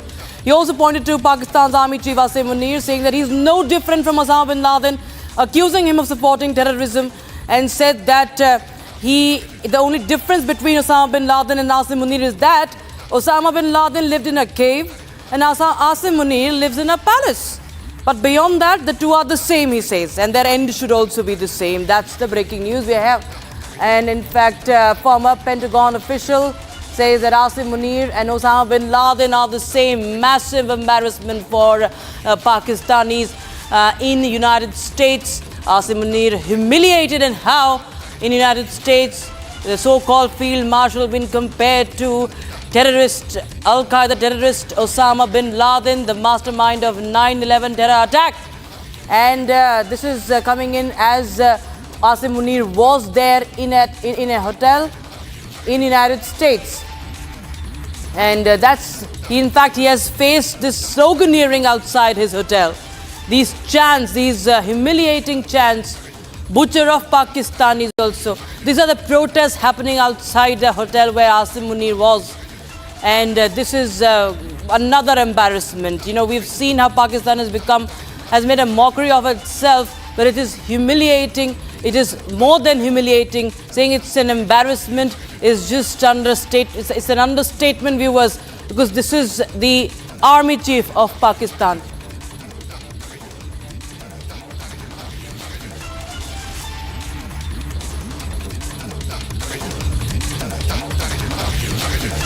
Viewers, we shift our focus to the conflict between Iran and Israel. And in the wake of this conflict, several students have been evacuated from Iran. In fact, New Delhi has advised students to move away from Tehran, especially where we've seen there have been massive airstrikes in Tehran and in several parts of Iran.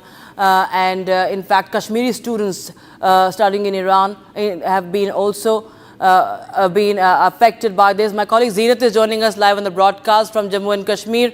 Zeenat, tell us more. What is the update on the students, especially who are from Kashmir, who are in Iran? What are their families saying? What is their latest communication? See, Rakshita, the escalation between Iran and Israel has left many students stranded there, though there have been the effort being made by the ministry to evacuate them. But that has also left scores of parents worried about the children who are pursuing their professional courses.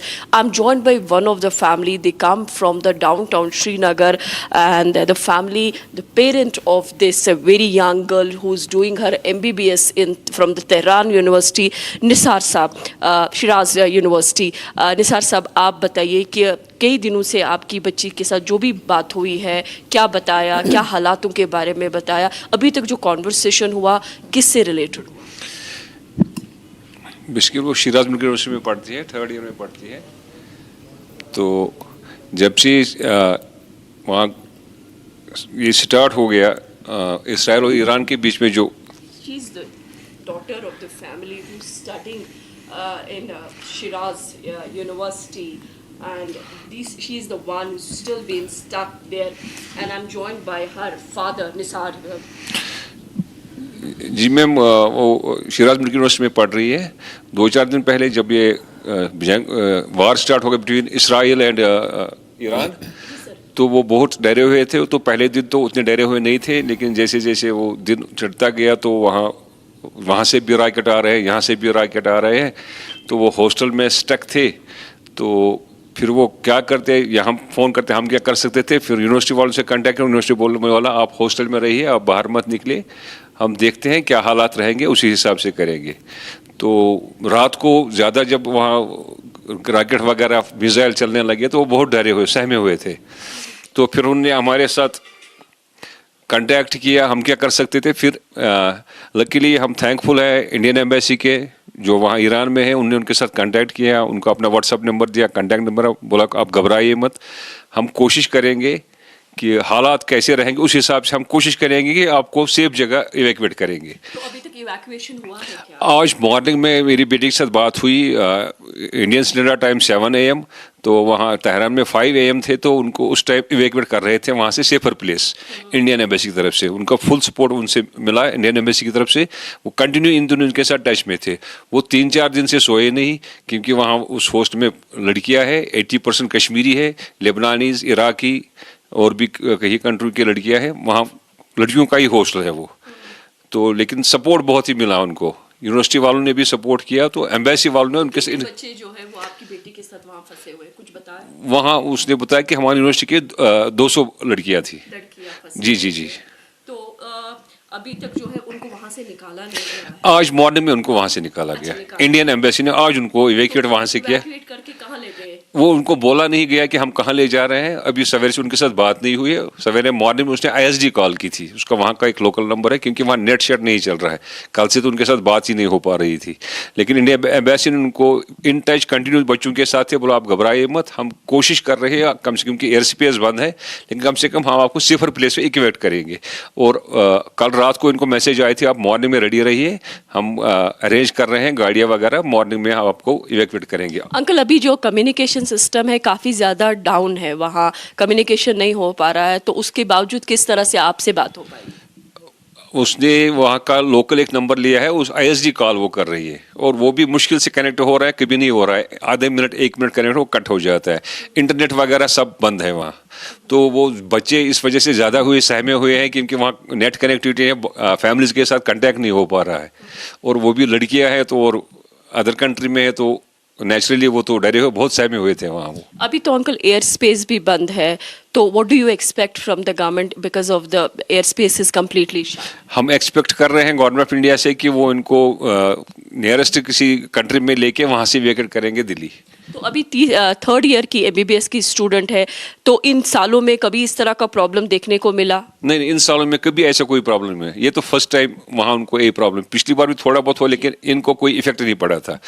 पिछली बार जो हुआ, पिछली बार हाँ, उस time को कोई effect, college भी खुला था, मार्केट भी, ये सब जा रहे थे। लेकिन आज जो हुआ ना, इनको लगा था शायद पिछली तरह की, तो एक दिन में एक सारा खत्म, लेकिन जब बढ़ता गया और बच्चे बोल रहे थे, हम खुद देख रहे थे कि रॉकेट यहाँ से भी आ रहे हैं, वहाँ से भी आ रहे हैं। और शिराज में उनके कॉलेज के हॉस्टल के पास ही एक बिल्डिंग को मिसाइल आया था, तो ये सहमे हुए थे। ये फिर ग्राउंड फ्लोर में सारे बच्चे एक जगह बैठे रहे। तो जो आप बता रहे कि एक नज़दीक की बिल्डिंग में एक रॉकेट हुआ था, तो जहाँ पर ये लोग हैं वहाँ पर उस विसिनिटी में कोई ऐसा डैमेज या कोई ऐसी चीज़ देखने को? उस एरिया में कोई डैमेज नहीं हुआ, ना उस एरिया में रॉकेट गिरा है, लेकिन धमाके दाएं बाएं हो रहे थे, वो बहुत सहमे हुए थे। और वो फिर एक जगह बैठे थे ग्राउंड फ्लोर में, वो 3 नाइट वो सोए ही नहीं, क्योंकि रात को ये वहाँ ज़्यादा अटैक्स वगैरह होते, चाहे वहाँ से या यहाँ से। तो इस बीच में जो कि आप कह रहे हैं कि ग्राउंड फ्लोर में उनको रेस्क्यू किया गया, वहाँ रखा गया, तो इस तरह इसमें कुछ खाने पीने को वगैरह कुछ मिला था कि, या सप्लाईज भी नहीं पहुँच पा रही है? सप्लाईज नहीं पहुँच पा रही है, और बेसिकली वो खुद कुक कर रही है। तो वो बोल रहे थे हमको, हम बना रहे थे लेकिन खा नहीं पा रहे थे टेंशन की वजह से। तो बाकी यूनिवर्सिटी वालों का भी उनका सपोर्ट मिला, लेकिन एम्बेसी वालों के हम थैंकफुल है कि उन्होंने उनको कंटिन्यू उनके साथ इन टच रहे, उनको सपोर्ट किया, उनको आज मॉर्निंग में इवैक्यूएट किया। तो कई सिविलियन कैजुअलिटीज़ का भी नंबर आ रहा है जो कि भी आइडेंटिफाई नहीं हो रहे हैं कि स्टूडेंट्स कम्युनिटी के लिए। आपकी बेटी ने कुछ बताया कि कोई उनके यहाँ कोई इंजरी, स्टूडेंट्स कोई इंजर्ड तो नहीं है उन ग्रुप्स में, या किसी का कैजुअलिटी या कोई प्रॉपर्टी उसमें डैमेज तो नहीं? नहीं, ना उसकी यूनिवर्सिटी को कोई, ना हॉस्टल को, ना कोई स्टूडेंट जख्मी हो गया है शिराज में। हाँ, बोल रहे थे, सुनने में आया है कि 2-3 बच्चे तेहरान में कुछ माइनर इंजरी उनको हुई है। क्या वो कश्मीरी स्टूडेंट? कश्मीरी स्टूडेंट 3 है, लेकिन माइनर इंजरी बोल रहे, मेरी बेटी बोल रहे, हम उनके साथ बात हुई, माइनर इंजरी हुई। बेसिकली वहाँ धमाके की वजह से हॉस्टल के शीशे टूट गए थे, उस वजह से उनको माइनर इंजरी हो गई थी। शिराज में कोई इंजरी नहीं है, वहाँ सारे बच्चे सेफ है, सबको आज इवैक्यूएट किया गया है। तो अब पता नहीं कहाँ किस इवैक्यूएशन प्रोसेस जो हो रहा है उसमें आपकी बेटी को कहाँ रखा गया? अभी पता नहीं है, क्योंकि उसका कांटेक्ट ही नहीं है। अभी पता नहीं वो कहाँ पहुंचे, ना उनको बोला गया है कि हम आपको कहाँ ले जाएंगे, लेकिन खाली एम्बेसी वालों ने बोला हम आपको सेफर प्लेस पे ले जाएंगे, वहाँ से फिर हम देखेंगे, हम आपको इवैक्यूएट करके दिल्ली भेज देंगे। तो जहाँ तक लगता है कुछ बच्चों को, मेरे एक फ्रेंड का बेटा है, उनको आर्मीनिया बॉर्डर क्रॉस कराया गया, और शायद नेक्स्ट विदिन 2-3 डेज उनको आर्मीनिया से भी दिल्ली ले जाएगा। अच्छा, इवैक्यूएट करके कहाँ ले गए? उनको आर्मी ने ले गए हैं कुछ बच्चों को, इनका अभी पता नहीं है, उनके से अभी कांटेक्ट नहीं है, इनको कहाँ ले गए हैं। तो अब जब कांटेक्ट हो तभी तो पता चलेगा। One family from downtown Srinagar, the daughter is stuck in the Tehran University. You see the airspace is shut, the communication is not working, internet speed has gone drastically down. Now all eyes on Ministry of External Affairs for the help. Right. Zina, thanks so much for joining us with that conversation coming in from Jammu and Kashmir. We'll keep a close eye on the updates on the students in Iran. Viewers, right now we have some breaking news coming in. Top sources tell Republic TV that the black box from the recent Ahmedabad plane crash will be examined in India and will not be sent abroad for analysis. Remember, earlier there were talks about the black box being decoded in a lab in France or United Kingdom. But now what we know, and this is an exclusive input that Republic TV has received on the Ahmedabad black box that holds the key to understand what really happened. What top sources tell us that the black box will be examined in India. Gopi is joining us on the broadcast for more on that. Gopi, tell us more updates, because earlier it was told that this will be sent to maybe France or UK, but it's a good thing to know that it's going to be examined now in India itself. Well, in fact, yes, Rakshita, what we are learning from our sources is yesterday it was the CVR which was discovered, which was found, in fact, from the crash site. And now the entire investigation is to be done here itself in India. What we are learning from our sources is there are 2 components in the black box, and both the components will be studied. This is, in fact, going to help reconstruct the entire sequence of the event, what went wrong before the plane crashed, a few seconds before the plane crash, what was actually the pilot talking about, what were the background noises, the radio programming, everything would be figured out from this very CVR which has been recovered from the crash site yesterday. Yes, Gopi, but yes, Gopi, top sources are stay on with us. We have senior executive editor Abhishek Kapoor joining us on the broadcast. Abhishek, well, what we know now that the key to this investigation is the black box, and it is going to be examined here in India. What more details can you share with us? Well, you see, what the pilot said, what the ATC heard, what the ATC responded with, and other parameters of the flight, everything is there in the black box, which is made up of 2 components, as we know now, the cockpit voice recorder and the flight data recorder, which has all the physical parameters of the flight. And the cockpit voice recorder not just records what the pilot is saying or the co-pilot is saying, but other ambient noises also. And that really helps the investigators piece together the puzzle in the case that there was not enough time for the pilots also to sort of encapsulate what was happening, and if, for example, if they fail to comprehend. So that way, it's very important that the black boxes are deciphered properly. Typically, depending on the arrangement, they would go sometimes to the Boeing plant or the NTSB actually in the United States, which is the National Transportation Services Board of the U.S., or to the BEA in Europe. This time it's been decided, like we do with other airline disasters, we would want to. Just stay with us, Abhishek. We have some breaking news coming in right now. There's Donald Trump who has just, I think. Will come down so hard, and then the gloves are off so beautifully. Now I think they know not to touch our troops.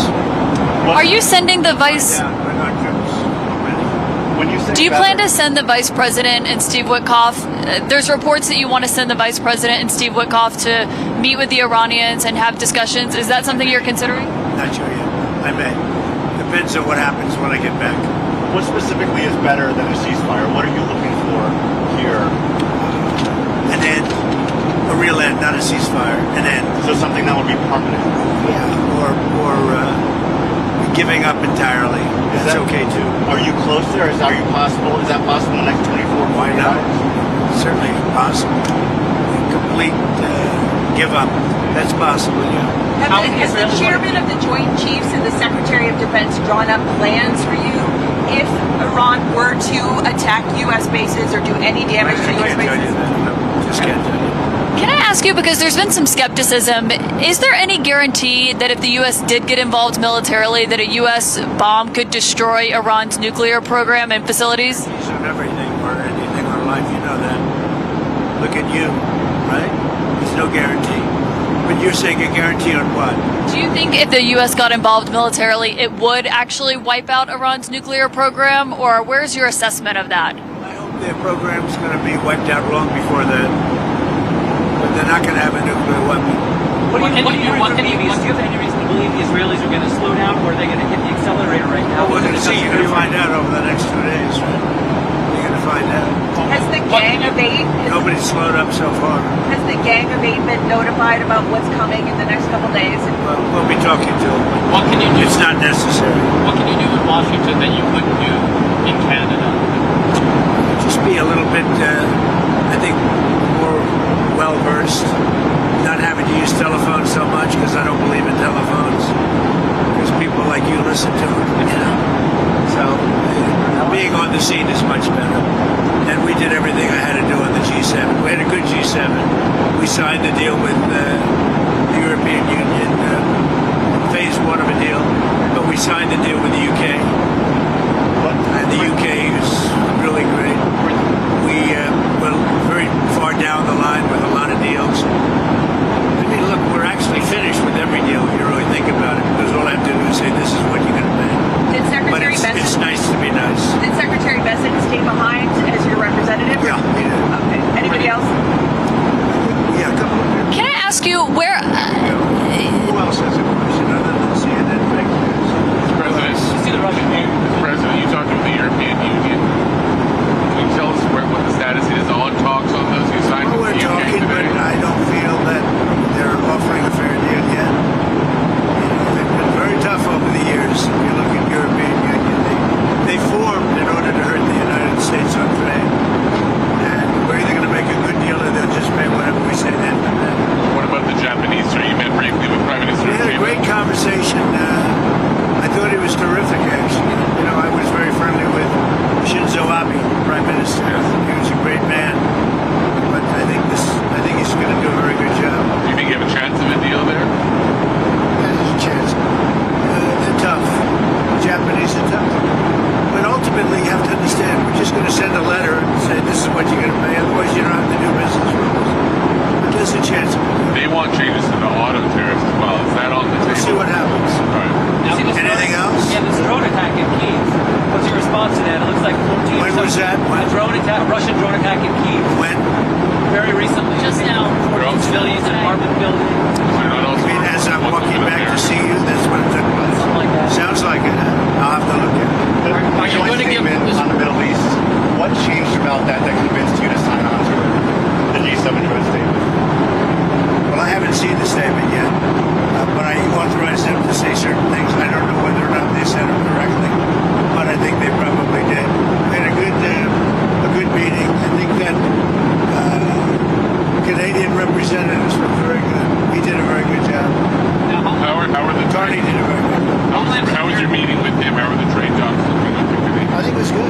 lot of good talk from a lot of people. You said he's looking for something more complex. Can you tell me what you mean by Well, that? they get too complex on the deals and they never get done. And we need speed. You know, we're dealing with really, if you think about it, probably 175 countries.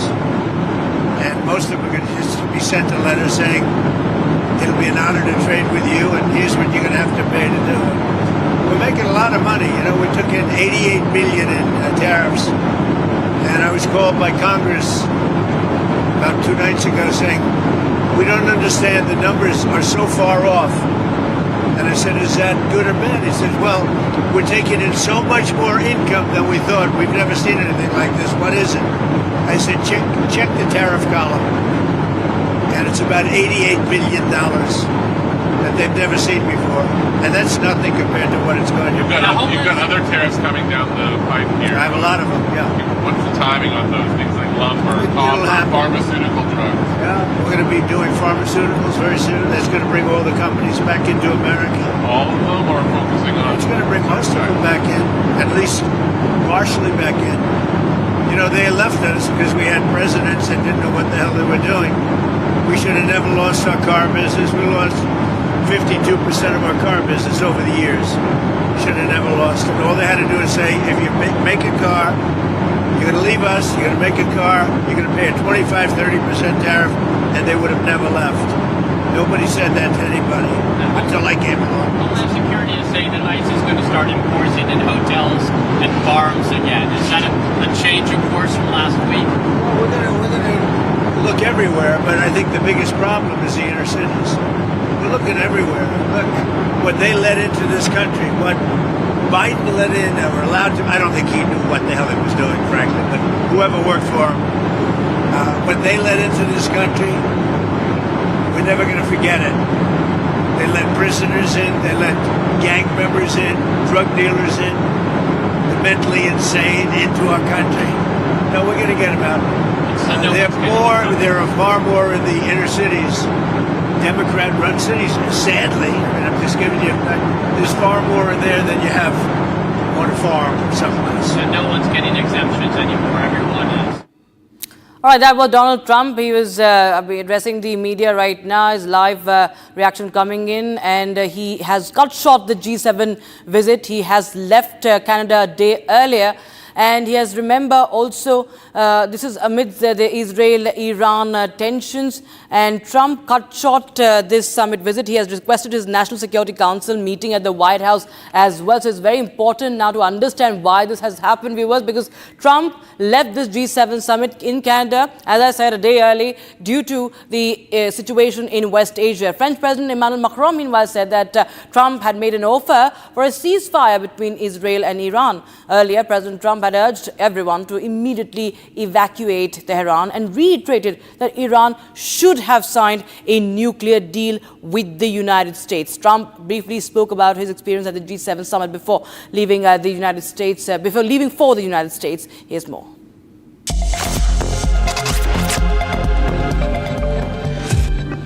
U.S. President Donald Trump has left one day early from the G7 summit that is being held in Kananaskis of Canada.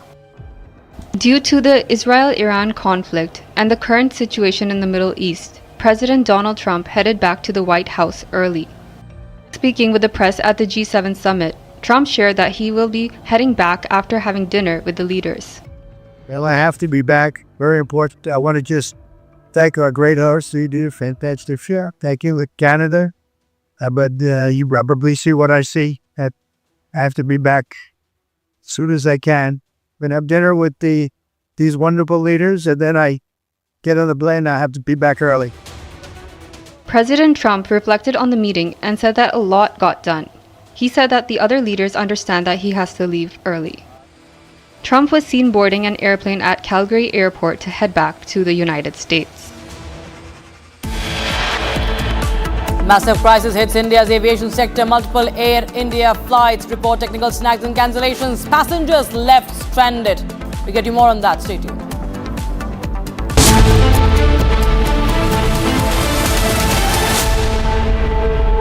Amity has been ranked India's #1 not-for-profit private university for 11th year, with top 10 ranked institutions in management, engineering, biotech, law, masscom, telecom, hospitality, fashion and more.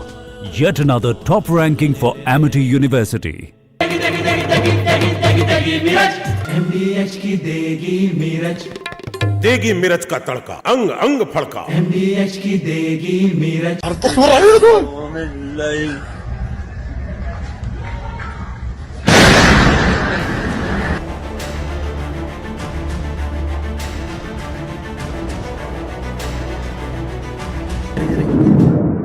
Ini filo. Wow, bebates iku.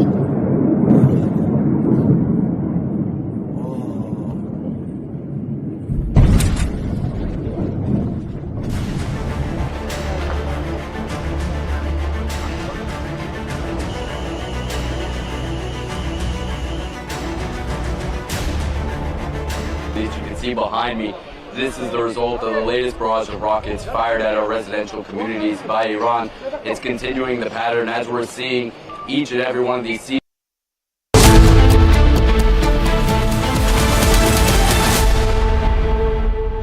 विमल में गुलिस्तां की ये कुछ लजीज फरिश्ते जब साथ गुले तो जी ललचाए और दिल कहे कि स्वाद की इस जुबान में खुद को ऐसा डुबाऊं कि निकल ना पाऊं।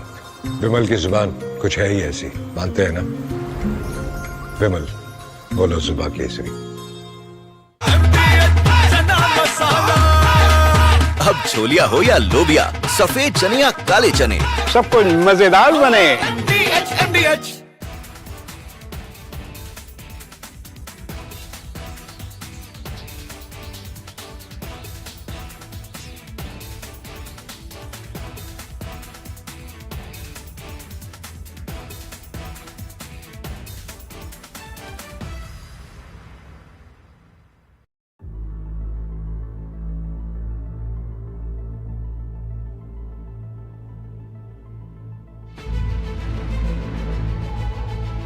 With technical reasons, sir, would like to stay closer to Hong Kong.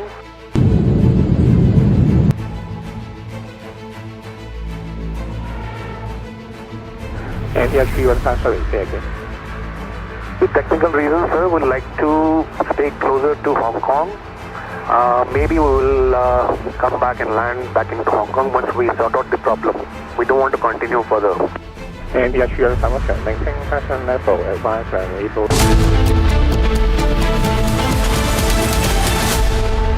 विमल में गुलिस्तां के ये कुछ लजीज फरिश्ते जब साथ गुले तो जी ललचाए और दिल कहे कि स्वाद की जुबान में खुद को ऐसे डुबाऊं कि निकल ना पाऊं। विमल की जुबान कुछ है ही ऐसी, मानते हैं? विमल बोलो जुबान केसरी। आधे बाउल दही में 4 चम्मच MDH चटनी पुदीना मसाला डाला, स्टर करो, पुदीना चटनी तैयार। MDH चटनी पुदीना मसाला।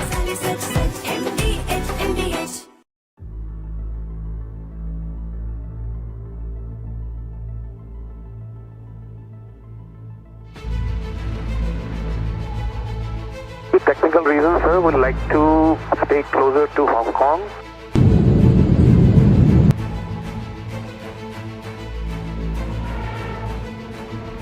And yes, you are sorry, say again. With technical reasons, sir, would like to stay closer to Hong Kong. Maybe we will come back and land back in Hong Kong once we sort out the problem. We don't want to continue further.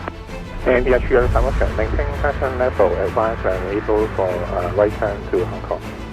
Able right turn right now in 315.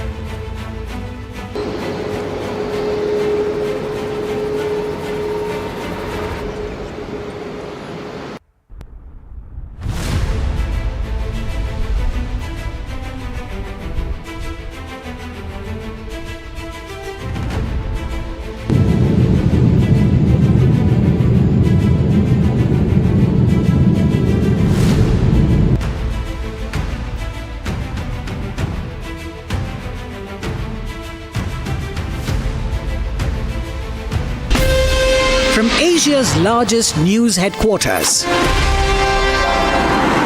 setting the agenda for Bharat.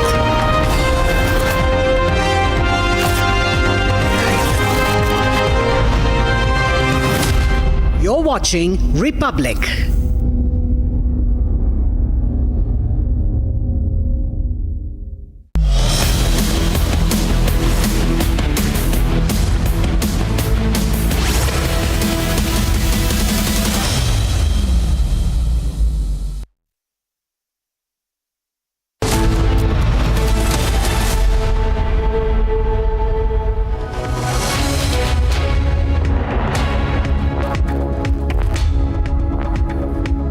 It's 3 p.m. and you're watching live and breaking with me, Shavan Sen. Let me take you through the headlines we're tracking at this hour.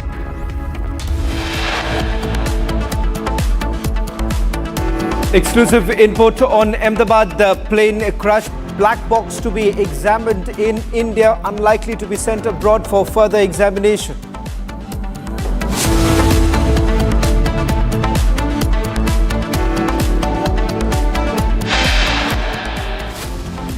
Major embarrassment for Air India. Another flight from Ahmedabad to London now cancelled due to technical snag. Passengers lash out at the airline.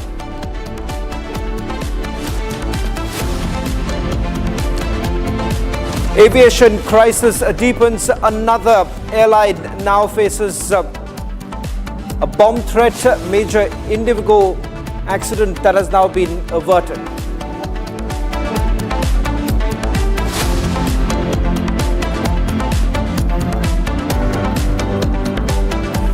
Israeli military says it killed Iran's wartime chief of staff. Israel-Iran conflict escalates.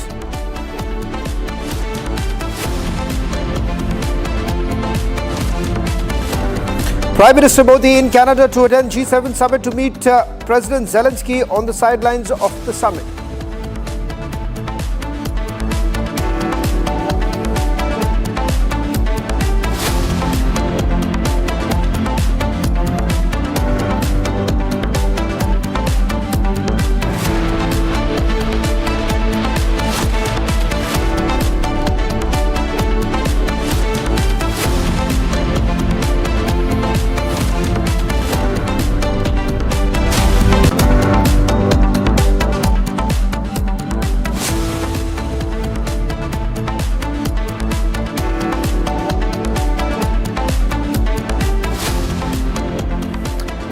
Israel says that the conflict continues until and unless the supreme commander is actually eliminated. In fact, Israel says the end of the conflict will be after the supreme leader of Iran is eliminated. The conflict has only escalated with Iran hitting back. In fact, some reports now suggesting that key facilities, defense facilities in Tel Aviv have now been once again targeted by the Iranians. We're going to get you all the latest updates coming in a short while from now. And the fact of the matter is this. As the G7 summit is underway, President Trump has already cut short his G7 trip. Indications that this is because of the ongoing tensions in West Asia. In fact, the White House has once again clearly indicated that this is because of what's happening in the Middle East. Let's also take you through the latest details coming in. Iran has now attacked Israeli military base near Tel Aviv. Let's just take you through some of the details now coming in. Iran has made a stunning claim. In fact, they say that this is with regards to the latest targets that they've essentially identified. We're also getting in details. This is the claim that has been made that the intelligence unit has been targeted. This is near the Glilot base near Tel Aviv. In fact, Israel's interception failure is what Iran is now claiming. Israel's air defense failed again to intercept its missiles. In fact, the IRGC Cyber Corps has also once again put out a video that we are going to currently put out in a short while from now. This again, let me just quickly tell you that these are claims that have been made by the Iranians. Let's try and see if we can put this out as quickly as possible. These are the latest visuals coming in from the Iranian side. Now this, remember, comes at a time when President Trump has once again indicated that Iran cannot perhaps continue with their nuclear program. On your screens right now, these are the areas that have been targeted by Israel. Areas in the last few days. It started on Friday, and remember the areas that have been targeted by Israel are those which are the nuclear enrichment facilities in Iran, which includes Natanz, as well as some parts of Tehran that have been targeted. Important to point out here that President Trump, on the sidelines of the G7, has once again indicated that Iran perhaps cannot have a nuclear weapon. In fact, the G7 statement that has been signed by all partners, which also includes President Trump, once again makes it very clear that Iran perhaps cannot continue with their nuclear program, and the Israelis have been indicating the same, that the aim of these attacks that have been carried out over the last few days, starting from Friday, is to perhaps cripple Iran so that they cannot continue with their nuclear program, because they say it's going to be dangerous for the entire region. That's what the Israelis have to say. The Iranians on the other side have been indicating that this is a Zionist regime and all that they want is to continue with the war. In fact, the Iranians have reached out to United States of America saying that if at all President Trump believes in dialogue, that this perhaps is the time to pick up that phone and make that call to Prime Minister Netanyahu to bring an end to this escalation in the region itself. On your screens right now, these are the latest developments that have taken place in the last few hours. Iran's wartime chief of staff has now been eliminated in the opening strike of Operation Rising Lion. I'm going to just quickly take you through what's coming in from the Israeli Defense Forces with regards to the wartime chief who has now been targeted. We're going to take you through some of the details that are now coming in.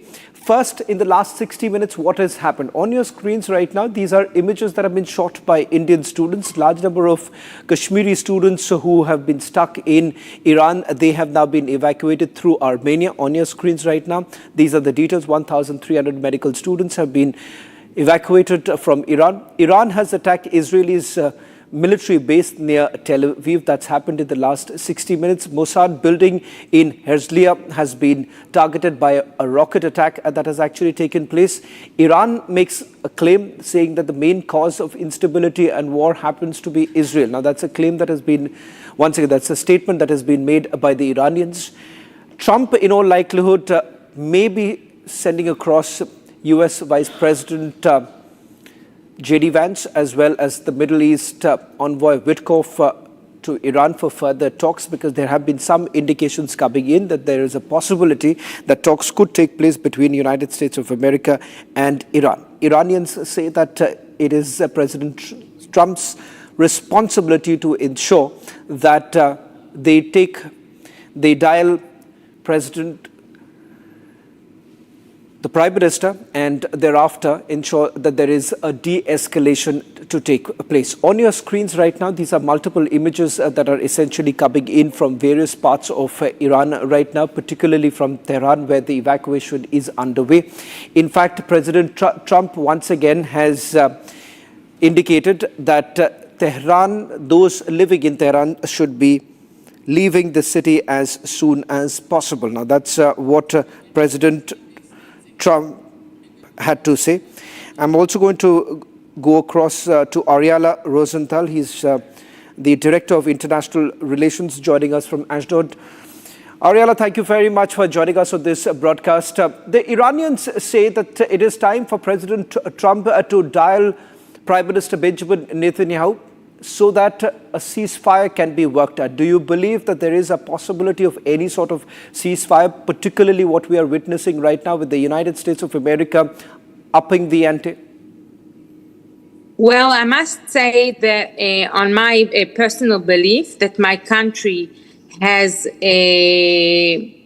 is knowing what it's doing now, in the terms that we will do all what is needed to eliminate the threat of Iran on the survival of the state of Israel. We must remember that in the last days since the escalation, Israel is only targeting military targets and not citizen targets like Iran is doing. We've had here several deaths and very hard bombardments throughout Israel. And I am sure that my country will finish first all the bank of targets that it has to do in order that in the future Israel will not be under a threat. And of course, Israel is now doing all what is doing not only for the safety of Israel, but the safety of the world. Well, in fact, Arila, just to put this into perspective as to what's the end game right now for the Israelis, because it seems that there is a limitation that Israel faces right now. You do not have the ammunition to continue with the bunker bombers, and that is the reason why you need the United States of America to step in. What if US does not step in and US sees this as an opportunity to strike a deal? And if that really works out, where does Israel really stand? Well, Israel and the US are allies.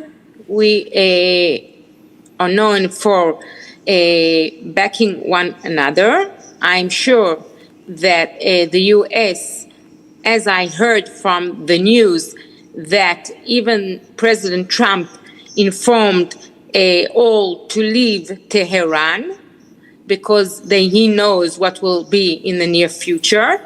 And I'm fully sure that Israel and the US are working together.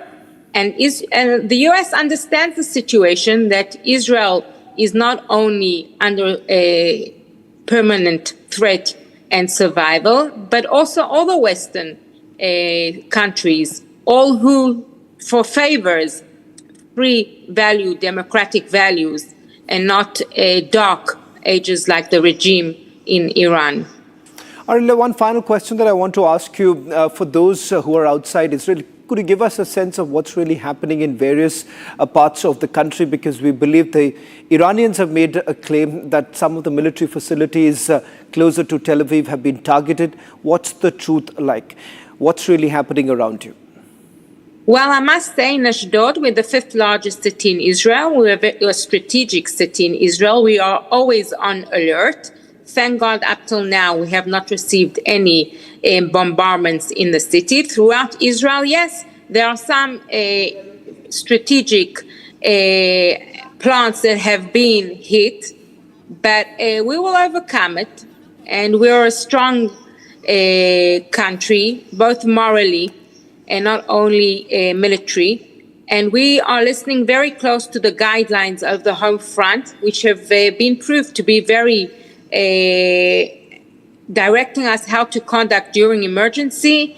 And yes, we have lots of death, but it could have been worse. And thank God to the IDF that is looking and guiding the population how to behave during missiles attack. So I know that now Israel is already preparing everything that will be, the places that have been hit will be abolished and everything will be okay. The main thing is that we must immediately listen to the guidelines. They are life-saving, and that's what the population is doing. Right. And the rest, we leave it to the government, and God bless Israel.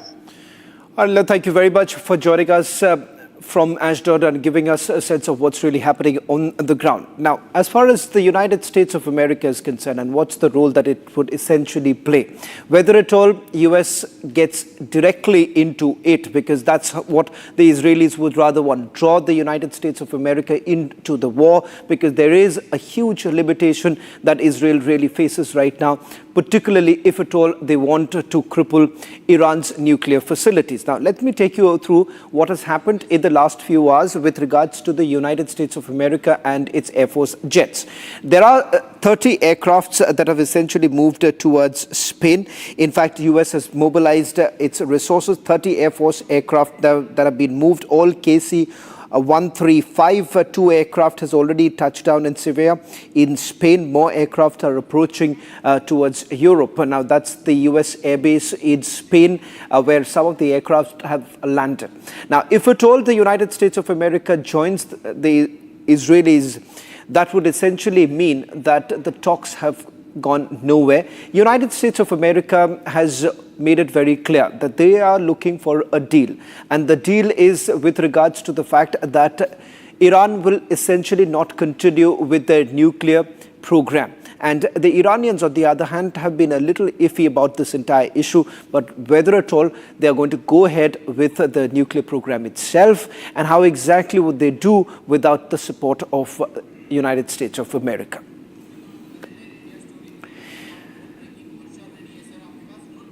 Should we focus now to the other big story that we are tracking at this hour? It's the preliminary investigation in the Ahmedabad-London flight that we've now accessed. Boeing was flying with minimum equipment list. Also, the MEL approval comes from the DGCA. I'm just going to get you details of what is the MEL right now. We're going to go across to our reporters on the ground itself. Investigation is likely to be followed thereafter. Let me just quickly go and see if we can go across to Harsha for more details. Harsha, could you just perhaps flesh it out for all our viewers? What are the details that you're getting right now with regards to, number one, what's this approval in the first place? What is the equipment list that you're essentially talking about? And are you suggesting that Air India has basically come to a conclusion with regards to the list, the equipment list that they were essentially carrying at that point in time, which does not match the approval list? So, Shawan, right now, through the preliminary report, there are so many technical points in the AIB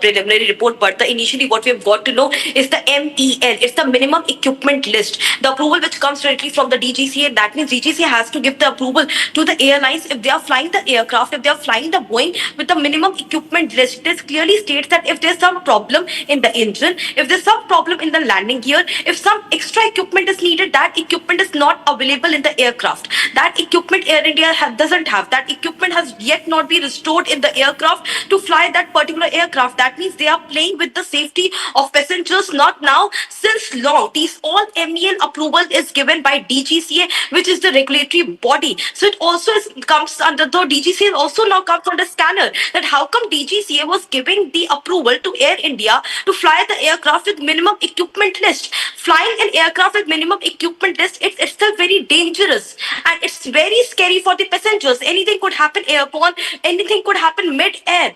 And right now what we have got to know is that DGCA is the one regulatory body which gives the minimum equipment list approval to Air India. And in this case, most of the Boeings which Air India is flying with minimum equipment list. Most of the equipments are not available in the aircraft. That means any point of time there could be problem in the landing gear, in the normal braking, in the flight control system, and something like this has happened in the Ahmedabad Gatwick flight as well, which crashed. It was flying with MEL. Most of the equipments were not in the aircraft, or most of the equipments were not maintained. There were equipment issues in the cockpit. There were equipment issues in the engine as well. What the prelim report is stating and suggesting. Now, this is the preliminary report which we have accessed from the AIB. More details is yet to come. But yes, Shawan, this is the very important thing which we need to highlight, is that DGCA should also be kept under scanner, because DGCA has been giving MEL approval to Air India. Back to you. To the DGCA has now issued a summon, and this is to Air India as well as Air India Express. Let me just quickly take you through some of the details that Harsha is getting us. Can we just go full frame with the latest visuals coming in, because there is also details coming in from various airports, particularly from Ahmedabad, where we are given to understand the same very aircraft, or the same very aircraft, that is the Boeing aircraft that was supposed to take off from Ahmedabad to London, has been cancelled. Now I'm going to just take you through some of the details that we are getting in right now. Air India's engineering department head as well as engineering officials have all been called by the DGCA. The meeting has already begun. The DGCA DG is questioning the engineering officials on the technical issues in Boeing aircraft AI-171 and other Boeings too. Remember, there are other aircrafts that have also come under the scrutiny right now. And let me also take you through some of the details that we're getting in right now with regards to the details now coming in with the examination that has been done so far by the DGCA. Number one, with regards to the number of incidents that have been reported over the last 48 hours. There is a crisis that has hit Air India at this point in time, particularly with the Boeing aircrafts that have come under the scanner. In fact, the DGCA has now issued a notice to Air India with regards to the inspection of the Boeing aircraft, particularly the Dreamliners being under the scanner right now. As we speak, I'm given to understand that the DGCA is questioning the Air India engineering chief and the other engineering officials from the very department, particularly with regards to the maintenance of the Dreamliner. In fact, we are given to understand that the Dreamliner was last serviced in the month of March, and that was from Mumbai, where the servicing actually took place. Those details have been obtained by the DGCA after the notice was issued.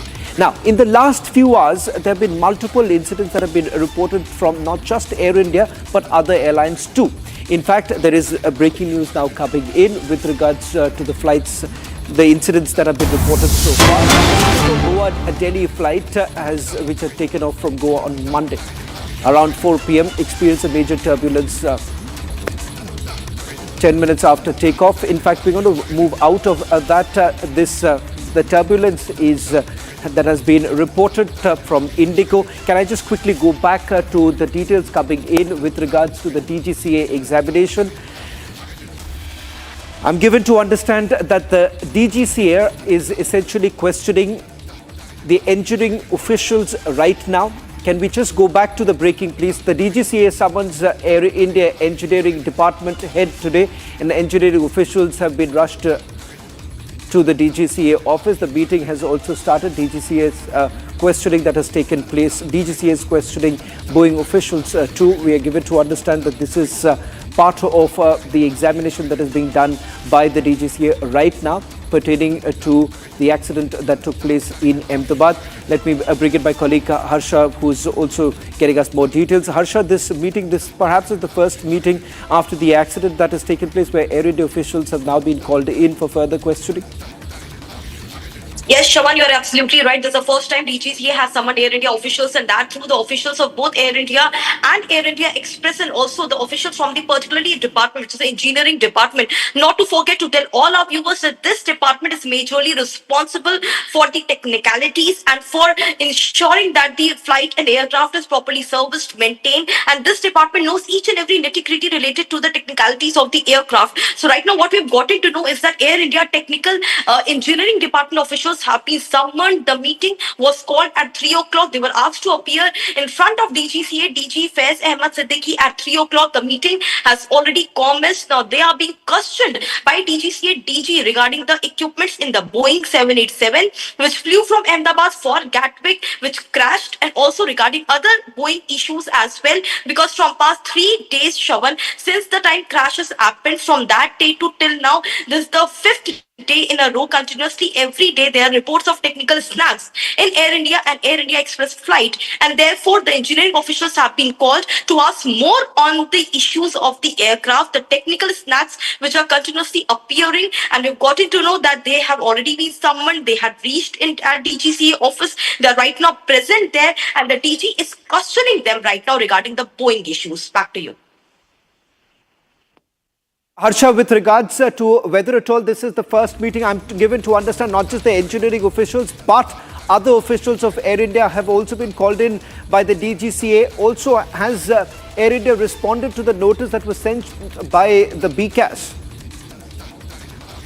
Important to know that yes, Air India officials have responded to the earlier letter to earlier notice which BCAS had issued them, Sean, which we had reported as well, which we had telecasted, that these were the issues which BCAS had written to Air India, which they wanted to respond by the end of the day, and we have got to know that Air India has responded to them. We'll soon get to know exactly what response Air India has given. But yes, what you asked me, this is the first meeting, and not only Air India Engineering Department, but other department officials have also been called. In total, what I'm getting to now know exactly 12 to 15 officials from Air India have reached to DGCA office, and they have reached around 2:50 p.m. 3 p.m. was the time when they was asked to be there at DGCA office. All the officials are right now there. Air India Express, Engineering Department, Technical Department, and other officials are also present right now at DGCA. And this is the first meeting. This is the first time after the crash when Air India officials have have appeared in front of DGCA, the regulatory body. Back to you. In fact, that's the latest now coming in right now from the DGCA office, where we are given to understand that this is the first set of questioning that's actually taking place with the Air India officials, particularly the engineering department. We are given to understand where officials from the engineering department who have been called in for questioning by the DGCA. Just over the last few hours, what you have seen right now, multiple incidents have actually been reported. In Ahmedabad, the Ahmedabad-London Air India flight has been cancelled due to a technical snag. Moving on, there was an emergency landing that took place in Nagpur.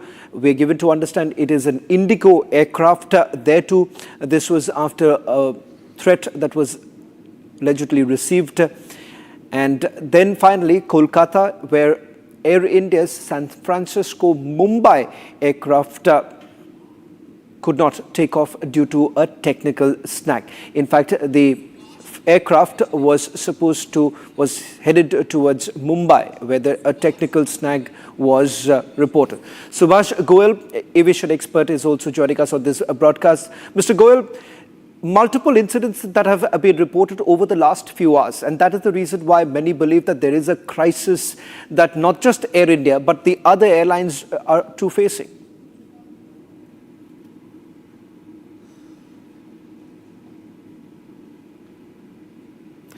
Mr. Goel, am I audible? We seem to have lost the line with Mr. Goel. In fact, there is also more breaking news now coming in. I'm given to understand that another flight of Air India has also been cancelled. We'll try and get you more details. This is the flight from Amritsar to Gatwick that has also been cancelled. That's the Air India flight 2. We'll try and get you more details in a short while from now. In the last 4 hours, there have been 4 incidents that have already been reported, at least 2 that has been linked to Air India on your screen. So I'm going to now take you through each of the details. 2 flights and 1 technical snag. That's the same that's coming in from both sides. Air India flight AI 180 and Air India's express flight. Air India's flight AI 180 from San Francisco to Mumbai. In fact, the Air India flight reported technical issue before, and the passengers were deplaned. And Air India Express flight from Delhi Ranchi, where once again had returned from mid-air because of that. That's all that we have right now. The details coming in with regards to the incidents that have taken place. 8 incidents that have been reported in just 48 hours.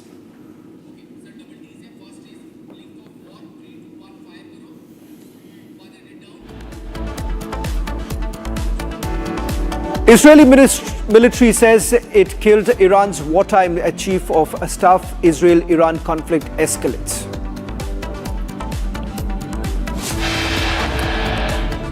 Prime Minister Modi in Canada to attend G7 summit to meet Zelensky on the sidelines of the summit.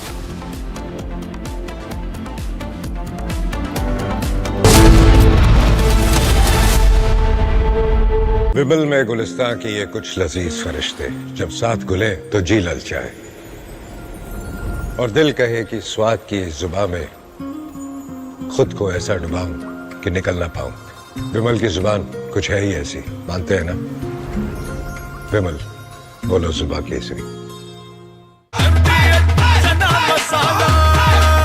अब छोलिया हो या लोबिया, सफेद चने या काले चने, सब कुछ मजेदार बने।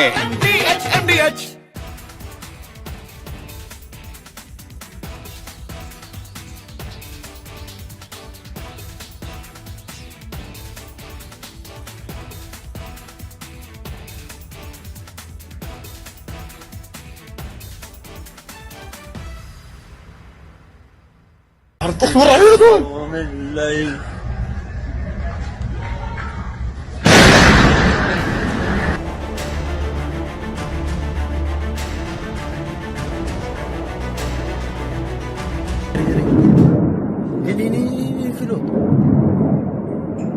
Wow, we bateu esse cu.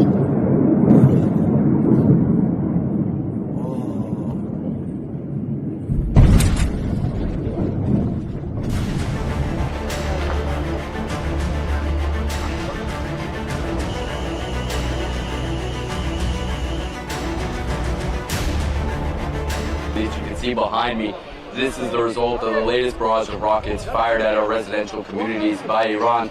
It's continuing the pattern. I don't just report from courtrooms on verdicts, I decode them. From breaking news to complex legal verdicts, every word is backed by law. At the Republic School of Journalism, you will learn how to report on legal issues with accuracy and speed. The RSJ Diploma, starting on the 30th of June. Apply now.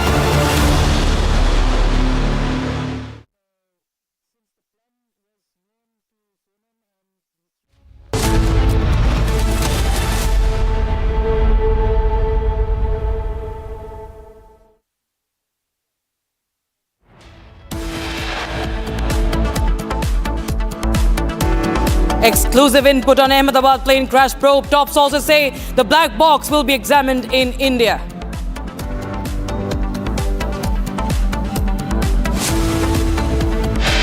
दो बार हमारी ये flight cancel हुई है और air India कोई जवाब नहीं देते। अब हम लोग अभी अगली बार से एयर इंडिया में आने वाले नहीं हैं।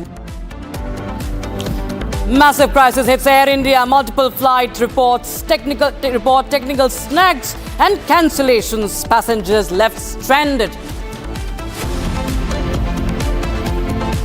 Goa to Lucknow Indigo flight faces mid-air turbulence. 10 minutes after takeoff, pilot regains control, averts major accident.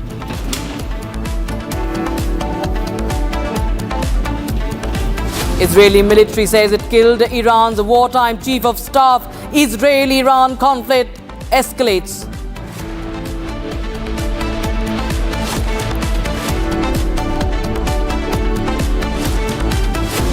And Prime Minister Modi in Canada to attend the G7 summit to meet Volodymyr Zelensky on the sidelines.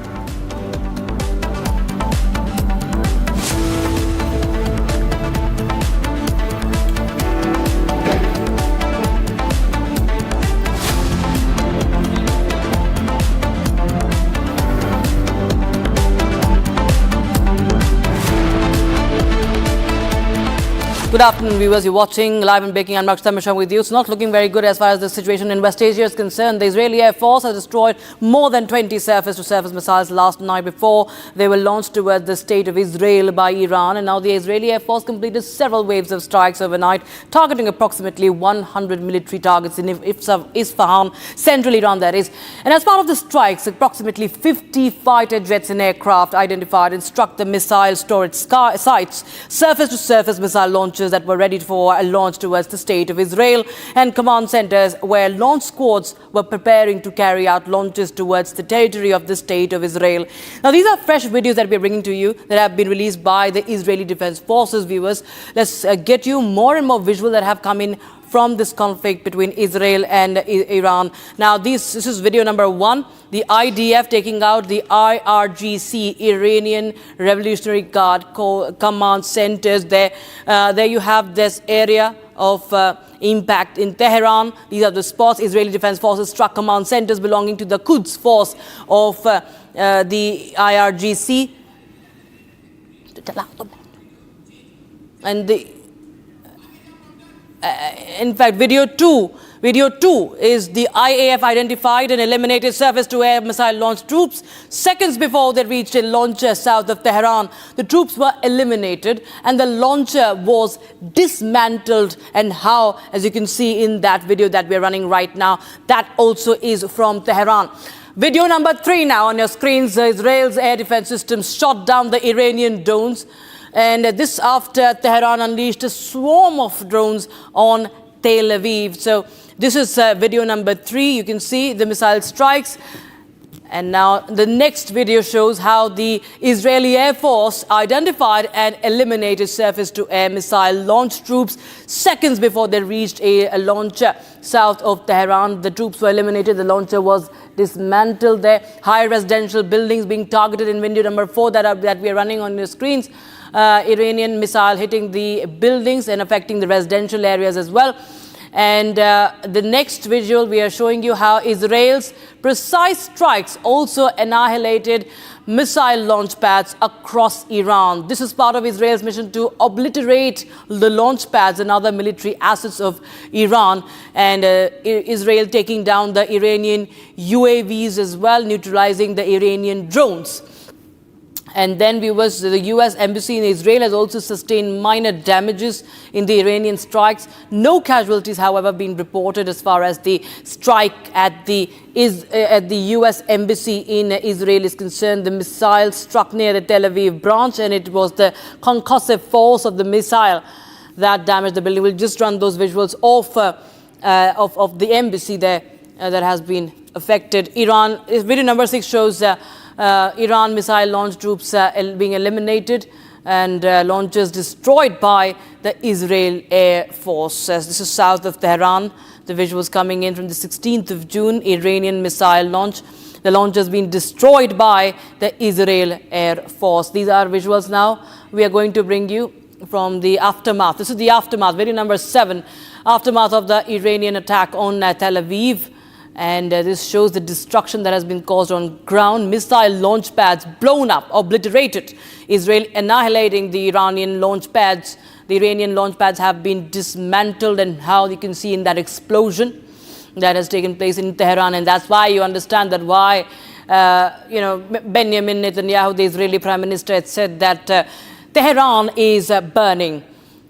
Meanwhile, we have also visuals of residential buildings completely damaged by the Iranian missile strikes, minor damages to US embassy. This is another video I was talking about just a while back, but we'll also show you how the buildings have been completely damaged by the missile strikes by Iran as well. So we're showing you videos from both the sides, but you understand that what scale of damage has happened in Iran, as Israel has vowed to decimate all the missile launch pads and also targeting the nuclear facilities of Iran as well.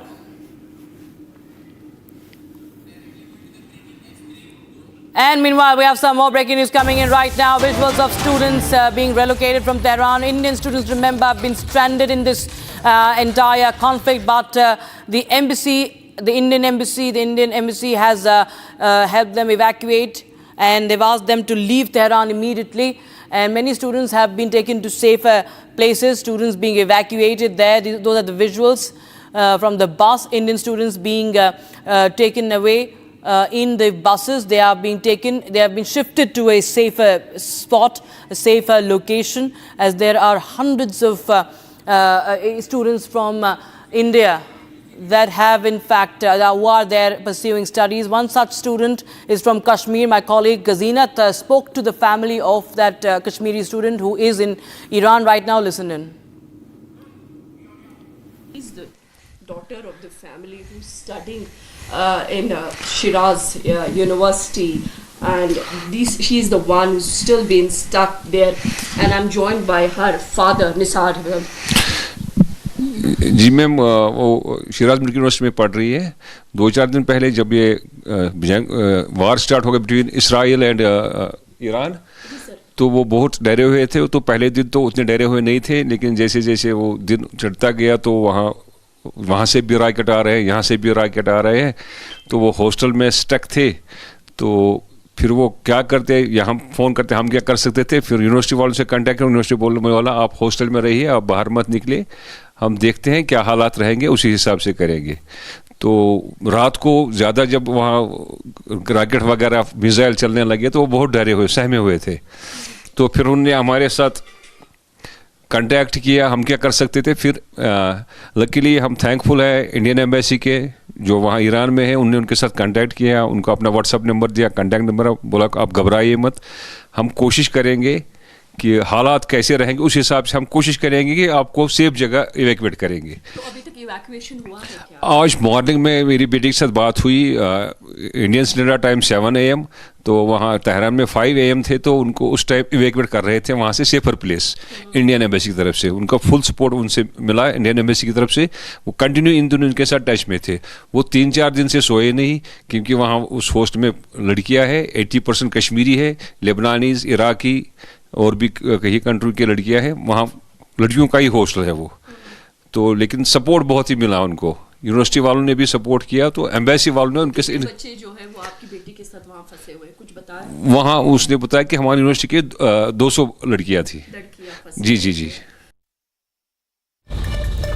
All right, in some more news from West Asia and more updates from across the globe on the conflict. The leaders of the G7 nations, Canada, France, Germany, Italy, Japan and the United Kingdom and the United States have voiced their support for Israel and condemned Iran as the primary source of terror. In a statement, European foreign ministers have also urged Iran to return to nuclear negotiations with the United States and avoid escalating conflict with Israel.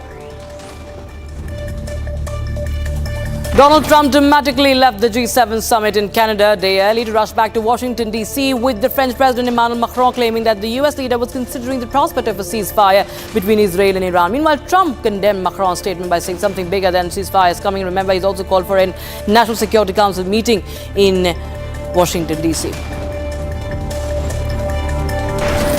India has begun evacuating its nationals from Iran amid the escalating tensions between Tehran and Israel. The first batch of 110 Indian nationals who have safely crossed into Armenia will fly to Delhi tomorrow. The Ministry of External Affairs has urged Indian nationals living in Tehran to evacuate and contact the embassy.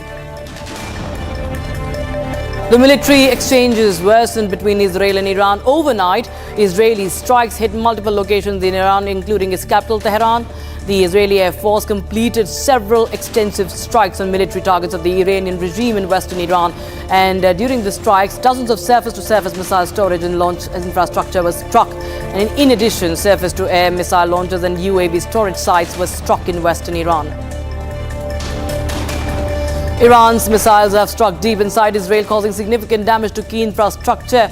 One of the hardest hit sites is the Haifa oil refinery, where pipelines and transmission lines were damaged in the assault. The attack marks a major escalation in the ongoing Israel-Iran conflict, raising concerns over regional stability and the potential for a broader war. Despite the damage, Israeli authorities report no casualties and say that the core refinery operations are still active.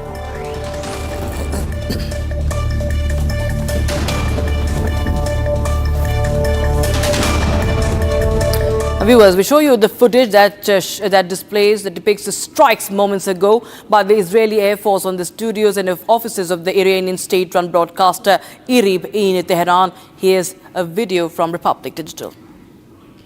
که شنیدید صدای متجاوز به خاک وطن، صدای متجاوز به صدای حق و حقیقت است. آنچه که ملاحظه کردید، صدایی که شنیدید، فضای غبارآلوده استودیو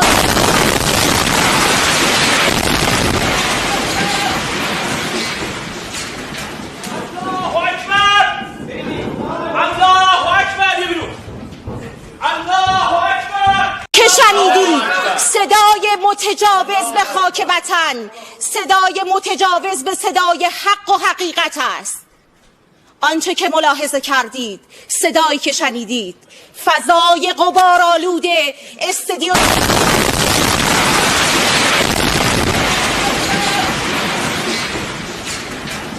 الله اکبر الله اکبر الله اکبر که شنیدید صدای متجاوز به خاک وطن، صدای متجاوز به صدای حق و حقیقت است.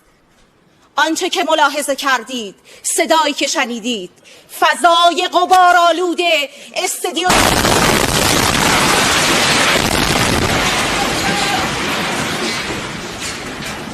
الله اکبر الله اکبر الله اکبر.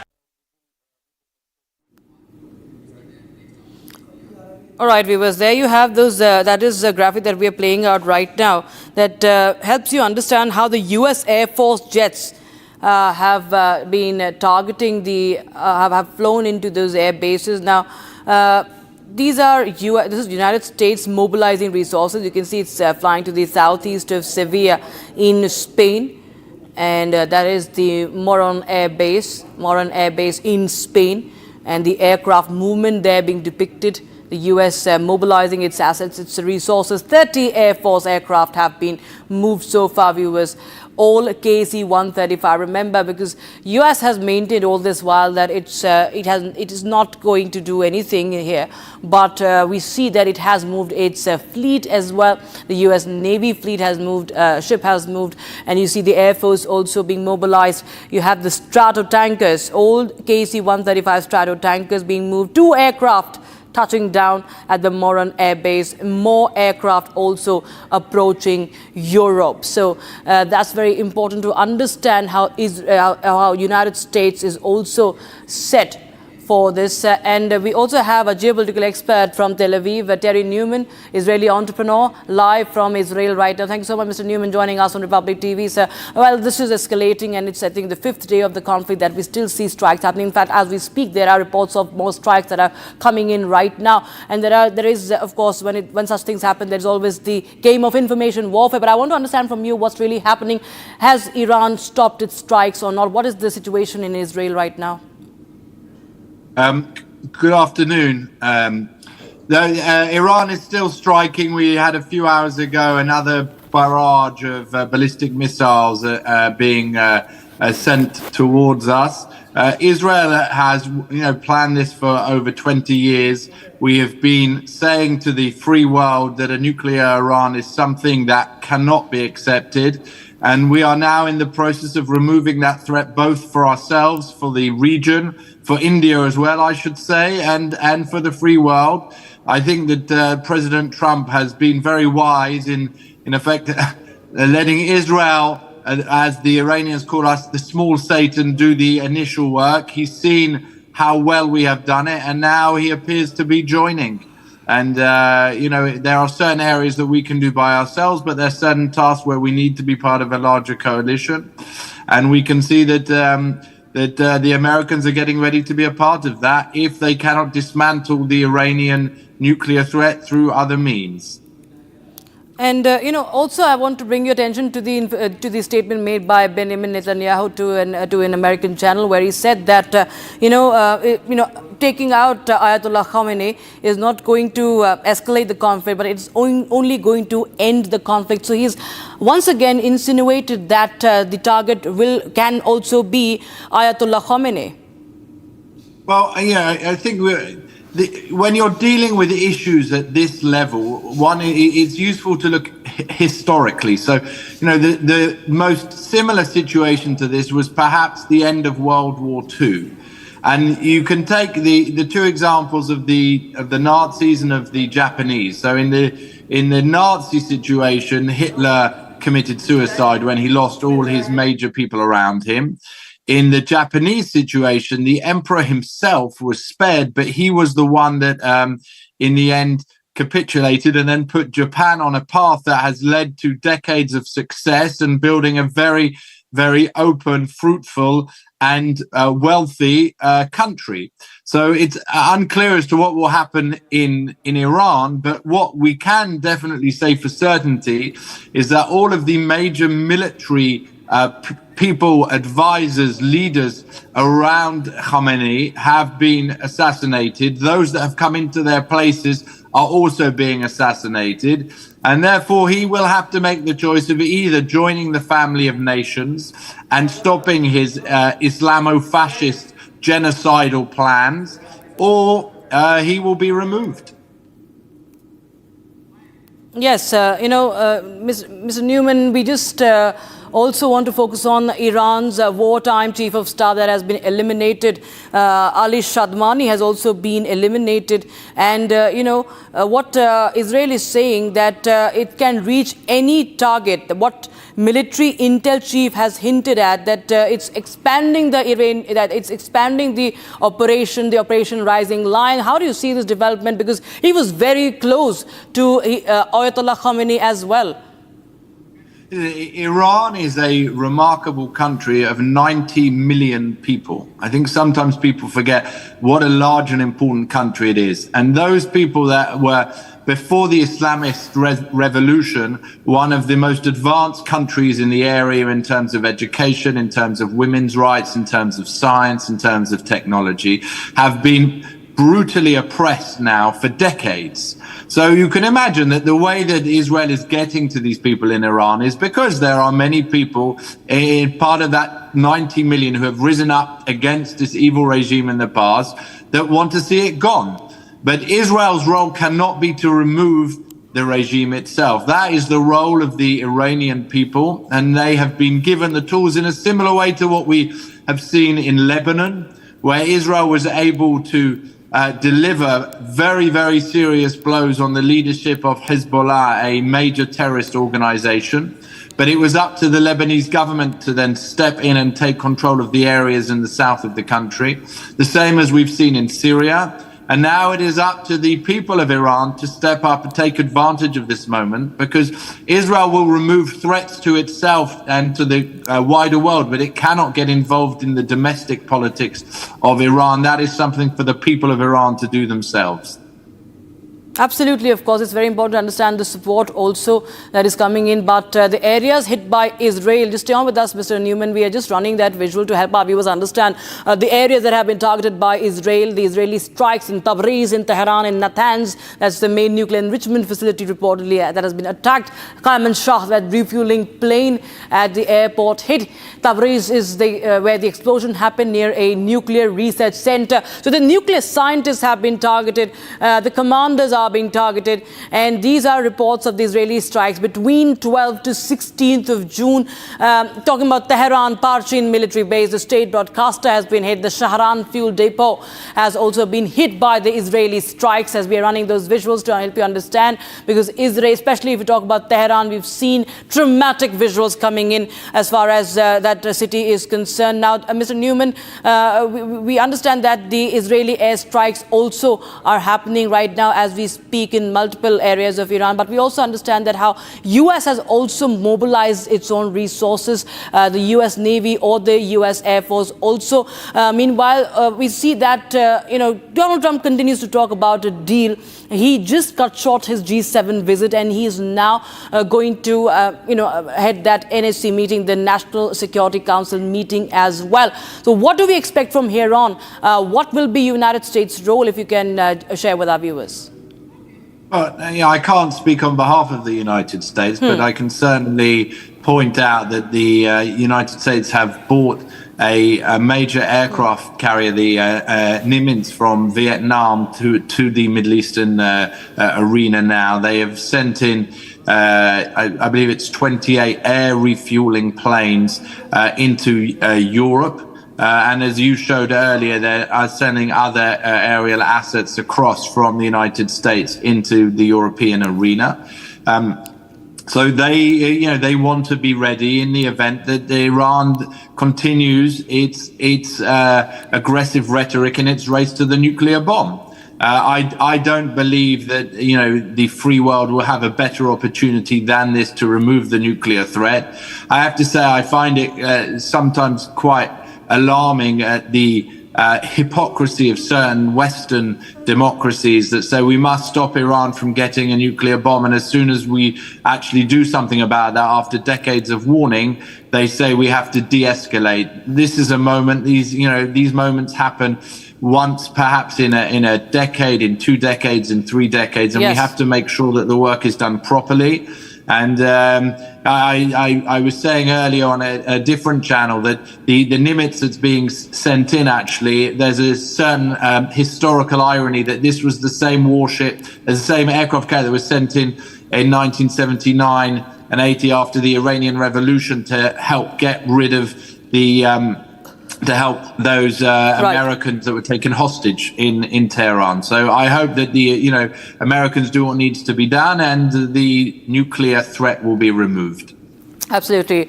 Terry Newman, thanks so much for joining us once again on Republic TV with your insights and your views on the story. Viewers, we step into a very short break, viewers, but continuing to track more updates from West Asia as the Israeli military has killed Iran's wartime chief of staff. The war is escalating. In the latest, we have Iranian military activate its air defenses following a series of Israeli airstrikes as we speak. We'll get you more on that. Also, we will tell you the details from Canada, where the Prime Minister is attending the G7 summit, all set to meet Zelensky on the sidelines as well.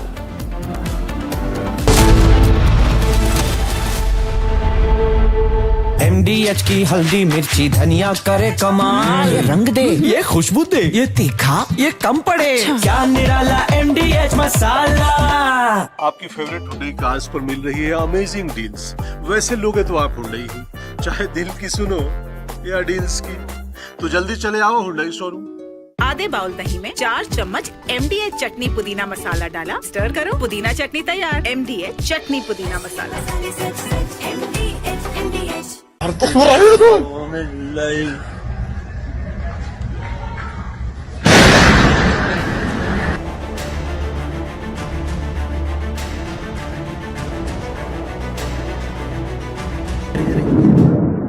הנה, אפילו.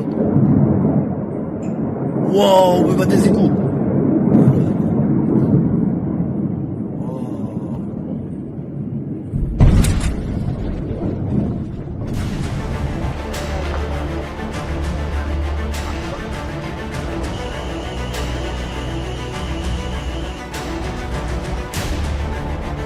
As you can see behind me, this is the result of the latest barrage of rockets fired at our residential communities by Iran. It's continuing the pattern as we're seeing. Each and every one of these scenes are targeting residential communities, civilians in their homes.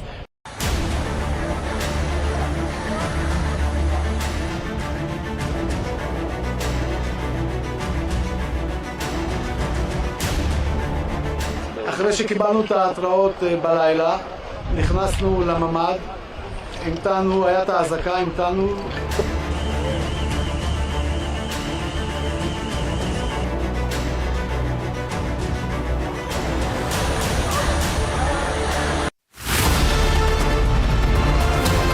I don't just report from courtrooms on verdicts, I decode them. From breaking news to complex legal verdicts, every word is backed by law. At the Republic School of Journalism, you will learn how to report on legal issues with accuracy and speed. The RSJ Diploma, starting on the 30th of June. Apply now. Amity has been ranked India's #1 not-for-profit private university for 11th year, with top 10 ranked institutions in management, engineering, biotech, law, masscom, telecom, hospitality, fashion and more. Yet another top ranking for Amity University. दादी के हाथों का जादू और खुशबू से महकता घर, माँ की मुस्कुराहट और खाने की सुगंध। MDH गरम मसाला, क्योंकि हर रिश्ता है स्वाद से जुड़ा।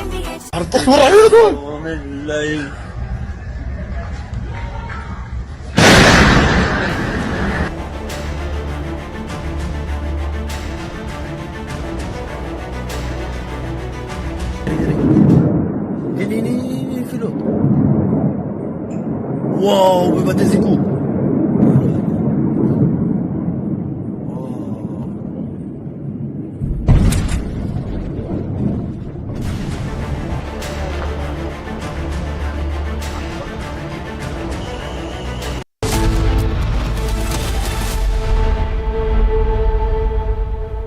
विमल में गुलिस्तां के ये कुछ लजीज फरिश्ते जब साथ घुलें तो जी ललचाए और दिल कहे कि स्वाद की जुबां में खुद को ऐसे डुबाऊं कि निकल ना पाऊं। विमल की जुबां कुछ है ही ऐसी, मानते हैं? विमल, बोलो जुबां कैसी? MDH की हल्दी मिर्ची धनिया करे कमाल, ये रंग दे, ये खुशबू दे, ये तीखा, ये कम पड़े, क्या निराला MDH मसाला।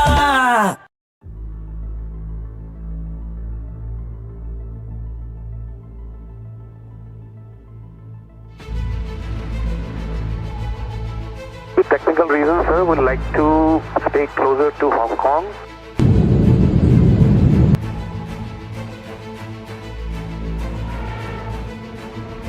NDH की transfer again. With technical reasons, sir, we'd like to stay closer to Hong Kong.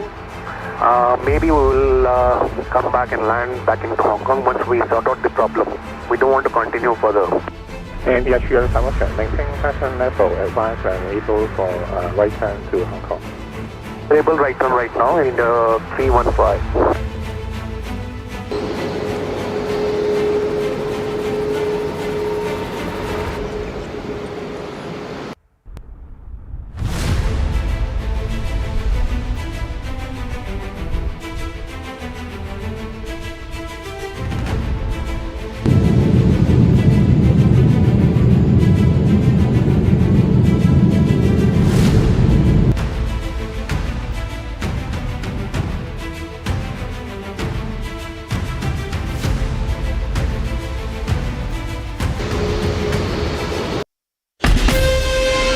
Asia's largest news headquarters,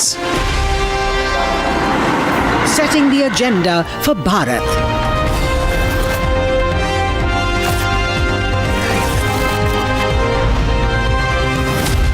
You're watching Republic.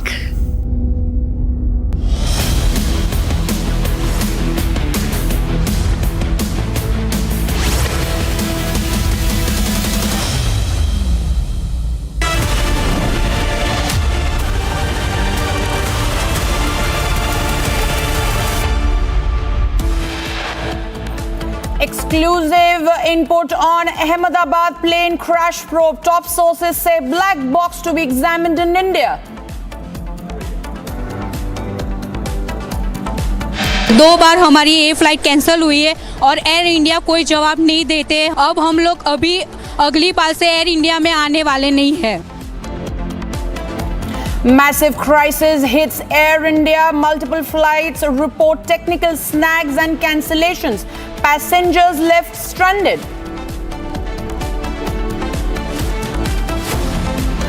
Goa-Lucknow Indigo flight faces mid-air turbulence 10 minutes after takeoff. Pilot regains control, averts major accident. Israeli military says it killed Iran's wartime chief of staff. Israel-Iran conflict escalates.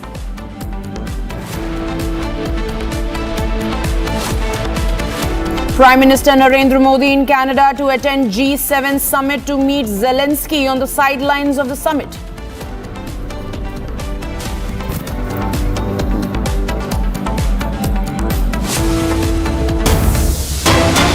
Breaking news coming in, viewers. Director General of Civil Aviation is set to chair a virtual meeting with Air India and Air India Express today.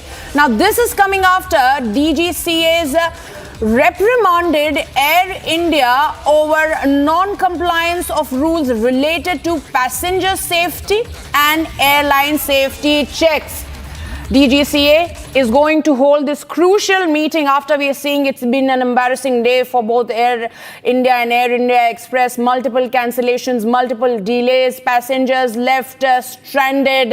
And after that, the DGCA is going to hold this very crucial meeting where and this is coming after they are going to take stock of the situation after multiple cancellations and technical snags that have been reported throughout past 24 hours. Joining me live on this broadcast is my colleague Harsha.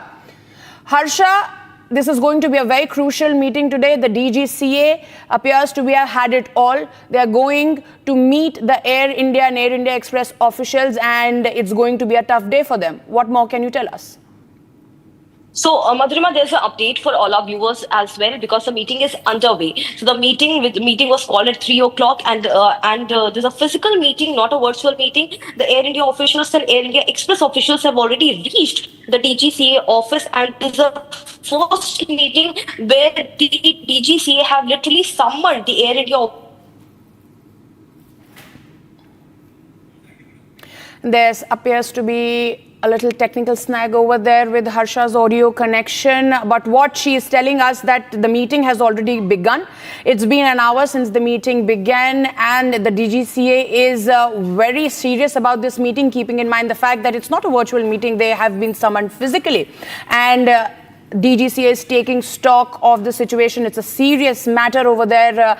This is the update that Harsha has given us.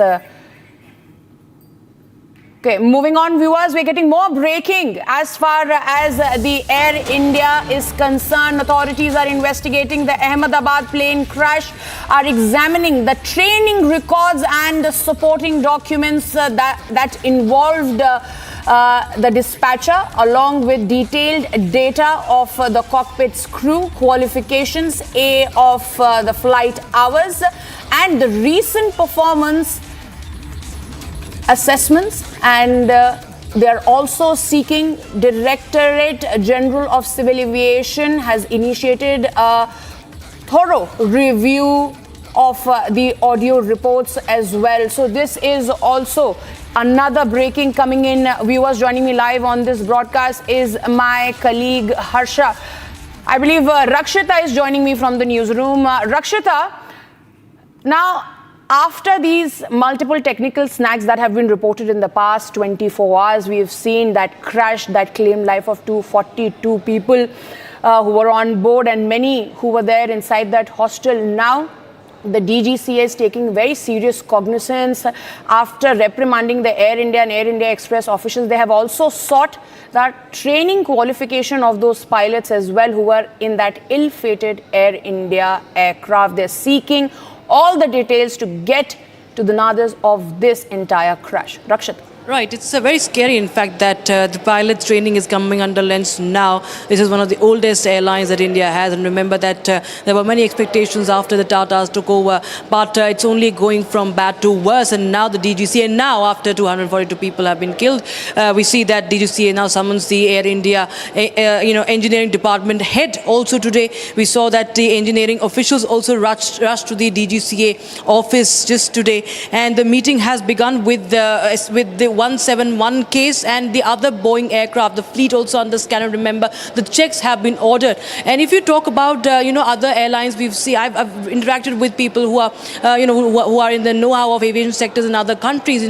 Those safety checks that DGCA is now ordering, those things are a routine in other countries. It's a sad state of affairs that now all this is being investigated. And yes, there are many things that happen like turbulence, which is a common thing. It can happen due to weather, but engine failures or the training of the pilots being under scanner, it's an alarming situation. Talking about the preliminary investigation of the Ahmedabad to London flight, it reveals that the minimum equipment list, it was flying with minimum equipment list, that is MEL, and this approval also comes from the DGCA. Now the DGCA also has many questions to answer here, Madhurima, as far as who gave the MEL approval to Air India as well. So both the DGCA also has to answer many questions, and why was there no quality check, no training check up until now? Why is it coming under scanner all of a sudden? Because of course, yes, it is the need of the hour after that biggest aviation tragedy.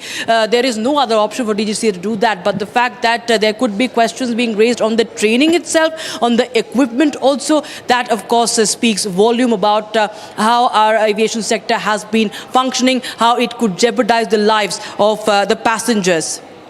Well, absolutely, Rakshita, because some very tough decisions need to be taken now by the DGCA. They cannot turn a blind eye towards what's really happening. Multiple technical snags, 242 lives cost. Now, moving on, viewers, let us take you through the details of the crisis that has hit Air India. I'll toss it to my colleague Akanksha, who's going to take you through the details. Akanksha, over Absolutely, to you. Madhurima, not just one or two, but 6 such incidents have come to the fore in the last 24 hours. Let me take you through the details and the graphics. I would request my team to pull up those graphics on the screen. The first incident took place yesterday as far as Air India is concerned. This is AI 315, June 16, Hong Kong to Delhi flight made a U-turn right after it took off. 9 minutes after it took off, it took a U-turn. Mid-air glitch issue forces return back to Hong Kong. This was yesterday's Air India technical snag. All the passengers safely deboarded. All the passengers are okay. The inspection of the plane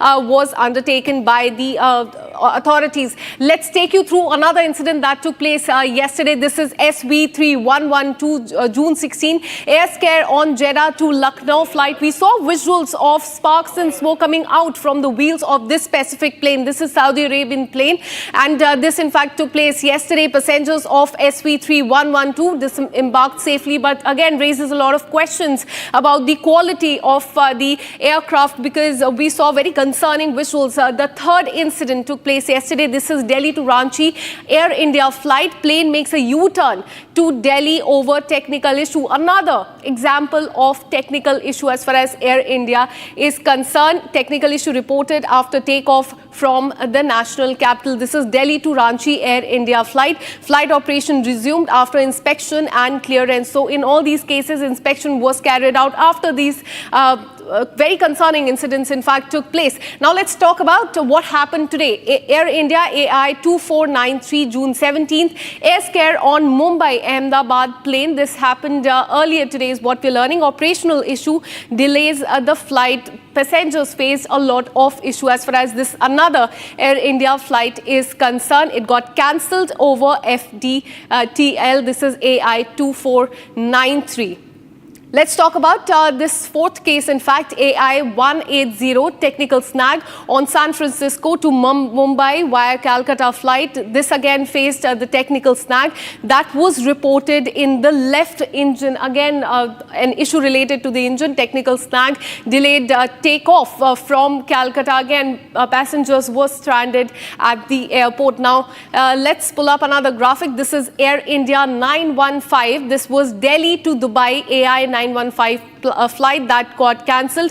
Again, the reason was that of the technical snag. It got cancelled from both Delhi and Dubai, and the reason, it turns out, was again the technical issue in Air India Boeing 787. Very important to highlight this here, because this was the same Boeing Dreamliner that suffered the tragic crash 5-6 days back when 241 people lost their life. Again, the focus is on Boeing Dreamliner 787. Let's now talk about AI 143, Air India Delhi to Paris flight got cancelled. Again, the issue was the technical thing. Hydraulic leak reported in Boeing 787, another 787 Dreamliner aircraft which was operated by Air India suffered this a hydraulic leak in the engine. Now, this is the last incident, the eighth and the final one. Air India 159, Air India flight from Ahmedabad to London got cancelled, and again the reason was because of the technical snag is what we're learning. Takeoff cancelled after the technical snag. This is AI 159. In the last 24 hours, not just one or two, 6 Air India flights, Madhurima, faced the technical snag. Back to you. Well, thank you, Akansha, for that detailed report. Moving on, viewers, we're getting more breaking news at the moment. Air India has issued a statement confirming that flight AI 143 from Delhi to Paris, scheduled for June 17th, has been cancelled after mandatory pre-flight check identified as technical issue. While the issue is currently being addressed, the airline stated that due to night operation restrictions at the Paris, the flight could not be rescheduled and therefore was cancelled. So therefore, once again, this time, which could be one of the very few times when that means Air India agrees to a technical snag. Joining me live on this broadcast is my colleague Rakshita. She continues to stay there at the newsroom. Rakshita, now Air India is saying that there was a technical snag, and which is why they could not fly the Delhi to Paris flight. Now, this was the 6th technical snag reported in the past 24 hours. It does not seem to be going well for Air India. Absolutely. Even the international flights, especially in focus over here, just getting you more details on that flight. This was a mandatory pre-flight check. He identified the issue which is being presently addressed. And remember, there has been just a few days before, the DGCA has ordered mandatory safety checks of all the Boeing, especially Boeing 737 Dreamliners. And in view of the flight coming under the restrictions on night operations at the CDG airport, the flight has now been cancelled. Now, Air India goes on to say that they're providing hotel accommodation, also offering full refunds, and that's what normally any airline should be doing. Consequently, they say that flight from Paris to Delhi stands cancelled. So the other flight, AI 142 from Paris to Delhi on the 18th of June, also stands cancelled. So we understand the effect it has on air travel. The fact that this Boeing Dreamliner has been on scanner, has been under scanner, and the technical faults that are being now exposed because of increased vigilance. Now, the fact that we are breaking more and more news about such airlines is because there is more scrutiny now. Had there been no reportage, has there been no pressure, with this coverage, these things could be easily ignored. And we've seen passengers who have been reeling under the circumstances. We have seen multiple airlines who just get away with such cancellations and just not explaining as to what really happened. And now you see the way they even issue these statements and bring more in-depth, understanding of what really happened. So the way they are explaining their reasons also behind the cancellation is also exposing that how they have been very much negligent in the past, and now each and every issue, big or small, but there can be no issue that can be anyway dismissed as small because it could be, jeopardizing the security of those on board. So henceforth we see many flights are now under scan, and the mandatory pre-flight checks, which should happen worldwide as far as all airlines are concerned, it happens too. Now we see Air India conducting these mandatory checks all the more and with more scrutiny, and henceforth we see these two flights are now cancelled. Well, thank you, Rakshita, for those details. Moving on, viewers, in fact, like I said, that there have been multiple snags and cancellations in the past 24 hours. Another flight, AI 159 from Ahmedabad to London, was cancelled after a technical snag yet again was reported. My colleague Gopi was there at the Ahmedabad airport where she spoke to some of very miffed passengers over there. Take a look. ये flight cancel क्यों हुई? आपने कितनी बार ये flight cancel हुई है? आप कब आए, कितने बजे आए? आपका परिवार भी आपके साथ आया है, कुछ बताएंगे? I booked a flight on 14 June because we want to back in London on 14 June. But on the 13th June, I got an email that you have to cancel this flight because of the atmosphere and weather. So they messaged me, emailed me that you have to reschedule your ticket, and on the they emailed me that you have to reschedule on 17 June.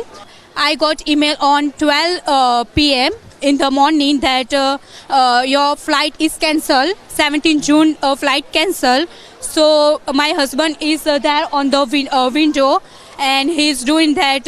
We want to do new flight, and they are doing. तो यही same flight पहले 2 बार और भी cancel हो चुकी है? हाँ, 2 बार हमारी ये फ्लाइट कैंसिल हुई है और एयर इंडिया कोई जवाब नहीं देते। हम मैसेज भी करते तो इतना होल्ड होता है, हमको 15-15 मिनट होल्ड रखना पड़ता है और हमको सामने से भी अच्छा कोई रिस्पॉन्स नहीं आता एयर इंडिया में से। अब हम लोग अभी अगली बार से एयर इंडिया में आने वाले नहीं है। हम इधर आए तो बता रहे थे कि फ्लाइट है वो डिले हुई है 3 आवर्स। सो हमको 1 PM की जगह 3 PM का टाइम दिया, और अभी जब टाइम बोर्डिंग का आया, अंदर जाने का आया, चेक इन का टाइम आया, तो वो लोग बोल रहे हैं कि अब फ्लाइट कैंसिल हो गई है। सो वो लोग अच्छे से रिफंड का भी आंसर नहीं दे रहे हैं। हम लोग कॉल सेंटर में बात कर रहे हैं, वहाँ भी कोई भी कॉल रिसीव नहीं कर रहा है, और वो लोग यही बता रहे हैं कि हम आपको 10-15 दिन में रिफंड कर देंगे। Did they tell you what is the reason behind the cancellation of this particular airplane? Actually, when we reached here, there are 3-4 persons from the Air India Airlines, and the reasons stated by them are different. There are 3 persons who are here to respond, and each and every person is giving a different reply. One is saying that there is some technical issue. The second one is saying that there is a delay in the flight to reach here from Delhi to Ahmedabad. Therefore, today takeoff is not possible, and other reasons are being stated which are not plausible.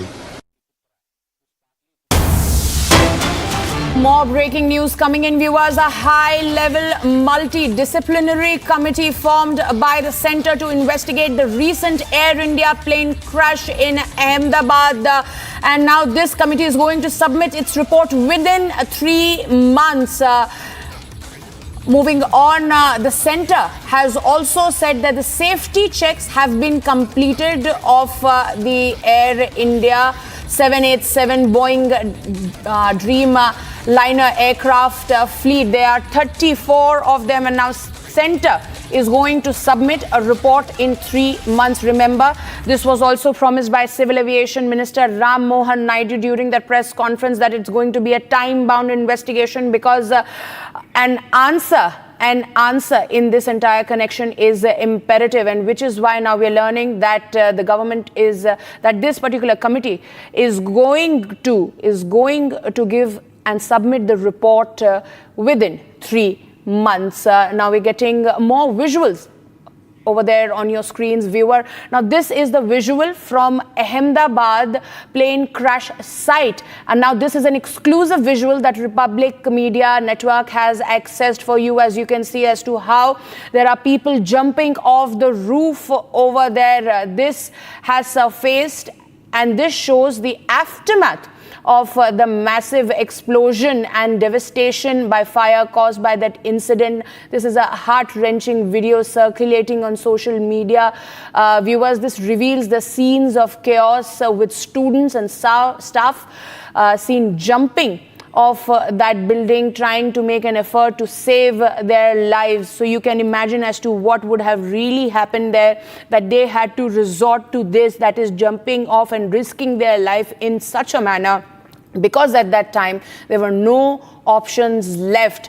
And in order to save their lives, you can see on your screens how these men are helping each other to reach the ground. They are jumping off from one balcony to another, and this has happened. This is the aftermath. So the plane has already crashed in the building at this point. This is the back of that particular building, and you can see these men, they are trying a desperate attempt to save their lives, as you can see, by risking it altogether, where they are trying to help each other by jumping from one balcony to another in order to reach the ground safely.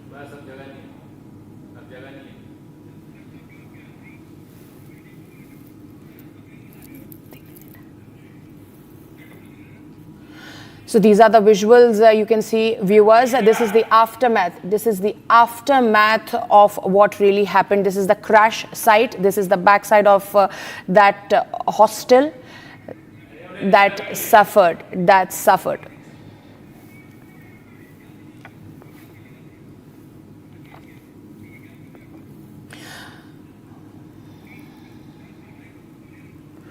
Now, moving on, viewers, in a new incident that has been highlighted ongoing, the language row in Karnataka has come to fore, where an elderly man went into an argument and therefore followed with a clash with a shop owner over compliance of state government's rule for a commercial sign board.